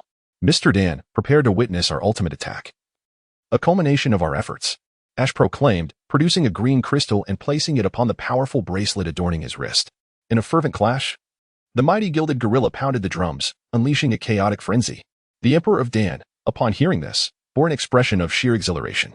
After all, He had remained unrivaled for far too long. The prospect of a worthy opponent, one who could incite him to exert his utmost effort, was undeniably thrilling. In this moment, the outcome of the battle held little significance. It was the very act of combat that brought both Ash and the Emperor immense joy. As the gilded gorilla continued to beat the drums, a multitude of colossal roots surged forth from the earth, dwarfing the wild plants previously summoned by the Lizard King. The Lizard King, after synchronizing movements with Ash in a rhythmic dance, began to gather a vast amount of green energy. In an instant, this energy erupted forth, blossoming into a magnificent sea of flowers. A vibrant explosion of colors filled the arena. In the center of the battlefield, a fierce confrontation unfolded between the sea of flowers and the roots. At the moment of collision, the two energies converged, resulting in a terrifying explosion that surpassed all previous clashes of Gigantamax moves witnessed in the Palace Gate Arena. Before the aftermath could settle, the collision of flowers and roots generated yet another wave of devastating energy, as both moves soared past each other, striking their respective targets and raising a cloud of dust. When the dust and shockwaves dissipated, the Lizard King was pinned to the ground by the roots, reverting to its original form. Simultaneously, the gilded gorilla was struck by the relentless flowers, unleashing a catastrophic surge of energy that shattered its Gigantamax form. The spectators at the Palace Gate Arena were utterly captivated by the unfolding spectacle. The Lizard King managed to rise first, though his movements betrayed his exhaustion. Even the act of standing was a challenge, and as he struggled to regain his footing, he nearly collapsed. Fortunately, he steadied himself by placing a hand on his knee, kneeling to maintain his balance and preventing a fall. On the other hand, the gilded gorilla also attempted to rise but, like the Lizard King, faltered and fell directly to the ground, motionless. The referee stepped forward to assess the incapacitated gilded gorilla, raising a hand to declare, the gilded gorilla is unable to continue. Therefore, the Lizard King is the victor. As the words echoed in the arena, a resounding applause erupted. Although this confrontation was merely a battle between secondary contenders, the audience was thoroughly entertained, and the thrilling display warranted applause from all, even from the defeated Emperor and the gilded gorilla. All present felt fortunate to witness the emergence of a new legend. Following the battle, Ash and the Emperor exchanged a handshake, vowing to battle again upon their next meeting. The Emperor declared that he would assuredly reclaim victory next time, while Ash expressed his eager anticipation for their future encounter. Unbeknownst to Ash, ever since Tai's arrival, he had found previous opponents lacking in challenge, feeling a sense of fulfillment only when facing the likes of the Emperor and Sharona. Thus, Ash eagerly looked forward to battling opponents of such caliber. Subsequently, Ash, accompanied by Xiaochun, prepared to depart the Palace Gate Arena, intending to explore the surroundings before returning to the Sakuraji Research Institute. With Tai accompanying them, their journey back would merely be a matter of crossing a spatial gate, taking no more than 10 seconds. During their exploration, they encountered Sonia, a childhood friend of the Emperor. In their conversation, they uncovered tales of the dark legends from the Galar region 3 millennia ago, as well as the saga of the Sword and Shield heroes, alongside recent anomalies occurring in Galar. Lately, numerous Pokémon in the wild had inexplicably undergone Gigantamax transformations, reminiscent of the ancient fables. This revelation prompted Ash to ponder the potential connections. Miss Sonia, are you suggesting that the recent Gigantamax phenomena in the wilds of Galar are linked to the mythical Eternatus? I am concerned this may be a precursor to its imminent unsealing, Ash mused. Thus, it is imperative that we locate the site of Eternatus' seal and find ways to reinforce it, as well as uncover the powers left behind by the legendary Sword and Shield heroes. Should we obtain that strength, we may be able to counter Eternatus should it break free. Recalling his encounters with multiple Gigantamax events in Galar over the mere days since his arrival, Ash also remembered the Pokémon he glimpsed while on the plane. The legends of the Galar region seemed fascinating. Xiaochun, we should investigate further. That sounds quite dangerous. Xiaochun replied, a chill coursing through her at the mere mention of Eternatus, reminiscent of the unease she felt upon seeing the mysterious Pokémon on the plane. She truly wished to avoid getting entangled in such peril. Don't worry, it's just a world-ending crisis. I've witnessed it many times before. It is precisely during moments of peril that we must take action. If the world were to perish, where would we go? Ash countered. Xiaochun, grappling with a multitude of questions she yearned to ask Ash, hesitated, unsure of where to begin. What do you mean by having witnessed world crises multiple times? Could you elaborate on that? In that moment, Xiaochun felt as though the most dangerous place in the world was right beside Ash. It was one thing for him to have encountered a world-ending crisis, but to have done so multiple times seemed rather excessive. What kind of calamity had he attracted? Just then, a trainer rushed towards Ash, cradling a Grookey, inquiring about the location of the Pokémon Center. Excuse me, do you know where the Pokémon Center is? A passerby asked Ash and Xiaochun. Over there, Ash pointed in a direction. What happened? There's a Pokémon on the bridge wielding a large object, blocking the way. Anyone wanting to cross must battle it first. My Grookey was injured while confronting it, the passerby explained before hastily running off towards the direction Ash indicated. Intrigued by the passerby's words, Ash exclaimed, "Let's go, Xiaochun. We need to check it out." Without waiting for a response, he took Xiaochun's hand, leading her towards the bridge. As Ash pulled Xiaochun along, her cheeks flushed, and she wore an expression of exasperation, struggling to keep pace with him. "Who is pulling me? Wait a moment. Is this yet another instance where you two ran off without me?" Tai observed as he watched Ash and Xiaochun dash into the distance, absent-mindedly stroking his smooth sphere as he muttered to himself while trying to catch up. Before long, the duo arrived at the bridge the passerby had mentioned. At this moment, a crowd has gathered nearby, and among them is a recently defeated Maril, having been sent flying from a challenge. Shortly after, a trainer, with a sorrowful expression, scoops up the Maril and dashes towards the Pokémon Center. The onlookers begin to murmur amongst themselves, astonished by the spectacle. How incredible is this? How many times has this happened now? It appears to be the fifth one. This is the Scallion duck. Indeed, it is rather remarkable, isn't it? Alas, it is quite unfortunate that none of the sprites in my possession possesses the capability to vanquish him. Otherwise, I would undoubtedly capture him. However, it must be said that it is rather unseemly to allow him to obstruct our path indefinitely. If this continues, we shall find ourselves at an impasse. Perhaps we should seek out Miss Junsha. Amidst the murmurs of the crowd, Xiaoji tugged at Xiaochun and squeezed into the throng. At last, they beheld the magnificent creature wielding a colossal object. Could it be the leek duck? Xiaoxi gazed at the Pokémon before him. A look of perplexity etched across his face. This Farfetch'd was entirely different from the one he had envisioned in his mind. The common Scallion duck typically boasts feathers of a pale gray hue, adorned with a subtle pattern upon its brow, while it clutches a scallion, the common ingredient in culinary endeavors. Yet, this particular Scallion duck diverges from the norm. Its plumage has taken on a deep gray shade, and the pattern on its brow has grown more pronounced, resembling thick, bushy eyebrows. Its gaze is markedly sharper than that of an ordinary Scallion duck. Most notably, the scallion it holds is no longer merely a scallion, it must be referred to as a giant scallion. For this specimen is twice the size of the Scallion duck itself. Xiaoji, consult the Pokédex. As Xiaochun observed that Xiaoji was equally unfamiliar with the Pokémon before them, she promptly alerted him. Upon hearing her reminder, Xiaoji retrieved his long-neglected Pokédex. After all, he had traversed 7 regions, and his emotional and intellectual prowess concerning Pokémon was undoubtedly exceptional. He was familiar with the majority of them, and could even recall their names. It would not be an exaggeration to say that he was well-versed in most Pokémon. Thus, the Pokédex had primarily served as a mere registration tool for the World Championships in his hands, as he seldom relied on it to identify Pokémon types anymore. However, the creature they encountered today truly represented a gap in his knowledge. With the assistance of the Pokédex, Xiaoji and Xiaochun discovered that the Pokémon before them, a Farfetch'd, belonged to the Galar region. Similar to the unique regional forms found in the Alola region, the Galar region boasted its own distinctive variations. The Galar Farfetch'd appeared formidable. "Come on, Pikachu, let us engage with it," Xiaoji declared as he stowed away the Pokédex and strode confidently towards the Farfetch'd. This prompted Xiaochun to sigh in exasperation, following him with little regard for strategy. Such impulsive actions were truly characteristic of Xiaoji. Then, amidst the watchful eyes of the crowd, Ash approached the leek duck and spoke. "Leek duck, on this bridge, you stand to impede others, presumably in anticipation of a battle. If that is the case, shall we engage in a duel?" Upon hearing the words, the garlic Scallion duck casually tucked the scallion behind its back with one hand, while extending the other in a beckoning gesture towards Xiaoji, conveying an unmistakable message. "Come at me." With a smile gracing his face, Ash declared, "Very well. It shall be you, Pikachu." Just as he was about to summon Pikachu to the battlefield, the Pokeball at his waist unexpectedly burst open. A blue canine creature materialized before Ash. "Riolu, do you wish to join the fray?"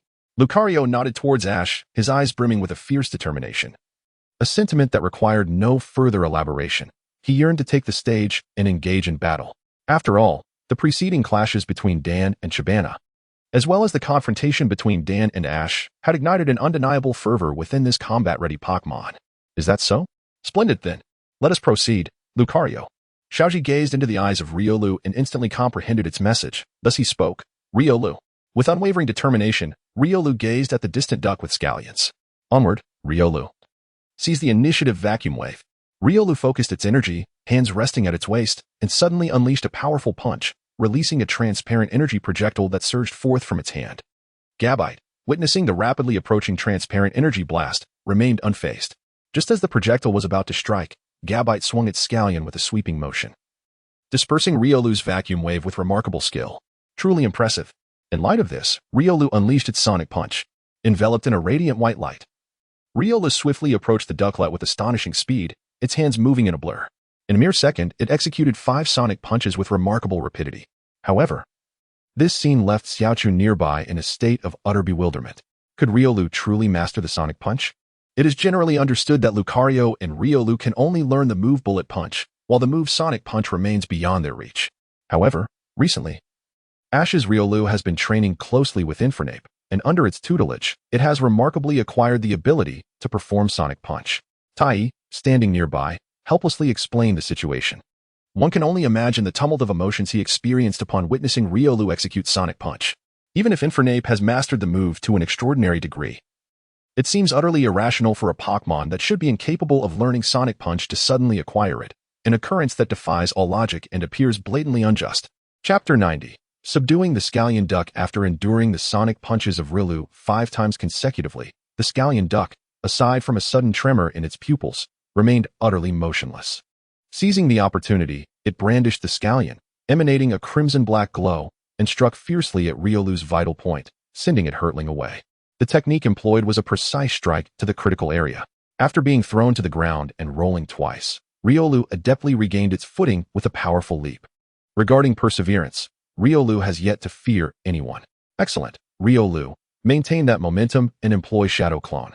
With a resounding roar, Riolu summoned several duplicates, their forms shifting constantly.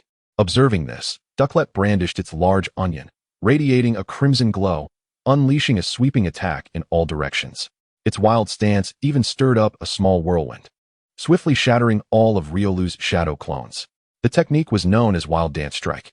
However, just as Ducklet obliterated the last of Riolu's illusions, it realized that those were merely shadows, the true form was absent. Upon this realization, Ducklet's pupils constricted momentarily as it prepared to remain vigilant. Then, Ash's voice rang out. Feigning attack, plus power strike. Suddenly, above Ducklet, Riolu appeared out of nowhere, delivering a swift blow that struck Ducklet, unleashing a tremendous force from Riolu's fist, sending Ducklet flying several meters away. The feigned attack exhibited a speed akin to a flash of lightning, albeit with the drawback of insufficient power, which the power strike effectively compensated for. Thus, after being struck by both the feigned attack and the power strike, Ducklet was sent hurtling far off before crashing heavily to the ground.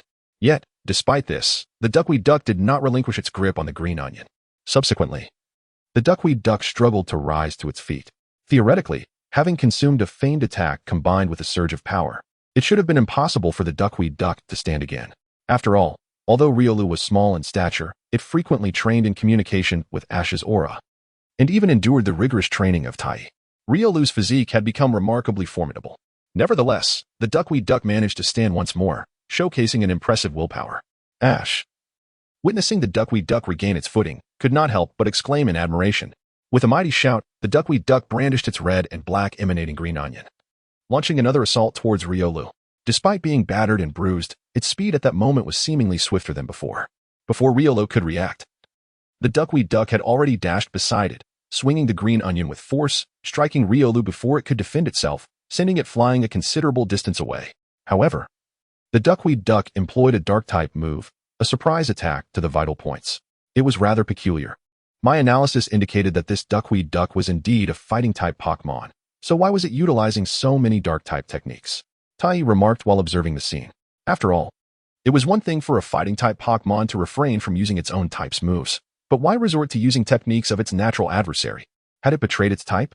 Tai then proceeded to investigate the duckweed duck's particulars, swiftly realizing why it was so inclined towards malevolent skills. The duckweed duck needed to strike vital points 3 consecutive times in battle to evolve into a Scallion warrior, and even then, the evolution was merely a possibility. Thus, the frequency of hitting the vital points needed to increase. Just as Tai was about to discuss this with Ash, Ash had already commanded Riolu to deliver the finishing blow with a sonic punch. Despite being knocked down, Riolu pushed off the ground with its hands and stood up once more, enveloping its fist in radiant white light. In a flash, it approached the duckweed duck and unleashed a punch, sending it flying. However, Riolu's attack did not incapacitate the duckweed duck entirely. Instead, it rose again, supported by its green onion. Observing this scene, Ash was reminded of his initial encounter with the majestic Swellow. Both seemed indomitable, akin to a cockroach that refused to be vanquished. Every time one thought they had been defeated, they would rise again, unleashing even greater strength. Despite being battered and bruised, and logically having lost its combat ability, the Duckweed Duck defied reason, standing up to continue the fight. Ash held a deep admiration for such a resilient Pokémon. Duckweed Duck, you can do it. Stand up. Riolu, confused, looked back at its trainer, while Xiaochun, Pikachu, and Tai shared a bewildered expression. Tai remarked, "Is this another one of your tricks, Ash? Why are you cheering for the opponent during a battle?" Riolu was engulfed in a whirlwind of self-doubt, questioning its identity and purpose, wondering why its trainer was cheering for the adversary. Well, seeing the Duckweed Duck like this reminded me of the old Swellow, so I couldn't help myself. But it's no big deal. Let's cheer for both sides. And you too, Riolu. Ash explained, scratching his head sheepishly at his companions' perplexed faces. With Ash's uplifting encouragement, the Duckweed Duck rose once more. Riolu readied itself, anticipating the next move. This tense standoff lasted several seconds, with the Duckweed Duck remaining still in its previous stance. After a moment, Riolu cautiously approached, only to discover that the Duckweed Duck had indeed lost its ability to continue fighting. Seeing this, Ash hurriedly scooped up the Duckweed Duck and rushed towards the Pokémon Center. In no time, Ash had brought the Duckweed Duck to the Pokémon Center, and within mere minutes, a fully restored Duckweed Duck was presented before him. Riolu also received treatment, and although it had endured 2 attacks from the Duckweed Duck during the battle, those moves had inflicted minimal damage. Once the healing was complete, Ash and his companions exited the Pokémon Center, the sun having set in the west. Ash extended an invitation to join his team to the Duckweed Duck. In response, the proud creature closed its eyes and waved its hand, signaling its acceptance. Of course, its pride would not allow it to consent merely due to a single defeat. Rather, it was Ash's earlier encouragement that swayed its decision. As an opponent, it acknowledged Ash's support, and that cheer was the reason for its acceptance. "I have captured the Duckweed Duck," Ash exclaimed joyfully. Pikachu. Haha. Chapter 91. Journey to the Cerulean Gym to find Misty after capturing the Duckweed Duck. Ash and Xiaochun swiftly returned to the Sakuragi Research Institute with Tai's assistance. Early the next morning, Ash took Xiaochun to Cerulean City.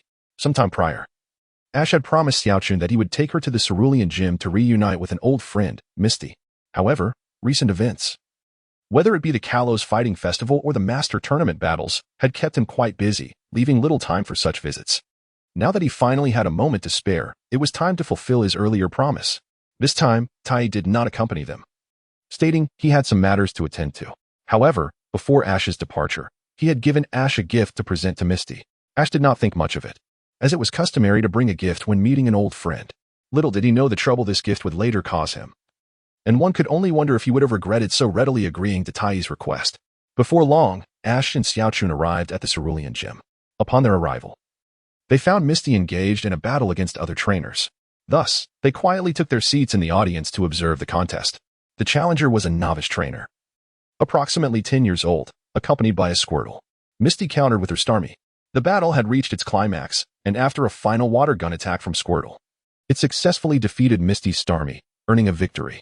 However, Ash was no longer the inexperienced trainer he once was. He could clearly see that Misty had held back during the match. Otherwise, given her prowess, very few in the Kanto region could hope to defeat her. Just considering her Gyarados, a Pokémon of legendary status, it would be exceedingly difficult for any trainer ranked above 500 in the World Championship to overcome her. Yet, this is the nature of gym battles. Gym leaders often adjust their strength based on the challenger's capabilities, allowing them to gain sufficient experience while also earning badges. Otherwise, with the caliber of those novice trainers, participating in the league conference is indeed quite challenging. After that novice trainer received the badge from the Hualan Gym, he immediately departed. Misty watched him leave and then turned to look at Ash, who was seated in the audience, with a playful smile. "Oh my, look who it is. The first champion of the Alola League, suddenly finding time to visit my humble Hualan Gym. You didn't just finish challenging Brock and are now planning to challenge me. Did you? I must warn you, I do not seek out punishment. Ash, have you seen Brock?" Misty seized upon the crux of the matter, discerning from her earlier words that she and Brock must have met, or else how would she know about Ash's recent challenge at the Nibi Gym? "Yes. We met once. You managed to find time to see Brock, yet you have no time to visit me? Furthermore, I heard you are a special researcher at the Sakuragi Institute in Kure City. Hualan City is clearly closer to Kure City than Nibi City. Yet you find time to see Brock but not me." As she spoke, Misty grew increasingly agitated, gazing at Ash, who seemed oblivious to her feelings. Despite her affection for him, he had time to visit old friends but not her. To make matters worse, he brought a new girl along with him. Did he think that the girls from Alola school were not enough and that he needed to provoke her? Did he truly consider her so naive? The girl beside him clearly had feelings for him, and Ash remained oblivious as always. In that moment, Misty wished to ask Ash, could you not attract so many girls? Can't you be a bit more stable and prevent any potential rivals from arising? Misty had once thought about confessing her feelings to Ash when she grew up. But his travels over the years had only increased her competition, which was quite vexing. Now, she contemplated whether to keep Ash tethered close to her, preventing him from wandering and eliminating any possibility of other girls vying for his affection. Hey, don't be upset, Misty. I'm here to see you, after all.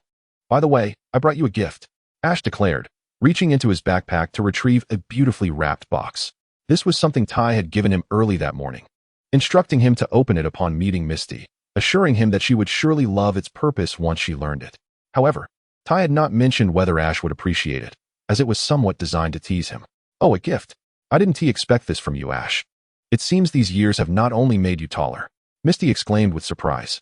She had never anticipated receiving a grand surprise from Ash. The mere gesture of bringing a gift was already immensely satisfying to her. This is prepared by Ty. He mentioned that when visiting old friends, one shouldn't come empty-handed. And he assured me that once you discover the purpose of this item, you will absolutely love it. As Ash spoke, he began to open the exquisitely wrapped box. Inside lay 2 exquisite necklaces, crafted with remarkable detail and adorned with intricate patterns resembling ancient scripts, yet they did not appear out of place. The necklaces shimmered in silver, with a central gemstone emanating a soft azure glow. Misty and May gazed at them, their eyes sparkling with delight, for girls are often enchanted by beautiful things. And these necklaces resonated perfectly with their tastes. At the moment Ash unveiled the gift, a flood of information surged into his mind. The communication and teleportation necklaces not only allowed for voice transmission but also enabled the location tracking of other necklaces. Moreover, with mutual consent from the owners, the necklaces could create a portal, allowing the wearers to transport to one another's locations. Ash recounted the essential functions of the necklaces, likening them to a phone combined with a directional teleportation system akin to Hoopa's rings. Misty and May instantly raised their heads, astonished by Ash's revelation. If what Ash described was indeed accurate, the value of these necklaces was immeasurable. Are you serious, Ash? Misty asked, her face a mask of shock. She had been pondering how to stay close to Ash, and now, with the prospect of these necklaces, she could travel alongside him during her free time. Although it wouldn't allow for constant surveillance, the occasional journey together was a delightful prospect. Ty's gift must indeed be genuine, as he always had an array of peculiar items that Ash could hardly comprehend. Ash scratched his head and added, so, are these 2 necklaces meant for me? He glanced at the beautiful necklaces in the box, feeling that one of them should rightfully adorn Ash's neck. Ty's message was clear. One is for you, Misty, and the other for me to wear, Ash clarified. Misty nodded, finding this arrangement reasonable. Well then, if you have time in the future, you can come to Hualanjin to find me. It will be quite convenient. In fact, Misty, I believe with these necklaces, as long as you have time, we could travel together anytime. Ash suddenly expressed a thought that had inexplicably formed in his mind but felt quite agreeable to him. He nodded, as if to affirm the feasibility of this plan. Sounds great. Misty responded without hesitation, her agreement evident. Maintaining restraint and not outright proposing the plan was already the limit of Misty's composure. However, she also realized that this idea might not have originated solely from Ash. Yet she had waited a long time to hear those words from him. Misty yearned for the day when she could embark on adventures with Ash once more. Yet, she was unable to abandon the family legacy of the Hualan Gym to travel alongside him. Afterward, Ash and Misty continued to chat for a while longer. May, whether observing Misty or for other reasons, spoke infrequently, only occasionally interjecting during Ash and Misty's conversation. When lunchtime arrived, the 3 of them went out together for a sumptuous meal, with Ash treating them. After all, Ash was no longer the impoverished boy who couldn't even afford a bicycle, even though bicycles were quite pricey in the Pokémon world. After their meal, Ash reluctantly bid farewell to Misty and boarded the train back to Kure City. Unfortunately, Tai was not accompanying him this time, making it impossible for him to return directly to the Sakuraji Institute. On the journey back, May remained pensive, based on Misty's attitude towards Ash. She understood that Misty harbored feelings for him. Coincidentally, May also had feelings for Ash, meaning they were rivals in love. Originally, Xiaochun felt fortunate that Xiaoxia, as the gym leader, did not often spend time with Xiaoji, which left her with ample opportunity. After all, she was currently traveling alongside Xiaoji. and at their tender age of 14 or 15, they were just beginning to awaken to feelings of love. Xiaochun believed she held a significant advantage and perhaps one day would make Xiaoji's heart flutter. However, with Tai's interference, her advantages vanished. If she truly desired to be with Xiaoji, she would either have to accept his many girlfriends or become a rival, vying for his affection. But the thought was overwhelmingly daunting and shameful. Xiaochun lamented internally, cursing Tai silently. How troublesome. Fortunately, she refrained from voicing her frustrations to Tai. If he heard her, he would likely retort, "How do you know I'm not just looking for a bit of drama? I'm merely interested in witnessing the chaos of Xiaoji's love life. What's wrong?" "Xiaochun? You seem distracted," Xiaoji observed, noticing her preoccupation. "It's nothing, just pondering some issues," Xiaochun replied, shaking her head and quickening her pace toward the station. This left Xiaoji perplexed, unsure of what was amiss with the young girl. They returned to Kai City in silence. In the following days, Xiaoji and their Pokémon took a well-deserved break after their intense training and battles.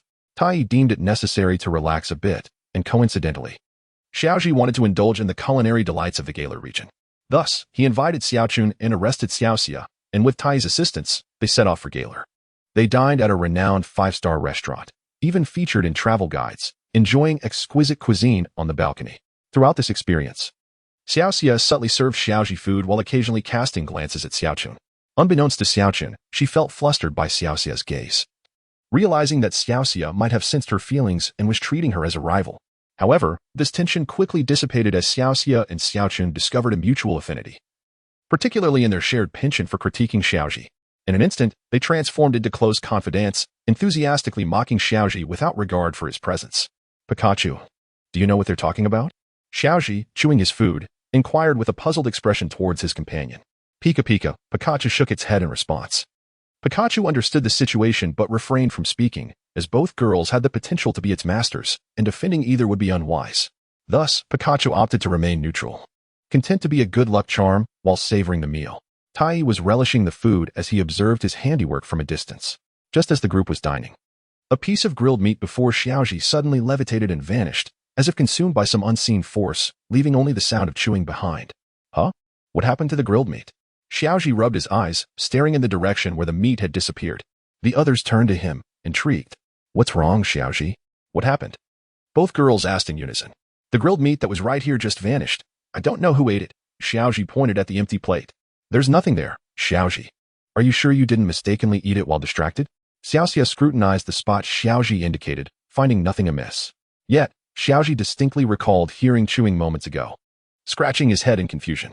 Tai, unable to bear the ignorance any longer, sighed. Hadn't he instructed Xiaoji countless times? In such situations, one should first check with the aura. Some entities are invisible to the naked eye, but detectable through aura. "Xiaoji, when we return, I want you to write the fundamentals of aura power 10 times. "What did I do wrong, Tai?" Xiaoji exclaimed in surprise, pondering his actions for the day and finding nothing amiss. "Let me clarify, Xiaoji, in this world, many Pokémon possess the ability to become invisible. While they may escape your sight, your aura can detect them. In situations like this, if you had activated your aura, you would have realized that a Pokémon had just devoured your grilled meat. Do you understand?" Tai shot Xiaoji an exasperated look. After all the times he had explained this, why did Xiaoji still forget? Upon hearing this, Xiaoji finally recalled and promptly activated his aura. Lo and behold, he spotted a Pokémon not far from him. Indeed, there is a Pokémon. But what kind is this? I've never seen it before, Xiaoji exclaimed.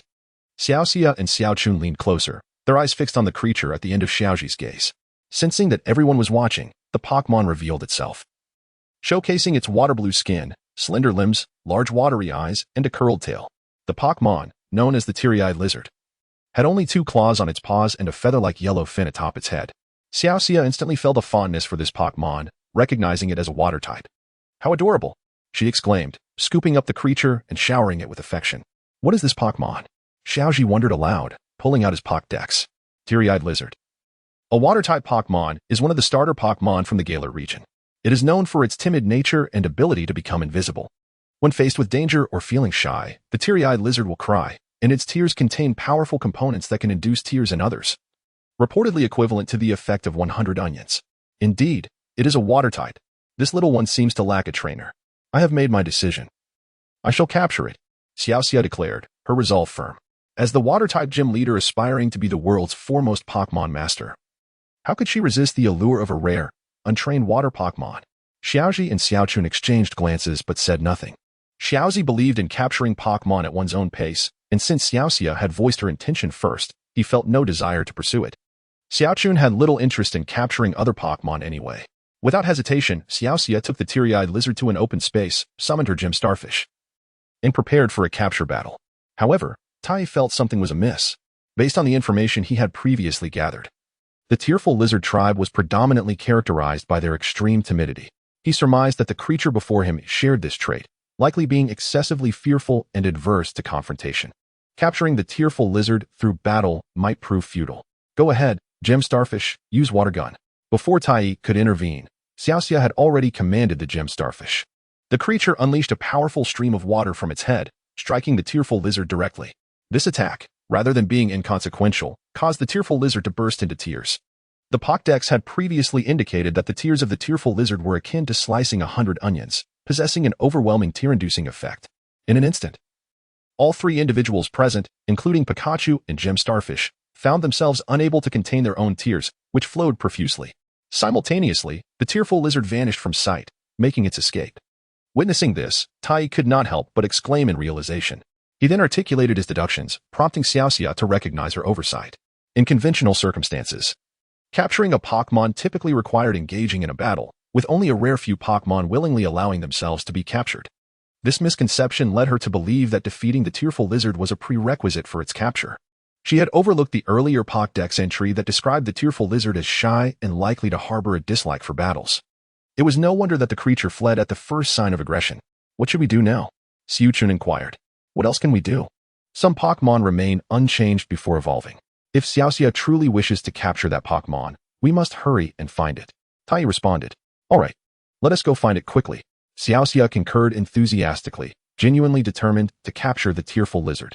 With that, the three set off in search of the tearful lizard's whereabouts, while Tai remained behind to settle their dining expenses. After an extensive search, Xiaoji and his companions eventually discovered the captured tearful lizard beneath a bridge, held captive by Team Rocket. Team Rocket, why are you still the same after all these years? Release the tearful lizard at once. Xiaoxia shouted at the familiar faces of Team Rocket, whom she had not seen in years. Well, isn't this the little girl we used to know? You haven't changed a bit. One of the Team Rocket members taunted. What do you mean, I haven't changed? I am far more beautiful now than I was back then. Xiaoxia retorted angrily. The remark implied that she looked the same as she did at around 14. Akin to her appearance at 10 years old. Now, she had matured, her figure more alluring, complemented by her charming features, making her quite captivating. Who cares, little girl?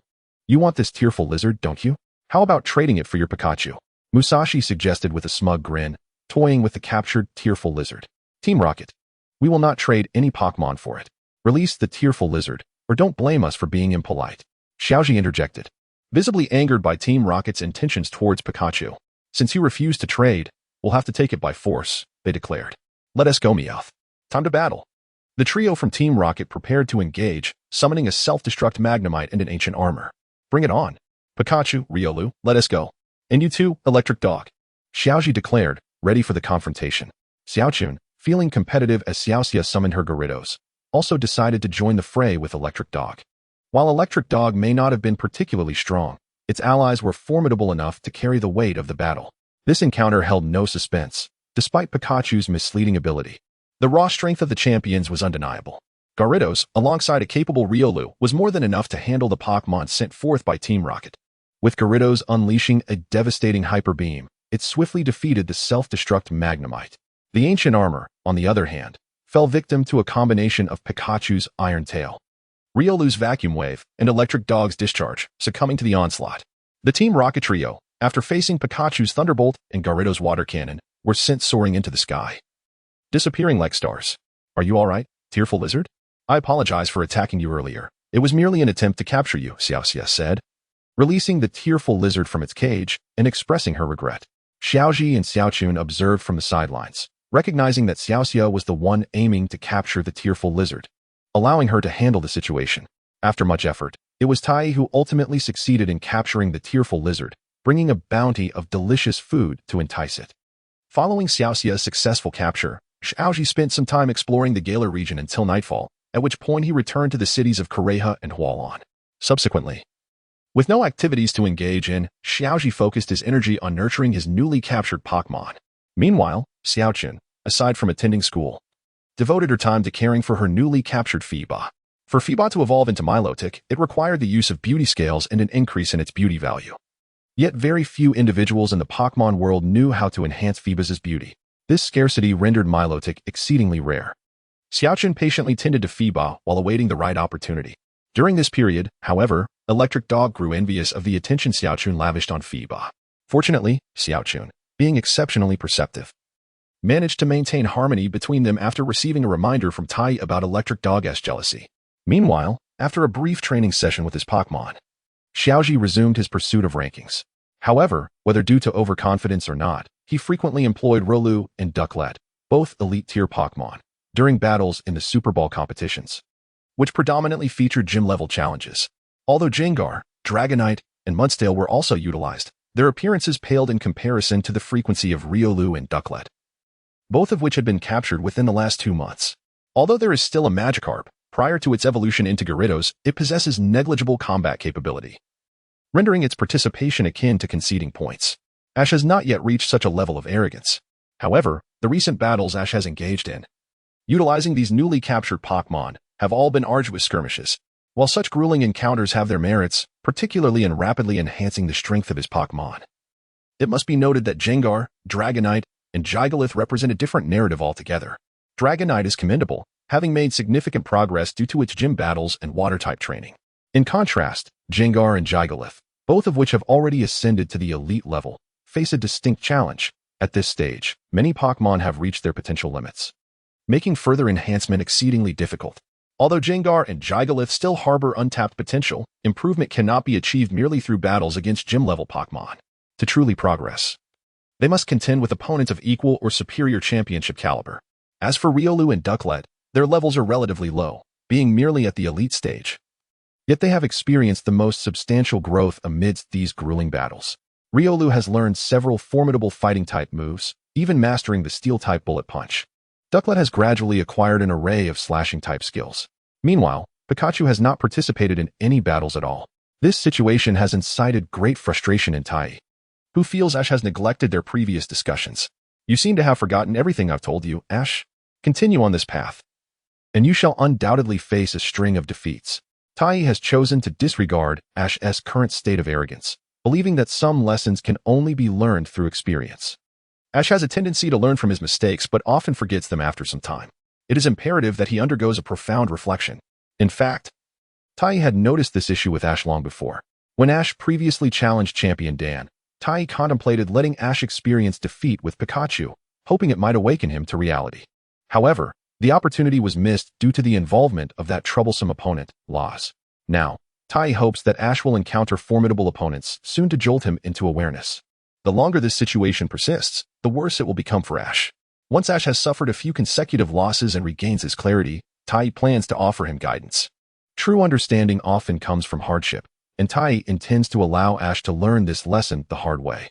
Continuously sending elite-level Pokémon into battles is a poor strategy. Had it not been for the guidance of championship-caliber trainers ensuring Ash's safety, he would have faced countless defeats in those intense competitions.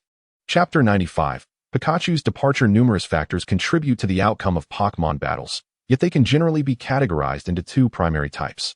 One pertains to the trainer's own command skills and experience, while the other concerns the Pokémon's inherent strength. These two aspects are interdependent. When the strengths of opposing Pokémon are comparable, the trainer's command skills will afford a certain advantage, and vice versa. When trainers possess similar command abilities, it is the inherent strength of the Pokémon that dictates the outcome. Often, the advantage provided by a Pokémon's raw strength far outweighs that of a trainer's command skills. For instance, should a championship-level trainer utilize an ordinary Pokémon against a gym-level trainer with a suitably matched gym Pokémon, the advantage would undoubtedly lie with the gym-level trainer. Ash frequently sends elite-level Pokémon into battles without deploying his more powerful, seasoned companions, which is a recipe for his eventual downfall. Go Riolu. Execute a feigned attack. Then follow up with a flying knee kick. In an instant, Riolu vanished, reappearing before Snorlax, delivering a swift knee strike to its abdomen. Snorlax was propelled backward, rolling twice upon impact, the force of its weight stirring up a cloud of dust. As the dust settled, Snorlax lay there, its eyes spiraled, having lost the will to fight. Ash triumphed once again in the World Championship. After a friendly handshake between the trainers, Ash lifted Riolu, praising, "You performed exceptionally well, Riolu." Embarrassed by the compliment, Riolu blushed, feeling a mix of happiness and shyness. Meanwhile, Pikachu tugged at Ash's pant leg. When Ash looked down, Pikachu pointed at itself, expressing a desire to battle. "You want to fight, Pikachu?" After some contemplation, Ash considered that Pikachu's experience was already considerable, and given the absence of particularly daunting adversaries, there was no pressing need for Pikachu to participate. This was an opportune moment to allow Riolu and Ducklet to gain experience and level up. Otherwise, they would soon find themselves incapable of defending against stronger foes. "Pikachu, let Riolu and Ducklet take the stage for now. Their momentum is quite strong." Despite Ash's well-considered decision to keep Pikachu sidelined, hoping to nurture Riolu and Ducklet, Pikachu remained oblivious to Ash's deeper intentions. He simply felt that both Riolu and Ducklet had battled numerous times while he had been left on the sidelines. Although he enjoyed the reprieve, Pikachu yearned for an opportunity to fight. Thus, he puffed up his cheeks and glared at Ash with determination. Unbeknownst to him, Ash had already left with Riolu in his arms. In the following days, Pikachu's discontent grew increasingly palpable. Both Tai and Xiaochu noticed Pikachu's dissatisfaction, yet Ash, engrossed in the World Championship battles, remained oblivious to Pikachu's feelings. Although Xiaochun contemplated reminding Ash, Tai intervened, believing it best to let matters escalate before informing Ash, allowing him to learn from the experience. After all, Ash had been quite arrogant lately, and while Riolu and Ducklet required experience, it was also essential to consider whether other Pokémon needed it as well. Sharpedo, Snivy, and Tepig all required experience. Had some been allocated to them, they would have evolved long ago, particularly Snivy. Although Snivy evolves later, it actually has amassed significantly more experience than the other two, being just a step away from evolving into Servine. In summary, the relationship between Ash and Pikachu persisted until the day Ash's mother, Hanako, visited and departed from Leaf City, at which point Pikachu's emotions reached a breaking point. Ash had been preoccupied with the World Championship for so long that he had not returned home in quite some time. Tai, preoccupied with earning money for Xiaoji, had little time to accompany him as a driver. In fact, it had become commonplace for Tai to be absent for nights on end. After Huazi's arrival in Kai City, she had finally brought some solace to Pikachu. However, despite this, Xiaoji continued his training with Riolu and Ducklet unfazed. The pent-up discontent of Pikachu eventually reached a boiling point, prompting him to abandon Xiaoji and set off for Shinshin Town in search of Huazi. With unwavering determination, he embarked on the journey back. Fortunately, Tai had been closely monitoring the situation between Xiaoji and Pikachu. After Pikachu left the Sakuraji Research Institute, Tai promptly sent over the Mismagius doll left behind by Huazi to look after Pikachu. Initially, the doll attempted to dissuade Pikachu from his actions, but in his fury, Pikachu was not in the mood to heed its counsel. Thus, the Mismagius doll assumed the role of Pikachu's guardian and accompanied him on the journey. Fueled by impulsive anger, they chose to walk back to Shinshin Town instead of taking a vehicle. The distance between Kai City and Shinshin Town was quite considerable. Typically, it would take an ordinary person 5 to 6 days of continuous travel, not including detours. However, given the remarkable speed of Pokémon, this time could be significantly reduced. Generally, half a day's journey should suffice. Along the way, they encountered numerous amusing incidents, such as when the Mismagius doll attempted to hitch a ride, ultimately succeeding with Pikachu's adorable antics.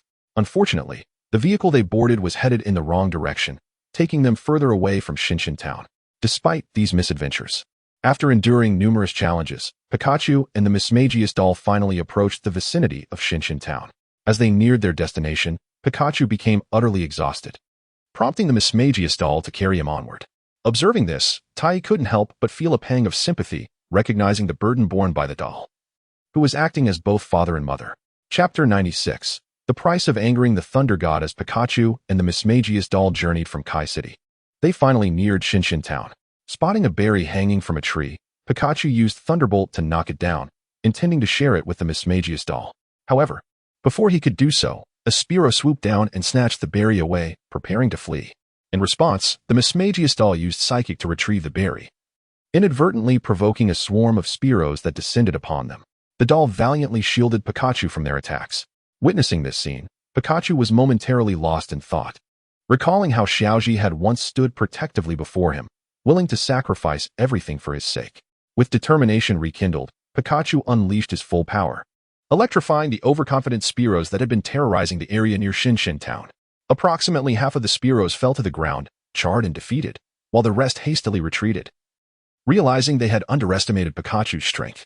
Once an ordinary Pikachu, he had now evolved into a peak powerhouse, a champion-level Pokémon, and even with the constraints of his abilities, he had reached the threshold of quasi-champion status. This level of might was not something mere ordinary or elite Spearows could contend with. After vanquishing the Spearow swarm, the two Pokémon continued side by side until they finally arrived at Xiaoji's doorstep in Shinshin Town.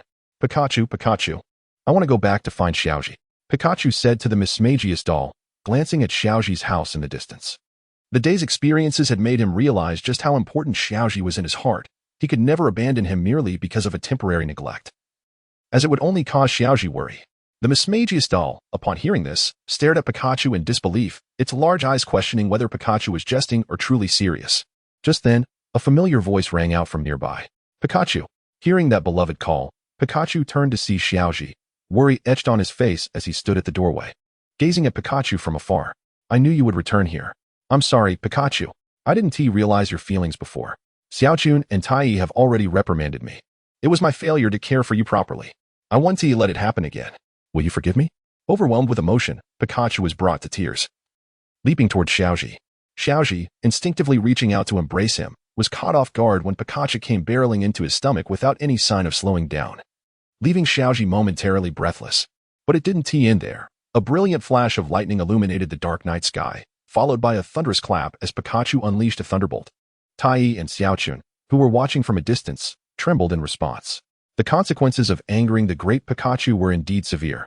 Nevertheless, after enduring the electrifying encounter, the bond between Xiaoji and Pikachu was restored to its former glory. Recently, they began to train and battle together once more. Reflecting on the past, Xiaoji acknowledged that he had been somewhat hasty in his approach. Yet, the intensity of the training had been somewhat detrimental to Riolu and Ducklet. Prolonged high-stakes battles without a solid foundation could potentially hinder their development. Fortunately, Xiaoji recognized this in a timely manner, aided by Tai's early intervention, which had provided ample nutrition for the Pokémon. Consequently, Xiaoji decided to temporarily slow the pace of his challenge for the World Championships, especially since he had made significant strides, elevating his ranking from around 900 to approximately 600.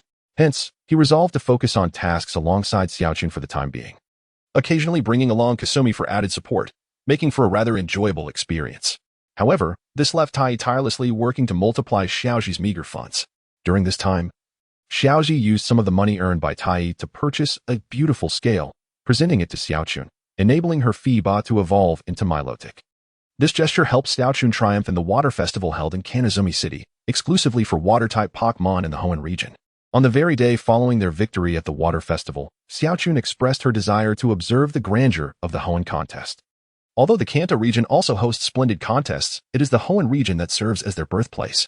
Thus, Xiaochun wished to witness it firsthand and learn from the experience, to which Ash readily consented. After procuring tickets from Tai, they prepared to depart, requesting Tai to escort them to Kanazumi City. They would then board Charizard to travel to Akita Town for the upcoming Akita contest.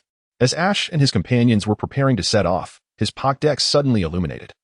Detecting a challenger, currently ranked 749th, Ash noted that he was positioned at 652nd, participating under the regulations of the World Championship. The challenger, named Kaido, seemed to have located him through a tracker for a challenge. Ash glanced at the information displayed about the opponent, feeling slightly overwhelmed, especially since the Akita contest was set to commence today. If he delayed due to this challenge, he might miss it altogether. Should I accept the challenge? After all, opponents in the World Championship are rare to encounter during the Super Ball competition, Ash pondered aloud. The contests are held at fixed locations, and if I wish to see it, there will always be another opportunity. Xiaochun, noticing Ash's inner turmoil, suggested this perspective. The contests indeed occur at designated times and places, known to many. However, in the realm of Super Balls, most competitors are gym-level trainers, making encounters infrequent. Furthermore, Ash had already challenged most of the trainers in the vicinity, and it was rare for new Super Ball-level trainers to appear. Missing this opportunity could mean a long wait for the next chance. After a moment of contemplation, Ash decisively declared, "Let us go, Xiaochun. We will attend the contest." Chapter 97. Journey to Hoenn. To witness the contest, Xiaochun and Tai were momentarily taken aback by Ash's unexpected decision to forego battling in favor of accompanying her to the contest. Tai, too, was surprised that Ash, renowned for his fervor for battles, would choose not to engage. How should I put this? While battles are indeed important, I made a promise to Xiaochun to accompany her to the contest today. I cannot forsake my commitment for my own desire to battle, Ash explained. Observing the awkward expressions on their faces, Xiaochun felt a surge of emotion, her cheeks flushing with warmth. Tai sensed Ash's growth. He was no longer the oblivious boy who disregarded the feelings of girls, and he nodded in agreement. Ash, puzzled by the sudden change in their demeanor, dismissed it and promptly declined the challenge on his Pokédex. Meanwhile, a girl of darker complexion, clad in a snug athletic ensemble, glared at her phone. Enraged by the rejection displayed on the screen, her chest rising and falling with agitation, it was evident that she was genuinely incensed by the words on her phone.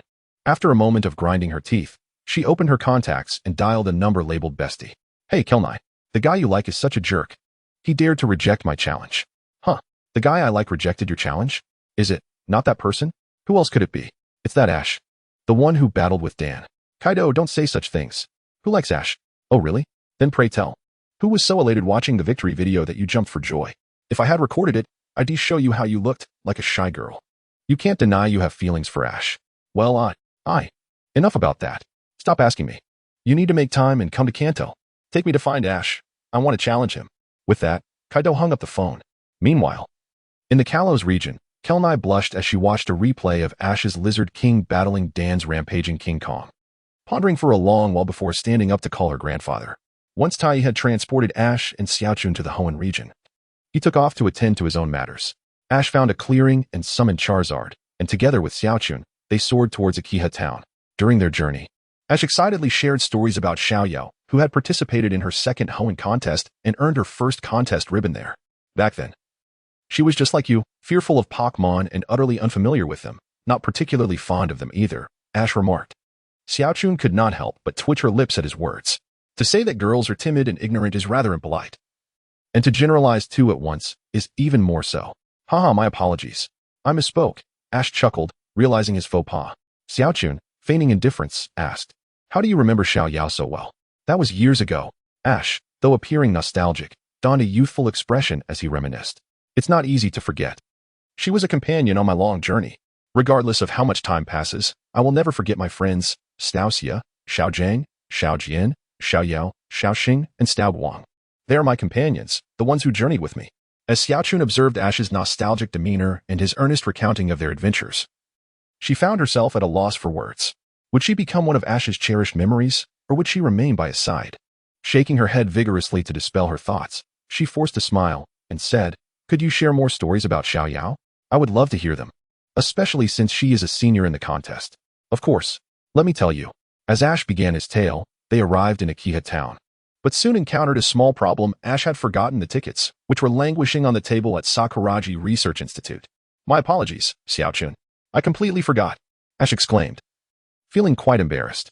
To arrive at the venue eagerly, only to discover he had left the tickets behind was disheartening. Xiaochun shook her head in exasperation but comforted him. It's all right. The contest has started yet. You can contact Tai and see if he can bring the tickets. Right. Ash realized Tai was still in the vicinity and hurriedly tried to reach him. Just then, a vibrant voice full of youthful energy echoed from behind them. Ash, is that you? It's been so long. Upon hearing a familiar voice, Ash quickly turned his head, and there before him appeared a well-known figure. Adorned in a red scarf, a crimson shirt, a pristine white skirt, and deep blue shorts, with flaxen hair cascading down and azure eyes sparkling with delight. The girl's countenance radiated surprise. Her charming face displayed astonishment, seemingly taken aback by the unexpected encounter with Ash in this place. Xiaoyao, what brings you here? Ash inquired, equally astonished, as he had not anticipated crossing paths with Xiaoyao again. Initially, he had planned to visit Orange City after the grand contest, hoping for a stroke of luck. Yet fate had smiled upon him, allowing this serendipitous reunion. Koharu observed the girl named Xiaoyao with a flicker of rivalry in her gaze, accompanied by a profound curiosity. Was this indeed the companion Ash had traveled with in the Hoenn region? Setting aside other considerations, her outfit was quite distinctive. Typically, girls sporting skirts would complement them with leggings, yet Xiaoyao's leggings were notably longer than her skirt, rendering them more akin to shorts. Thus, her ensemble could be described as a combination of a skirt and shorts, an unusual pairing that Koharu had never encountered before.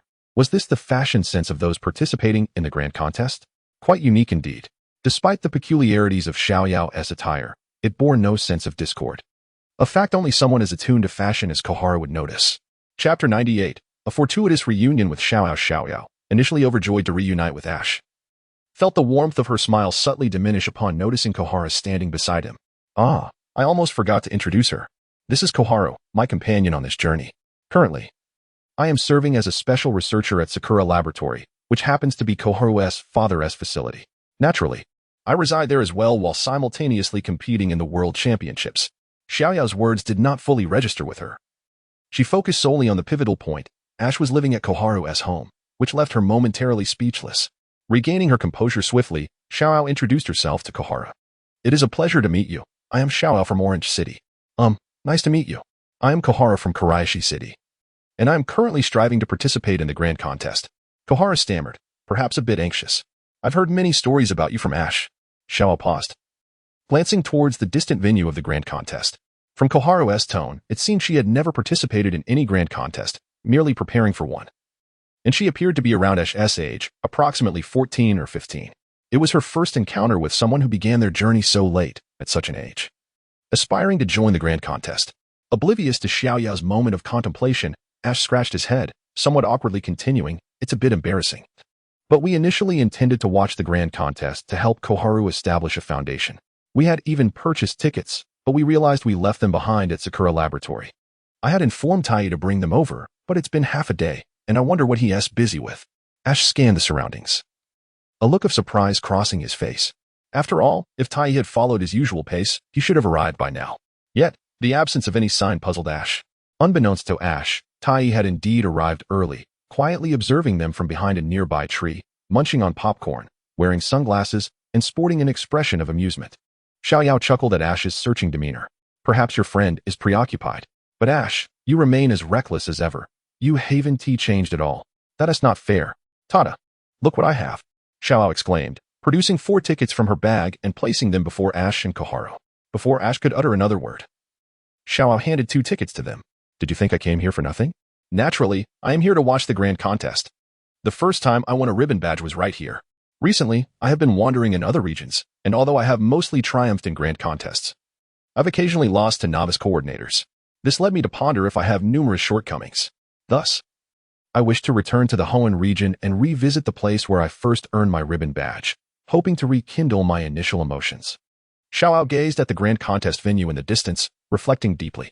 Just like Pokémon battles, a trainer's mindset truly influences a Pokémon's performance. The stronger the trainer, the stronger the Pokémon, and conversely, if the trainer feels lost, so too will the Pokémon. How fortuitous indeed. Thank you for the tickets, Xiaoyao. Let us enter together. Ash nodded in agreement, a smile gracing his face. Of course. After all, I am the one providing your tickets. Should you dare abandon me for a world of 2, be wary of divine retribution. Koharu's cheeks flushed at this comment, and she stammered, and no, that S nodded. What world of 2? Ash and I are merely ordinary companions. Upon hearing this, Xiaoyao leaned closer to Koharu, whispering in a voice only they could hear, companions? Ash and I began as companions too, so I can easily guess your feelings.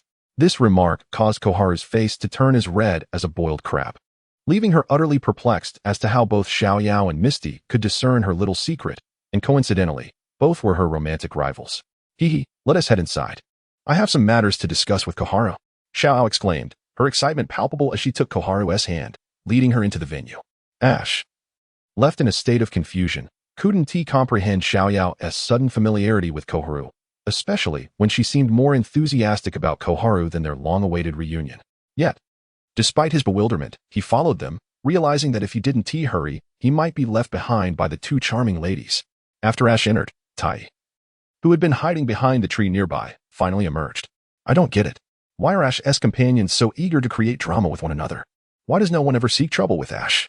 I want to witness Ash's romantic entanglements, not this petty squabbling over secrets.